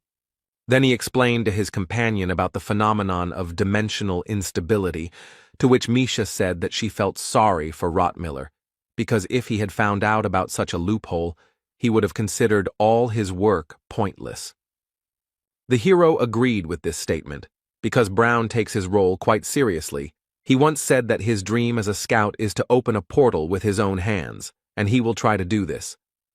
On the other side of the passage was the rocky desert, which did not suit them. They would have to go back and look for another passage, because there were no magic crystals needed to open the rift here. They needed to go to the beast's lair. According to Bjorn's estimates, they would have to walk for 2 days. After 3 hours, they encountered another type of 9th-rank monsters. They looked a bit like goblins, but in fact, they were gnomes that looked like clay dolls. The girl and the guy were distracted from collecting magic stones by a team of researchers who were in a hurry to be the first to reach the portal for the sake of precious experience. They had no idea that it was already open. Misha admired their high-quality equipment, but Bjorn said that there was nothing surprising about it, because one day they would also become the owners of something similar. The girl noticed that the hero was very ambitious. She assumed that it was because he was a barbarian. Jandel was not sure whether this was an insult or not, which is what he asked. Misha told him that he was a fool, and she meant that Bjorn was cool, which made the guy a little embarrassed. He thought that sometimes the beast woman could be too straightforward, just like himself. The presence of the two of them here caused whispers among the researchers. The hero did not take this into account, because they look very experienced. Such should already be on the floors of the increase, but they are here, and even in the starting location. A chuckle escaped the barbarian, because he himself had recently been a newbie like the people around him, and he remembered the past and the troubles he had to go through. Then he met Erwin, his first friend. He became interested in how she was doing. Everything should be fine with her. After all, her sister has money, but he was still curious. Maybe it was worth looking for her. Bjorn was brought out of his memories and reflections by a strange look from one of the researchers, which the barbarian immediately did not like, as, incidentally, did not like the guy himself. He stared at Jandel, who saw greed and avarice in his eyes. This newcomer did not seem to understand that it was even easier to kill him than the goblin. The hero felt worse the longer he looked at the researcher, so he decided to approach and ask if he had any business with them, and if not, why he was hatching. Misha grabbed Bjorn's hand and asked him what he was doing, because the man hadn't even done anything. This situation seemed familiar to the barbarian. The beast girl was now like a wife who was holding back her aggressive husband so that he would not get involved in a fight. Be that as it may, the hero decided to check something. He asked the name of the boy, who turned out to be Hans Ivan, and Bjorn expected to hear Hans, so he demanded to tell the truth and not lie. Soon Jandel began to calm down, but the researcher admitted that he really had been called that before, but he changed his name because it was too popular. Now it became clear to the hero why he felt so bad. As soon as he looked at the boy, it was another Hans, who always brings him misfortune. After this, the barbarian told him not to change his name back under any circumstances, but to continue living as Const. He agreed with everything and nodded his head actively. The hero was distracted from the conversation by Misha and the rumble that was heard throughout the labyrinth. Bjorn immediately grabbed his companion by the hand and ran towards the sound, because this could only mean one thing: the rift would soon open. Jandel decided that changing his name didn't help. If it was Hans once, it was Hans for life. They really were harbingers of trouble. Naturally, the rifts open once every 3 days, and while the first one was going on, it meant that someone had used the same method as him before to open this place. Bjorn was in a hurry. He had spent a lot of money on preparations. He also wondered who it could be, a former player or just someone with the right information. Whatever it was, he was going to find out. But to do this, It was necessary to get inside, so to increase the speed, and, accordingly, the chances of success. Because the space is limited, the barbarian took Misha in his arms and rushed to the entrance. The partners still made it in time. They were the last of the 5 participants. 3 were already inside. It was time to get acquainted with the new members of the formed Rift cleanup squad. The young man introduced himself simply as Carlson. The massive beast man of the bear family was Abman Urikfried, and the girl was Genzia Nefrin. The hero decided to give fictitious names. He himself became Bjorn, the son of Thor, and he called Misha Michelle, but she didn't understand what was going on at all. Bjorn could only hope that she would start to think faster. She soon confirmed his words, but she was completely incapable of lying. Her face could not hide anything. After the introduction, Jandel decided to decide on their roles in the team. He himself is obviously a defender. Genzia said that she absorbed the essence of a goblin archer and is a scout, and Carlson is a vanguard fighter. The hero figured that the girl was somewhere on the first floor, the boy on the second. They had 2 newcomers in the group. This was radically different from the situation in the Bloody Citadel, but it was not surprising. After all, rifts appear in every 5th or 6th labyrinth. In Rafdonia time, this is once every 5 or 6 months. This time the opening was forced, which shortened the time. Experienced fighters simply do not know about what is happening. Therefore, it is not surprising that newcomers appeared in the squad who did not even look at the 2nd floor. The hero finished his thoughts. Abman was the next to tell about himself. He simply pointed to the huge crossbow behind him, but Bjorn said that he would like to know the details. Urikfried said that he would like to know about their couple first. Bjorn said that he is 6th rank, and Michelle is 7th, and they usually operate on the 4th floor. The Beastman said that he is 5th rank. The barbarian asked what he had forgotten there, but he answered his question with a question, and he wanted to know the same thing. They began to look into each other's eyes. Bjorn said that he and Michelle usually go in a team, but this time there was a problem, so they went in together and got stuck on the 1st floor due to the lack of a scout, and then they noticed a rift appear. Abman said that he had the same story, only he left his squad a long time ago. Jandel did not believe in such a coincidence, and all this time Carlson and Genzia were watching their argument. The hero didn't know if there was such a powerful build for a marksman to go solo, but given its appearance, it seemed quite likely, and he didn't think that newbies could get crystals to open the rift. It would be impossible for them to get to the 2nd floor and back in that time, although it may well be that they are actually hiding their true identities. After that, the hero asked who was the first, and therefore opened the rift. Carlson said that they got here almost at the same time. Genzia did not know, and Urikfried asked what business it was of his. The question was postponed. It was decided to divide the loot into 4 parts. The newcomers would get 1 for 2, but would be able to absorb unnecessary essences. Misha would take the abilities from the keeper, and the rest would be rolled into a dice. After the discussion, the squad took battle formation and went forward. The hero felt strange, because he had already gotten used to the dark locations of the labyrinth. He also noted that they were lucky, because the rift he was going to get into was open, which meant that the preparations, including consumables, were not bought in vain. Half an hour later, the team encountered their first enemy, a rank 7 monster, Yeti, an elite gatekeeper that lives only in glacial caves. Genzia Nefrin was afraid of the enemy, because she was not sure of victory over such a beast. Abman said that the paths in the rifts that need to be followed are usually guarded by monsters. Urikfried decided to make the first attack. For this, he took his huge crossbow from his back and loaded it, after which he shot at the monster. It hit, but Yeti blocked it with his hand. Now he couldn't pull the arrow out of his body. It was like the effect of the hook arrow skill. Then it was up to the melee fighters, Bjorn and Misha. The newcomers didn't bother. The barbarian, with his favorite cry, ran straight at the enemy. He was going to collide with him head-on. His power collided with no less power. Yeti blocked the run-up with his shield at the ready with his crossed arms, after which Jandel shouted out the fake name of his companion, Michelle. Now was her turn. The girl used her truly cat-like agility. She jumped into the air, where she twisted to end up upside down and directly above the enemy, who raised his head up to observe the new threat. This was the monster's mistake, because now its eyes were vulnerable to attack, so it was natural that soon the beast woman's twin blades were sticking out of its eye sockets. The Yeti was defeated with lightning speed. The hero turned to look at the reaction of the others, because he and his sheep showed very good abilities. If there is a traitor among them, then he should be afraid.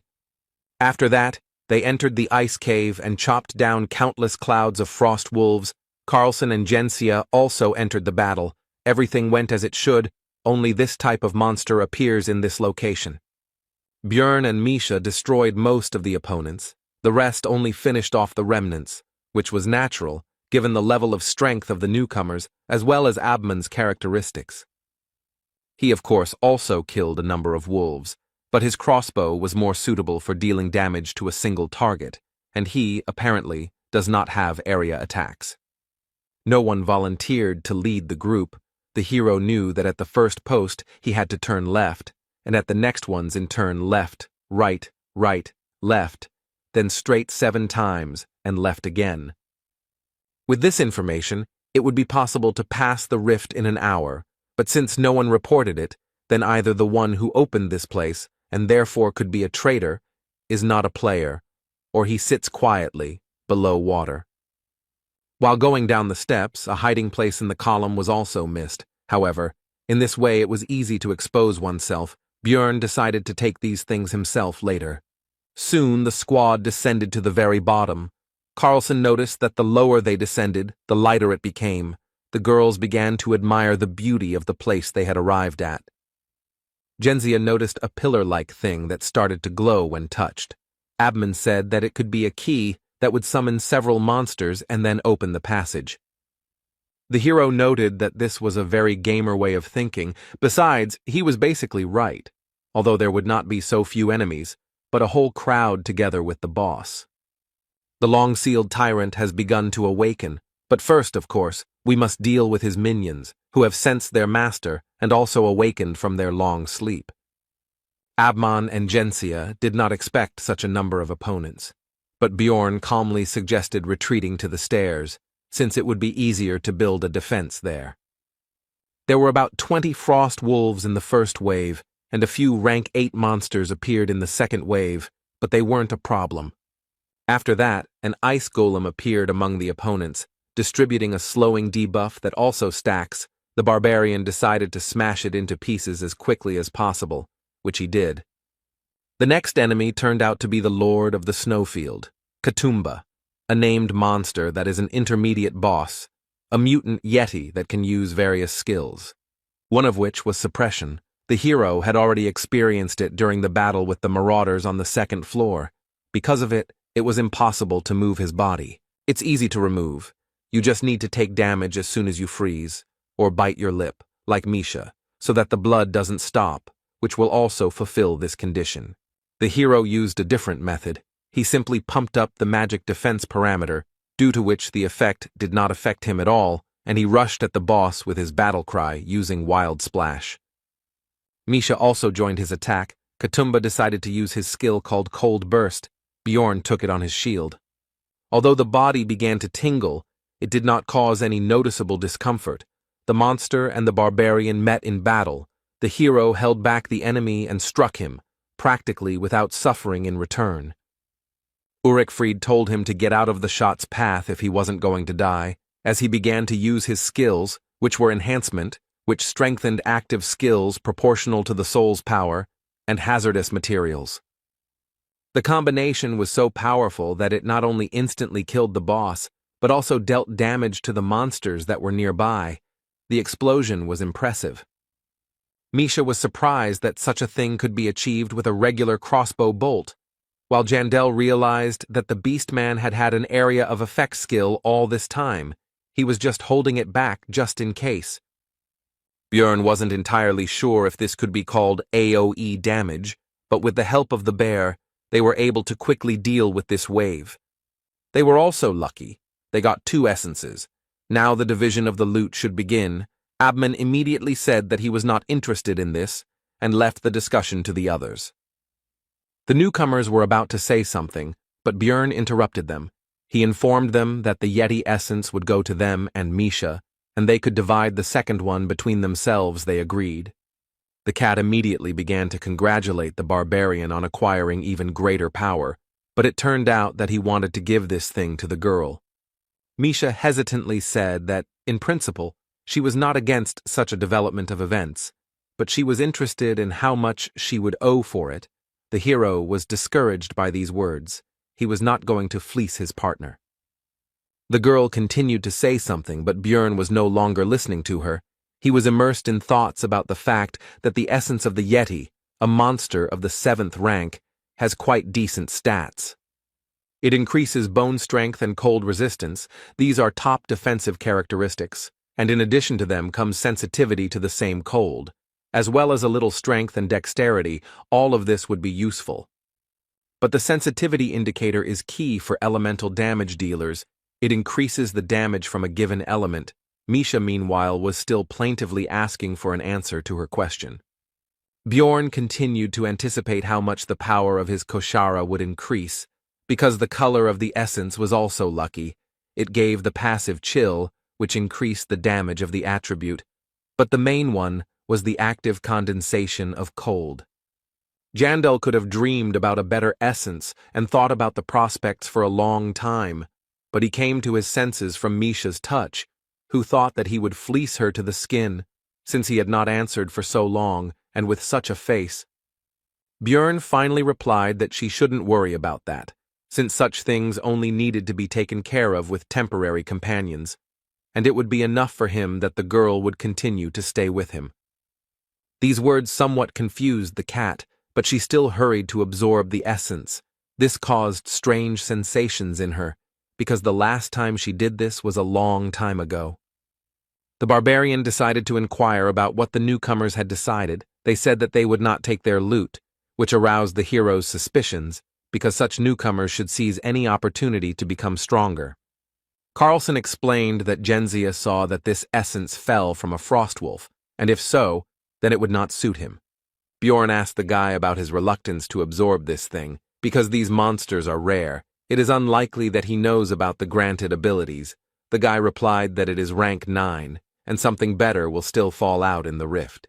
It was a little suspicious, but such an answer was quite logical, because in this place the chance of essence dropping is very high, so I decided to find out Gensia's reasons for refusing to increase her strength.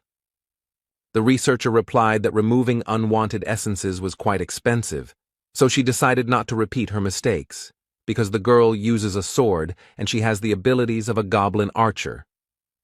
The hero would have removed from the list of possible traitors those who would have absorbed the essence, but none of them took it, and the reasons given were almost ideal. He only hoped that they were not in cahoots. Genzia began to ask about the end of the monster's attack, as the ice ceiling above them began to crack, and soon a large paw of a new monster appeared from there. It was the final boss, somewhat similar to a lycanthrope, but larger and without weapons. But Björn was never worried about its appearance, because he knew that he would have to fight it later. Tyrant Tenerbus discovered the intruders and was very angry, so he used Ice Crush, which broke the floor under the team, and they all began to fall down. Just as the hero from the game remembered, it was time for the 3rd chapter. As a result, the squad ended up in a special zone, in which they were affected by the hypothermia effect, which reduced agility and doubled the damage received from the cold, and they all fell into freezing water. In the game, you just waited for the loading to complete, after which you start the 3rd chapter already on land, although your health points become smaller. But in reality, the barbarian was thrown around by the current left and right until he was thrown out of the waterfall, and he began to think that he would die like that. Now he understood the reason why he started this chapter in the game with reduced health. Because of this shaking from side to side, like a sack of potatoes, his body is now all in bruises and abrasions. The hero was distracted from analyzing his condition by a worried Misha, who shouted his false name and ran to the barbarian to make sure that everything was okay with him.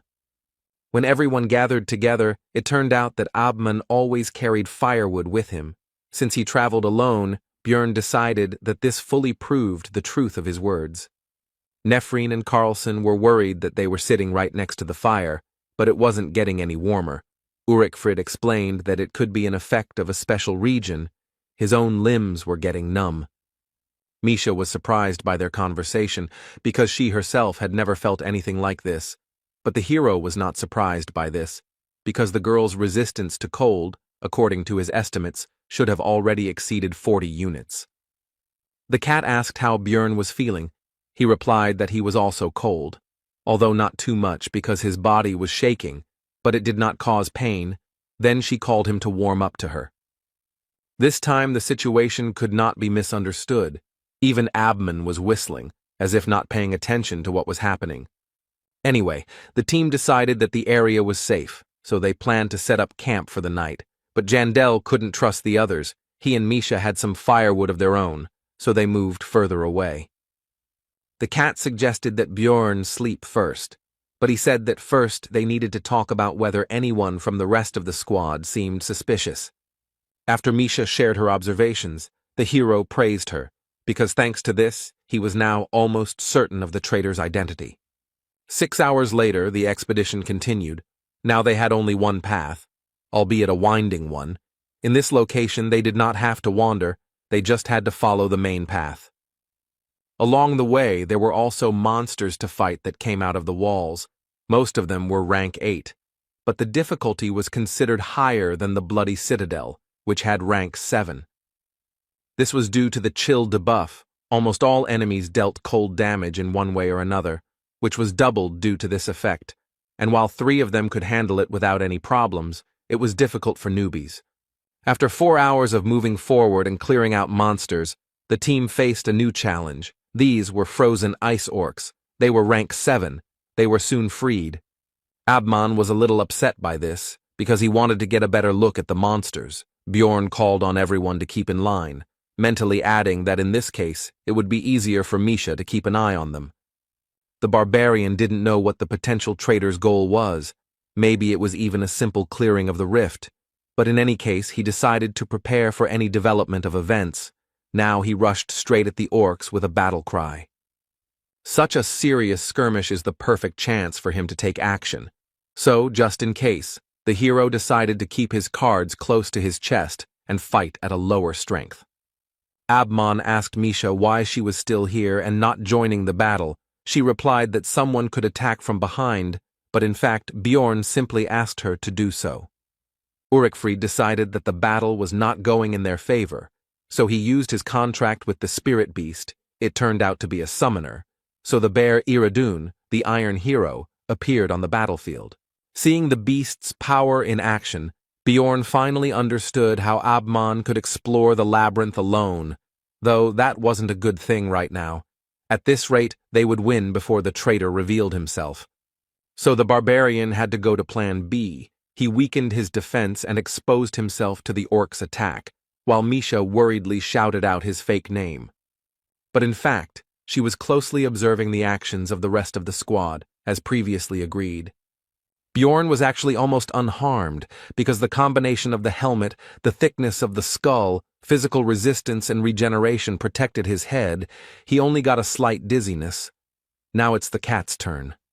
Carlson temporarily took the place of the defender and began to hold back the opponents, but among them was an orc sorcerer who aimed at 2 beastmen standing at a distance. Abman fired a crossbow at the enemy, who tried to defend himself with an ice wall, but the bolt easily pierced the barrier and hit the greenskin right in the forehead. Even without the barbarian, the team coped with this fight. Jandel was already beginning to think that his whole idea of creating a difficult situation was losing its meaning, when a voice was heard that said that since the essence had appeared, it was possible to begin implementing the plan. Genzia used armament change, which instantly changed all of her equipment to a higher rank, after which she used the skill Beast Walk, which imposed invisibility and speed. Thanks to this, she quickly got closer to Abman and also activated Vengeance, which increased the penetrating and cutting abilities of one blow and also imposed the abnormal state of bleeding. She said that she would receive 30 million for his things, and due to Ulrichfried's critical injury, his spirit beast was recalled. The next moment, Misha threw some potion right at Genzia's head. She didn't understand its effect, so she tried to find out about it. But the thrower interrupted her with a shout that Bjorn must act now. No one noticed when the barbarian had already managed to get up and get closer to Nephrine, and he was already here. Using Wild Splash, he tried to strike. But the traitor was quick enough to avoid the surprise attack.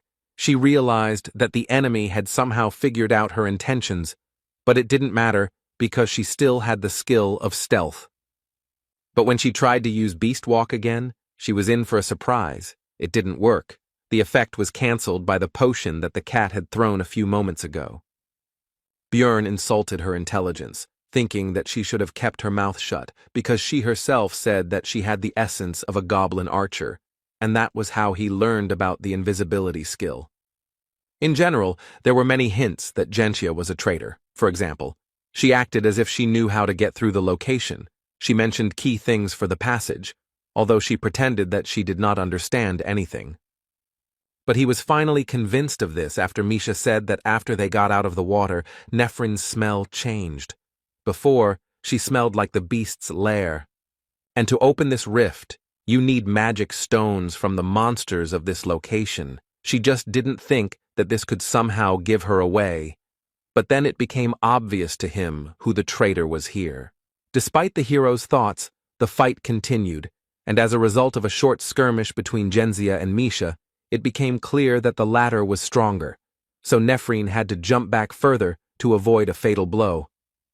But there a barbarian was already waiting for her. Before the traitor could do anything, she received a powerful attack from a huge mace on her back.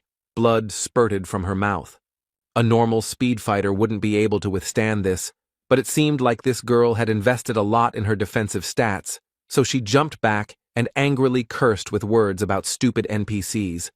The hero realized that she was also a former player, like him.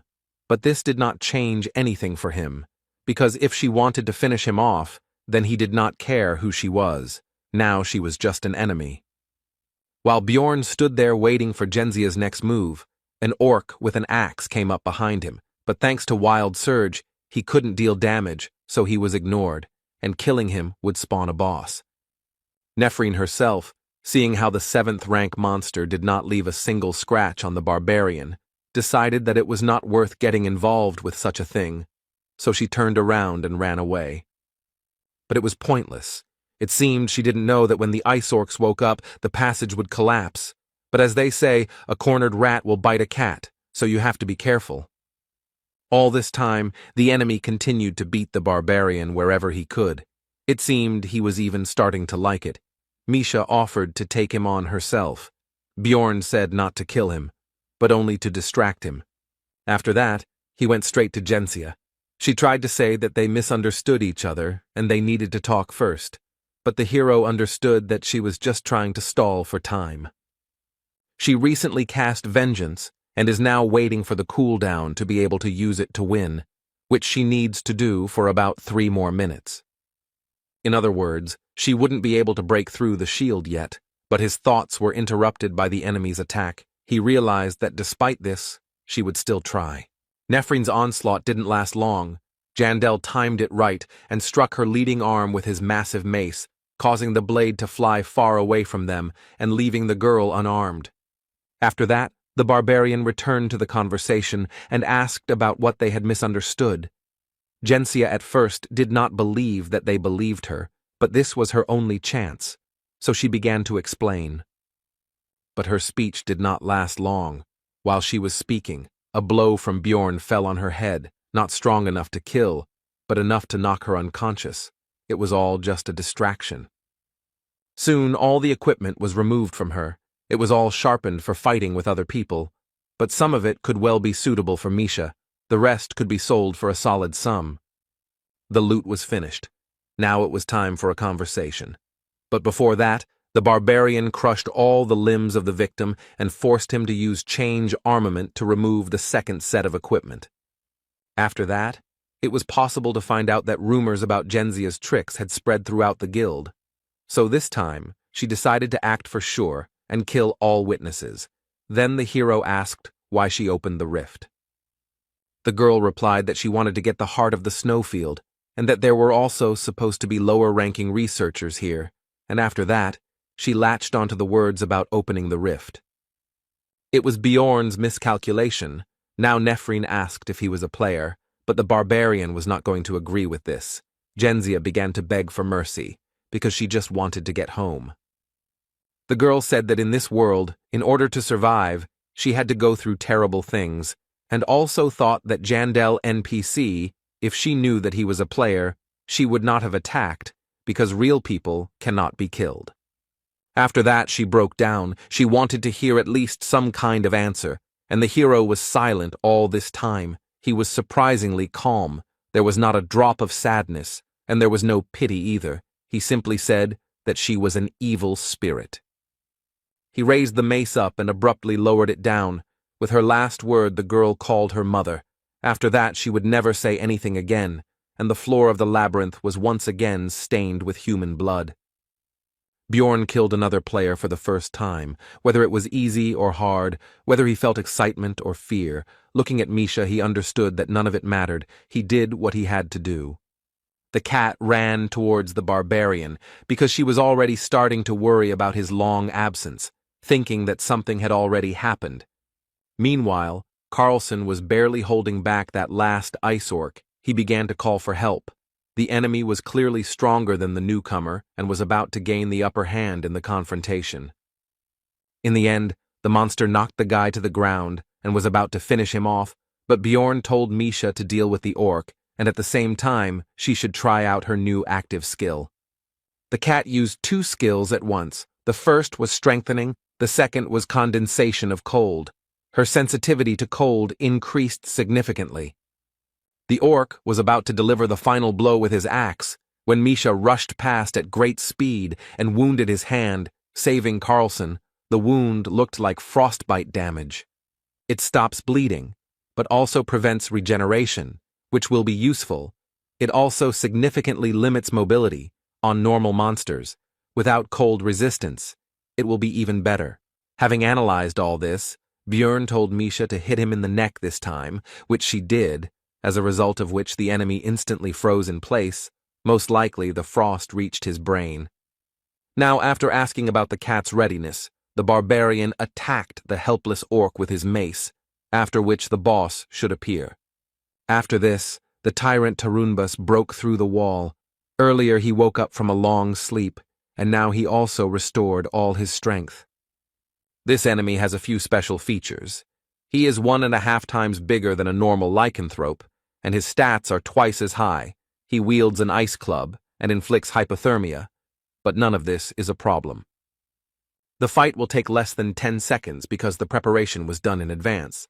Bjorn ate the thundergrass, which increased the damage from lightning, after which he used a scroll with the same element. This boss is vulnerable to this attribute. After the attack, he fell into a state of paralysis, but it was too early to let his guard down, because Tarunbas has a skill that can remove debuffs that limit mobility, which he soon used. However, since the skill was used, it will now be recharged, so you can just do the same thing again that Misha did, throwing lightning bombs at the enemy. All this was taken into account in advance. This time the tyrant Tarunbas fell into a state of complete unconsciousness. Only 3 seconds had passed since the start of the fight. Everything would be as easy as pie. The preparation was at the highest level. Now Misha and Bjorn began to beat the boss with weapons enchanted to deal lightning damage. It reminded him of the good old days when he and Einar also killed death demons. The essence fell from the keeper. It was previously decided that it would go to the cat. She again began a conversation about the same as last time, but he did not listen to her and simply forced her to absorb the prey. Here they were attracted by the weak voice of Abman, who asked to get a potion from his bag.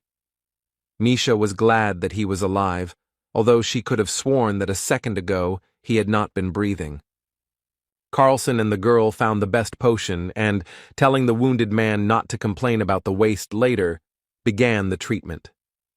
But it didn't help, so they continued. The hero realized that the blade was probably lubricated with poison that prevents healing and regeneration. The antidote also didn't work. The bleeding didn't stop. Ulrichfried was getting worse. Then Misha remembered the advanced healing potion that she and Bjorn had acquired earlier and suggested using it. After using 5 regular and 1 advanced elixir, the bear's condition improved more or less. It should even grow back the severed limb. His poison was very strong. After this, Jandel gave Carlson his share. He noticed that there was too much here. Then the barbarian said that it was because he did not receive the promised essences, and also he should not talk about what happened here. Misha seemed to think that Bjorn did it out of the kindness of his heart and cast a warm glance at him, but he didn't understand why she was staring at him like that. When Carlson left, Abman finally woke up. The first thing he said was that he was very lucky to stay alive. The hero was pleased that he understood this. Ulrichfried assured that he would pay for the potion. Jandel said that it would cost 5 million. The bear noted that it was only 1 million, but agreed, because the price of items can change depending on the circumstances. He left one of his numbered items as collateral. It was 7611, Gravedigger's Deception, which after receiving fatal damage plunges the wearer into suspended animation and gives immunity to damage for a certain time. It was thanks to this that the bear was able to survive. There were only 2 out of 3 uses left, but the barbarian still thought about simply taking the debt with the artifact. But Abman understood his thoughts and did not agree. At parting, Ulrichfried promised that he would not forget everything that the hero did for him. Bjorn noticed that he looked very cool at that moment. After that, the barbarian called Misha with him and turned back. She was surprised that they were not leaving, to which he explained that he still needed to take something from here. These were the caches that he learned about in the game. Besides everything else, a consumable was hidden in one ice block, increasing sensitivity to cold by 3 points. It, of course, went to the cat, and he himself increased his resistance to frost with another find. After that, Jandel explained that they had not slept much due to being on duty, so they should rest before continuing the hike, and besides, there was no place safer than a cleared rift. But the barbarian was in no hurry to fall asleep. Now was the time to think about today and the decisions he had made along the way. First of all, he thought about what would have happened if he had been here alone. As soon as the hero killed the player, all sorts of thoughts began to creep into his head. He suddenly began to hope that she would still open her eyes, at least in her world, and her dream would come true. Bjorn was disappointed in himself. And even so, despite all his actions, he was overcome by greed. For Abman's equipment, he could get 30 million. This would allow him to raise his seal to the 6th level. He just had to wait. However, Jandel poured the potion on his wound, deciding that it would be wrong to let him die like that in front of the one he was going to work with in the future. Despite his corrupted morals, if it weren't for Misha, who was now looking at him and asking about his thoughts, how far he would have gone, he didn't know the answer to this question and didn't want to know. It was cold, so the cat and Bjorn spent the night under one blanket. The heat of the fire embraced them. They dozed off for a while. On the 3rd day of being in the labyrinth, the partners returned to the 1st floor, where Misha needed to check his new sword, which previously belonged to Genzia. It was some kind of numbered item. When the girl realized this, she realized that the blade was very expensive, so she tried to return Bjorn's loot, but he refused. He was still unhappy with the way she thought of him. Misha continued to get used to her new powers and equipment, and Jandel was going to continue these trainings on the 3rd floor. Now he did not interfere in the cat's battles, so she asked just in case whether the barbarian was forcing her to fight alone because of his laziness. He answered negatively. Looking at how much stronger Misha had become, Bjorn began to be proud of her. Because she had grown so much in such a short time, he did not expect that they would be able to catch the essence. The essence of the lycanthrope is as good as the Yeti. It increased agility, cutting power, sensitivity to cold, resistance to it, physical defense, fighting spirit. But these are not the main characteristics. Passive skill, Snowblood, which increases sensitivity to cold by 1.5 times. The longer you live, the more noticeable the bonus will be. Plus, it is an excellent synergy with condensation of cold. The active skill Ice Crush slightly increases damage dealt to enemies in the frostbite state. and greatly increases damage dealt to enemies in the frozen state, making it super effective for multiple attacks. The Indomitable skill removes all effects that affect mobility. It costs a lot of soul energy, but helps fill in the weak spots in the defense of damage dealers who are usually vulnerable to control. Bjorn told Misha to try using Ice Crush immediately after cold condensation. The Beast Woman noted that monsters die with one blow. Then the barbarian advised to hit not with a sword, but with a fist. But it didn't help. The opponents still couldn't stand even this. Then the hero said that they were going to the second floor for training. Misha interrupted further explanations and predicted his next words. When Bjorn said that she guessed his thought, she beamed and lifted her nose.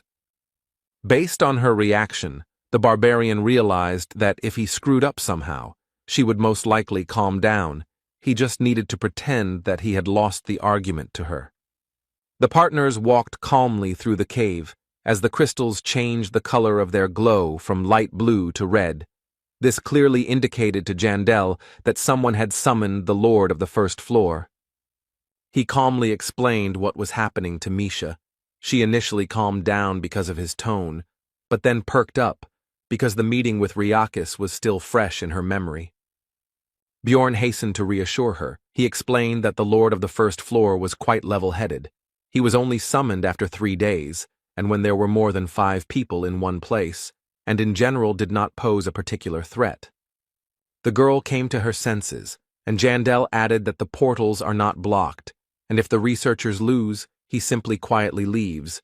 The monsters on the level also do not change in any way. Most likely, he was summoned specially. He also recalled how he sold information about the tactics to defeat the First Floor Lord to the player community. He only had 2 weeks to prepare, but it seems like he is really impatient. The duo reached the second floor, the land of the dead, in a whole day. The absence of a scout in the team took its toll. Rothmiller's absence was really noticeable. The views of this location reminded Bjorn of the good old days when he and Einar broke the bones of skeletons here and beat death demons into mush. It evoked pleasant emotions. But the next moment, he remembered his meeting with that crazy woman, because of whom they almost died, which made him feel somehow worse. The reason Bjorn chose this path was simple. It was just much easier to get to the 3rd floor from here. You just need to stomp north.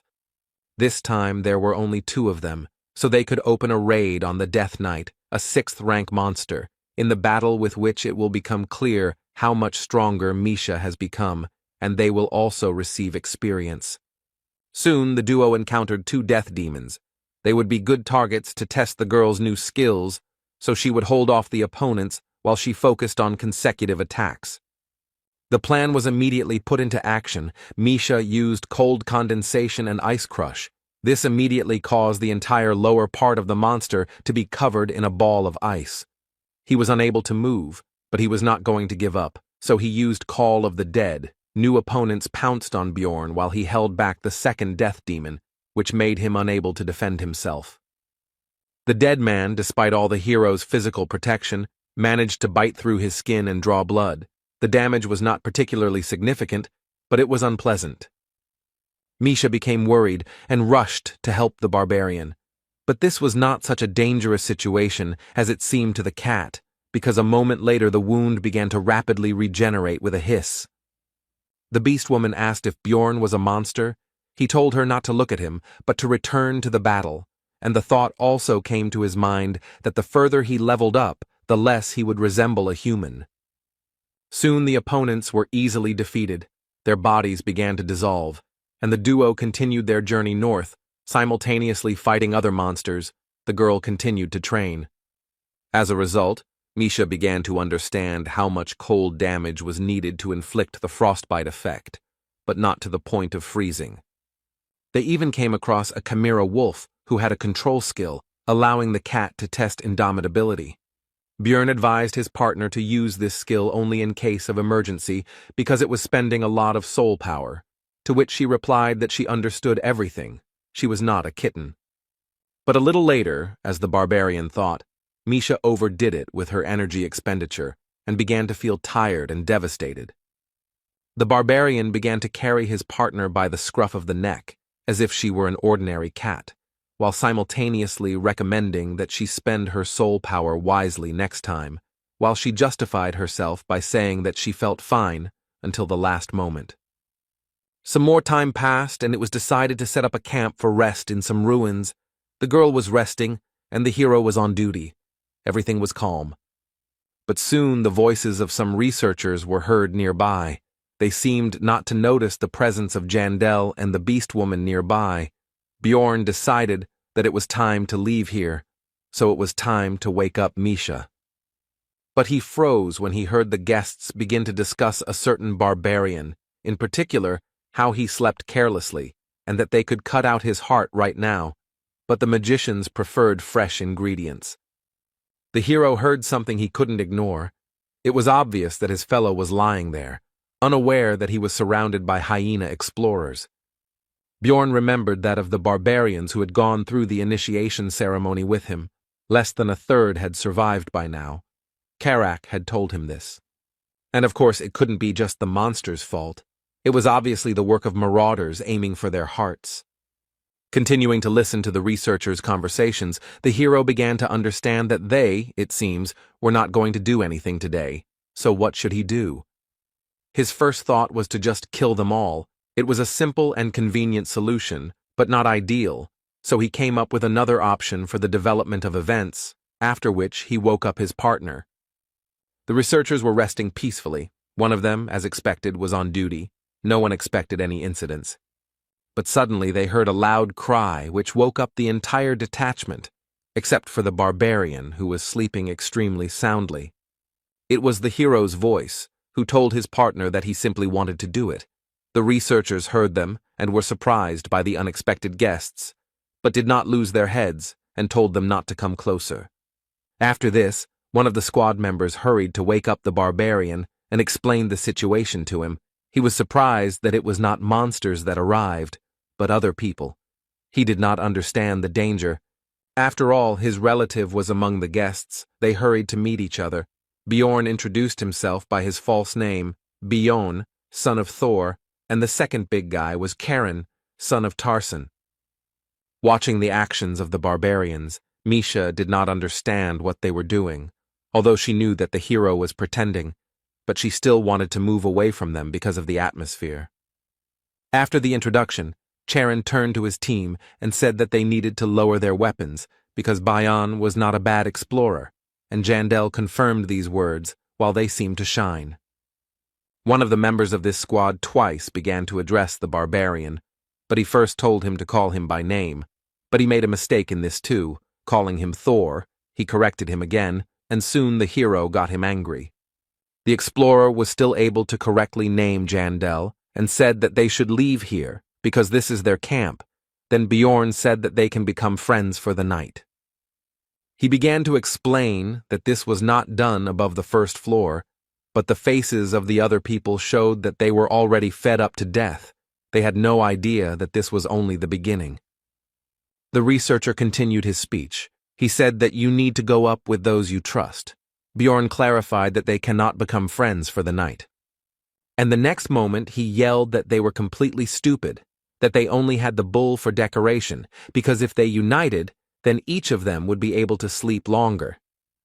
Charon was surprised by this. He exclaimed that this was simply a brilliant solution, and he also wondered how the others had not thought of this before. The researchers were extremely surprised by this whole conversation. They decided that there was no point in even talking to these stupid barbarians. They even tried to somehow object, but this did not bring any results. The leader, with whom Bjorn had been talking all this time, had already decided that this would only bring disadvantages when he noticed the beast woman, who was very beautiful. He asked her opinion. The cat replied that since they were in the company of a barbarian, they could not be bad people, so she was not against their temporary unification. After which she told that her companion had lost his weapon, so she could not trust him to be on duty. This news pleased the squad leader, and Bjorn added that he had stuck the weapon into the monster and it had run away. The hero came up with a ridiculous excuse, but they believed him, looked at each other and decided to agree. Sometimes the reputation of not the smartest barbarians can be useful. The duo began to pretend that they were sleeping. Misha asked if they had to lie together. Bjorn replied that it was necessary. In exchange, he would then fulfill any wish of his partner. Soon the people stood up.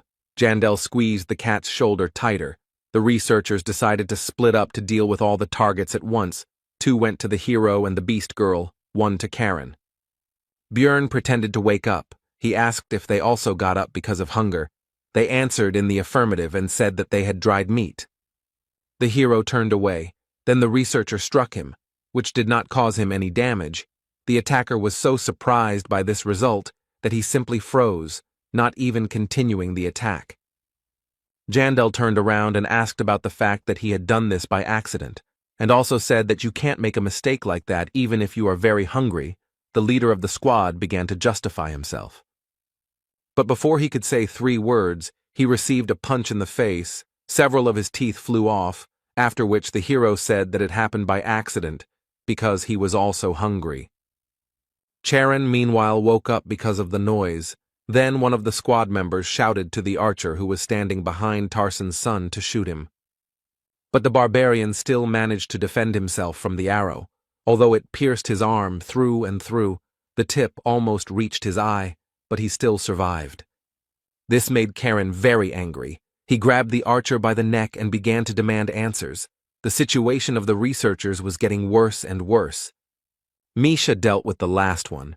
She told Bjorn that at first she was a little doubtful, but he turned out to be right. These people really are marauders. All the enemies were neutralized. Now it was time for interrogation. These researchers had a notebook with their conversations, which they conducted in writing so as not to be heard by their future victims.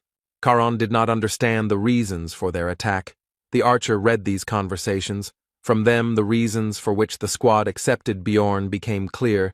They discussed the stupidity of the barbarians, and at some point he stopped. But the hero forced him to continue, and then the conversation turned to the fact that they had already killed many of them, and they also believed that these blockheads were just walking monsters, about the same in intelligence and aggressiveness. Charon was furious about the whole situation. He asked whose last words were. The archer answered, after which Bjorn ordered the prisoner to continue. Then the conversation turned to the fact that, in addition to the barbarians, they had good prey, the same stupid beast woman, but pretty, although she probably doesn't just travel with her companion. At these words, Misha interrupted it. She snatched a notebook, read something, and then asked the prisoner who had written certain lines, and upon learning this, she said that the researcher would be hers, to which the hero agreed. After that, they skimmed through the dirty words about the cat. Then there was talk about who would kill whom, and now there was the archer's own phrase about taking on Karen, since he had infuriated him with his condescending attitude toward his class. A shadow fell over the barbarian's face. He asked about what he had done wrong and asked Bjorn for advice, because he did not know what to do next. Soon the archer's head was cut off by Karen's axe. The leader was stabbed to death by Misha, and the last guy, who began to beg for mercy, was taken on by Jandel, who broke his neck. Tarson's son decided to leave himself a battle mark. He dropped a little healing potion. Barbarians consider scars medals. They keep them so that they serve as a reminder of mistakes in order to become stronger later. The marauders had obtained some valuable equipment. Bjorn offered Karen to take some of it for himself. He initially tried to refuse, but was soon convinced. In the end, he took the hammer for himself, saying that he would use it if he couldn't finish someone off with an axe, and the hero thought that having a weapon in each hand was just the thing for a barbarian. Misha and Bjorn suggested that he take something else, even if it doesn't suit him, then he can sell it. After that, they decided to take Karen to the first floor. When the squad reached the crystal cave, the hero decided to introduce himself again, because earlier he had given a false name. Tarson's son immediately recognized the celebrity. He said that it was an honor for him to meet little Balkan, and also added that in that case, he would not mind taking his booty, although before that he wanted to give up his share. Bjorn said that this was right, and also that Karen should not forget that the stronger he became, the easier life would be for the young warriors. At the moment, barbarians are the weakest species. They are in the most vulnerable position, unlike other non-human races. They have a lot of personal potential, but they are often targeted by people with bad intentions, and they are too naive. And the lack of proper training and support also has an effect.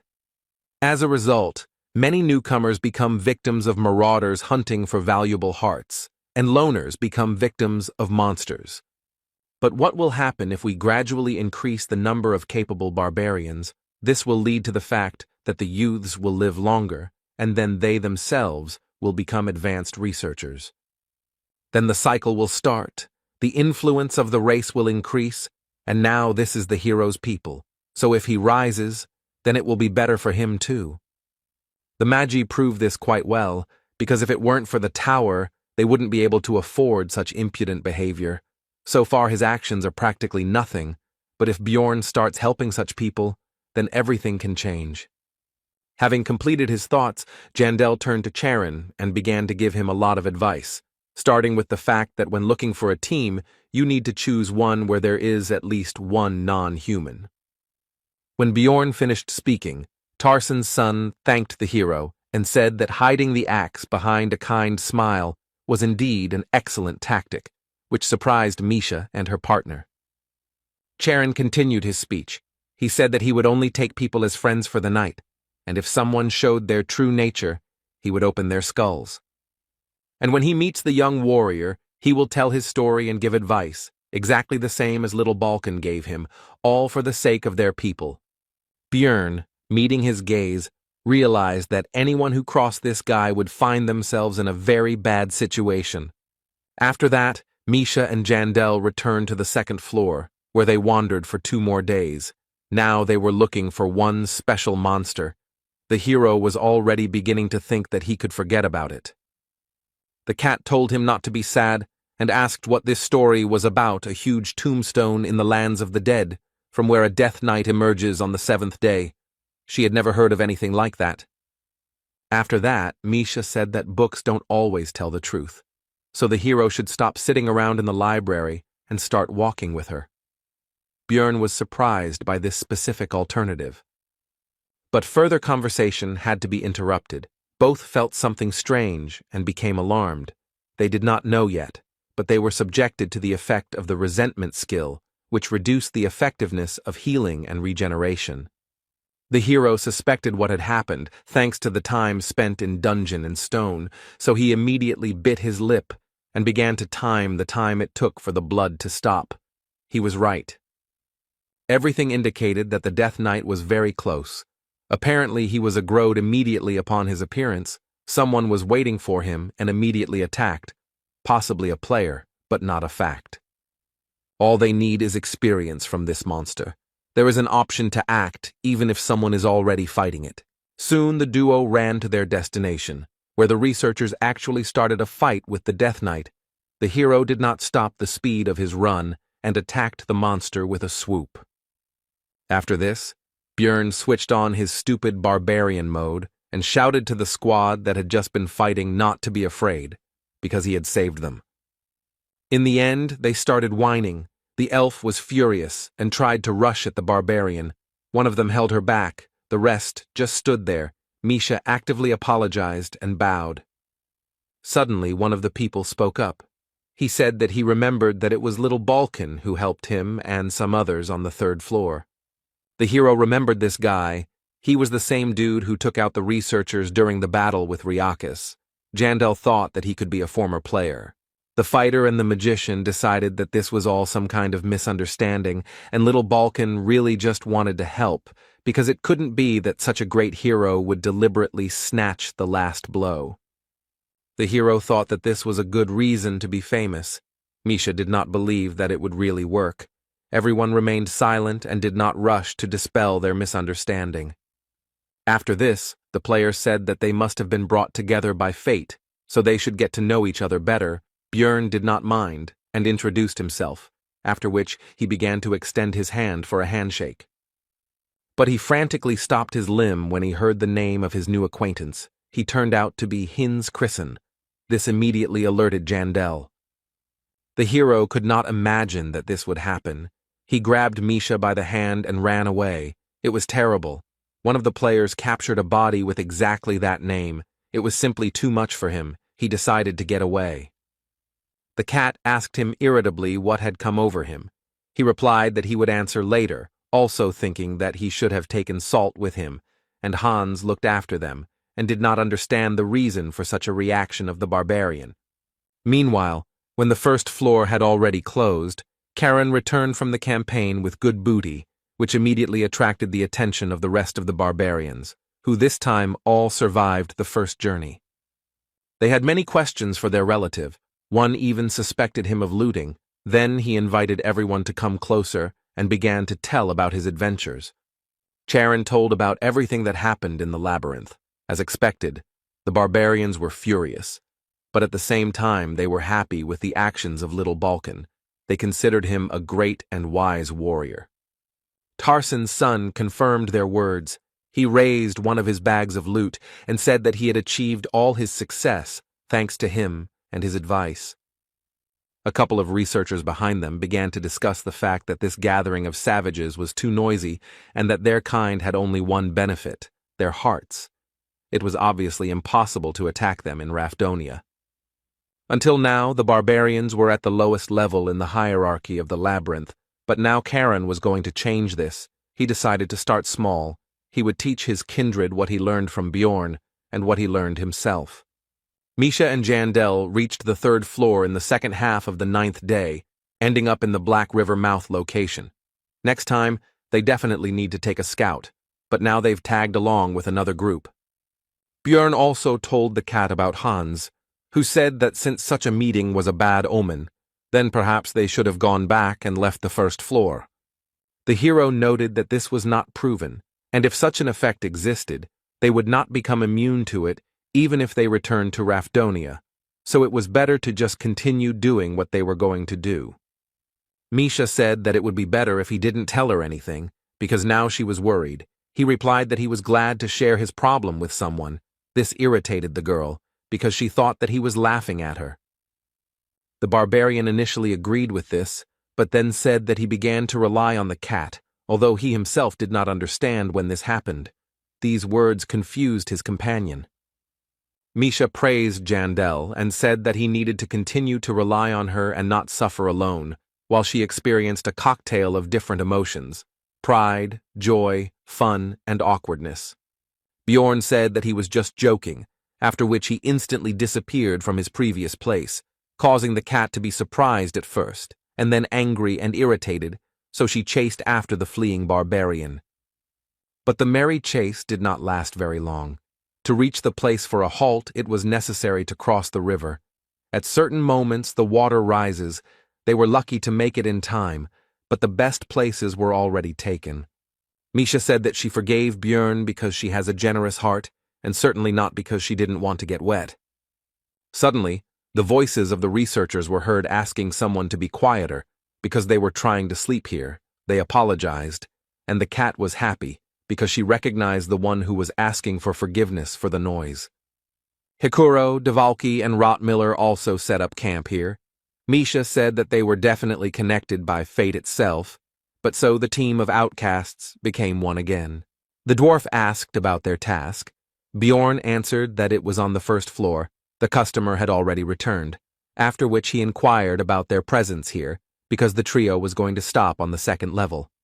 Hikuro explained that they had already finished all their business on the previous floor, so they had come here on a backup mission that they had taken just in case, which was exactly what had happened. After that, the team completed the task that Murad took. It was necessary to get the eyes of the frog sorcerer. The reward would be 2 million. It did not take even 3 days. Misha was surprised that the matter was finished, but Devalki was glad that his distortion magic, which kept the monster's body from dissolving, finally worked, and told the beast woman that she was a talisman of good luck. But Hikuro said that he was looking at her through rose-colored glasses.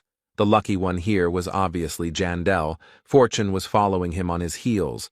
The barbarian himself had a clearly opposite opinion about this. After that, he suggested going to the 4th floor. Since they were done here, it would be a shame to stop there. If they set out now, they should make it in time, even if it would be tight.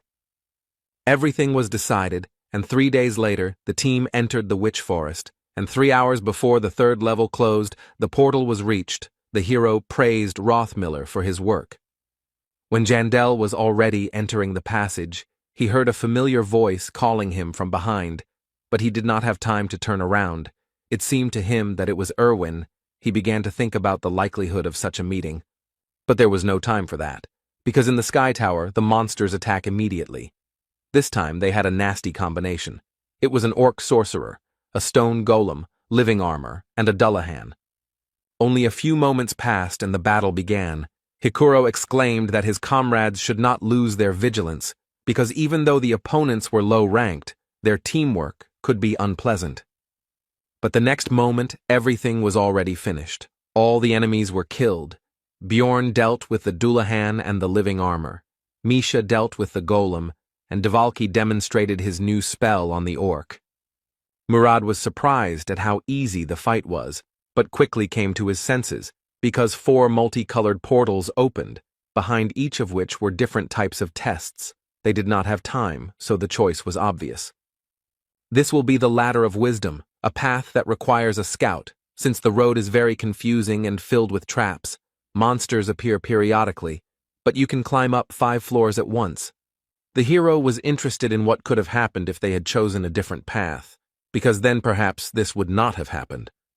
On the first level of the Sky Tower, the team passed the Door of Wisdom, then Courage, and then Wisdom again. Thus, they reached the 12th floor, where they came across a troll, a 5th-rank monster. Everyone was surprised and afraid of this meeting. The hero was no exception, because this is a very dangerous opponent who somehow jumped out right here. Of course, rank 5 monsters do appear in the Sky Tower, but they are extremely rare. In 10 years of playing, Bjorn had only encountered them 7 times, and even then it was on the 100th floor, not the 12th. The hero was finally convinced that people named Hans bring bad luck, because he had just recently met one of them. But now was not the time for reflection. The barbarian shouted to his comrades to pull themselves together, after which he used Wild Splash and rushed into battle, because if this happened, then he needed to strike ahead. Even with a skill that significantly increased physical characteristics, Jandel had a hard time taking the blows of such a powerful monster on his shield. Hikuro rushed to the rescue. He used weight balance, which increases resistance to repulsion and absorbs inertia, but even with this, the shield was damaged, which is why emergency recovery was used. Be that as it may, the short distraction of the enemy allowed the hero to stop defending and go on the attack. Although this did not bring much result, the troll turned out to be too strong. Rottmiller began firing his crossbow, trying to hit vulnerable spots, and Dvalki finished preparing his spells. He used enhancement on Ice Spear. The projectile rushed towards the monster, but despite its size, it was fast enough to break the attack with its huge hand. The wizard could not believe what he saw. But the team was in no hurry to give up. Now it was time for Misha to try her strength against the enemy. She began to cut him, but the skin turned out to be too strong for her blades, but she managed to freeze him a little. The troll's defense left a lasting impression on the squad. Dvalki began to shout that they needed to retreat because it was impossible to win, but Bjorn reminded his comrades that they had nowhere to run. The hero remembered that during his previous encounter with a monster of the same level of power, he had a 6th-rank sorceress with him, and for wizards they are considered 1.5 times more powerful than for other researchers. In addition, she knew and used spells of the element of light, to which the Guardian was vulnerable, and before the battle, the Tear of the Goddess was used on him. Only thanks to all this and other factors was it possible to win. And even so, the battle turned out to be extremely difficult, and this despite the fact that the vampire has high regeneration, but low defense, and the troll has both of these indicators the best among all the monsters of the 5th rank. If the build is not specially adjusted for it, then you can't even count on pure luck. But despite all his thoughts, the hero was not going to give up. They had to have a chance. A plan quickly appeared in his head, which he began to tell his comrades. It would be a protracted battle. Soon 15 minutes of battle had passed. All this time Dvalki spent mana only on curses, such as aggravate wounds, slow, and weaken. Hikuro, as the second tank of the squad, also took the brunt of the monster's attacks. The shield was not the best quality, so in addition to defensive skills, he had to spend energy on emergency recovery. While the two defenders held the troll back, Rothmiller distracted him with crossbow shots, the bolts hitting him in the face, eyes, etc. And Misha, as the squad's damage dealer, focused on dealing damage. She attacked only one single place, which Bjorn had previously indicated when explaining the plan. At some point, the troll got angry at the situation. He broke through the rest of the researchers and attacked the ranged fighters. Rothmiller took the slow Dvalki in his arms and hurried to retreat. The team walked along the edge of the abyss, but the tanks still managed to take control of the situation and began to hold back the enemy again. Bjorn also used Wild Splash, which attracted the attention of the monster. The hero asked the wizard about the remaining mana, and he replied that there was only enough for 2 or 3 minutes. Then the barbarian said to refuse to use slowdown. Dvalki replied that in that case, the time would increase by about 3 times. The fight continued, but now the squad was on a timer. Misha still couldn't cut through the troll's tough skin. The situation wasn't the best, so the barbarian decided to go to Plan B. To do this, he left the defense on Hikuro and went around the enemy from behind and dealt a crushing blow with a mace to the enemy's hand, which the cat had been cutting all this time, which had already caused him damage. The troll instantly reacted to his injury and used the madness skill, which temporarily removes pain and significantly increases physical performance. The monster threw a huge stone at Bjorn. He only managed to partially dodge. The projectile hit him tangentially, but it was not significant. The hero attacked the enemy's arm once again with his favorite cry praising Yahello. This attack caused the most damage ever. His arm was now broken. Then Misha attacked. The limb was severed, but the troll used super regeneration, an active skill that must be used on a specific body part and allows any damage to be restored. This skill really lived up to its name. Because the hand began to recover quickly, it seemed that it was in vain and everything returned to the beginning. Only the researchers had less energy, but this was not so. Now super regeneration is on cooldown. The hero began to throw off all his equipment. He needs to deal with the enemy as quickly as possible while he cannot heal.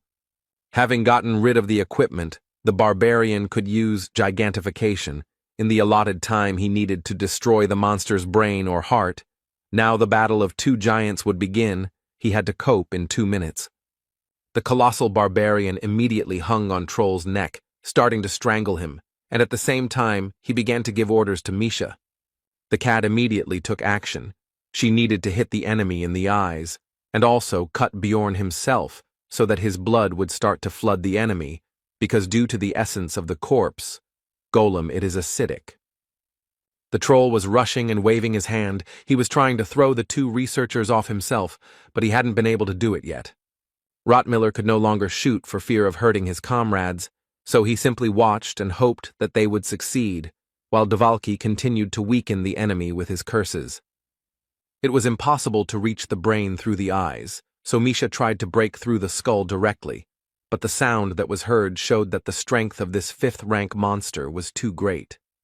The girl said that she couldn't do it, but the barbarian told her not to give up and continue, because they vitally needed to get to the creature's brain.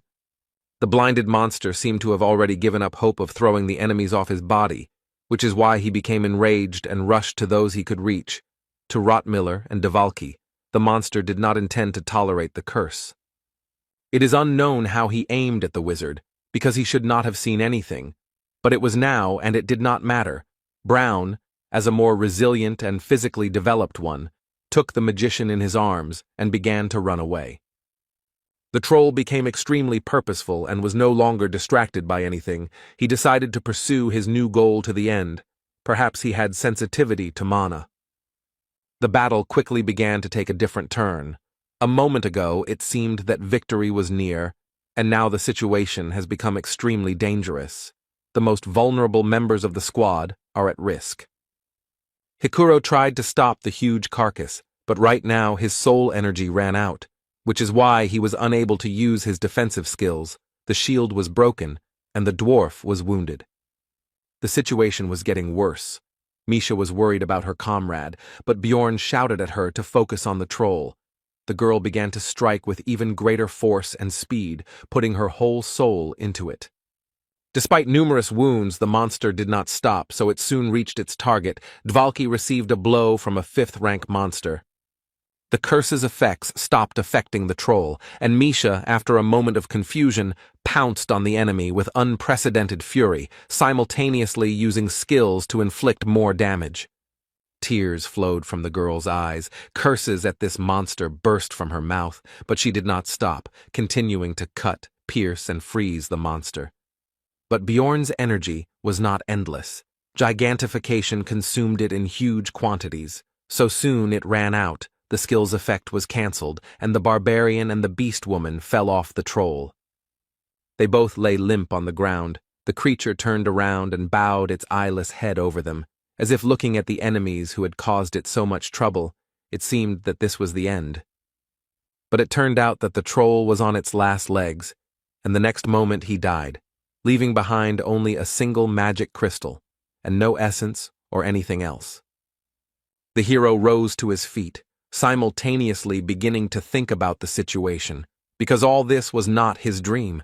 These were the consequences of the decisions he made, because of which Dvalki suffered. Misha quickly checked Rottmiller and Hikuro, who were lying nearby. The first one only had a leg injured, and the second one was knocked out.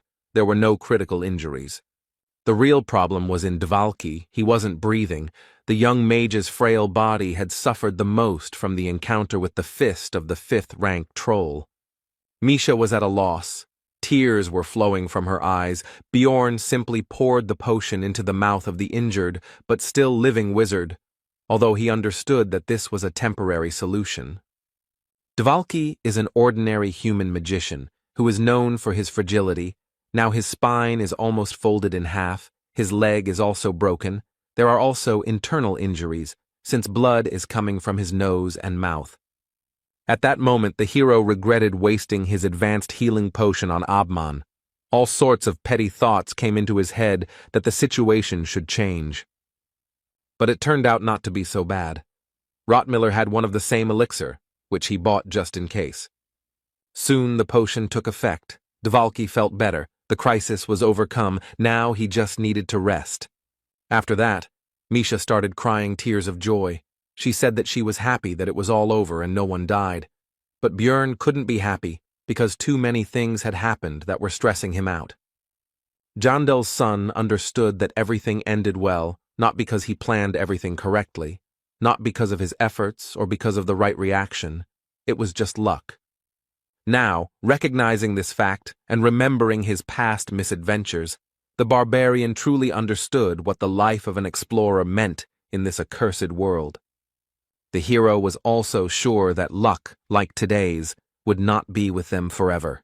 Death might await them in one of their next journeys into the labyrinth. Soon Hikuro came to his senses, and having learned all the details, was glad that everyone survived. Rothmiller said that it was worth leaving a donation at the temple when they returned. Bjorn bowed his head and began to apologize to his comrades, because he did not expect such behavior from the troll at the end of the battle. They were not going to blame him, because without him, no one would have survived. He made the right decisions. The conversation was interrupted by Dvalka's cough. He woke up. Everyone immediately rushed to come closer to him and began to calm him down and explain the situation. The potion hadn't completely healed everything, so some blood was still coming out of his mouth, but he said he was glad to see all his comrades were okay. Hikuro laughed and said that this story was not even worth bragging about, because no one would believe that they managed to kill the troll. Misha shared her indignation over the lack of normal prey. Rottmiller was also glad that they all survived, after which Murad remembered that the squad scout had spent an expensive potion and said that everyone would chip in for a new one. He did not refuse. While Brown and the dwarf were talking, Misha asked Bjorn about their next steps.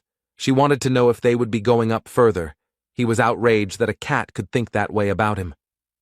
The barbarian said that their team would stay here until the labyrinth was closed, But Hikuro was outraged that the girl was asking about such a thing as Jandala, since this dwarf was the leader. After some time, the labyrinth closed, the squad moved back to Rafdonia, a week passed, and their 6th expedition came to an end. Irvin found out which hotel Björn was supposed to stay at and was looking forward to their long-awaited meeting. But a little while ago, right after returning to the city, the team went to the Temple of Letlas with Dvalki in their arms to completely heal all his wounds. Soon the wizard was completely whole. Björn expected something like this, because some advanced potion cannot compare with divine power, but neither one nor the other will help with psychological trauma. While Rottmiller asked about any side effects, to which he received the answer that everything was fine, the hero decided to visit the magician later and talk to him about what happened. Now everyone decided to rest and meet in 2 days, since this time they did not get many magic stones. Then the main income will be from tasks. When they receive a reward for them, then everyone will take their share. In the end, it should be 400,000 per squad member. This was very little. Because of the troll, the income from this expedition will be significantly less, and the monster itself did not even drop any essence. Misha asked the hero about his future plans.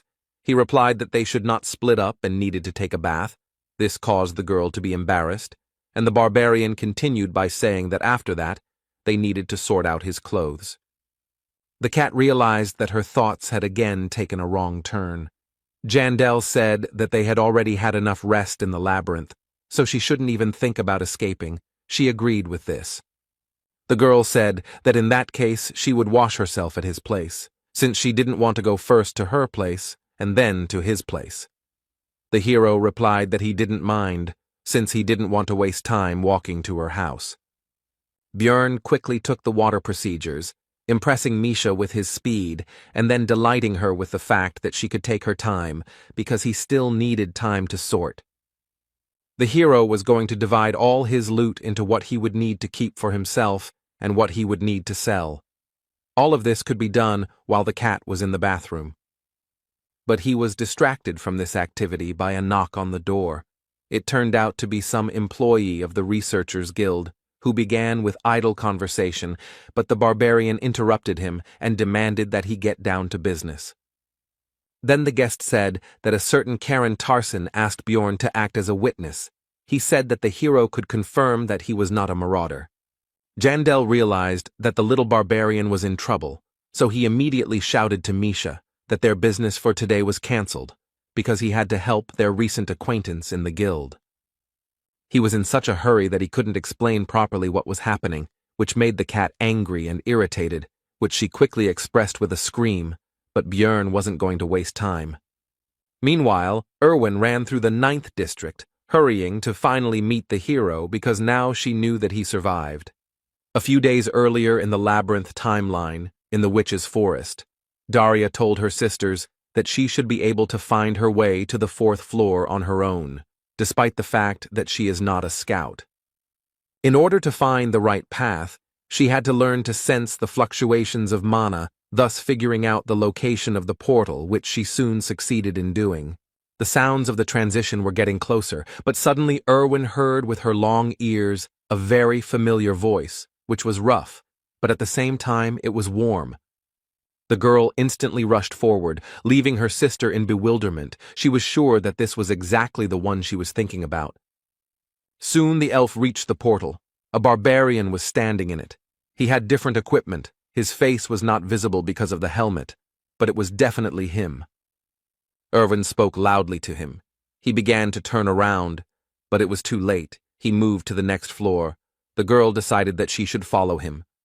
But Daria stopped her and said that she could be mistaken for a marauder, and besides, she hadn't even taken a good look at this barbarian.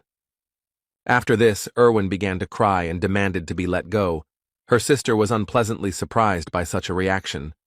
After the labyrinth closed, the girl asked people about Björn Yandel. She didn't expect that he would become so famous. Everyone knew about Little Balkan. From them, she learned where he lived.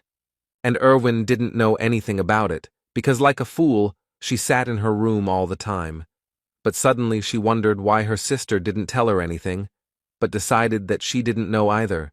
Now it doesn't matter what the reason was. Now there will be a meeting with Bjorn. First of all, the elf was going to apologize to him. She was also sure that he was also looking for her. For a second, the elf was overcome with doubt, because for some reason the barbarian had not found her first. But after a moment, the girl convinced herself that he had simply forgotten where she lived. Throwing away unnecessary thoughts now, Erwin knocked on the door. Now she felt excitement and joy. She had a feeling as if her heart was about to jump out of her chest. But her expectations were dashed. The door was opened by some beast woman from the cat tribe, who immediately asked about the elf's identity and not the barbarian.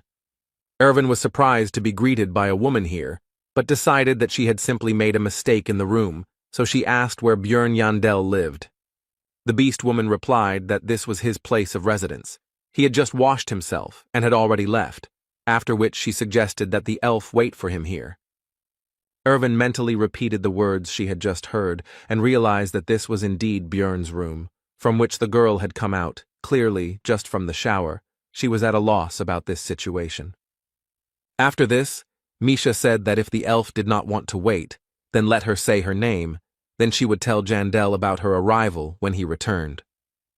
This phrase made Erwin even more tense, because it sounded like they were living together, but she decided not to ask about it. After this, the elf decided to wait for the barbarian in the room and not go anywhere. The beast woman did not object to this.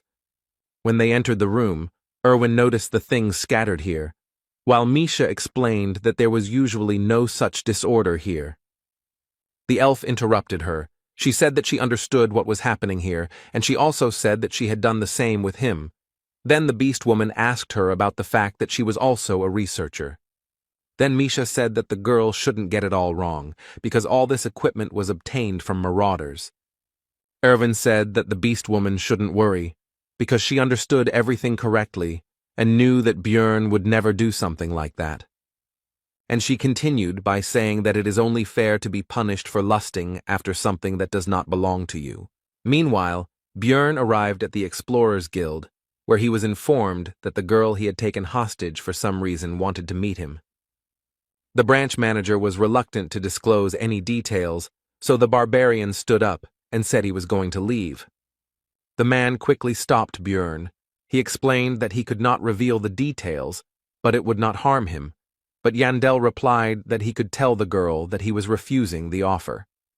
20 minutes before, it had become clear that the story with Karen was just a decoy for the hero. He had been told that, with the help of magic, it had just become clear that Tarsen was innocent. After which the local chief invited Björn to his place and said that Miss Urbans wanted to meet with him.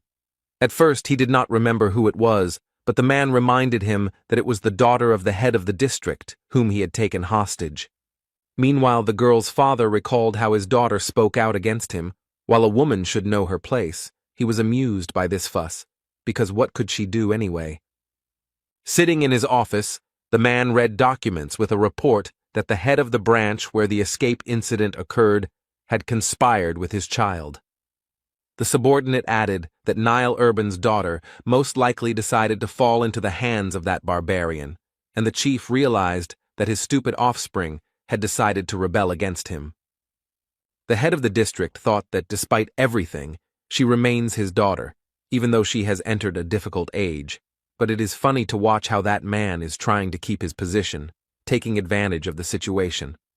Eventually, while sipping his tea, he came to the conclusion that he needed to get rid of both of them. They were slightly annoying him. Somehow these two managed to continue to get on his nerves, but the amazing thing is that the barbarian manages to do the same. Meanwhile, Björn, who had no idea about the intrigues swirling around him, left the guild and unexpectedly found himself right in the middle of a downpour. He decided that since it was dinner time anyway, he could hide inside the nearest establishment, wait out the rain, and at the same time satisfy his hunger. Having tried the meat, the barbarian came to the conclusion that Misha was doing better. He was interested in what she was doing now, and also thought about the fact that tomorrow he could buy a piece and ask the girl to cook it. After that, he suddenly wanted pancakes with green onions and soju, but there probably isn't anything like that here. but he still doesn't have much of a desire to return because he's already gotten used to the local way of life. And to the creaky bed, to the only room with a bathroom in the entire tavern, but most importantly, to the everyday life with his comrades, of course. He could complain all day about all the troubles that happened to him here. The hero came to the conclusion that he had simply begun to become attached to this world, especially if you pay attention to how he thinks about it. Later, he thought about the fact that if he was going to get to the next floors of the labyrinth, he would have to look for a new team. Bjorn had thought about this before, but after the incident with the troll, he finally realized that if he was going to go higher, it wouldn't work with this group. After all, the further you go, the more dangerous your opponents will be, and you can't expect too much from your current comrades. They can't be lucky all their lives, as they were in past events.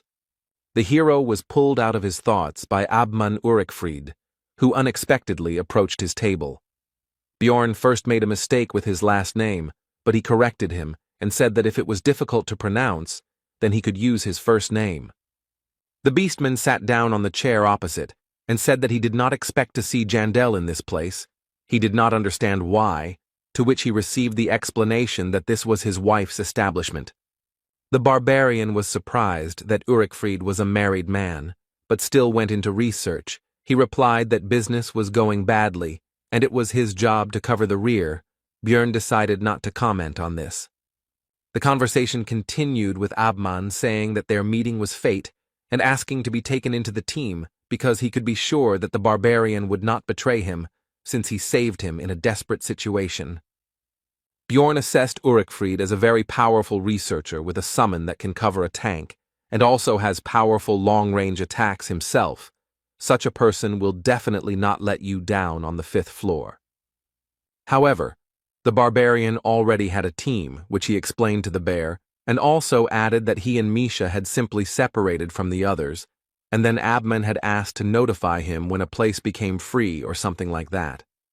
Yandel asked about how he saw the first one. Urikfried's face became serious, and he replied that the hero should understand what he was talking about. After this, the issue of repaying the debt was discussed. They agreed to meet in 10 days. The barbarian borrowed a raincoat and went home. In the hero's room, the two girls continued their conversation. Misha noticed that Erwin was much sterner than he seemed at first glance, and she herself was surprised that she said her phrase about justice out loud. After this, the elf came up with the idea that technically Bjorn could not have been stolen from her, because he was not some kind of thing that belonged to her, and she herself decided to form a team with her sister. But despite all these reasonable arguments, Erwin continued to feel hostility towards this beast woman. She was thinking about what her chances of winning in a direct confrontation were, and the cat herself finally introduced herself. The elf also said her name. Misha admired his beauty. After that, the girls sat down and began to wait for the owner of the room to arrive. An awkward silence settled between them.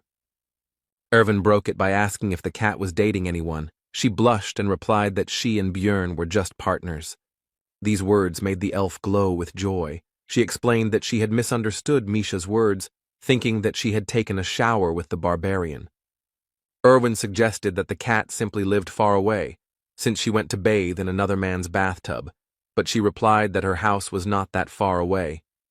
The elf immediately came to the conclusion that this woman was using dirty, dissolute tricks. She was trying to seduce Jandel. Misha wanted to know how Erwin knew Bjorn, and she told him that they were also teammates before. After that, she added that she had a special relationship with the hero because they were each other's first partners and also had their first drink together upon returning from the labyrinth. Misha noticed that all this was so important, it seemed, only for her, which somewhat upset the elf's mood, who asked for an explanation. The cat grinned and said that she had been with Bjorn for several months, but in all this time she had never heard from him about Erwin.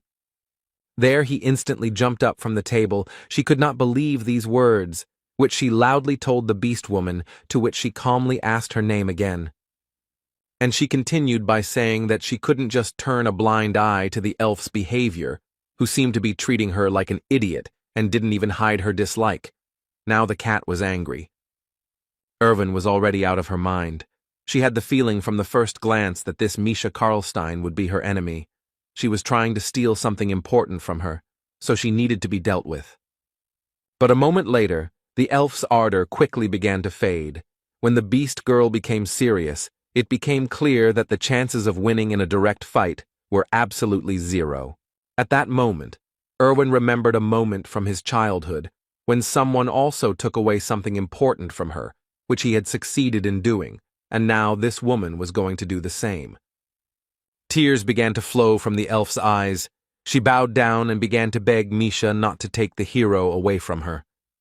In the midst of this scene, the owner of the room returned to his home and found an unexpected guest inside. This meeting seemed to Björn as sudden as the rain in the middle of this sunny day. Misha was glad that the barbarian had finally returned, after which she said that Erwin had come to see him, and the hero realized that they had already managed to get acquainted while he was busy. The elf, still with tears in her eyes, finally saw Björn, whom she had long thought dead, so she rushed to him to hug him. But the hero did not appreciate this, so he dodged the girl. She immediately changed her mood to the exact opposite and said that he had such a reaction because of that woman. The barbarian tried to understand the situation. The barbarian was immediately distracted by Misha's voice, who asked in a gentle tone why he was taking so long and whether he had had any troubles, which sent shivers down Jandel's spine. This surprised him, but he still briefly told about how the guild mistook Karen for a marauder, and he put in a good word for him, keeping silent about the other details. Misha praised the hero and tried to touch him. The uncharacteristic behavior of his partner gave Björn goosebumps, so he asked her about it. She explained that this was a common thing, because they were like a family. These conversations were quite irritating to Erwin, but all she could do was just remain silent and watch. The cat continued to take care of the hero, gave him a towel so that he could dry his hair and not catch a cold. The barbarian still did not understand what was happening, but did not resist.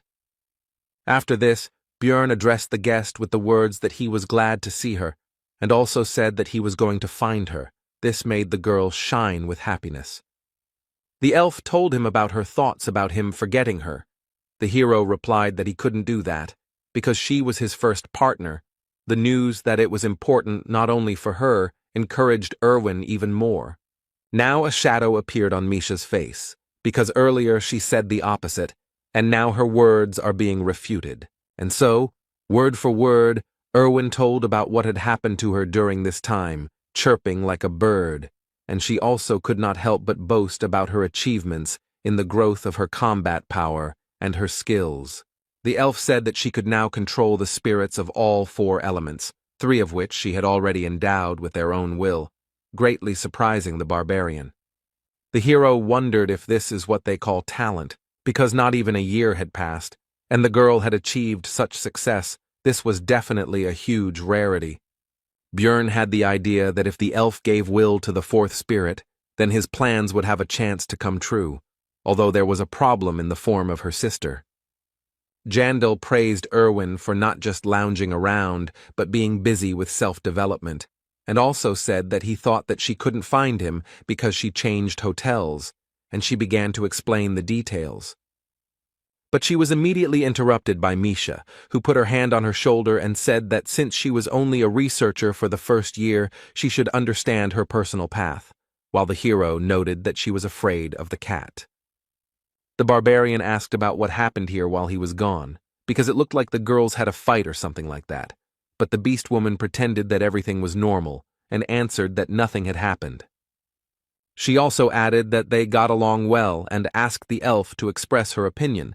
She confirmed everything, calling her Miss Karlstein, while the cat asked to call her by her name. But all this, like their just-held dialogue, seemed suspicious to the hero. He understood that something was clearly wrong here. Quite a lot of time passed during the conversation. The rain had already stopped, and the hero, for some reason, was exhausted to death, so he began to escort the girls out of the room, explaining that he wanted to rest. When they both went outside, it turned out that they needed to go in the same direction. Misha suggested that the elf go first, and she would go a little later. But Erwin understood that her rival was simply trying to get back to Björn in the room, so with a false smile, she gave her the right to go ahead of her. The cat smiled wryly at this. She realized that they both now knew about each other's thoughts and intentions, and neither of them would give in so easily. A tense silence formed between the girls. They looked at each other and each waited for what the other would say. But they couldn't stand there forever, so Erwin suggested going together, to which Misha agreed. On the way, the elf thought that if Bjorn had not come in time, she would most likely have had to beg the beast woman on her knees. At that moment, the only thing the girl could think about was how to keep Jandel with her, nothing else. Now Misha most likely considers the elf to be an extremely strange woman, this worried and embarrassed Erwin. Soon the road brought the girls to a crossroads where they had to split up. The silence between them was broken. It was time for them to say goodbye. Misha asked if Erwin would come tomorrow, and she answered in the affirmative. This irritated the cat, which she expressed through her actions and facial expressions, while the elf was mentally outraged by such a reaction because she just wanted to have a good time with Björn. Misha was about to leave when Erwin overcame her hostility and thanked the beast woman for not telling the barbarian what had happened. She sighed and asked the elf to forget about it, after which she demanded that she promise one thing, because even if she forbade her rival from visiting Bjorn, she would not listen. She ended by saying that they should keep what happened between them, since there was no need to bother the barbarian with something like that, to which Erwin agreed. Upon returning home, the girl threw herself into her sister's arms and told her that she had seen Björn and that he was indeed alive. Darya had already decided that Erwin would stop training so hard, but her expectations were dispelled by the youngest's words that she would become even stronger. And she added that now there was someone she needed to defeat, but she was not going to reveal the details to her sister. It was her personal business. Erwin asked Darya for help in gaining more power, because in order to prevent Misha from stealing Bjorn from her, she herself was going to become the one who steals. The next morning, the hero was awakened by a knock on the door and Misha's screams. It was only 6:30, so he was still sleeping. The barbarian was unhappy that he was woken up so early, but since he was already up, there was nothing he could do. He opened the door and asked the cat about the reasons for her arrival at such an hour. The beast girl invited Björn to eat something tasty and reminded him that today they would have to divide the spoils from their last trip to the labyrinth. The work took up the entire day. The Marauders' equipment was sold for 3 million, 2 of which were immediately spent on new equipment and an advanced healing potion, and 350,000 were also spent on repairing things. The result was 640,000. This is the income of Misha and Björn together, which still needs to be divided in half, because not everything goes to their joint account, but only part. As a result, the hero returned home late at night. A surprise was waiting for him at the door. It was Erwin, who, it seemed, had been waiting for him here for a long time. She was also wearing a very bold outfit. The girl was happy to see the barbarian. He asked how long she had to wait. She answered that it was not long, and then asked her own question about whether Misha and Bjorn had been walking together. Jandel answered in the affirmative, and also specified that they needed to go to a shopping area called Kommelby, which somewhat upset the elf. The hero asked about the purpose of Erwin's visit. It turned out that tomorrow she would start special training with her sister, so she would only be able to see Björn once a week. She was very upset about this. She wanted to meet more often, but she couldn't do otherwise, because then it would take forever. The barbarian asked what exactly would take her forever, but the girl did not want to answer this question, and screaming that it was not important, ran away, finally reminding him that she would come next week. The hero was overcome by an alarming premonition, but possible problems awaited him not only because of Erwin's obsession, because right now in the office of the head of the 7th District of the Explorers Guild, something else was happening. Niall Urbans called Brown Rothmiller to his office and began by reading his file, which stated that he was 34 years old and had been working in the labyrinth for 8 years. The man did not understand the reason for the call, and while the chief was beating around the bush, he said that he sympathized with the intelligence officer, especially because he did not ask unnecessary questions, although he should have enough of them. Rothmiller asked to get down to business, to which Urbans responded that the researcher was too tense. He should calm down because this proposal would also benefit him. The next day, the team gathered together to dine in a tavern and divide the spoils from the labyrinth, this time the total of the entire squad, which ended up being 550,000 stones per person. The amount turned out to be higher than expected due to the fact that the ingredients from the frog wizard sold for more due to their quality, so the Rottmiller, as the one who masterfully cut it up, received praise from the others. The hero was pleased because the profit was 1.27 million, which was much more than in the last 2 months, and he did not even take into account Abman's debt, the essences absorbed by Misha, as well as the loot from Genzia Nephrine. Altogether, it was a huge profit. Soon he would be able to afford the 6th stage of printing. He decided to celebrate the success with alcohol, which outraged the dwarf, because you can't finish the first mug alone. The hero did not understand the complaint, to which Hikuro explained that they should drink their first glass upon returning together. It was an important tradition. Soon the squad began to celebrate. Everyone celebrated their profit. But the main toast was that they all managed to return alive from the labyrinth.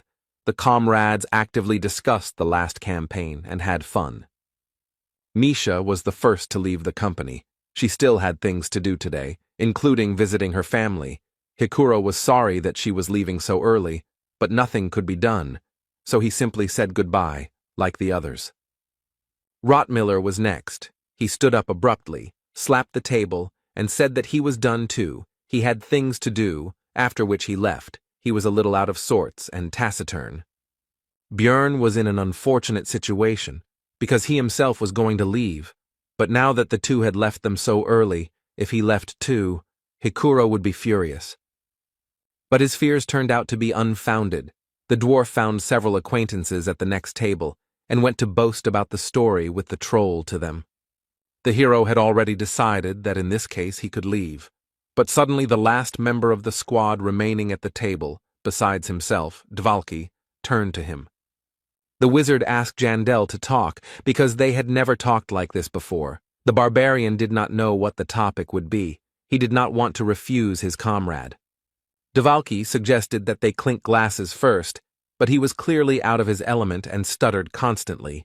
Björn even felt a bit awkward and decided that it would be better to leave.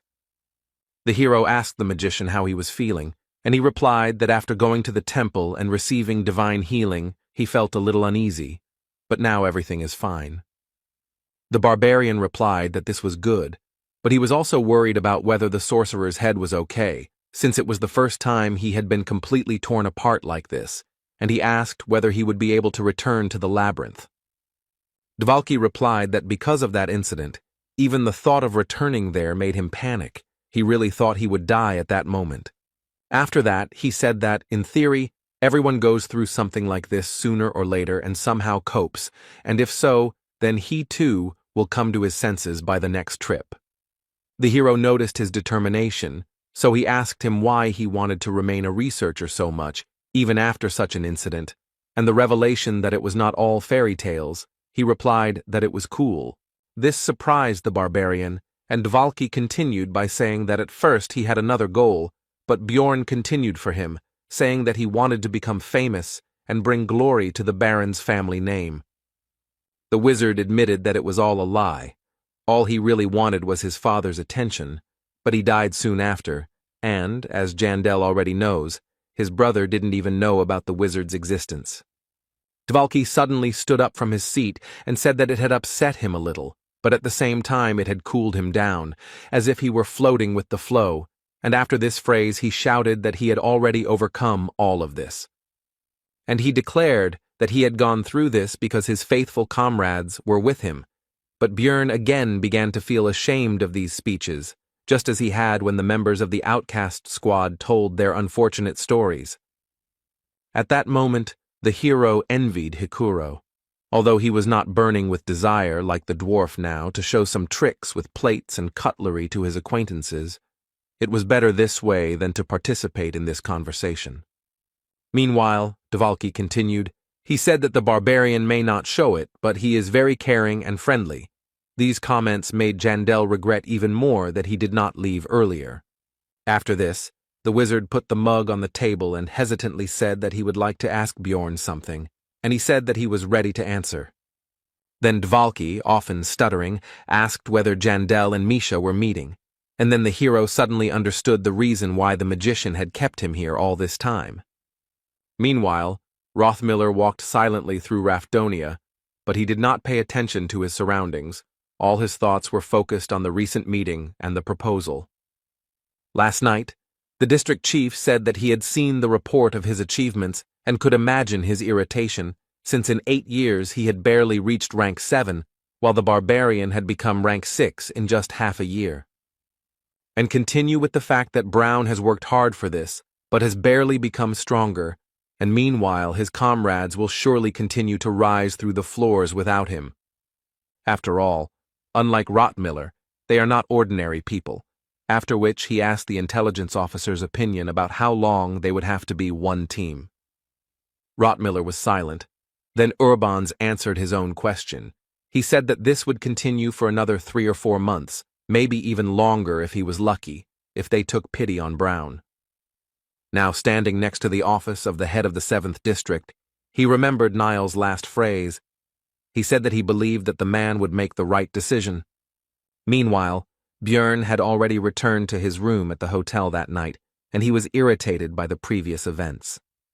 In particular, the fact that Dvalki sucked down several mugs of alcohol in one go and passed out, so he decided that he would never drink with the wizard again. The hero was pulled out of his thoughts by a girl who greeted him and said that she herself came to Jandel, since he refused to meet with her. At first, Björn didn't understand who she was, but soon he remembered the conversation with the manager of the branch of the Explorers Guild, and wondered whether she had been told about his unwillingness to cooperate. The barbarian had already started to say that he was not interested in all this, and that he did not like it when people disturbed him, when the girl shouted that Brown Rothmiller had met with her father, which already interested the hero. In the end, it turned out that she herself did not know what was happening there, but she was sure that the head of the district would try to pull off some kind of intrigue, so Jandel should be careful. Such insignificant information did not satisfy the barbarian, but he decided to listen to the girl's request, at the same time satisfying his curiosity. The district chief's daughter responded with a short phrase about how she wanted her father's career to collapse, which surprised Björn, but he continued to wait for further explanations. The girl's eyes sparkled and she said that otherwise she would live the life of a doll, and that was why she needed the hero's help. But in the middle of her fiery speech, she was interrupted by the barbarian's short answer. He simply refused her with one word. The girl began to persuade Jandel that this would bring him a lot of benefits, but he began to lead her away because he understood that he would face collapse if he made the head of the district an enemy. Soon the guest was outside the door, and as she said goodbye, she said that Björn should find her if he changed his mind, because she was the only one who could resist her father's machinations. The hero could finally relax after the girl left, though not completely, because he learned information about the meeting between Niall Urbans and Rothmiller. Now he was going to take a closer look at the latter. After this event, Björn's days passed as usual. Every morning Misha fried him a portion of meat for breakfast, which he was very pleased with. And from lunch until late evening, the barbarian spent time in the library, expanding his knowledge of this world, because it was somewhat different from what was presented in the game. Once a week, Irvin came. Misha joined them. Both girls constantly argued with each other, although they did not cross a certain line, but the tension was felt. Team meetings also took place sometimes. Rothmiller never told about meeting with Urbans. The hero was already beginning to think about asking him about it directly. Abman Urikfried repaid his debt of 5 million magic stones, so he had to return the numbered item, although the barbarian did not want this, because the artifact was useful, but he had to accept it. So time passed, day after day passed, Soon the 15th arrived, soon it would be midnight, and the moment of sending to the community of players would come. This is what happened. The hero's soul was drawn to another world, and he again found himself in the projection of his past body in his room. First of all, he decided to rummage through the channels and check the market later. After checking many rooms, it turned out that there were no barbarians at all. It seems that there were few of them from the very beginning, due to the unpopularity of the class, and those that were died due to the complexity. In the end, a chat for Koreans was found. He clicked on it instinctively. Now looking at the interior, he was surprised by its luxury, because he expected that everything would be as usual, but it seems that a lot of software was put into it. Here his thoughts were interrupted by the cry of another player, who apparently was very happy about Lee Han-soo's appearance here. This man was dressed in a military uniform. On it was written, "But Sergeant Lee." He immediately explained the reason for his appearance by saying that he came here immediately after demobilization.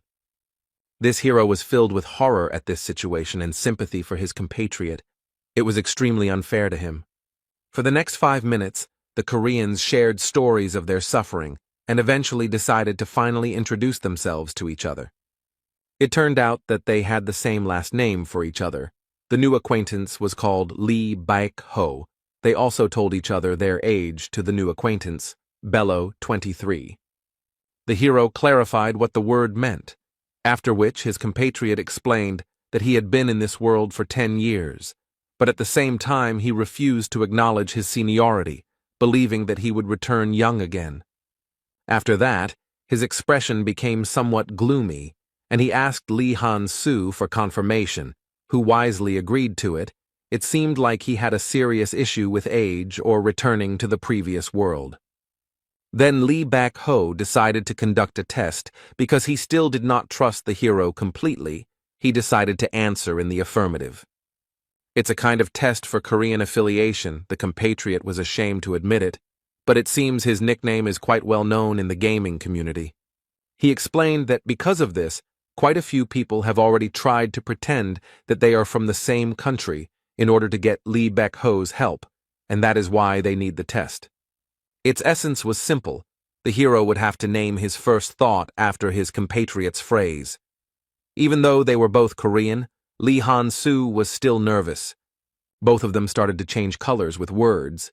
Kimchi was answered with jjigae, cow's head was soup, Arabia was Saudi, the last one was obviously meant to confuse or something like that. After this, Lee Baek-ho suddenly stood up from his chair, straightened up, and shouted part of the Korean army chant, and Lee Han-soo immediately stood up and continued it. True, immediately after the end, he admitted that he had not worked as a military man, since he was unfit, but as a civil servant. At first, the guy opposite was a little upset, but after a moment, he cast aside this feeling and resigned himself. After that, Lee Baek-ho made a serious face and announced that there was one last question left, as if everything that had happened before meant nothing. And the guy said just one name, Lee Won-yong, who most Koreans consider a traitor because he signed the agreement for the annexation of the country by Japan in 1910. Lee Han-soo was a patriot, so he got angry at the mere name of this man, which he did not hesitate to express in words that mentioning him was too much, even for this test. Lee Baek-ho simply remained silent for a while, after which he said that he now believed the hero. He really was a true Korean, while he himself had the impression that his compatriot was somehow strange. Lee Han-soo thought for a moment about the identity of the new acquaintance. He was a player who was drawn into this world exactly on the day he finished his mandatory military service and had lived here for more than 10 years. To the hero, he seemed like a good guy, but it seemed that something had happened to his head during this time. He changed his emotions and behavior too often, and it was unclear which of his personalities was real. Lee Baek-ho apologized for his behavior after a short time and explained that he had been preparing for a long time for someone to pass his test. He did not expect it to take so long. And now he was simply glad that he had held out until this moment and finally met someone from his homeland. The hero understood that his compatriot was here, since even he had already managed to miss a lot. Besides, He missed simple personal conversations, and Lee Bak-ho was here even before this community was created. So, under such conditions, it's not surprising that he went crazy. The hero decided to somehow help his new acquaintance, but in the end, it was he who questioned the guest in the hope of somehow helping. But in the end, he was interrupted almost immediately, because Lee Han-soo did not want to reveal his identity in this world. The former military man understood the reasons for this, so he did not object, but a new topic for conversation was quickly found. He asked about the difficulty level on which his compatriot completed the game. He himself said that he did it in 10x mode. Lee Han-soo decided not to stand out and answered the same. This made Lee Bak-ho proud of the Korean players. He was convinced that they are the best gamers. The hero decided that he was a true patriot, and he had been lonely all this time among foreigners, and his older friend offered to transfer him some currency, but he replied that he was not going to cash it. Lee Han-soo thought that Lee Bak-ho himself didn't do that either, because it could reveal their personalities in the real world. Their characters were similar, they both wouldn't reveal themselves so easily and would act prudently. In the end, it turned out that they wouldn't be able to provide any material assistance to each other, so the former military man suggested simply meeting periodically, just like now, and just chatting. He also decided that he could at least provide support with information, and suggested asking any question. Lee Han-soo first decided to find out who was in charge of the player community.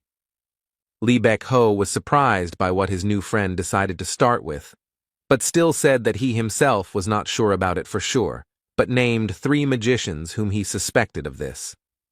After this, the elder comrade gave advice, which was that it was better never to reveal one's identity in this community, because among its members there were those who sided with the royal family. Then the hero asked if the administrator of this little world could find out who he was, to which he received the answer that he shouldn't, because they weren't even the creators of this place, they just rebuilt it. After that, Lee Bak-ho shared information that evil spirits have been visiting Rafdonia for at least 100 years, which is more than 20 years in earthly time, and the game wasn't even in development at that time. And they came from other dimensions. These people were transferred by various methods, for example, by reading a book about this world. There were very few of them, but each of them had unique abilities, and one of them was a powerful magician who created this community. And the current administrator, presumably, simply inherited it. For the hero, this was shocking information, and he was interested in how his compatriot knew all this. Lee Han-soo decided to put the matter aside and focus on gathering even more information. However, Lee Bak-ho admitted that he was currently in hiding, so he had very little current information, but he had something to offer in return. He decided to tell his ward about a room where he could get information about the latest events. It was something like a club for internet addicts, but they could be useful. These are the Round Table Observers, a society of experienced players who meet in secret, and not everyone can get in. Lee Bak-ho described them in great detail, as if he were sending his child on his first school trip, but eventually became upset and said that it was time for him to go. And he explained that the pill he swallowed himself was a prototype, so he was only here for an hour. He got it in a raid on the headquarters of the Ministry of Security. The latter greatly discouraged the hero. Lee Han-soo was curious about who he was to carry out such operations, but soon his compatriot left, and after him the second Korean, he tried to join the Round Table Observers. You can only enter there from 3 to 3:10. The hero registered there and joined their ranks.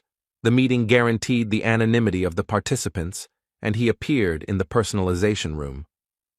Lee Han-soo wasn't too thrilled, but he decided to disguise himself, since that was the rule here. So he took a lion mask and dressed in a blue suit.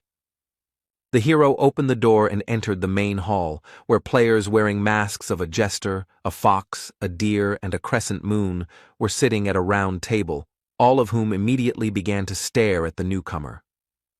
The clown remarked that he had never seen a person with such a disguise before, and the girl in the animal mask asked how the player got here, since they had not accepted new participants since last year. Lisa demanded that he identify himself and the person who recommended him, which made Lee Han-soo clench his fist and tense up. Lee Baek-ho has already said that if you lie in this place, the mask will instantly break, and the liar will then be thrown out of this channel. However, this rule only comes into effect after the meeting has started, and these people are simply watching the newcomer. Apparently they either agreed in advance, or they are simply curious. Lee Baek-ho recommended that he hold himself rigidly from the first second, and if it becomes too difficult for him, then he should simply follow his instructions. Now the hero understood why his compatriot insisted on this so much. He immediately began to pretend that he was uncomfortable and the like. Lisa immediately tried to put pressure on the newcomer. But he immediately interrupted the girl with an answer to the question about who recommended him here, saying that her mother had advised her to drop in last night. This was done because he had learned everything about the members of this club from Lee Baek-ho. The hero understood that these people could not do anything to him. The fox was shocked by these words, so she asked again, to which the newcomer repeated his words. The girl got angry and used a skill that can only be used in the spiritual world, like this Ghostbusters community, a dimension where will and emotion are important, that is, killing intent. This caused some strange sensations in the hero. His skin tingled, something like goosebumps. But they were in this special space where they travel only with their souls. It's not a very useful thing, but Lee Han-soo heard that it's great for scaring noobs. He started to pretend to be confused and scared again. Lisa believed him again and pressed. But the hero understood that these were just pathetic tricks of experienced players. The girl demanded to repeat after her word for word.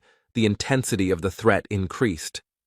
Lev agreed, but instead of what was expected, he again said that her mother had advised her to drop in last night, which surprised Lisa because she thought that the new guy should have already shit his pants from fear.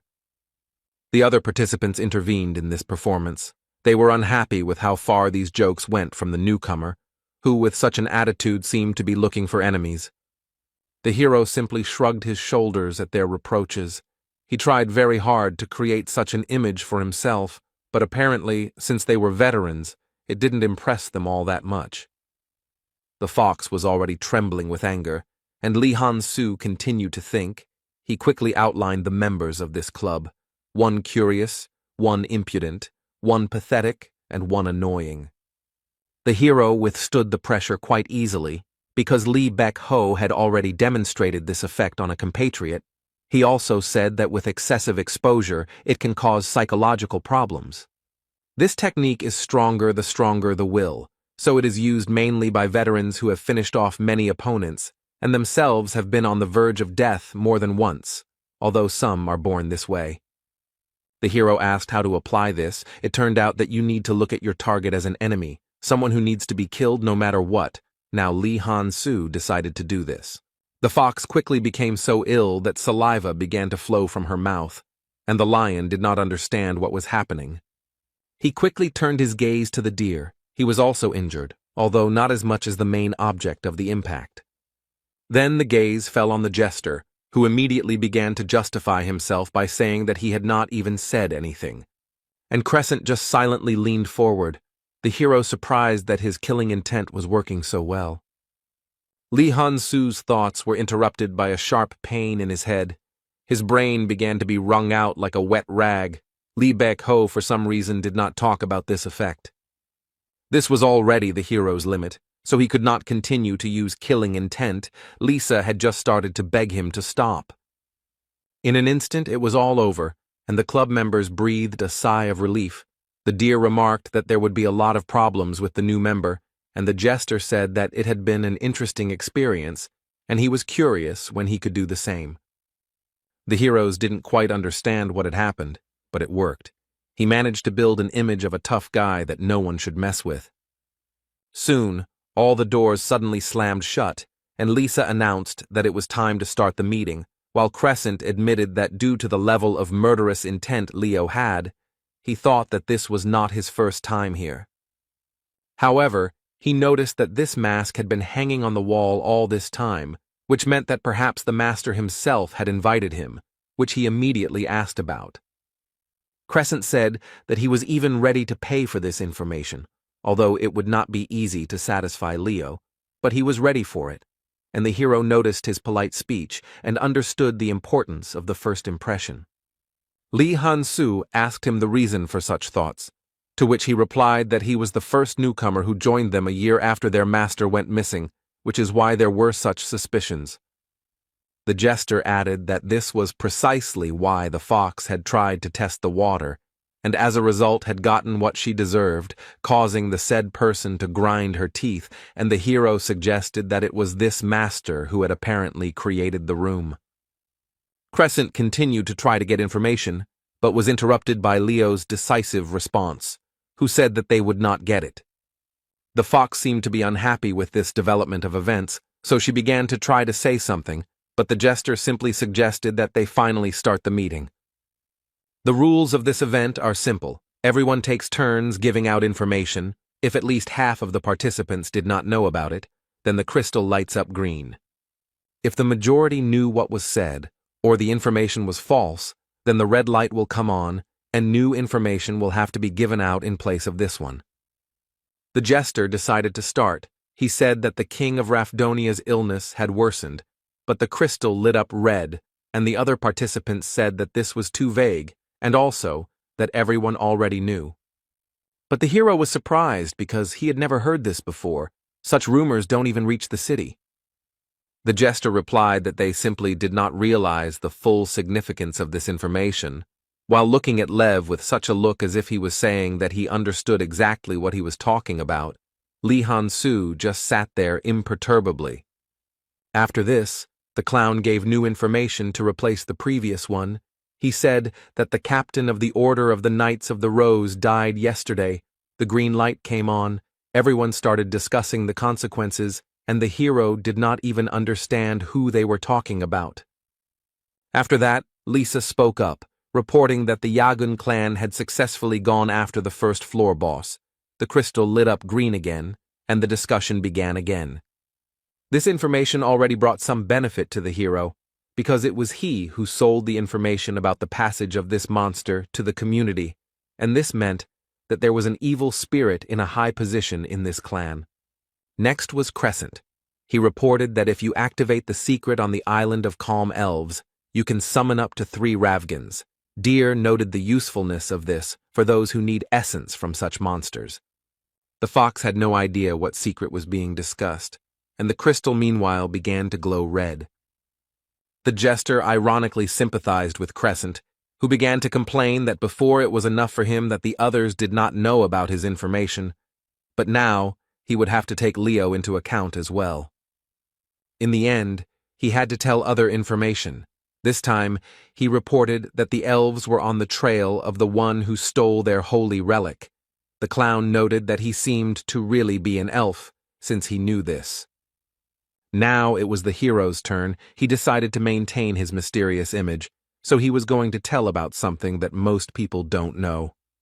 He said that if you go after the half-demon with a group of 3 people, essence will definitely drop from him and the crystal will glow green. The other participants are shocked by this information, because this is a 3rd-rank monster, which is almost impossible to kill in such a small group. Li Han-su was puzzled by the fact that everyone was so surprised, because for him, this was not the most terrible opponent. A 3rd-rank monster, a half-demon, has only an average, even slightly lower level of danger at its level. It is simply rare, because to meet it, you need to fulfill several conditions. That's why the hero chose it as the first piece of information. It's hard to find, even harder to kill with 3 of them. In other words, it's useless information. Next, it was the turn of the deer, who spoke with a successful outcome, and the round ended. Now the participants are given a chance to discuss whether they will continue the meeting or not. Most decided to end it there, but the jester said that he wouldn't mind staying alone with Lev, but he also decided to stop, because if he stayed, there was a high chance of being exposed. The clown can give out a leak of information just to see if the hero knows it. If the crystal lights up green, it will become clear that he is a newbie. Li Han-su was about to simply leave when he noticed that the other members were staring at him as if they were waiting for parting words. Looking at them, Lev thought that today he was, in fact, the main character of this meeting, so he quickly thought of what to say next to maintain his image. He asked them in a disappointed tone if that was all they could offer him, then turned around and simply left. As soon as the hero left, one of the participants asked how Lisa was feeling. She replied that she was still shaking, but Lev stopped before she received serious damage to her psyche. If he hadn't stopped emitting killing intent towards her, things could have ended badly. But what shocked the girl the most was that the hero instantly stopped when he realized that she was at her limit. Then Crescent said that he really hadn't imagined it, and Leo was able to completely hide the manifestation of his will in a second, which had previously been considered impossible. The deer changed the topic to the information provided by the hero. He understood that the information about the half-demon was from the game, but even so it sounded absurd. He admitted that Lev could have beaten it on 50x, even though he didn't look like someone who did it on easy difficulty, but was interrupted by the jester, who asked why they were so sure that the information was obtained from the game. The others could only remain silent at this. Then the clown stood up, told them to forget about it, and said that he was going to prepare better for the next meeting. The participants did not understand what he was talking about. Then the jester shouted that Leo could give them even more exclusive information, but at the same time he should not lose interest, so they needed to find some valuable information for him. The deer didn't understand what they had to do with it. The clown reminded him of Leo's parting words and explained that he sounded disappointed, so he might not come here at all. After this, the jester activated his murderous intent and demanded that the others, if they did not find anything, then they themselves should create a sensation, because he was not going to miss such an opportunity. The Round Table Observers are a secret gathering that ordinary players don't even know about. Each of them is proud of the fact of their participation. However, one single question stung them all, and they had no choice but to admit that even this gathering was nothing special to someone else, the mysterious Leo. Soon, Lee Han-soo found himself back in the body of the barbarian Bjorn Yandel. He sprawled on the bed and thought about what a curious place this was. There was no better place to get complex information. He decided to thank Baek-ho later, also. Naturally, he wasn't going to just accept his help. He didn't want that. And he didn't think that someone who smelled like a pro player would help just like that. If you want to continue any relationship, then you need to know the boundaries that cannot be crossed, so decided the hero. He also thought about the fact that everything happened this way because of his murderous intent, but he could no longer continue to reflect, because fatigue overwhelmed him, and he closed his eyes. The barbarian's awakening was accompanied by Misha's cries, asking what he had done the previous night since he had slept all day. The hero replied that he had not slept well, after which he noted that the girl somehow knew that he had been sleeping all day and had not just gone to bed, so he asked her if she had been there since the morning, and she began to make excuses. The beast woman said that she wasn't just lazing around, she trained, visited her parents, and also met with Dvalki, the latter of which interested Bjorn, and he asked about it. The girl replied that the mage said that something was bothering him. Jandel decided to find out what they were talking about, because relationships between teammates are a slippery slope. It was like that even in the game. The barbarian folded his hands in front of his face and asked the cat what their conversation was about. Misha began to say that it was the wizard's business, but Bjorn interrupted her and asked if they were friends. The girl was embarrassed, but answered in the affirmative, because they really were close, and the hero came to the conclusion that she realized that the hero would be a little upset when it seemed to him that she did not consider him a friend. It turned out that Dvalki shared that he didn't know whether to confess his love to the object of his affection or not. Bjorn felt sick from this. He didn't know that in real life someone uses such tricks. The barbarian decided that Misha understood the wizard's attitude towards her, so he asked what she answered him. The cat told him to confess like a man, and it became clear that she did not understand anything at all. Jandel had expected some kind of outcome. It seemed to him that the beast woman was somehow not particularly interested in a romantic relationship, but his thoughts were interrupted by the girl, who began by saying that they were close. And she continued, embarrassed, that if that was the case, then could Björn go with her to her house, since her father wanted to see the hero. The barbarian calmly agreed to this request and simply specified the time by which he needed to arrive at the place. This reaction surprised the girl. She thought that she had misheard it, so she asked Björn again. He answered the same thing. The cat, still embarrassed, said that she would answer later because she was not ready yet, and Dad needed to be warned. Jandel said that he did not see any problems in this and asked to let him know when everything was ready. Misha decided to find out why Bjorn so easily agreed to meet her father. Although he always says that he is busy when she wants to go for a walk with him, the hero replied that since he is her parent, she needs to see him. The girl was again surprised by the brevity, simplicity, and imperturbability of the barbarian. The blush did not leave her face throughout almost the entire conversation.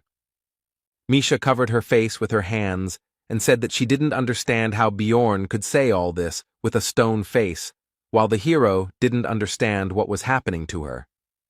The next day, Jandel woke up and went to the Holy Land after breakfast. He finally felt rested. The fatigue was most likely caused by using the killing intent. The hero decided to start fulfilling his to-do list for today by activating the 5th stage of the Immortal Seal, which, as always, was accompanied by unpleasant feelings, but the pain of spending 8 million was stronger. On the way home, Björn thought about the fact that he only had to improve his seal one more time, and then he would be able to use his special skill. This level of it increased energy by 80 units. 3 days later, the hero set off for the Holy Land of the Beastmen. It took 6 hours there and back. Now he understood why the cat always stayed overnight when she went to her parents. The hero had heard a lot about this place, but what he saw exceeded all his expectations. He had heard that Misha's people were as developed as humans, and indeed, there was an almost ordinary city around. A child with a parent was passing by. The boy noticed a barbarian walking around here and pointed at him with his finger, also drawing his father's attention to this, and Björn realized that children here remain in families. The beastman calmed his child, and they continued on their way. Jandel was still looking at them. Misha noticed the strange behavior and asked her comrade about his thoughts. Because the hero was turning around, the cat decided that he was already thinking of running away, so she exclaimed about it and added that it was too late to back down. But Björn explained that he was simply surprised.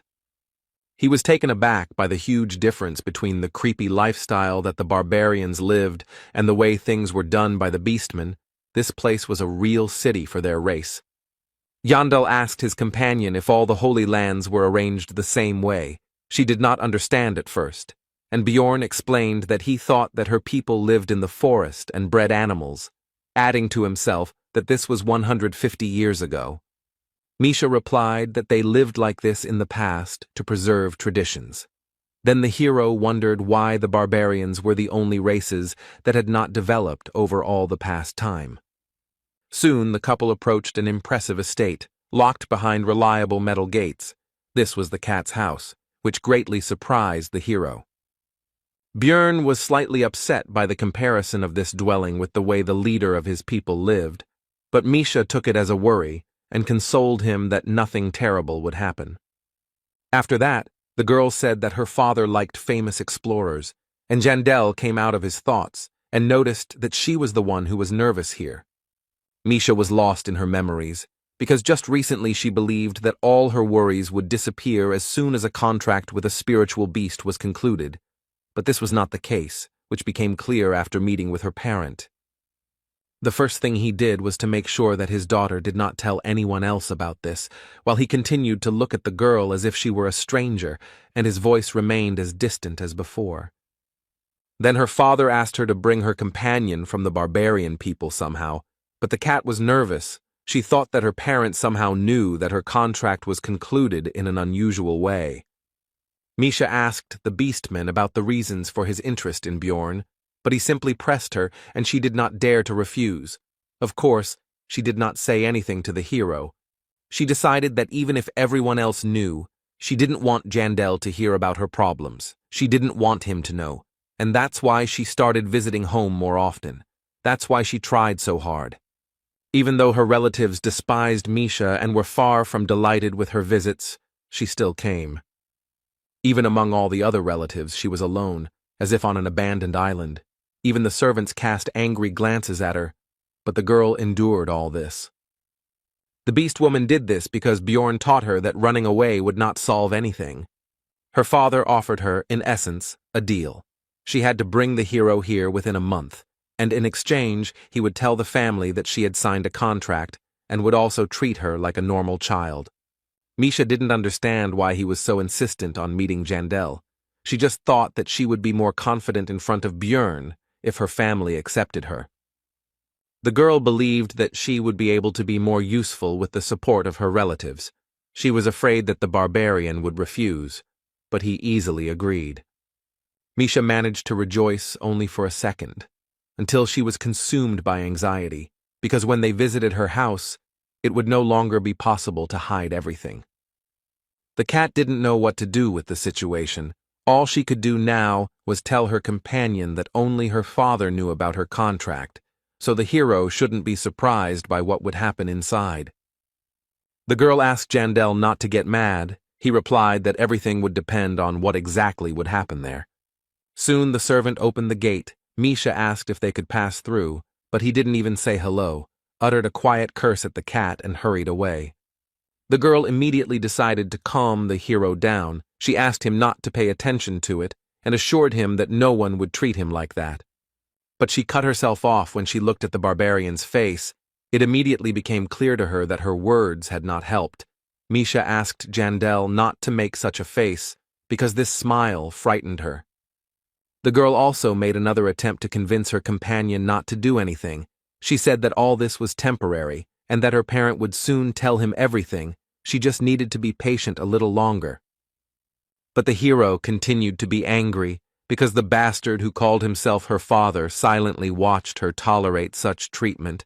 Regardless of whether there was a reason for it, he made his child suffer for the sake of profit. And he even dared to call her friend to his home. He definitely considers the hero an idiot, the barbarian came to the conclusion. Bjorn began to sense some kind of bad vibes from this mansion, as if he was looking not at a rich building, but at a dungeon filled with monsters. After finishing his thoughts, Jandel gave vent to his emotions. He filled his lungs with air and shouted out his favorite cry, the name of the barbarian ancestor goddess, Yahello. That servant immediately reacted to this. He was dissatisfied with what the hero was doing and irritably called on him to observe manners.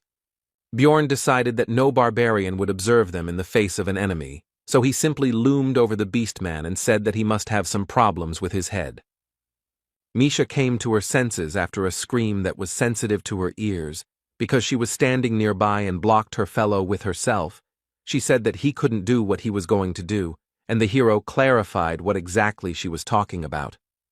The cat replied that she already knew that his words about troubles with the head meant that he was going to smash the skull of the addressee of this phrase, while the barbarian simply admitted that he had been caught. After that, Bjorn said that it's normal to do what you want from time to time. You don't have to restrain yourself, and in Misha's case, nothing good will come of it. The girl replied that this is her family after all. To this, the hero asked his partner if this was more important than her own life. She fell silent, and the barbarian added that if she agreed with this, then he would stop.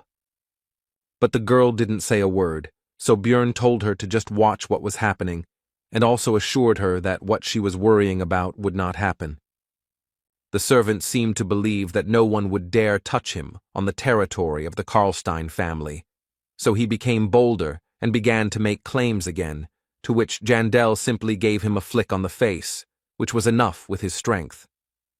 But he decided not to stop at a broken nose and kicked the beastman with his foot.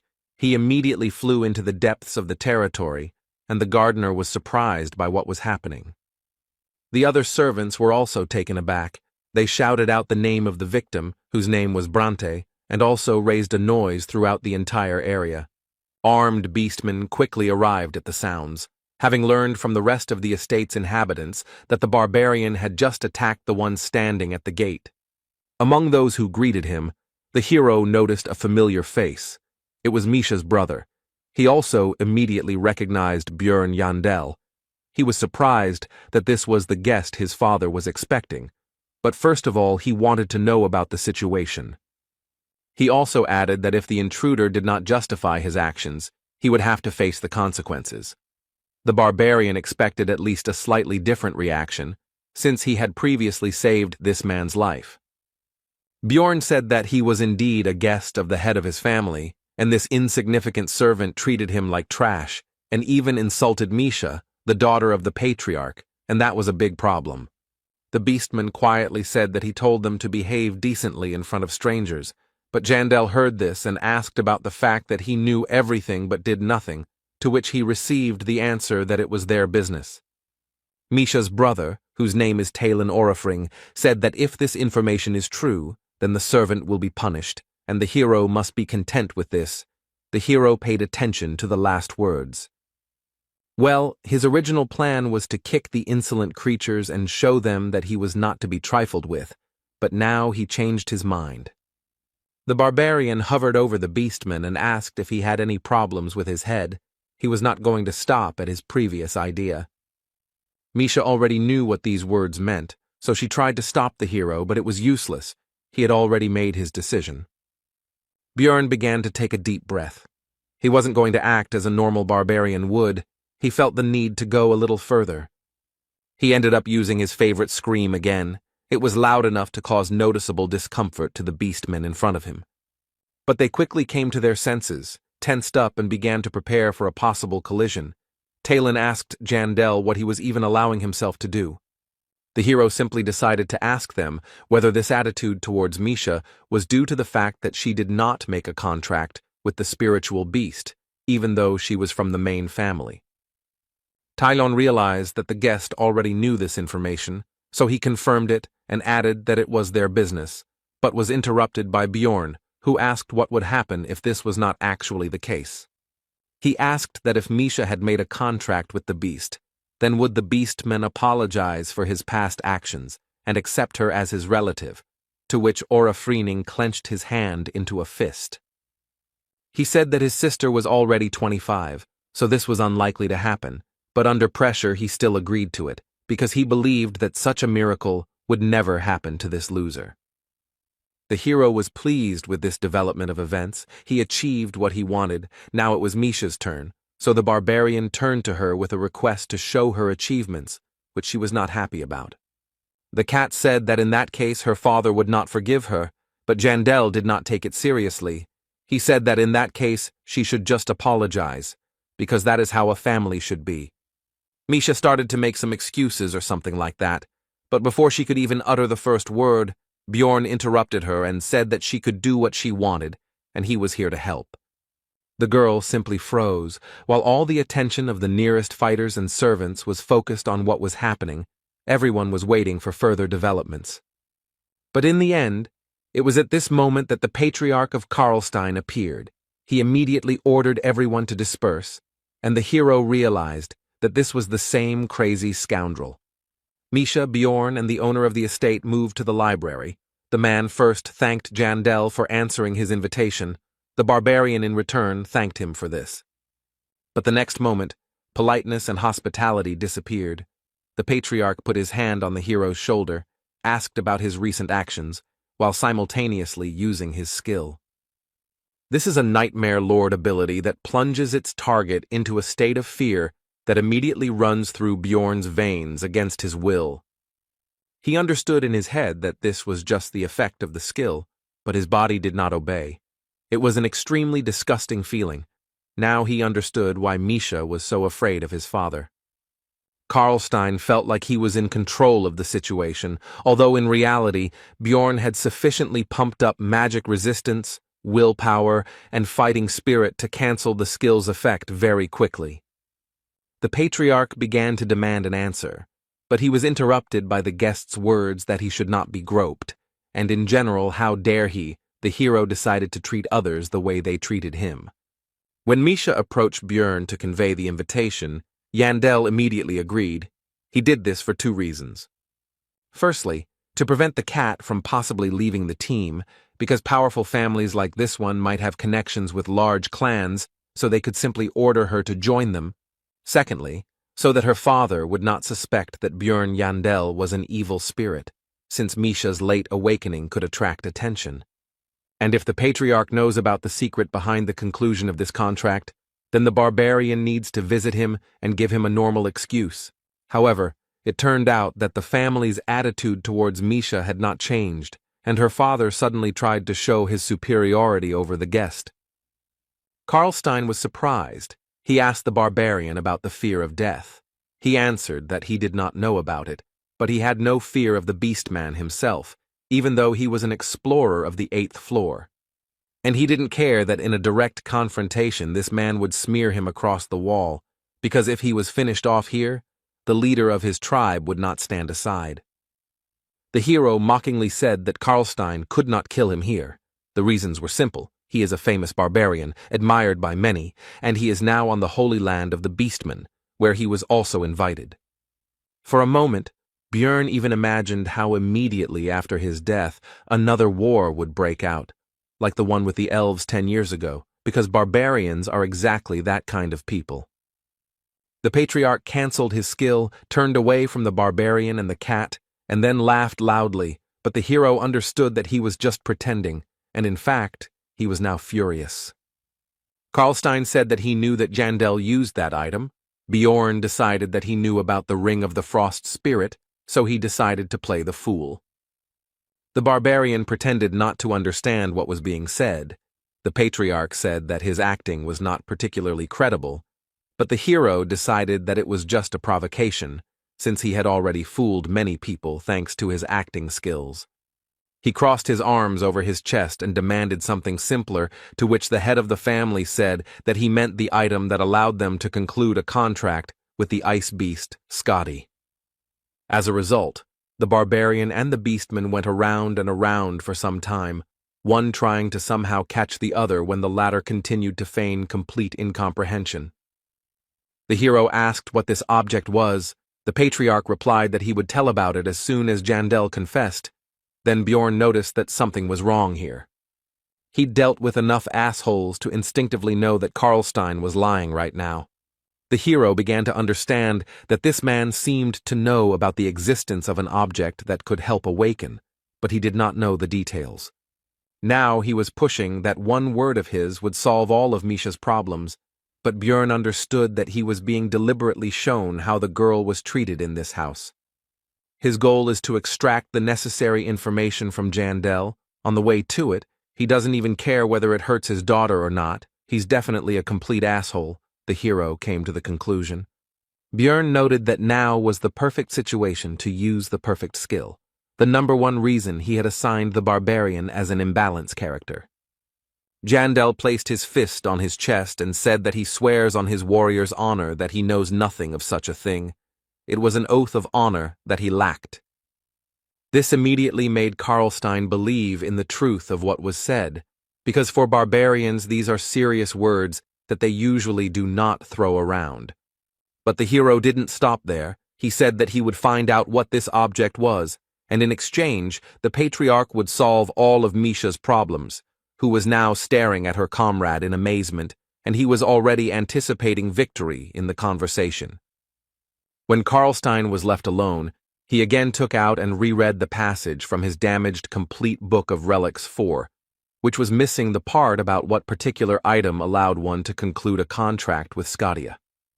The patriarch invited the barbarian to his place, thinking that his daughter had somehow awakened with the help of this artifact, but it didn't seem like he was lying. The beastman was completely indifferent to his oath, but then he really looked like he had no idea about the subject, and he was also clearly worried about Misha. He was curious about the fact that even this inferior race could produce such talent, but he could not think further. The servant reported that his daughter, Misha Karlstein, had returned and was asking for an audience, and he ordered her to be let in. The girl began the conversation somewhat hesitantly, saying that she was going to say something that she had never been able to say before. The patriarch said that she shouldn't worry, because he would keep his promise and no one in the family would consider her a stranger anymore. But he didn't wait for any reaction. Misha remained silent. The man thought this was strange, so he solemnly said that this meant that he recognized his daughter, but even to this he heard only silence. In the end, the beastman decided to finally find out from Misha the reason for her silence and complete lack of any reaction. And before these events, the girl was walking behind, and after some time decided to ask about what happened during the conversation between her father and the hero. She said that the barbarian had sworn by his military honor, but that was a lie. He himself had given her that numbered item, and she wanted to know what it all meant. After this, there was silence between the couple for a while. They looked into each other's eyes. The cat was waiting for an answer to her question. The barbarian answered honestly that he had indeed lied. He had done so because Misha was more important to him than any warrior's honor. These words struck the beast woman.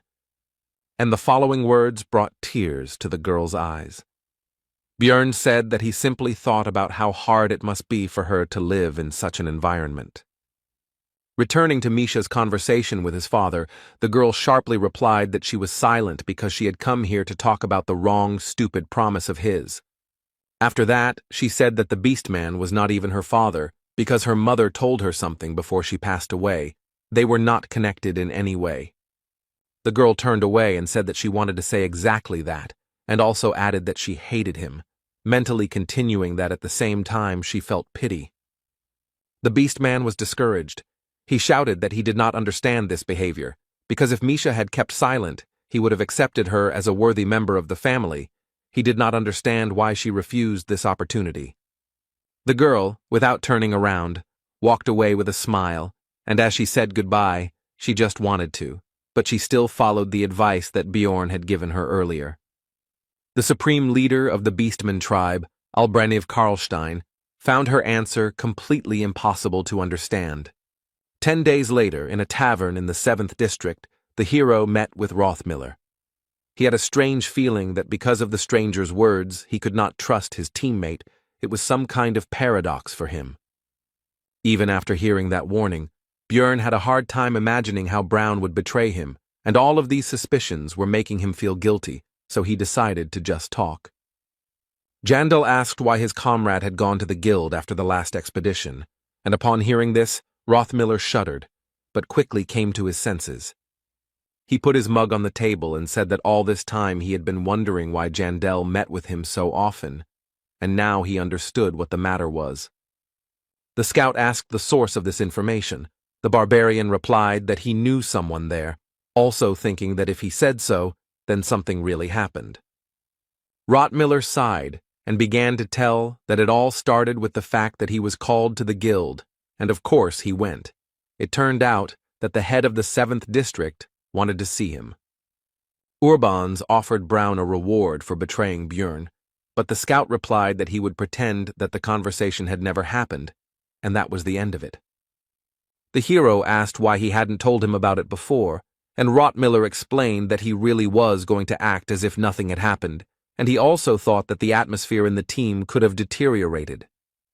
After this, Bjorn thanked Brown for the answer, and they continued drinking. The barbarian decided that nothing would change, and they would all go on the next expedition together. The next day, Erwin visited the hero and said that she would come to visit him as soon as they finished with the labyrinth, and also wished him to return safe and sound. Bjorn wished the same to the elf. A moment later the door slammed shut. This visit ended as quickly as it began. And the next moment the door was suddenly thrown wide open, and an irritated Misha stood in the passageway, asking what Erwin was doing here.